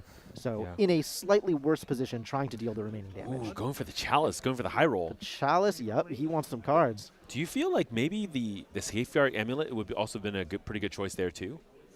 I think that's a decent possibility. Yeah, maybe Safeguard could have done it, and then he wouldn't have been able to get quite damaged out. The only damage that he can get dealt during his end step is going to be non-combat damage. Yeah. But doesn't look like that's the direction he's headed. Yeah, he really needs to be drawing min flesh. The problem with fast cures at this point is, I mean, you can't fast cure when your influence is this high. Right, yeah, and he's finally out of that hole, right? Yeah. So, blessings where they are. Yep. This is a bit of a silver lining. He does have the influence to maybe enact a game plan here. Yeah. But that does mean that he definitely cannot fast cure. Yeah, and again, the other problem is also the fire cards are now disabled, so can't play that extra hasty to try to filter for min flesh. You're a little bit stuck here. Yeah, so he's doing some more dip math here. Yep. This Shang-Chi is now going to be at, let's see, so you add in 5 more damage, so 38. That's 8 damage on the Shang-Chi. And then I guess if you have it, well, so the thing is, it depends on if he has it in Rage. So what is the other Exia card? So I think if you have the Shang-Chi and Enrage, it's actually pretty good. Yeah, so this is going to be the Shang-Chi. So the fast cure is activated so that the Shang-Chi can come out without, There's still a sensor. Yeah, that's good. Oh, you're right. But he needed to put something in his memory. Yeah, so. memory anyways. Yeah, there you go. Here we go. I'll take 5. Strongji comes out. 5. Yep. There you go. Doesn't matter. Can't use the hasty anyways. Yeah, I'll pop everything. There you go. Terrafring cut gets popped There's here. the Terrafring, yep. Wait. Yeah. Turn. Yep. Okay. Drew something Exia. Does look like okay, he has he him does in have flesh Enrage. He does have Enrage. So Oh, okay. Enrage, I think, changes the equation here, right? So Enrage is going to add another 9 damage. So 9 plus 8, right, is going to be 17. That's almost enough to kill Feebly on its own. I think that's enough. Feebly could have a Searing Rebuke here. Yeah. So if he's Prevent attacking 3? for 17, then prevent 3, that's down to 14. That Mhm. leaves Feebly at 18. Yeah. And the Dungeon Guide is exactly lethal. But can you pay for the Dungeon Guide and the Oh, Enrage? that's right. and Does he the- have enough influence to pay for all of those Yeah, attacks? because you're going to have to pay for the attack. These attacks aren't free. I think he does, though. He could very well. He's mathing it out. Yeah, 'cause, he's, I mean, he's looking hard at all if these he's looking at cards. the same numbers I'm looking at, remember, this Arsana is level 1. Mhm. Also get plus effects for each damage. I take 4. He takes 4. For every 4. Although that's actually more than enough now. Yeah. Because this Oh, Enrage is yeah. going to set him up to 42, which means Much Enrage is going to be stronger. 10. Yep. And then that makes the Strong G actually 8, Yeah, right? yeah, That's past 18 another damage one. already. Okay. Yeah. Sorry, 19 damage because the Strong G has a 1 stat line on, Right. on itself as well. So it's an 8. Yeah, it's actually Yes. 9. It's plus 8, so 9 total. Yeah. Yep. No, wait. Oh, plus it's your initials. Yeah. Yeah, plus initials, so it'd be 9 total. Yeah. Yeah, 9 total. So 19 total. Okay, yeah. That is huge. I love Jin. And that's Jin, enough. That's Jin, enough to big seal boy the deal Jin. here. What are you going to do? Yeah, just swing first. To Attack. Okay. All right. So guess it just does more damage. Huh? Yeah. This does more damage. This is the problem. I can't kill you. This is not insta. Can I I play a card that's going to end the turn? So, we do have Yeah. some healing on the Healing. board, right? Yeah. A little bit. Oh, no, he's cycling. He doesn't have the healing herbs. Oh, how unfortunate. Yeah. Bad And rolls. then I'll put 2 down to Searing Rebuke. Okay. So he does have a Searing Rebuke, which is going to prevent 3 of this damage. Yeah. But 19 minus 3 is 16 is So still Which is enough. still enough to kill. This would be 19. 19. Oh, okay, and that's still just lethal. It's just yeah. enough. Yeah. Still just lethal, yep. I'm telling you, man, that Enrage, that's the key. If you have the Enrage, it's a huge difference. Absolutely. The problem is, Feebly really needed to line up that one turn. I think that one turn he was so close. That was it. I mean, the one where you forced you forced the banish of the spirit, right? The lineage release. That was the turn. Absolutely. If he just had a little bit extra to go over the healing, that would have been enough. Yeah. I mean, and you see that side right there? Yeah. That's every gym player after a victory. Every gym player feels that way. It's like, Yeah. oh, man, I was on life and death. I have no clue if I was going to win or lose, but I'm glad I won. Right? Yeah. It Yeah. always feels so close. You fly as close to the sun as you can. Yep. And fortunately, this time for Excalibur, he did not get his wings melted. That's right. That's right. So what are we going to see out of the sideboard for these two? Excalibur could bring in a Tariff Ring. That might be helpful. Nullifying Lantern, potentially useful here, although not a lot of cards in Feebly's deck require extra fire in the yard. Doesn't the Cinderbloom, the Slash and Burn, right? You can burn more fire cards from your graveyard to be able to gather more. That's true. You Yeah. do need that for Slash and Burn. So- Nullifying Lantern could come in for that. He's also got some annul spells in the sideboard, so that hitting a Okay. Searing Rebuke is going to be pretty massive. Okay, yeah, that's kind of fun, right? Having a null spell. That's your version of Incap, right? Incapacitate is pretty cool. He's actually got a lot of defense against spell damage specifically. This 3 is- Coronation Ceremonies, Yeah. 2 Blanche.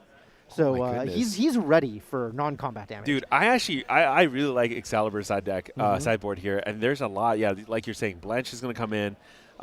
Coronation Ceremony is pretty good. I think A that null works spell. against Searing Rebuke. I'm going to double check. Yeah, it's that's pretty good. That's pretty cool. That's pretty cool. And of course, on Feebly's side here, there's just more ability to gather herbs, right? Ingredient pouch, obviously, if you have the need for more herbs to have a bigger cauldron or easier cauldron, you're going to need that. But Acolyte Cultivation, so if you want to go more aggressively, right, play a spell, get a free Acolyte spell, also having a null spell. So we could have a negate battle here. In the opposing fire deck. Sure. I love it. What a life. You know, Tether in Flames, right? That's Absolutely. that's the original Absolutely. fire negate card. We've got those in the sideboard too. Yeah, there we go. Let's do it. Oh my. Yeah, and then of course, you know, Kindling Flare. This is where you can actually make your herbs do something, right? Right. So it's, you know, quite a bit of damage. I think the key is going to be this, right? Not necessarily going super fast, because you know this Jin's not going to be doing much early game.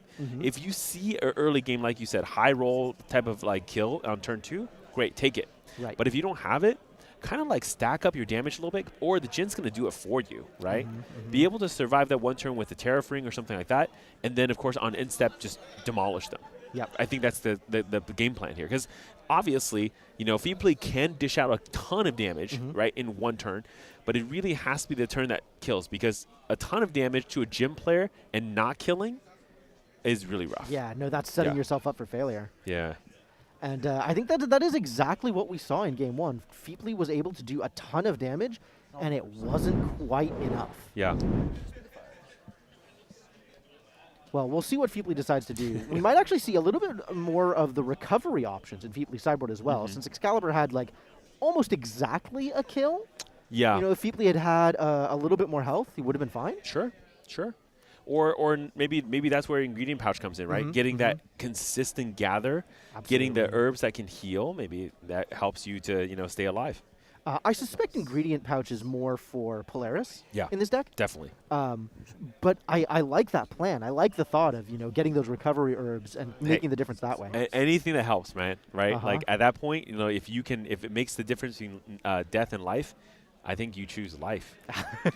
Absolutely. Between those two options, I think I agree. Yeah, man. If I stare down the Grim Reaper, which is Jin, let's be honest, you know, this man went to the hell and back, I think, right?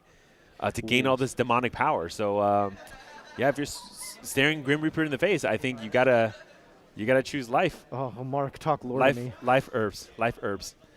So we are seeing Gildas come. We're seeing Gildas come down for Feebly. Yeah. Definitely more aggressive option here. Definitely more aggressive. But also on Excalibur side, he already has the Dungeon Guide, which is great. And then for the, you know, for the glimpse very early on, I think he only tucked one card in. So I think Excalibur likes his opening hand. Yeah. He's going to keep it. Sounds like Excalibur likes the options he has available. I agree. And Library Witch, pretty good here. Pretty good here, yeah. Considering that the other option is taking 4 damage. True. And Feebly going for the backup charger, getting some more influence, drawing some extra cards, and setting some up for next turn. Yeah, going for that econ build. Yep. Now, it does make balancing the Gildas quite hard here with that many cards. It's a lot of cards, Yeah. But at the same time, I mean, you do have quite a bit of influence to do something and, you know, set up your next turn. Yeah, we'll kill the Library Witch. Yeah, it's fine. We're going to 4 damage, 1 damage against the Intercept. It's the same thing. Right, yeah. If it's 4-1, it doesn't make much of a difference to the Library Witch. That's right. But that does clear the way for any further attacks that Feebly has. Yeah, I we'll see some what options he goes for. Yeah, I see a Cinderbloom tender as well there. So there's some setup there. But again, being able to, he will have to look for ways to basically push more fire cards into the graveyard. But yeah, we're going to lay down 7, very heavy cost to get the explosive concoction in. Yep. Yeah. Kind of the same as we saw before. Not really a lot to do early. Yeah. Might as well drop that explosive concoction in order to influence up so that you can do the entire Cinderbloom Tender combo in one turn. Yeah. Really fun kind of thing here too, right? So explosive concoction is almost like the opposite of the potion of healing. Yeah, right. Like in a very, very, very early version of the Jin Exia deck, if you recall, there was a heavy amount of potion of healing available as well. Yeah, a lot of recovery. Yeah, so it's kind of fun. It's almost like this card is now the anti. So like when we go to end step, I'm just going to explode you. Right. Yeah, but I like it. I like how aggressive this Fire Arsana is pretty cool. Yeah. Excalibur, on the other hand, having a lot of the defensive options that you come to expect from these level 3 Serene Fire decks. Yeah. So seeing the Stalwart Shieldmate come out, absolutely an on-brand play for this kind of deck, and really maybe exactly what he needs here. Still staving off that extra damage from the Gildas. Yeah, and again, it's like, you know, with the Dungeon Guide in hand already, definitely in a really good spot to be able to, you know, kind of like come out of next turn ahead, right? Be able to get to 3 and just kind of be a little bit safe, especially since Feebly is really not dishing out the same type of aggressiveness as game 1 here. Right. So I think in a lot of ways, Excalibur is actually feeling better about the current position too. Yeah. This is the position where we saw a Censor last time. Yeah. This time, actually, Feebly going for the more aggressive option, we have bringing a out that heated impact vengeance, hammer. right? Yep. We must have a heated vengeance. Must, absolutely. Oh my goodness, he's staying as a spirit. He doesn't even care. Just like Arasana, what is that? I'm just gonna be a spirit. Get all this card influence, right? Be able to lay down some cards and heated vengeance and just maybe kill you before you've hit level 3. Yeah, the question is, how is he going to get this Stalwart Shield Mate out of the way? Looks like he's trying to go through his hand, see if he has an option to get himself balanced as well as clear the Shield Mate. Yeah. And I think that would be very cool if that happens, but I'm not sure what his options are. Seeing a lot of Cinderbloom geysers. Yeah, I thought that's the whole point of the Impact Hammer was actually coming out to be able to clear the Shield Mate. But yeah, like you said too, it's no way to, or not easy way to go and balance the Gildas afterwards. No, as it turns out, you're right. I thought he was going to be saving that for a Heated Vengeance, but instead just using that 2 damage in order to clear the Shield Mate. Yeah, I don't actually know if he even has a Heated Vengeance. I'm just baiting you into this. Yeah, I'm not sure if he has one in hand, but he definitely has them in his deck. Yeah. Oh, he has a 4-drop. Wait, if he can play a card for 4, then he balanced, right? I think so. What's the 4? What's the 4? Oh. We'll Cinder Geyser your face. Oh, Cinder Geyser. Okay. All right. More burn damage to face. And I'll Gildas for another 4. Now the Gildas is balanced on 4.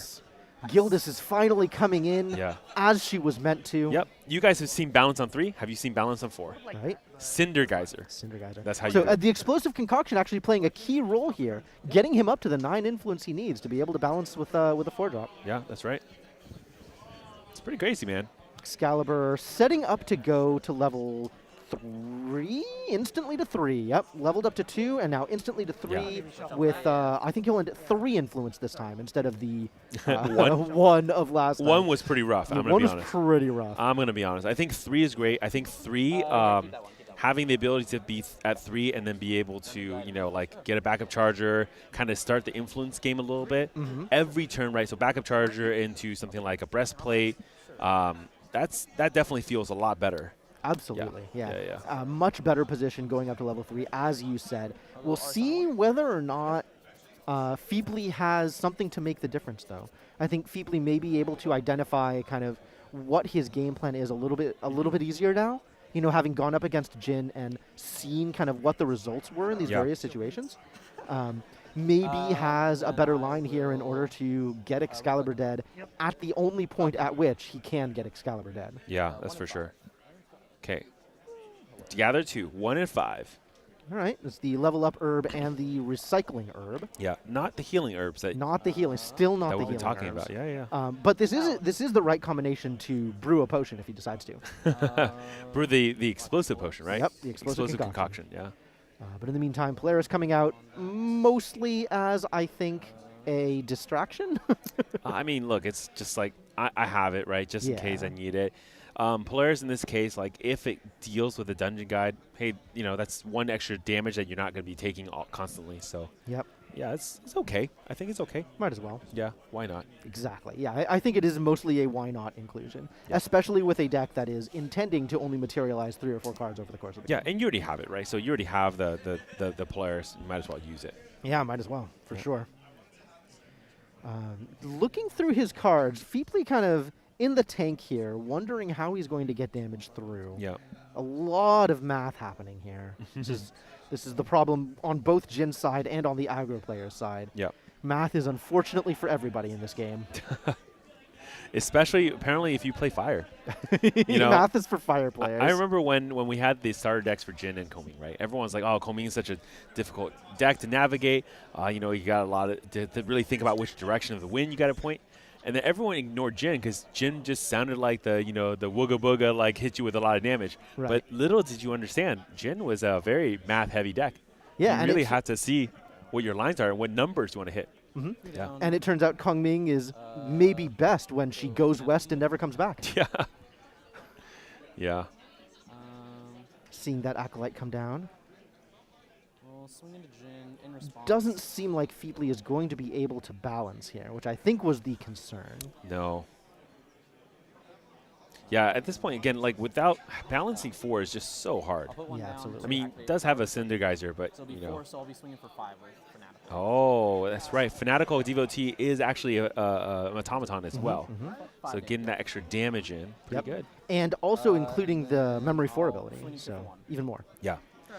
So this is where again, like we're feebly setting up the thing that I was talking about earlier, is get the Jin basically to death's door, and then save up all your ammunition and make sure you can overkill. Yes. Because knowing that there's a Serene there, you have to just be able to get ready and account for that possibility, or to basically do extra damage to be able to push Jin over. Yep, absolutely.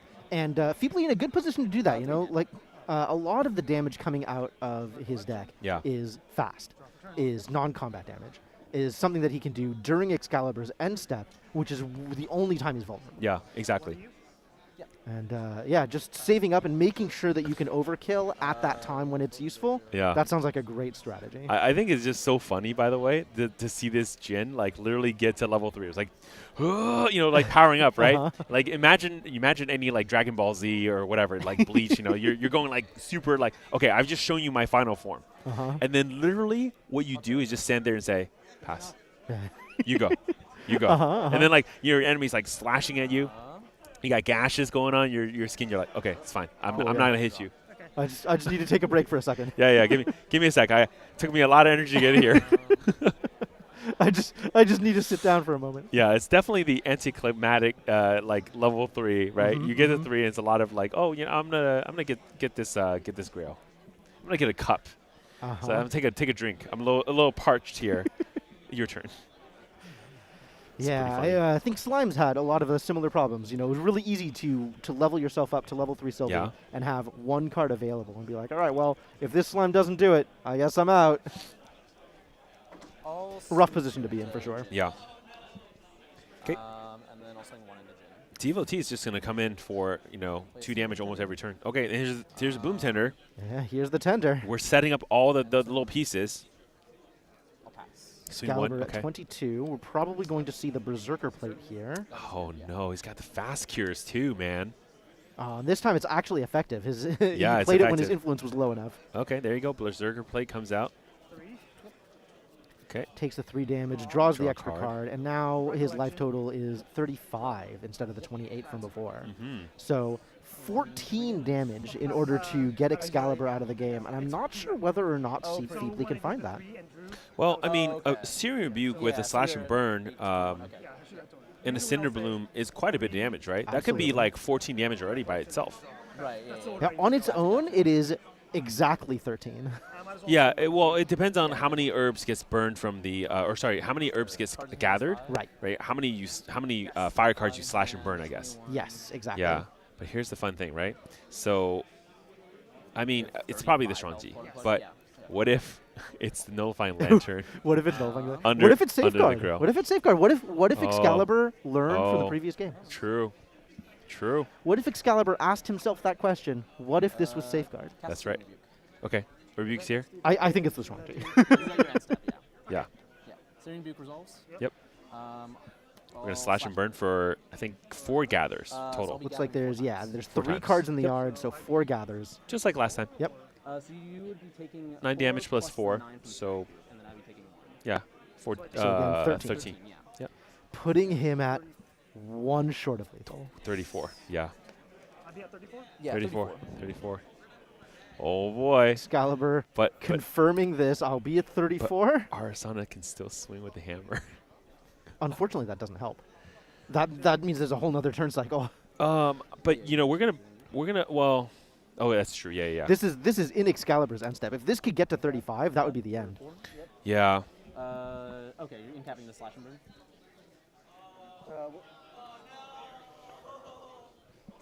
Yeah.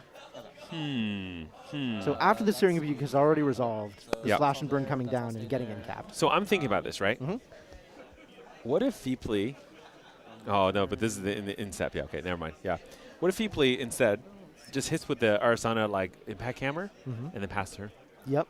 Yep. Wouldn't that have been the right play? Set up to do it again. Set up to do it again, right? Mhm. Yeah. I mean, we already know we're kind of there. In fact, the slash and burn at this point is going to be doing quite a bit of damage.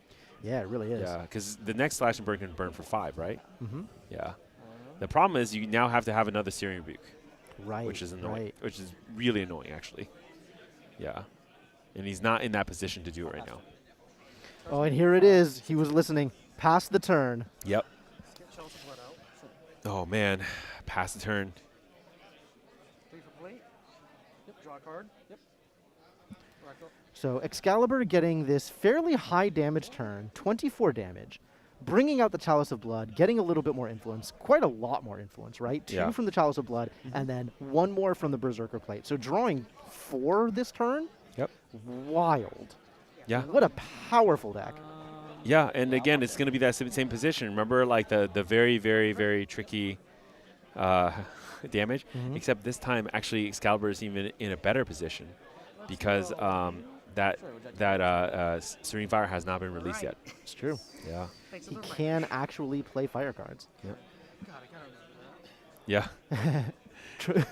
he was really happy. He was like, "Hey, man, I'm about to win, but I forgot. Oh, that's right. I have to pay for the tax. You know." Right. Exactly. Yeah. Exactly. It is what it is. Burning that Chalice for the extra 2 cards. And we'll see if he has the cards that he needs in order to get there. Yeah. This could very well be the lethal turn, right? He's starting at 24 damage, which is decently high. Yep. The Shuangji, if that comes in, we're at 29. Yep. So the Shuangji is attacking for 6. Does he have anything else in hand to kind of beef that up? Does he have the enrage that he needs? Yeah, I think at this point, without enrage, without all the other pieces, you may have to just pass and go to the next turn. Yeah, Shuangji on its own, not quite enough. No, it's not quite enough, yeah.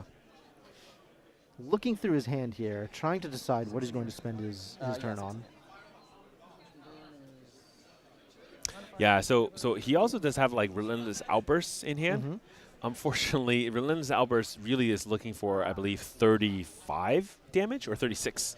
So yeah, Relentless Outburst has 6-point breakpoints, if I'm remembering the card correctly. So then it's going to be 36. Yeah.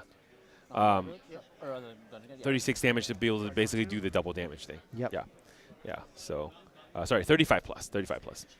So, it's going to be like the next turn. I think like with the Terraforming popped here, you kind of just have to pass it. And then hold any sort of interaction to not die here will be key. And this is where maybe that Chalice really matters, right? Right, yeah. Getting enough influence to maybe hold back and incapacitate while progressing your board state, that would be very strong for him here. I think that's the way you do it. I don't think it's just too risky to do anything else. Yeah, we do see that incapacitate in hand, so if he decides to hold it up, he might be in a very good position next turn. Yeah, yeah, I think exactly. Pass. See. Plus, also remember, there's a Serene. There's just still the. That's true. He hasn't even released his lineage yet. He's not out of this at yeah, all. Excalibur's kind of sitting pretty here. You know, pretty good. This is as far as Jin can have safety. Yeah. This is as close to safety as Jin gets, I think. Yeah, there's the safeguard. I think Feeply's smelling blood here, right? Like, or smelling his own blood. Yeah, smelling his own blood. Smelling his own point. blood. Yeah, like, hey, you haven't hit me with anything yet. Let me disable the other line, right? Relentless Outburst is going to be scary coming back next turn. So let me just make sure that I won't be in that way. Yeah. How about 29 and then Berserker Plate 32. So between Berserker Plate and the Shuangji coming in, it's going to put Excalibur at 32. Oh, except now I guess we're going to be at 34 now with 26. A little bit more damage there, yep. And it's super good, right? Pass. Because naturally, just with the Shuangji and the Berserker Plate, Excalibur is going to be at 34, not 35. Yep. So now it doesn't really matter for the fact that, Safeguard Amulet exists. But yeah, Nullifying Lancer. Man, look at this. This is cool. I like it. Yep. So that's Slash and Burn. If Feeply was going for the Slash and Burn, he's definitely worse off here. Yeah, definitely worse off here. Man, this is looking cool. This is looking really cool. This is looking really good for Excalibur. Yeah, looking I think really he's good. in a good position to potentially. I don't know if he can close it out this turn if he's quite high enough, but he might be able to. Yeah, I think it really depends on whether he has like Enrage. I think he has 2 outbursts. Now he has the Blood Shroud Temper, which doesn't really need for this case here. That gives him like Omni Shroud, which basically is like even better than Spell Shroud. Mm-hmm. You just can't screw with this card at all. Yeah, can't be targeted. Yeah. But otherwise, yeah, like there's also 2 incaps in hand too. So a lot of defensive tools. yeah. He might be in a position where he can just again pass the turn here and then save up yet another turn and try and go big the turn after. Yeah. To put a card to the bottom of my deck. Draw a card. Feebly cycling a card, digging for an answer. I think that's exactly what happened. I think Excalibur passed, so we're now in his end step. Feebly digging for a way to deal 6 damage. Man. Really wants to close the game out here. Both players, it's just like, look, if I can't kill you right now, I'm just not going to do anything. Right? Yeah, I think that's exactly where they are. Yeah. Build up influence, build up threats, build up answers. Okay. For 3 damage. Demolition. 3 damage to face. Okay. I see a Cinderbloom Geyser in Feebly's hand as well. Yeah. So almost assuredly going to get incapacitated. But Yeah. this is the threat for lethal. Yes. If Excalibur had no answers. Yes. Now, you and I both know that's not the situation. Did you see what he did, by the way, Excalibur? He moved both incaps to the front. He is definitely not going to lose either cards. I think that's the signal there. Yeah. That's pretty funny, actually. Yeah. And there's the Vermilion Decree. Vermilion for lethal. Okay. Trying to get the lethal here. But remember, Vermilion would deal exactly lethal. Lineage but of Release. Oh, yeah, that still hasn't happened yet. Yep. I think he forgot about it because he said Vermilion for lethal. He did say for lethal. I guess that you always technically threaten for lethal. Right. And you don't need to remind your opponent, right? So That's true. It is. It Yeah. is on them to remember what options they have. That's right. That's right. But yeah. Okay. So what is Feebly going to do on his turn? No damage that you deal to your opponent at this point is worthwhile, right? Yeah. You're just giving them fuel at that point, since they are already dead on their turn, unless you're expecting a Men Flash. Yeah. So does Feebly do anything besides sit here, build up even more influence? Like, what does Feebly do here? Okay. Censor. Yep. Censor's out. Okay. That's not bad. That's fine, right? I don't want you to have any more float. I don't want you to be able to play Proof of Life out of your yard. Yeah. Understandable. Has he hasn't even seen the Proof of Life, right? You don't need to see a Proof of Life in order to know a Proof of Life is there. No, not It's all Jins run Exia. them. Not Alexia run them. Especially not 4 of. That's crazy. You might be right. Yeah. But also, what does Feebly even have left in his materials? Like, what is he bringing in otherwise? I don't think he sided in the ingredient pouch. So, No, he didn't. I think he like, kept the Sword of Polaris. Seeking, what would he bring in? Yeah, Sword of Seeking, I guess. I don't know. You poke some damage. He's already got the impact hammer. Dude, Like, he really doesn't backup need... charger. Is Man. Excalibur is just like, I'm going to get a little bit more influence before I kill you here. Yeah, might as well. I think, honestly, because he's looking for enrage, right? With the Safeguard Amulet out, even though he's at 35, he doesn't have the kill. But he has to finish this game here because this is the turn, right? Because Yeah. there's no other turn after this. Right, yeah, this is it or there's nothing. Yeah. I Uh, mean, I I guess, guess with a Men Flash, you right? can Men Flesh Yeah. down, you can Serene Release down, but like, you really want to be. I mean, look with all these cards, this should be the turn that he ends it. Draw a card. Yep. Drawing off Is there of a the rage here? Plate. Come on, show me enrage. Oh boy. Can you recognize it off of a corner of the art? Pretty close, yeah. I'm pretty good. I'm pretty eagle-eyed on card recognition usually. That's my specialty here. But I don't see it though, unfortunately. There's a little green in rage, by the way. That's a clue. So okay. because of what Jin's wearing, so you can see a little bit of green on the I think like the bottom corner-ish, where his like uniform is gonna be a little green. There you go. Or the sash. Yeah. There you go. But yeah, I do see Min Flesh though. I see Proof of Life. I see Relentless Outburst. Okay. Yeah. Or maybe that's another Min Flesh. I don't know. Just a bunch of random Exia cards that aren't really going to get anything done. Yeah. Relentless Outburst definitely not going to get through this safeguard, although it Yeah. will clear the board for what that's worth. Yeah. And bringing in the Shuangji, so looks like opting not to take that extra damage. He might just be going for the Men Flesh here. Yeah. I think you can also just go for the Relentless Outburst here. Force the safeguard, right? Clear the And board. then do it again. And then mend and then pass. Yeah, absolutely. Because you can mend for free. I mean, why would you not do it if you're not going to kill this turn, right? Yeah, I think again, Excalibur is looking for ways to kill because that's another thing. Like, you really don't want to keep pushing this game forward if you can end it here. Right. Yeah. Sorry, I really need to think this through. Yeah, because he's thinking about, like, is there a way you can Proof of Life, deal enough damage to self, and then just push, like, I don't know, 14 damage with the Shuangji instead? Right, yeah. Excalibur thinking very hard here, super deep in the tank right now. Yeah. Trying to figure out his line. It feels like he should be able to do it. I think that's probably how he feels too. It feels like I should be able to do it. Yeah. But it's going to take some math and it's going to take some thinking in order to make sure that he's lining up his cards in the right way, lining up his damage counters in the right way, and if he misses a step, it's over. Right? Wait. This is... Am I wrong? Sorry, is that 2 Enrage? Okay, maybe I'm wrong. Maybe I'm wrong. Maybe I'm... Okay, sounds good. Drawing a card off of the Shuangji. Pre-rec? Yep. Still in pre-rec. I'm and making pretty some sure that's Proof of Life, but I could be wrong. I mean, I just realized Enrage and Proof of Life actually look kind of similar because they're both in that position with holding the Shuangji, right? And then, like, I guess one has like less shirt, going. But this is way too small for me to go tell if there's a shirt going on at all. Well, we did see a reduce to ash on the sensor, so Proof of Life is back on the menu. Okay. Now that That's why Excalibur is at 40 health. That's why he's doing it. Oh, there we go. Yeah. He's like, wait, let me think about the numbers here. Annihilation, okay. For 7. 7. No. I think. Oh, you're doing it. I'll go tablets to myself. Destroy all non-champion objects with Yeah. reserve cost. So he's going to do 7 to himself with Proof of Life, which is going to mean that he's going to take 14. That's going to put him at 54, which means that the Shuangji is going to be doing 11 damage, right? Each swing. So this is 22 damage.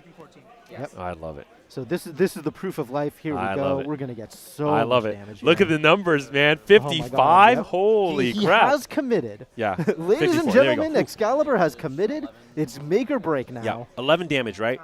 So what you do is you swing in once with 11 damage. That card's supposed to be down. Yeah. Come on. And then you Proof of Life and then swing in for another 11. Yep. That's enough, I think. Yeah, okay, so I put that card down by accident, but it stays. I will Excalibur figuring out what his next line is. swing you for 10. Coming in with the Shuangji for 10 damage. Should be 11, I think. 11? Yeah, I think so. Because it's I think it's 10 plus 1. Yeah, 10 plus 1. Yeah. Pitch 2. So activate Proof of Life from my graveyard. There we go. He says pitch. I wonder what this is. This is a Flesh and Blood player. Yeah, apparently. He's playing literally the Flesh and Blood character. Another 10. There you go. All right, and he takes it. Yeah, there you go. See, because that Safeguard Amulet, there is no spell damage line. There is only the swing damage, right? The attack damage, pure. And I love it. I mean, like, how many times, we see all these champions, right? The way to end is like rending, fire momentum. You got to use attack cards, right? This Jin says, nah, I don't use attack cards. I just use pure attack with a weapon, right? Yeah.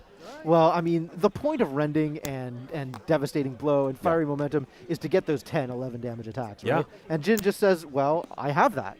Those are the numbers I have. Yeah. I don't need to play any more cards in order to enable those. Yeah, and it's pretty crazy because I think this allows Excalibur to get into prizing, right, for invite? I think so. This was the win and in. Yeah. So yeah, this gets him to exactly where he would want to be. I think this gets him the invite exactly. He's going to be a 5-2. Yep. And that's, I think, good enough for the invite card. I think so. Wow, that's huge. Yeah, very That cool. is huge. And with Jin, with a deck that, really didn't see like a lot of representation, with a deck that a lot of people didn't believe in, right? Not running Clarent. So I'm I know kidding Excalibur. here. Excalibur is a Jin believer. Excalibur is a Jin truther. Oh, really? Yeah. Truther. He has been on Jin Forever? for as long as he's known Jin existed. Wow. And he never shifted off. Never shifted and off. It's paid off. He's playing so well here. I love it. Yeah. And it's great to see him taking some wins home and getting into prizing. Oh, I love it. I mean, like, I out of all the decks I played, right? I think one of the decks really speaks to me was Fire Jin. Sure. Yeah. Even though a lot of people really gave me a lot of crap for playing Fire Jin, but I just felt like that deck there were so many cool finishers, and I personally, I don't mind doing the math, actually. I kind of like doing the math. It's a little bit like... Yeah, it's a little bit of a puzzle. It's a little bit of a puzzle, yeah. And then there's, I I think one way to think about it is like this, right? If it's difficult for you, it's difficult for your opponent as well. Yep. Which means you can catch them off guard. Yeah, right? absolutely. Because they're not really thinking like, oh wait, because again, they can't see the cards in your hand, so they can't do the extra math that you potentially could be doing, right? Right. They can see what's on the board and make reasonable judgments, but again, like this right here, right? Proof of life, annihilation for 7. Right. Yeah. 14. Okay, that puts me at 11 damage each swing. That's 22. Right. That's awesome. 22 out of almost nowhere. Yeah, and that Spurn to Ash like really came in handy there because just at the last second. he needed it because that sensor was preventing the proof of life from becoming valuable in that situation. Exactly. And he absolutely needed it. He really needed that second swing. Yeah. And it worked out. You know, it all came together. And I'm totally with you on sort of the puzzle aspects of some of these decks, right? You know, thinking about like it's really satisfying to get the numbers to work out the way you want them to. So it's fun to put together. I to be honest though, like I really also like the Please deck. Sure. There was a lot of puzzling there too. And like you were saying too, I mean look, we saw both games. Jin had pretty good opening hands, right? Be able to find the dungeon guide. Yep. But let's, audience at home, you guys know. How many times have you ever opened a Grand Archive game and you're like, how come I don't have a dungeon guide? Right. And then you draw the dungeon guide right when you hit 3. And you're like, man, I really don't need this card right now. Yeah. It's so crazy. So it's so crazy. I mean, congratulations to Excalibur, of course. And he must be feeling really good, right? Yeah, absolutely. Yeah. It's the Psy. There's a mega Psy now because there's a Jin that made it into, basically top prizing. So yeah, so let's hear about it from Excalibur himself. We're going to go into that interview right about now. Yeah. Cool. Round 7 with the amazing Fire Jin player, Excalibur. How you feeling after this match? I'm shaking a bit. I can't believe I've gone this far, honestly. How long have you been playing GA? We closed the Since November, actually. A month into Mortal Ambition, actually. Oh, so you started with Jin. I have, and I've thought about building other decks. I just haven't had the time to get to it. So, I mean, what I have seems to work, so let's just improve on it. Now's your time, man. Jin is back. Do you want me to do like a... Was he here in the first place? Hopefully this may be something for Jin. I mean, so when you were going up, because I wasn't, unfortunately, I didn't look at your previous rounds. How did Jin feel against? I'm sure you ran into the Clarent Lorraines, or maybe you didn't. I don't know, but how did those feel? I think I ran into one Clarent Lorraine. I think it was a win Lorraine. I ended up winning that. I think I won that match. It was interesting, especially since Relentless Outburst doesn't work anymore, but I managed to play around that. So, did you go into this knowing that there might be a lot of Clarence decks, or did you think Fractals might still be pretty prevalent here, or was there any other deck that you were kind of concerned about? Not really. It was mainly Fractals. I did not run to a single Fractal today, surprisingly. And I've talked with others. I'm surprised how many Clarents there are out there, honestly.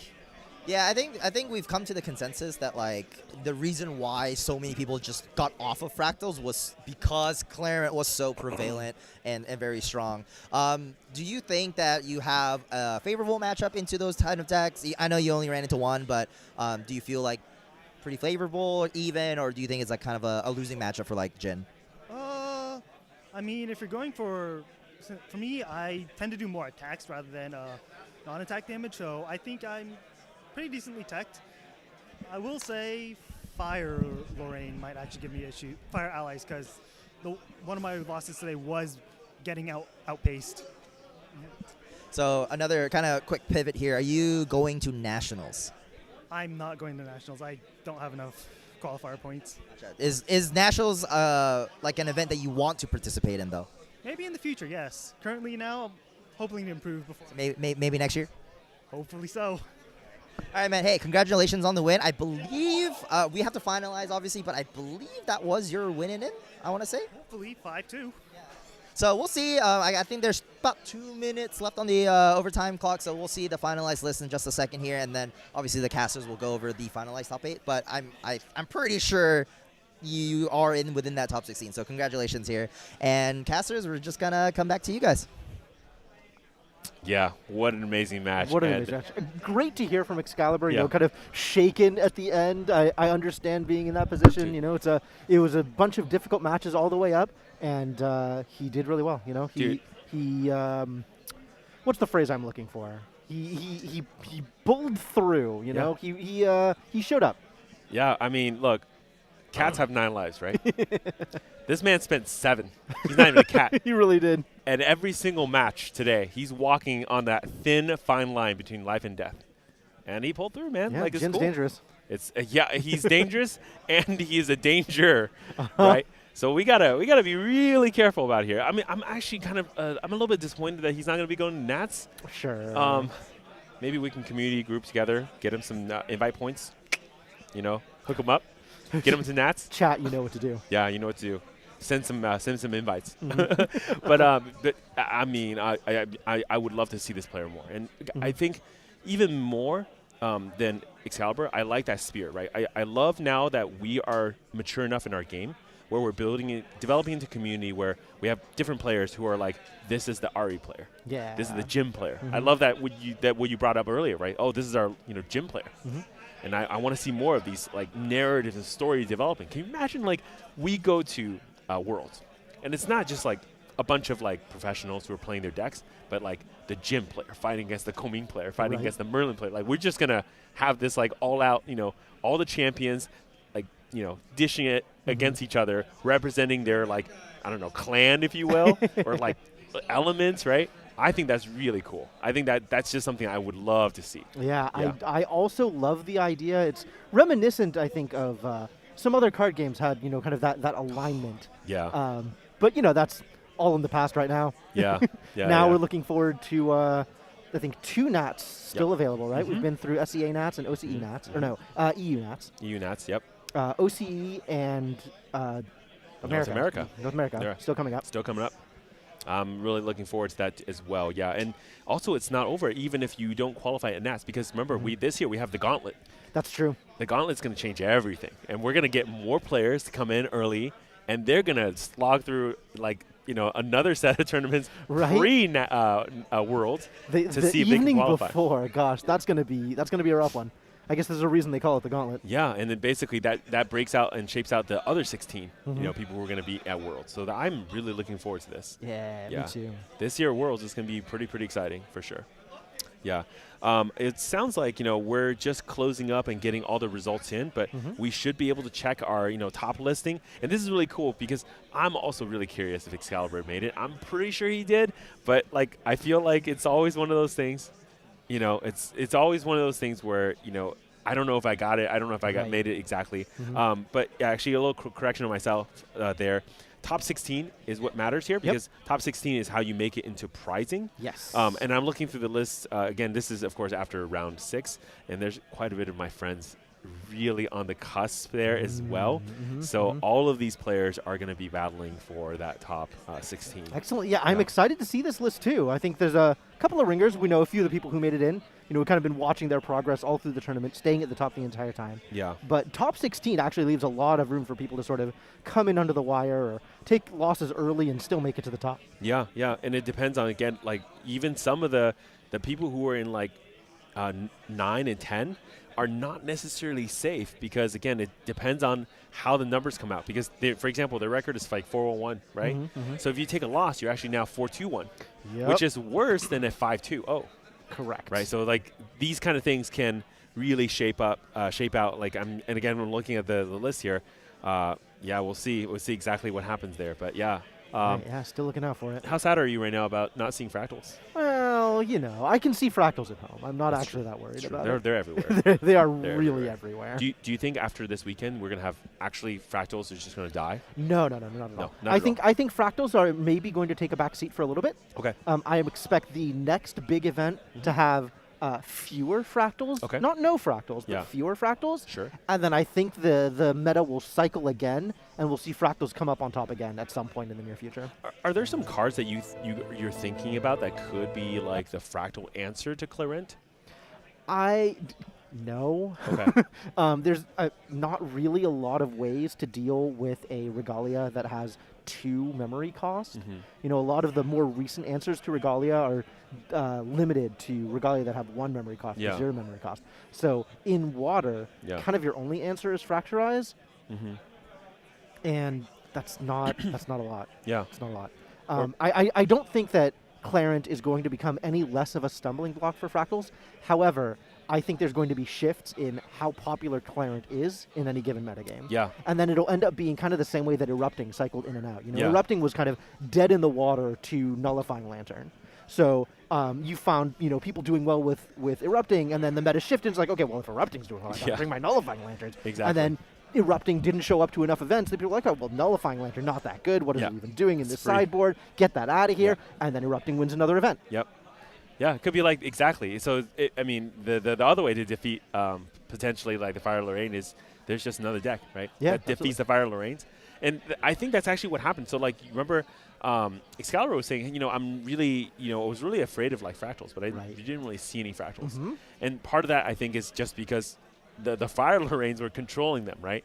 So this is almost like, yeah, the population is being, like, you know, like cold by another deck. And next tournament, it could be just like this. Some other deck comes in expecting a ton of Fire Lorraine, really controls the population of Fire Lorraines that make it even to the top list, and that lets things like Fractals potentially escape now to the top list. Absolutely. Yeah. I suspect that some of the decks that sort of prey on Fire Lorraine are going to be the decks that people need to commit more to, right? Yeah. You're going to find stuff like Genbu is going to do well against Fire Lorraine. Yeah. And that is not the easiest deck to just jump into. You know, Yeah. a lot of the people who are playing Genbu are the people who have been playing Water Tamer, the people who have been playing Nico for, you know, half a year at this point. Yeah. Right? So these are the people that are really committed to that kind of deck. Yeah. And I suspect you find the kinds of decks that beat Fire Lorraine are the kinds of decks that people need to commit to. And it's a really different feel. Like, I mean, like, Absolutely. I remember, so last season, I was really dedicated to practicing water. So I played a lot of water decks, right? And it was only towards the end of the season I realized how to play water. Yeah, it's tough. And I full props, by the way, Singaporean to the Singaporeans. If you're watching this right now or you're watching it on the VOD, thank you guys so much, because I feel like I learned a lot from the Singaporean team, Apex specifically, to understand. Apex is so good. Yeah, to understand exactly what water is all about. Because as a fire player, right, I feel like I'm losing when I don't spend my cards. But as a water player, you lose by spending your cards. Yeah, and so that's the kind of shift that, you know, I felt like, you know, it took me a while to get there, right? And of course, you know, with coming into this meta, and like you were saying too, some players, you know, want to play potentially Seiryu or Genbu, they have to learn. Absolutely. This is a totally different way to play, you know, a champion, right? Guojia gets a free level 3 if you can, you know, quest counter. So, but getting the quest, right, doing that methodical method to get there, that's actually the really important part about this deck. Yeah. Absolutely. And I think it's an important thing that you said, you know, kind of training to play water because of the different playstyle from fire. A lot of the decks that are going to have the better defensive options, a lot of the decks that are going to be able to go over the top of a fire aggro Lorraine are the kinds of decks that have a different play style from the other decks in the field. And it's the kind of thing that, you know, you need to learn. Yeah. Yeah, and who knows? The other part of it, too, is, you know, this game is ever evolving, right? Yeah, absolutely. We get new sets all the time. And in between new sets, we literally get, like, reimagined older sets, right? So, like, you know, your other games, your second edition cards are just basically a reprint of the first edition.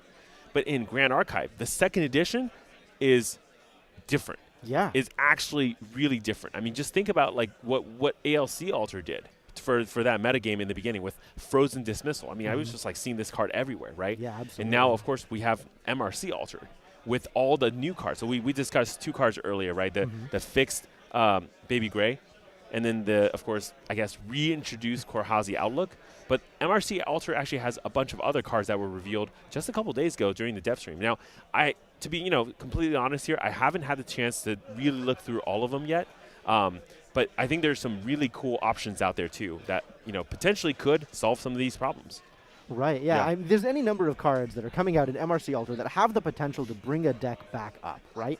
I think MRC as a set focused a lot on Neos and on Guardian stuff. And so I think that's, you know, MRC Alter kind of playing to that same themes. So we're seeing a lot of Guardian stuff. We're seeing a lot of cleric stuff. Quite a few Neos cards, and then a few more sort of general cards on the field. Yeah. I mean, I just looked through these 6 cards we have on the screen up here. Radiant Repudiation. Is this Searing Rebuke and Neos? Yeah. Guardian gets a Searing goodness. Rebuke also. That's It's fine. Don't worry about it. That's pretty funny. Yeah. I do like how the Guardian version of Searing Rebuke protects more and deals less damage. That sounds about right. Yeah. That sounds about right to the Guardian thing, right? Let's see. Just today, what was it? It was Diffusal Block. I was looking up this card, and I realized Diffusal Block is I think it's cheaper if you have a shield, right? And then I'm looking at Shield Fragmentation, and then I'm like, wait, hold on.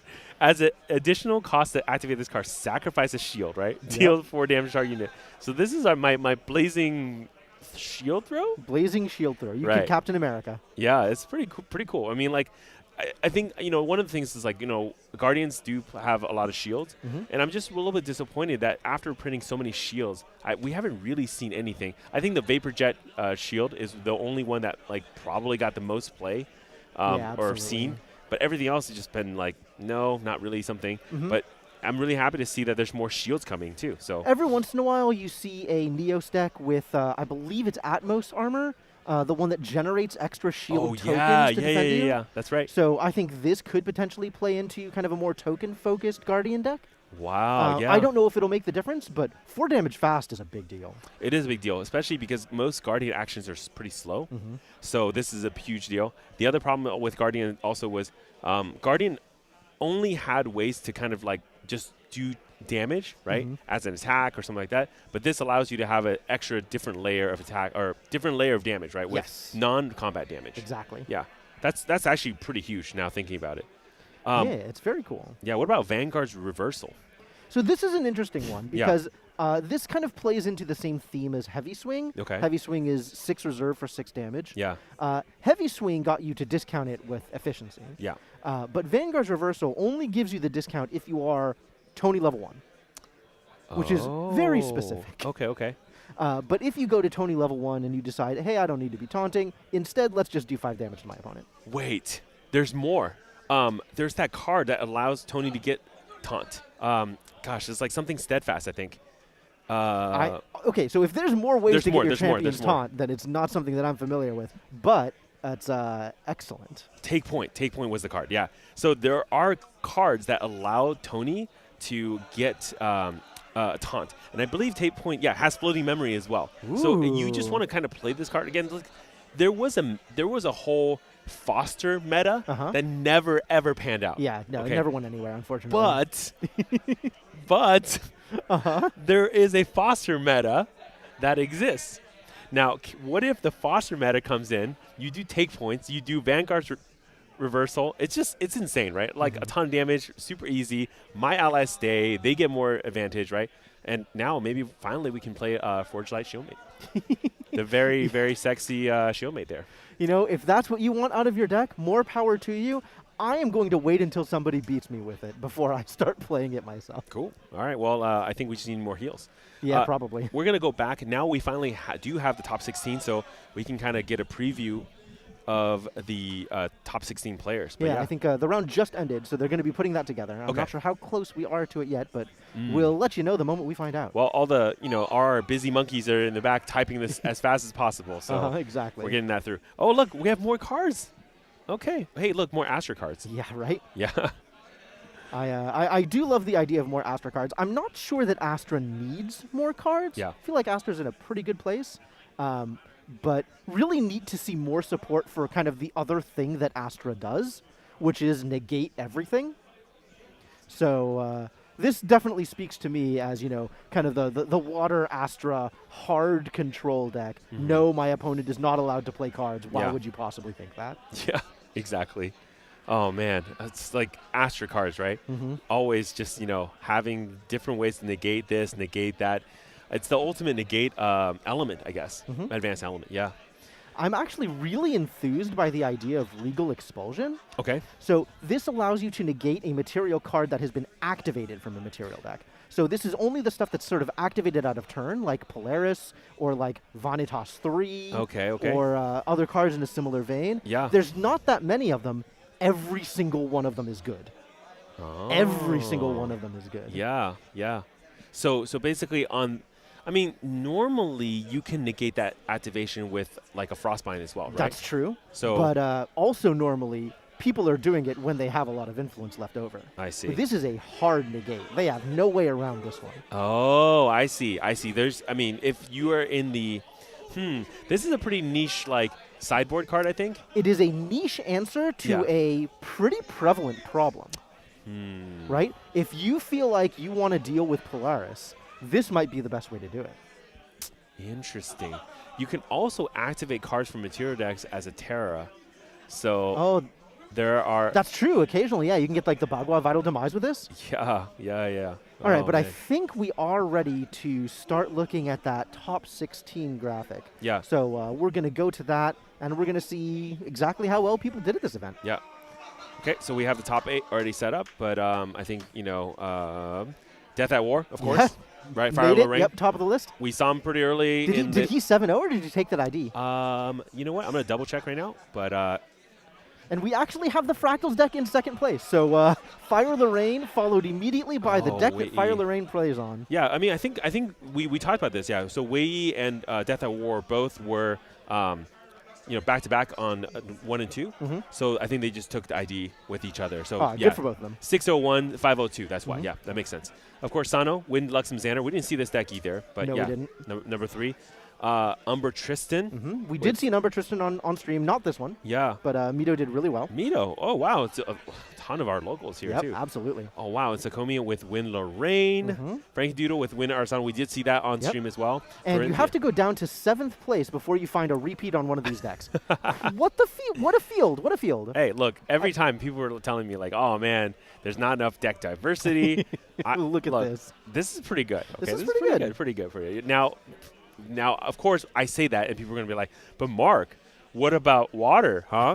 I don't see water on there. Like, hey, guys, water players, you guys had a pretty good run for two seasons. Right? I think you could let someone else play this game a little bit, too. Do we want to talk about Arasana just completely overwhelming the entire field with Polaris and Fractal of Polar Depths? Yeah. It's pretty funny, yeah. 7th and 8th place, both on Fire Lorraine, Ferenthian and Nico.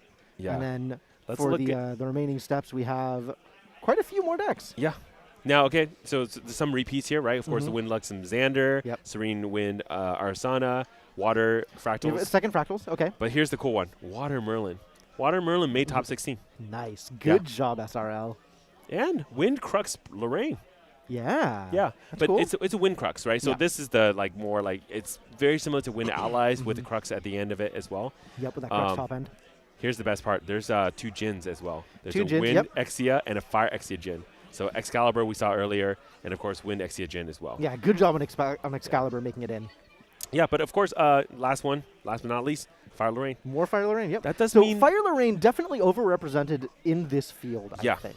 Yeah, of course. And that's I don't 25% think, conversion. I don't think that this can happen again, right? I don't think that Fire Lorraine is going to have these kinds of numbers in every event going forward, right? No. They're but going to learn. This was definitely the event to see it. So I'm happy to see it doing well, and I'm interested to see where it goes from here. Yeah, for sure. We're going to go to an interview with our number 1 player, Death at War, in 5 seconds. Yeah. So we'll see. Excited to hear what he thinks about being rank 1 in this event. Is essentially without any loss.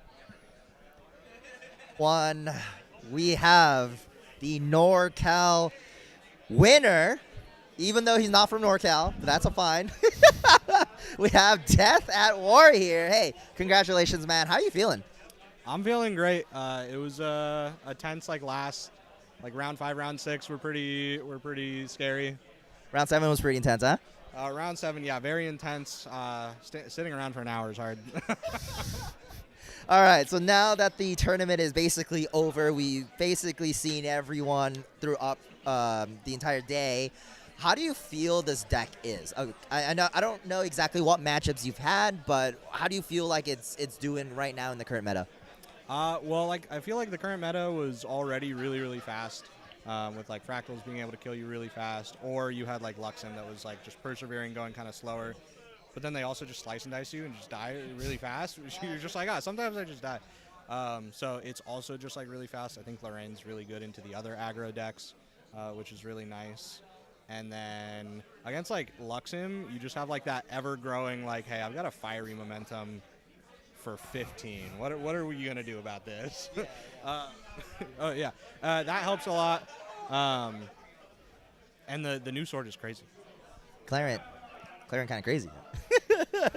So now that obviously like this is with the new card, this is one of the bigger premier events that had this card legal, and we had the EU national or EU online regionals, and I think there was another regionals going on somewhere in the East Coast, I believe. How do you think the results from these three events is going to affect the meta? Because now that, oh my god, Clarent decks are going to be kind of crazy, so what do you think the next event's meta going to look like, especially like Oceania, for example, which is next weekend?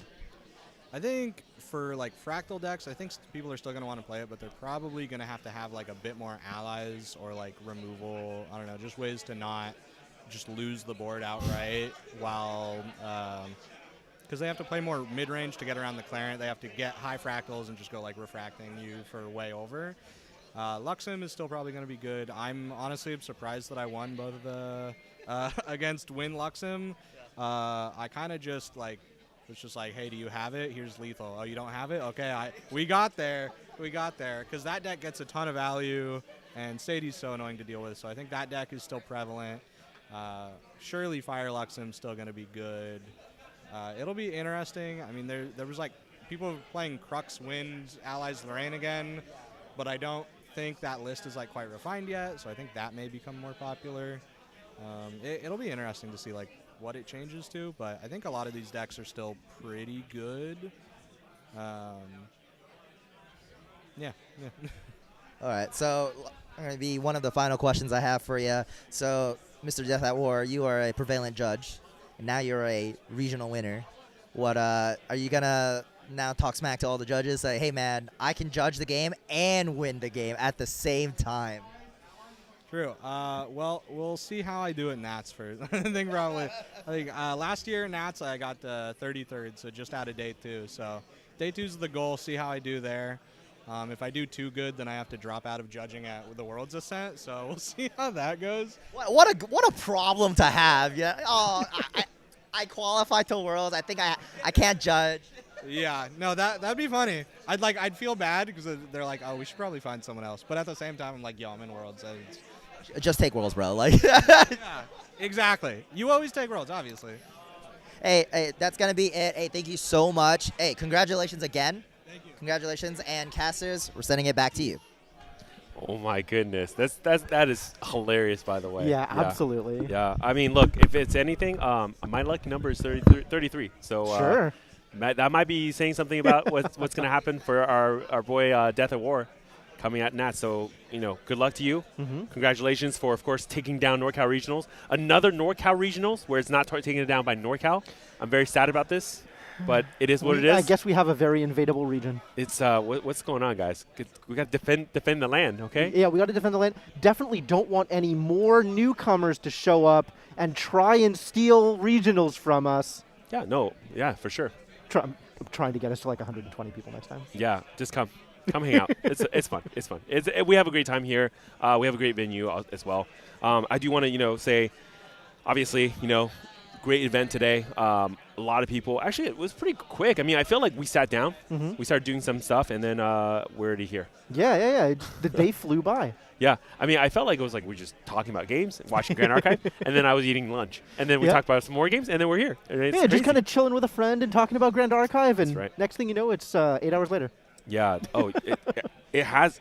Wow, it has been that long. It's crazy, man. It's like it's what happens when you do something that you really like. It's I can't deny it, man. I love Grand Archive. It's a really fun game. The games are dynamic.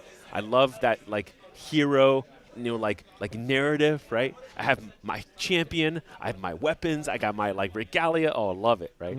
But also, I was a little bit disappointed that Death Award didn't talk about Goja. Oh, sure. So is that like no respect for the Tamers? I think Death at War just didn't run into any Goja over the course of the tournament. True. Like, there was a decent chunk of Goja represented, and somehow they just dodged all of everybody. Yeah, everybody. And maybe they just played themselves over and over. Yeah, that's true. This Bunch is of sometimes Goja what mirrors. happens to all the sign players too, right? They go in tournament. This is how it works. Yeah, but I mean, great event. I really like. Again, everyone's still having fun. I think everyone's kind of like waiting for a award ceremony, which will be coming up soon as well. Yeah, so pretty cool, pretty good event. What else? I mean, are you looking forward to a Lorraine season now that this sword is? I mean, apparently everyone's saying it's OP, right? It is pretty freaking OP. It is pretty cracked. Yeah, it's pretty cracked. And obviously, I think the statement about allies is true, but also the statement about maybe potentially defending against the Fire Lorraine, right? Some sort of like way to prevent some damage, like Crystallized Destiny, for example, right? But like whatever the equivalent in water would be, like I think Seizing Edict, right? Coriolis Ward. Coriolis is good too. Yeah. Is Kongming finally time? Yeah. But I mean, look. I mean, just, now that we have a little time, I do want to say just again, thank you guys so much for joining us today and watching. That's really, really awesome. And thank you guys. Thank first and foremost FinalCut TCG for hosting this big event. Big shout out to TM32 as well as TalkGA for doing the stream and all the bits and pieces so you guys can enjoy this no matter where you are in the world, live with us and on the VODs forever. Yep. Right. Imagine like 30 years people watching this stream. I'm looking. I hope so. I hope in 30 years I have inspired some people to play some more Grand Archive. Yeah. Of course. Thank you to all of our players who are here, like hanging out with us for the 8 hours as well. The judges, the volunteers, always showing up and doing what they can to make sure that these events run. They don't run without these people involved. A lot of people behind the scenes kind of making these events happen. Without those people, we wouldn't be anywhere. Yeah, the artists, the vendors, Silidar here walking around making sure the game's running, the stream team, like I said, but also, Router Chan and the iPad Kun, like making sure everything's staying up. I think this is the first event we didn't really have any like connection issues. Nothing was disconnecting. So far, right? We're not done yet. But really, big shout-outs to those everybody here to really thank you. And thank you, Jim, for joining me honestly, at the casting my table. pleasure. It is an absolute pleasure to sit next to you and be able to cast these games. Definitely a pleasure co-commentating with you. I think both of us have leveled up since Santa Clara, and I'm glad to see sort of how things are better. Yeah, we're learning. Pretty soon, we're setting up for the closing ceremony right now, which is going to be for the top 16 players pretty soon. So, yeah, I mean, it's going to be the end of – I mean, I actually really like regionals. I feel like regionals is one of those events where, it's a one-day thing and it's just kind of done, right, which is nice. Sometimes, it is pretty grueling to have to go to day 2. Imagine, today you finish and then, okay. A lot of times, for big tournaments, especially if you make top cut. Right. Not only are you having to prepare for day 2, now you feel obligated to review deck list. Yeah. Right? Yeah, and study with your friends and figure out exactly what to do for day 2. I mean, regional is kind of nice. Just, you're kind of done the whole day, hung out, play the games, do some trades. I see some trading going on now. And 7 rounds instead of 9, that's a pretty big deal. Those last 2 rounds are killers. Yeah, absolutely. Yeah. And just, again, it depends on how many players, right? The less players and the way that things go out. Now, if everyone just starts taking draws, though, then we could have, really long I don't think we would do extra rounds, and it usually kind of fixes itself out. But, yeah, there could be cases where maybe, it's not a very clear winner from just the basic record, right? I mean, there's still tiebreakers, but yeah, that's a nightmare scenario. Yeah, for sure. Yeah, so I mean, yeah, and what an event. Did I ever tell people what the prize card is? No, I don't think so. Oh, it's a beautiful Mandate of Honor. Okay. It's actually really pretty. Yeah. So I mean, obviously, every single set, every single season, every single regional, we have a lot of different things. Yeah, but this the prize card is a beautiful Mandate of Honor. In addition to your actual play mats and other prizing items too. Lots of Sapphire packs, right? And just normal packs prizing too as well. So, but yeah, that Mandate of Honor, it looks really nice. No, I bet. Yeah, and wait, do you get the CPR version now, or is that only next season? You're just gonna directly get the CPR version, and there's no. It's when you trade them in at nationals, right? For this year. Yeah. Next year, I think it's going to change. Oh, I'm not sure what it's going to I think they're like just going next to year. give you the CPR directly. There's no trade. Well, you still have to present it, but once you present it, there's like a stamping process or something that goes on. So yeah. Cool. All right. Well, I think we are in a position to move on to the closing ceremonies. Yeah. And we're going to cut over to them. So from the casting desk, we're signing out. See you guys.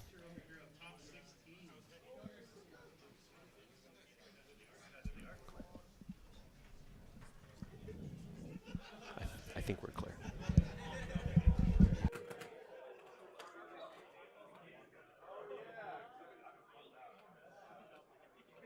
We have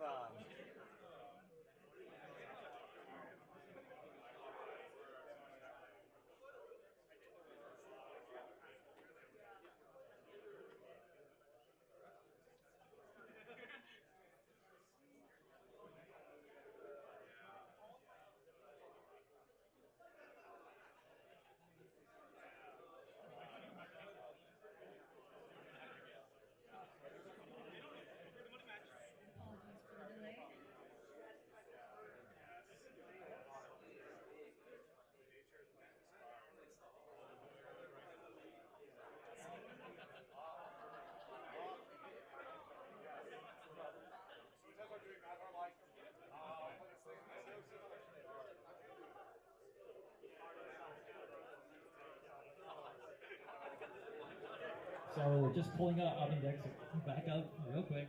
Almost ready to go.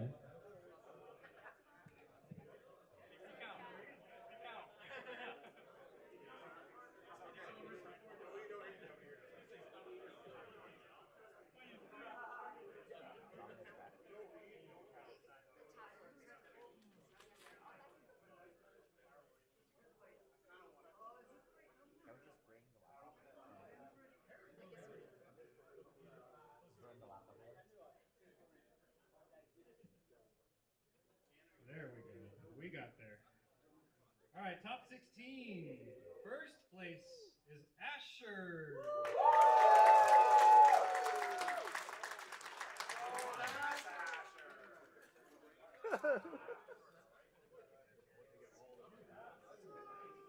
Great job, Asher.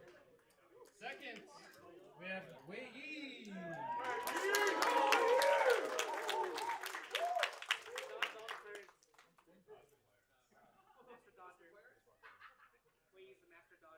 Third place is Ryan Sano.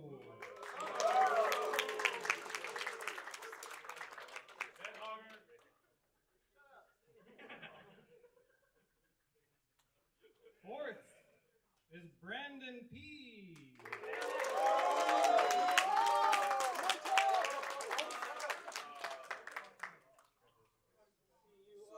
Fifth is James L.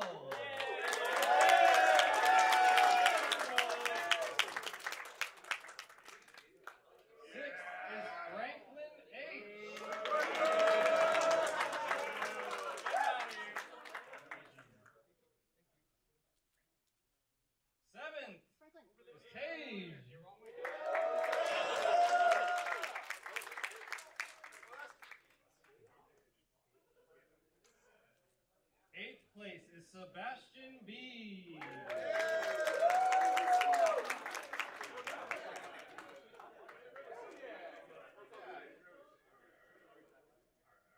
Ninth is Jose N.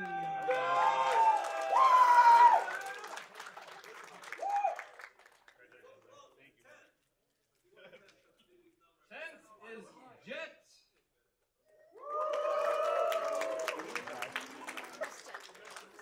Didn't even try the last one. It's Jet. Hi, Jet. Big fan. It should be that one, yeah.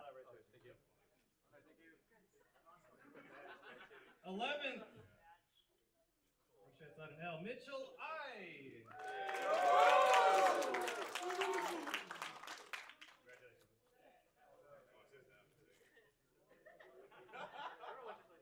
12th is Kendall.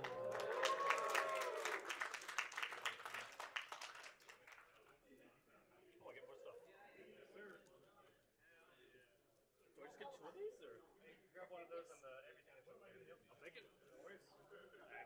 13th is Brian C.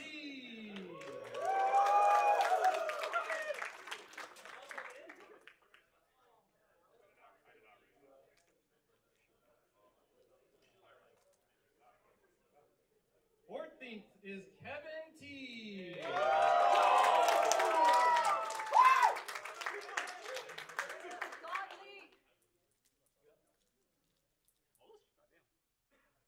15th is Brandon L.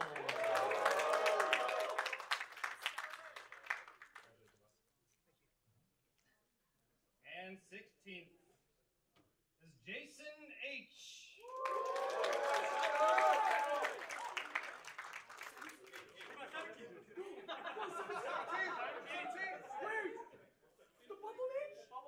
Oh, Bubble Mage.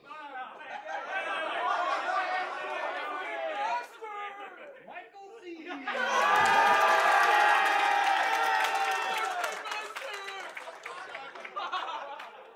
Thank you very much, everyone. If you are top 16, please go over here.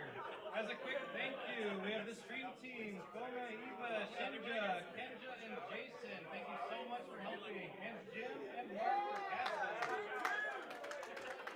For the booth, thank you, Steven and Connie, for helping run them. And judges, Sean, Andrew, and Lee. Appreciate it. Of course, Remetic and Shinja.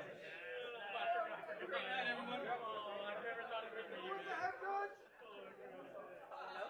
Bring it this way. All right, coming through, Stan. Coming through. Big slides. Watch out, guys, watch out. Watch out, coming through. I'm always short. I'm always short. I'm in the front. I know my place.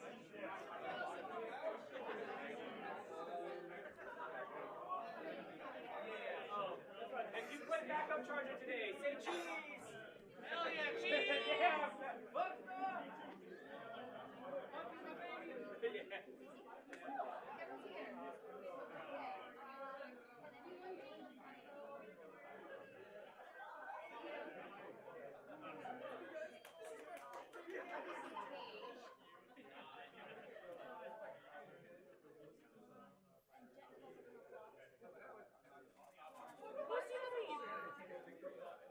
Did they want 17?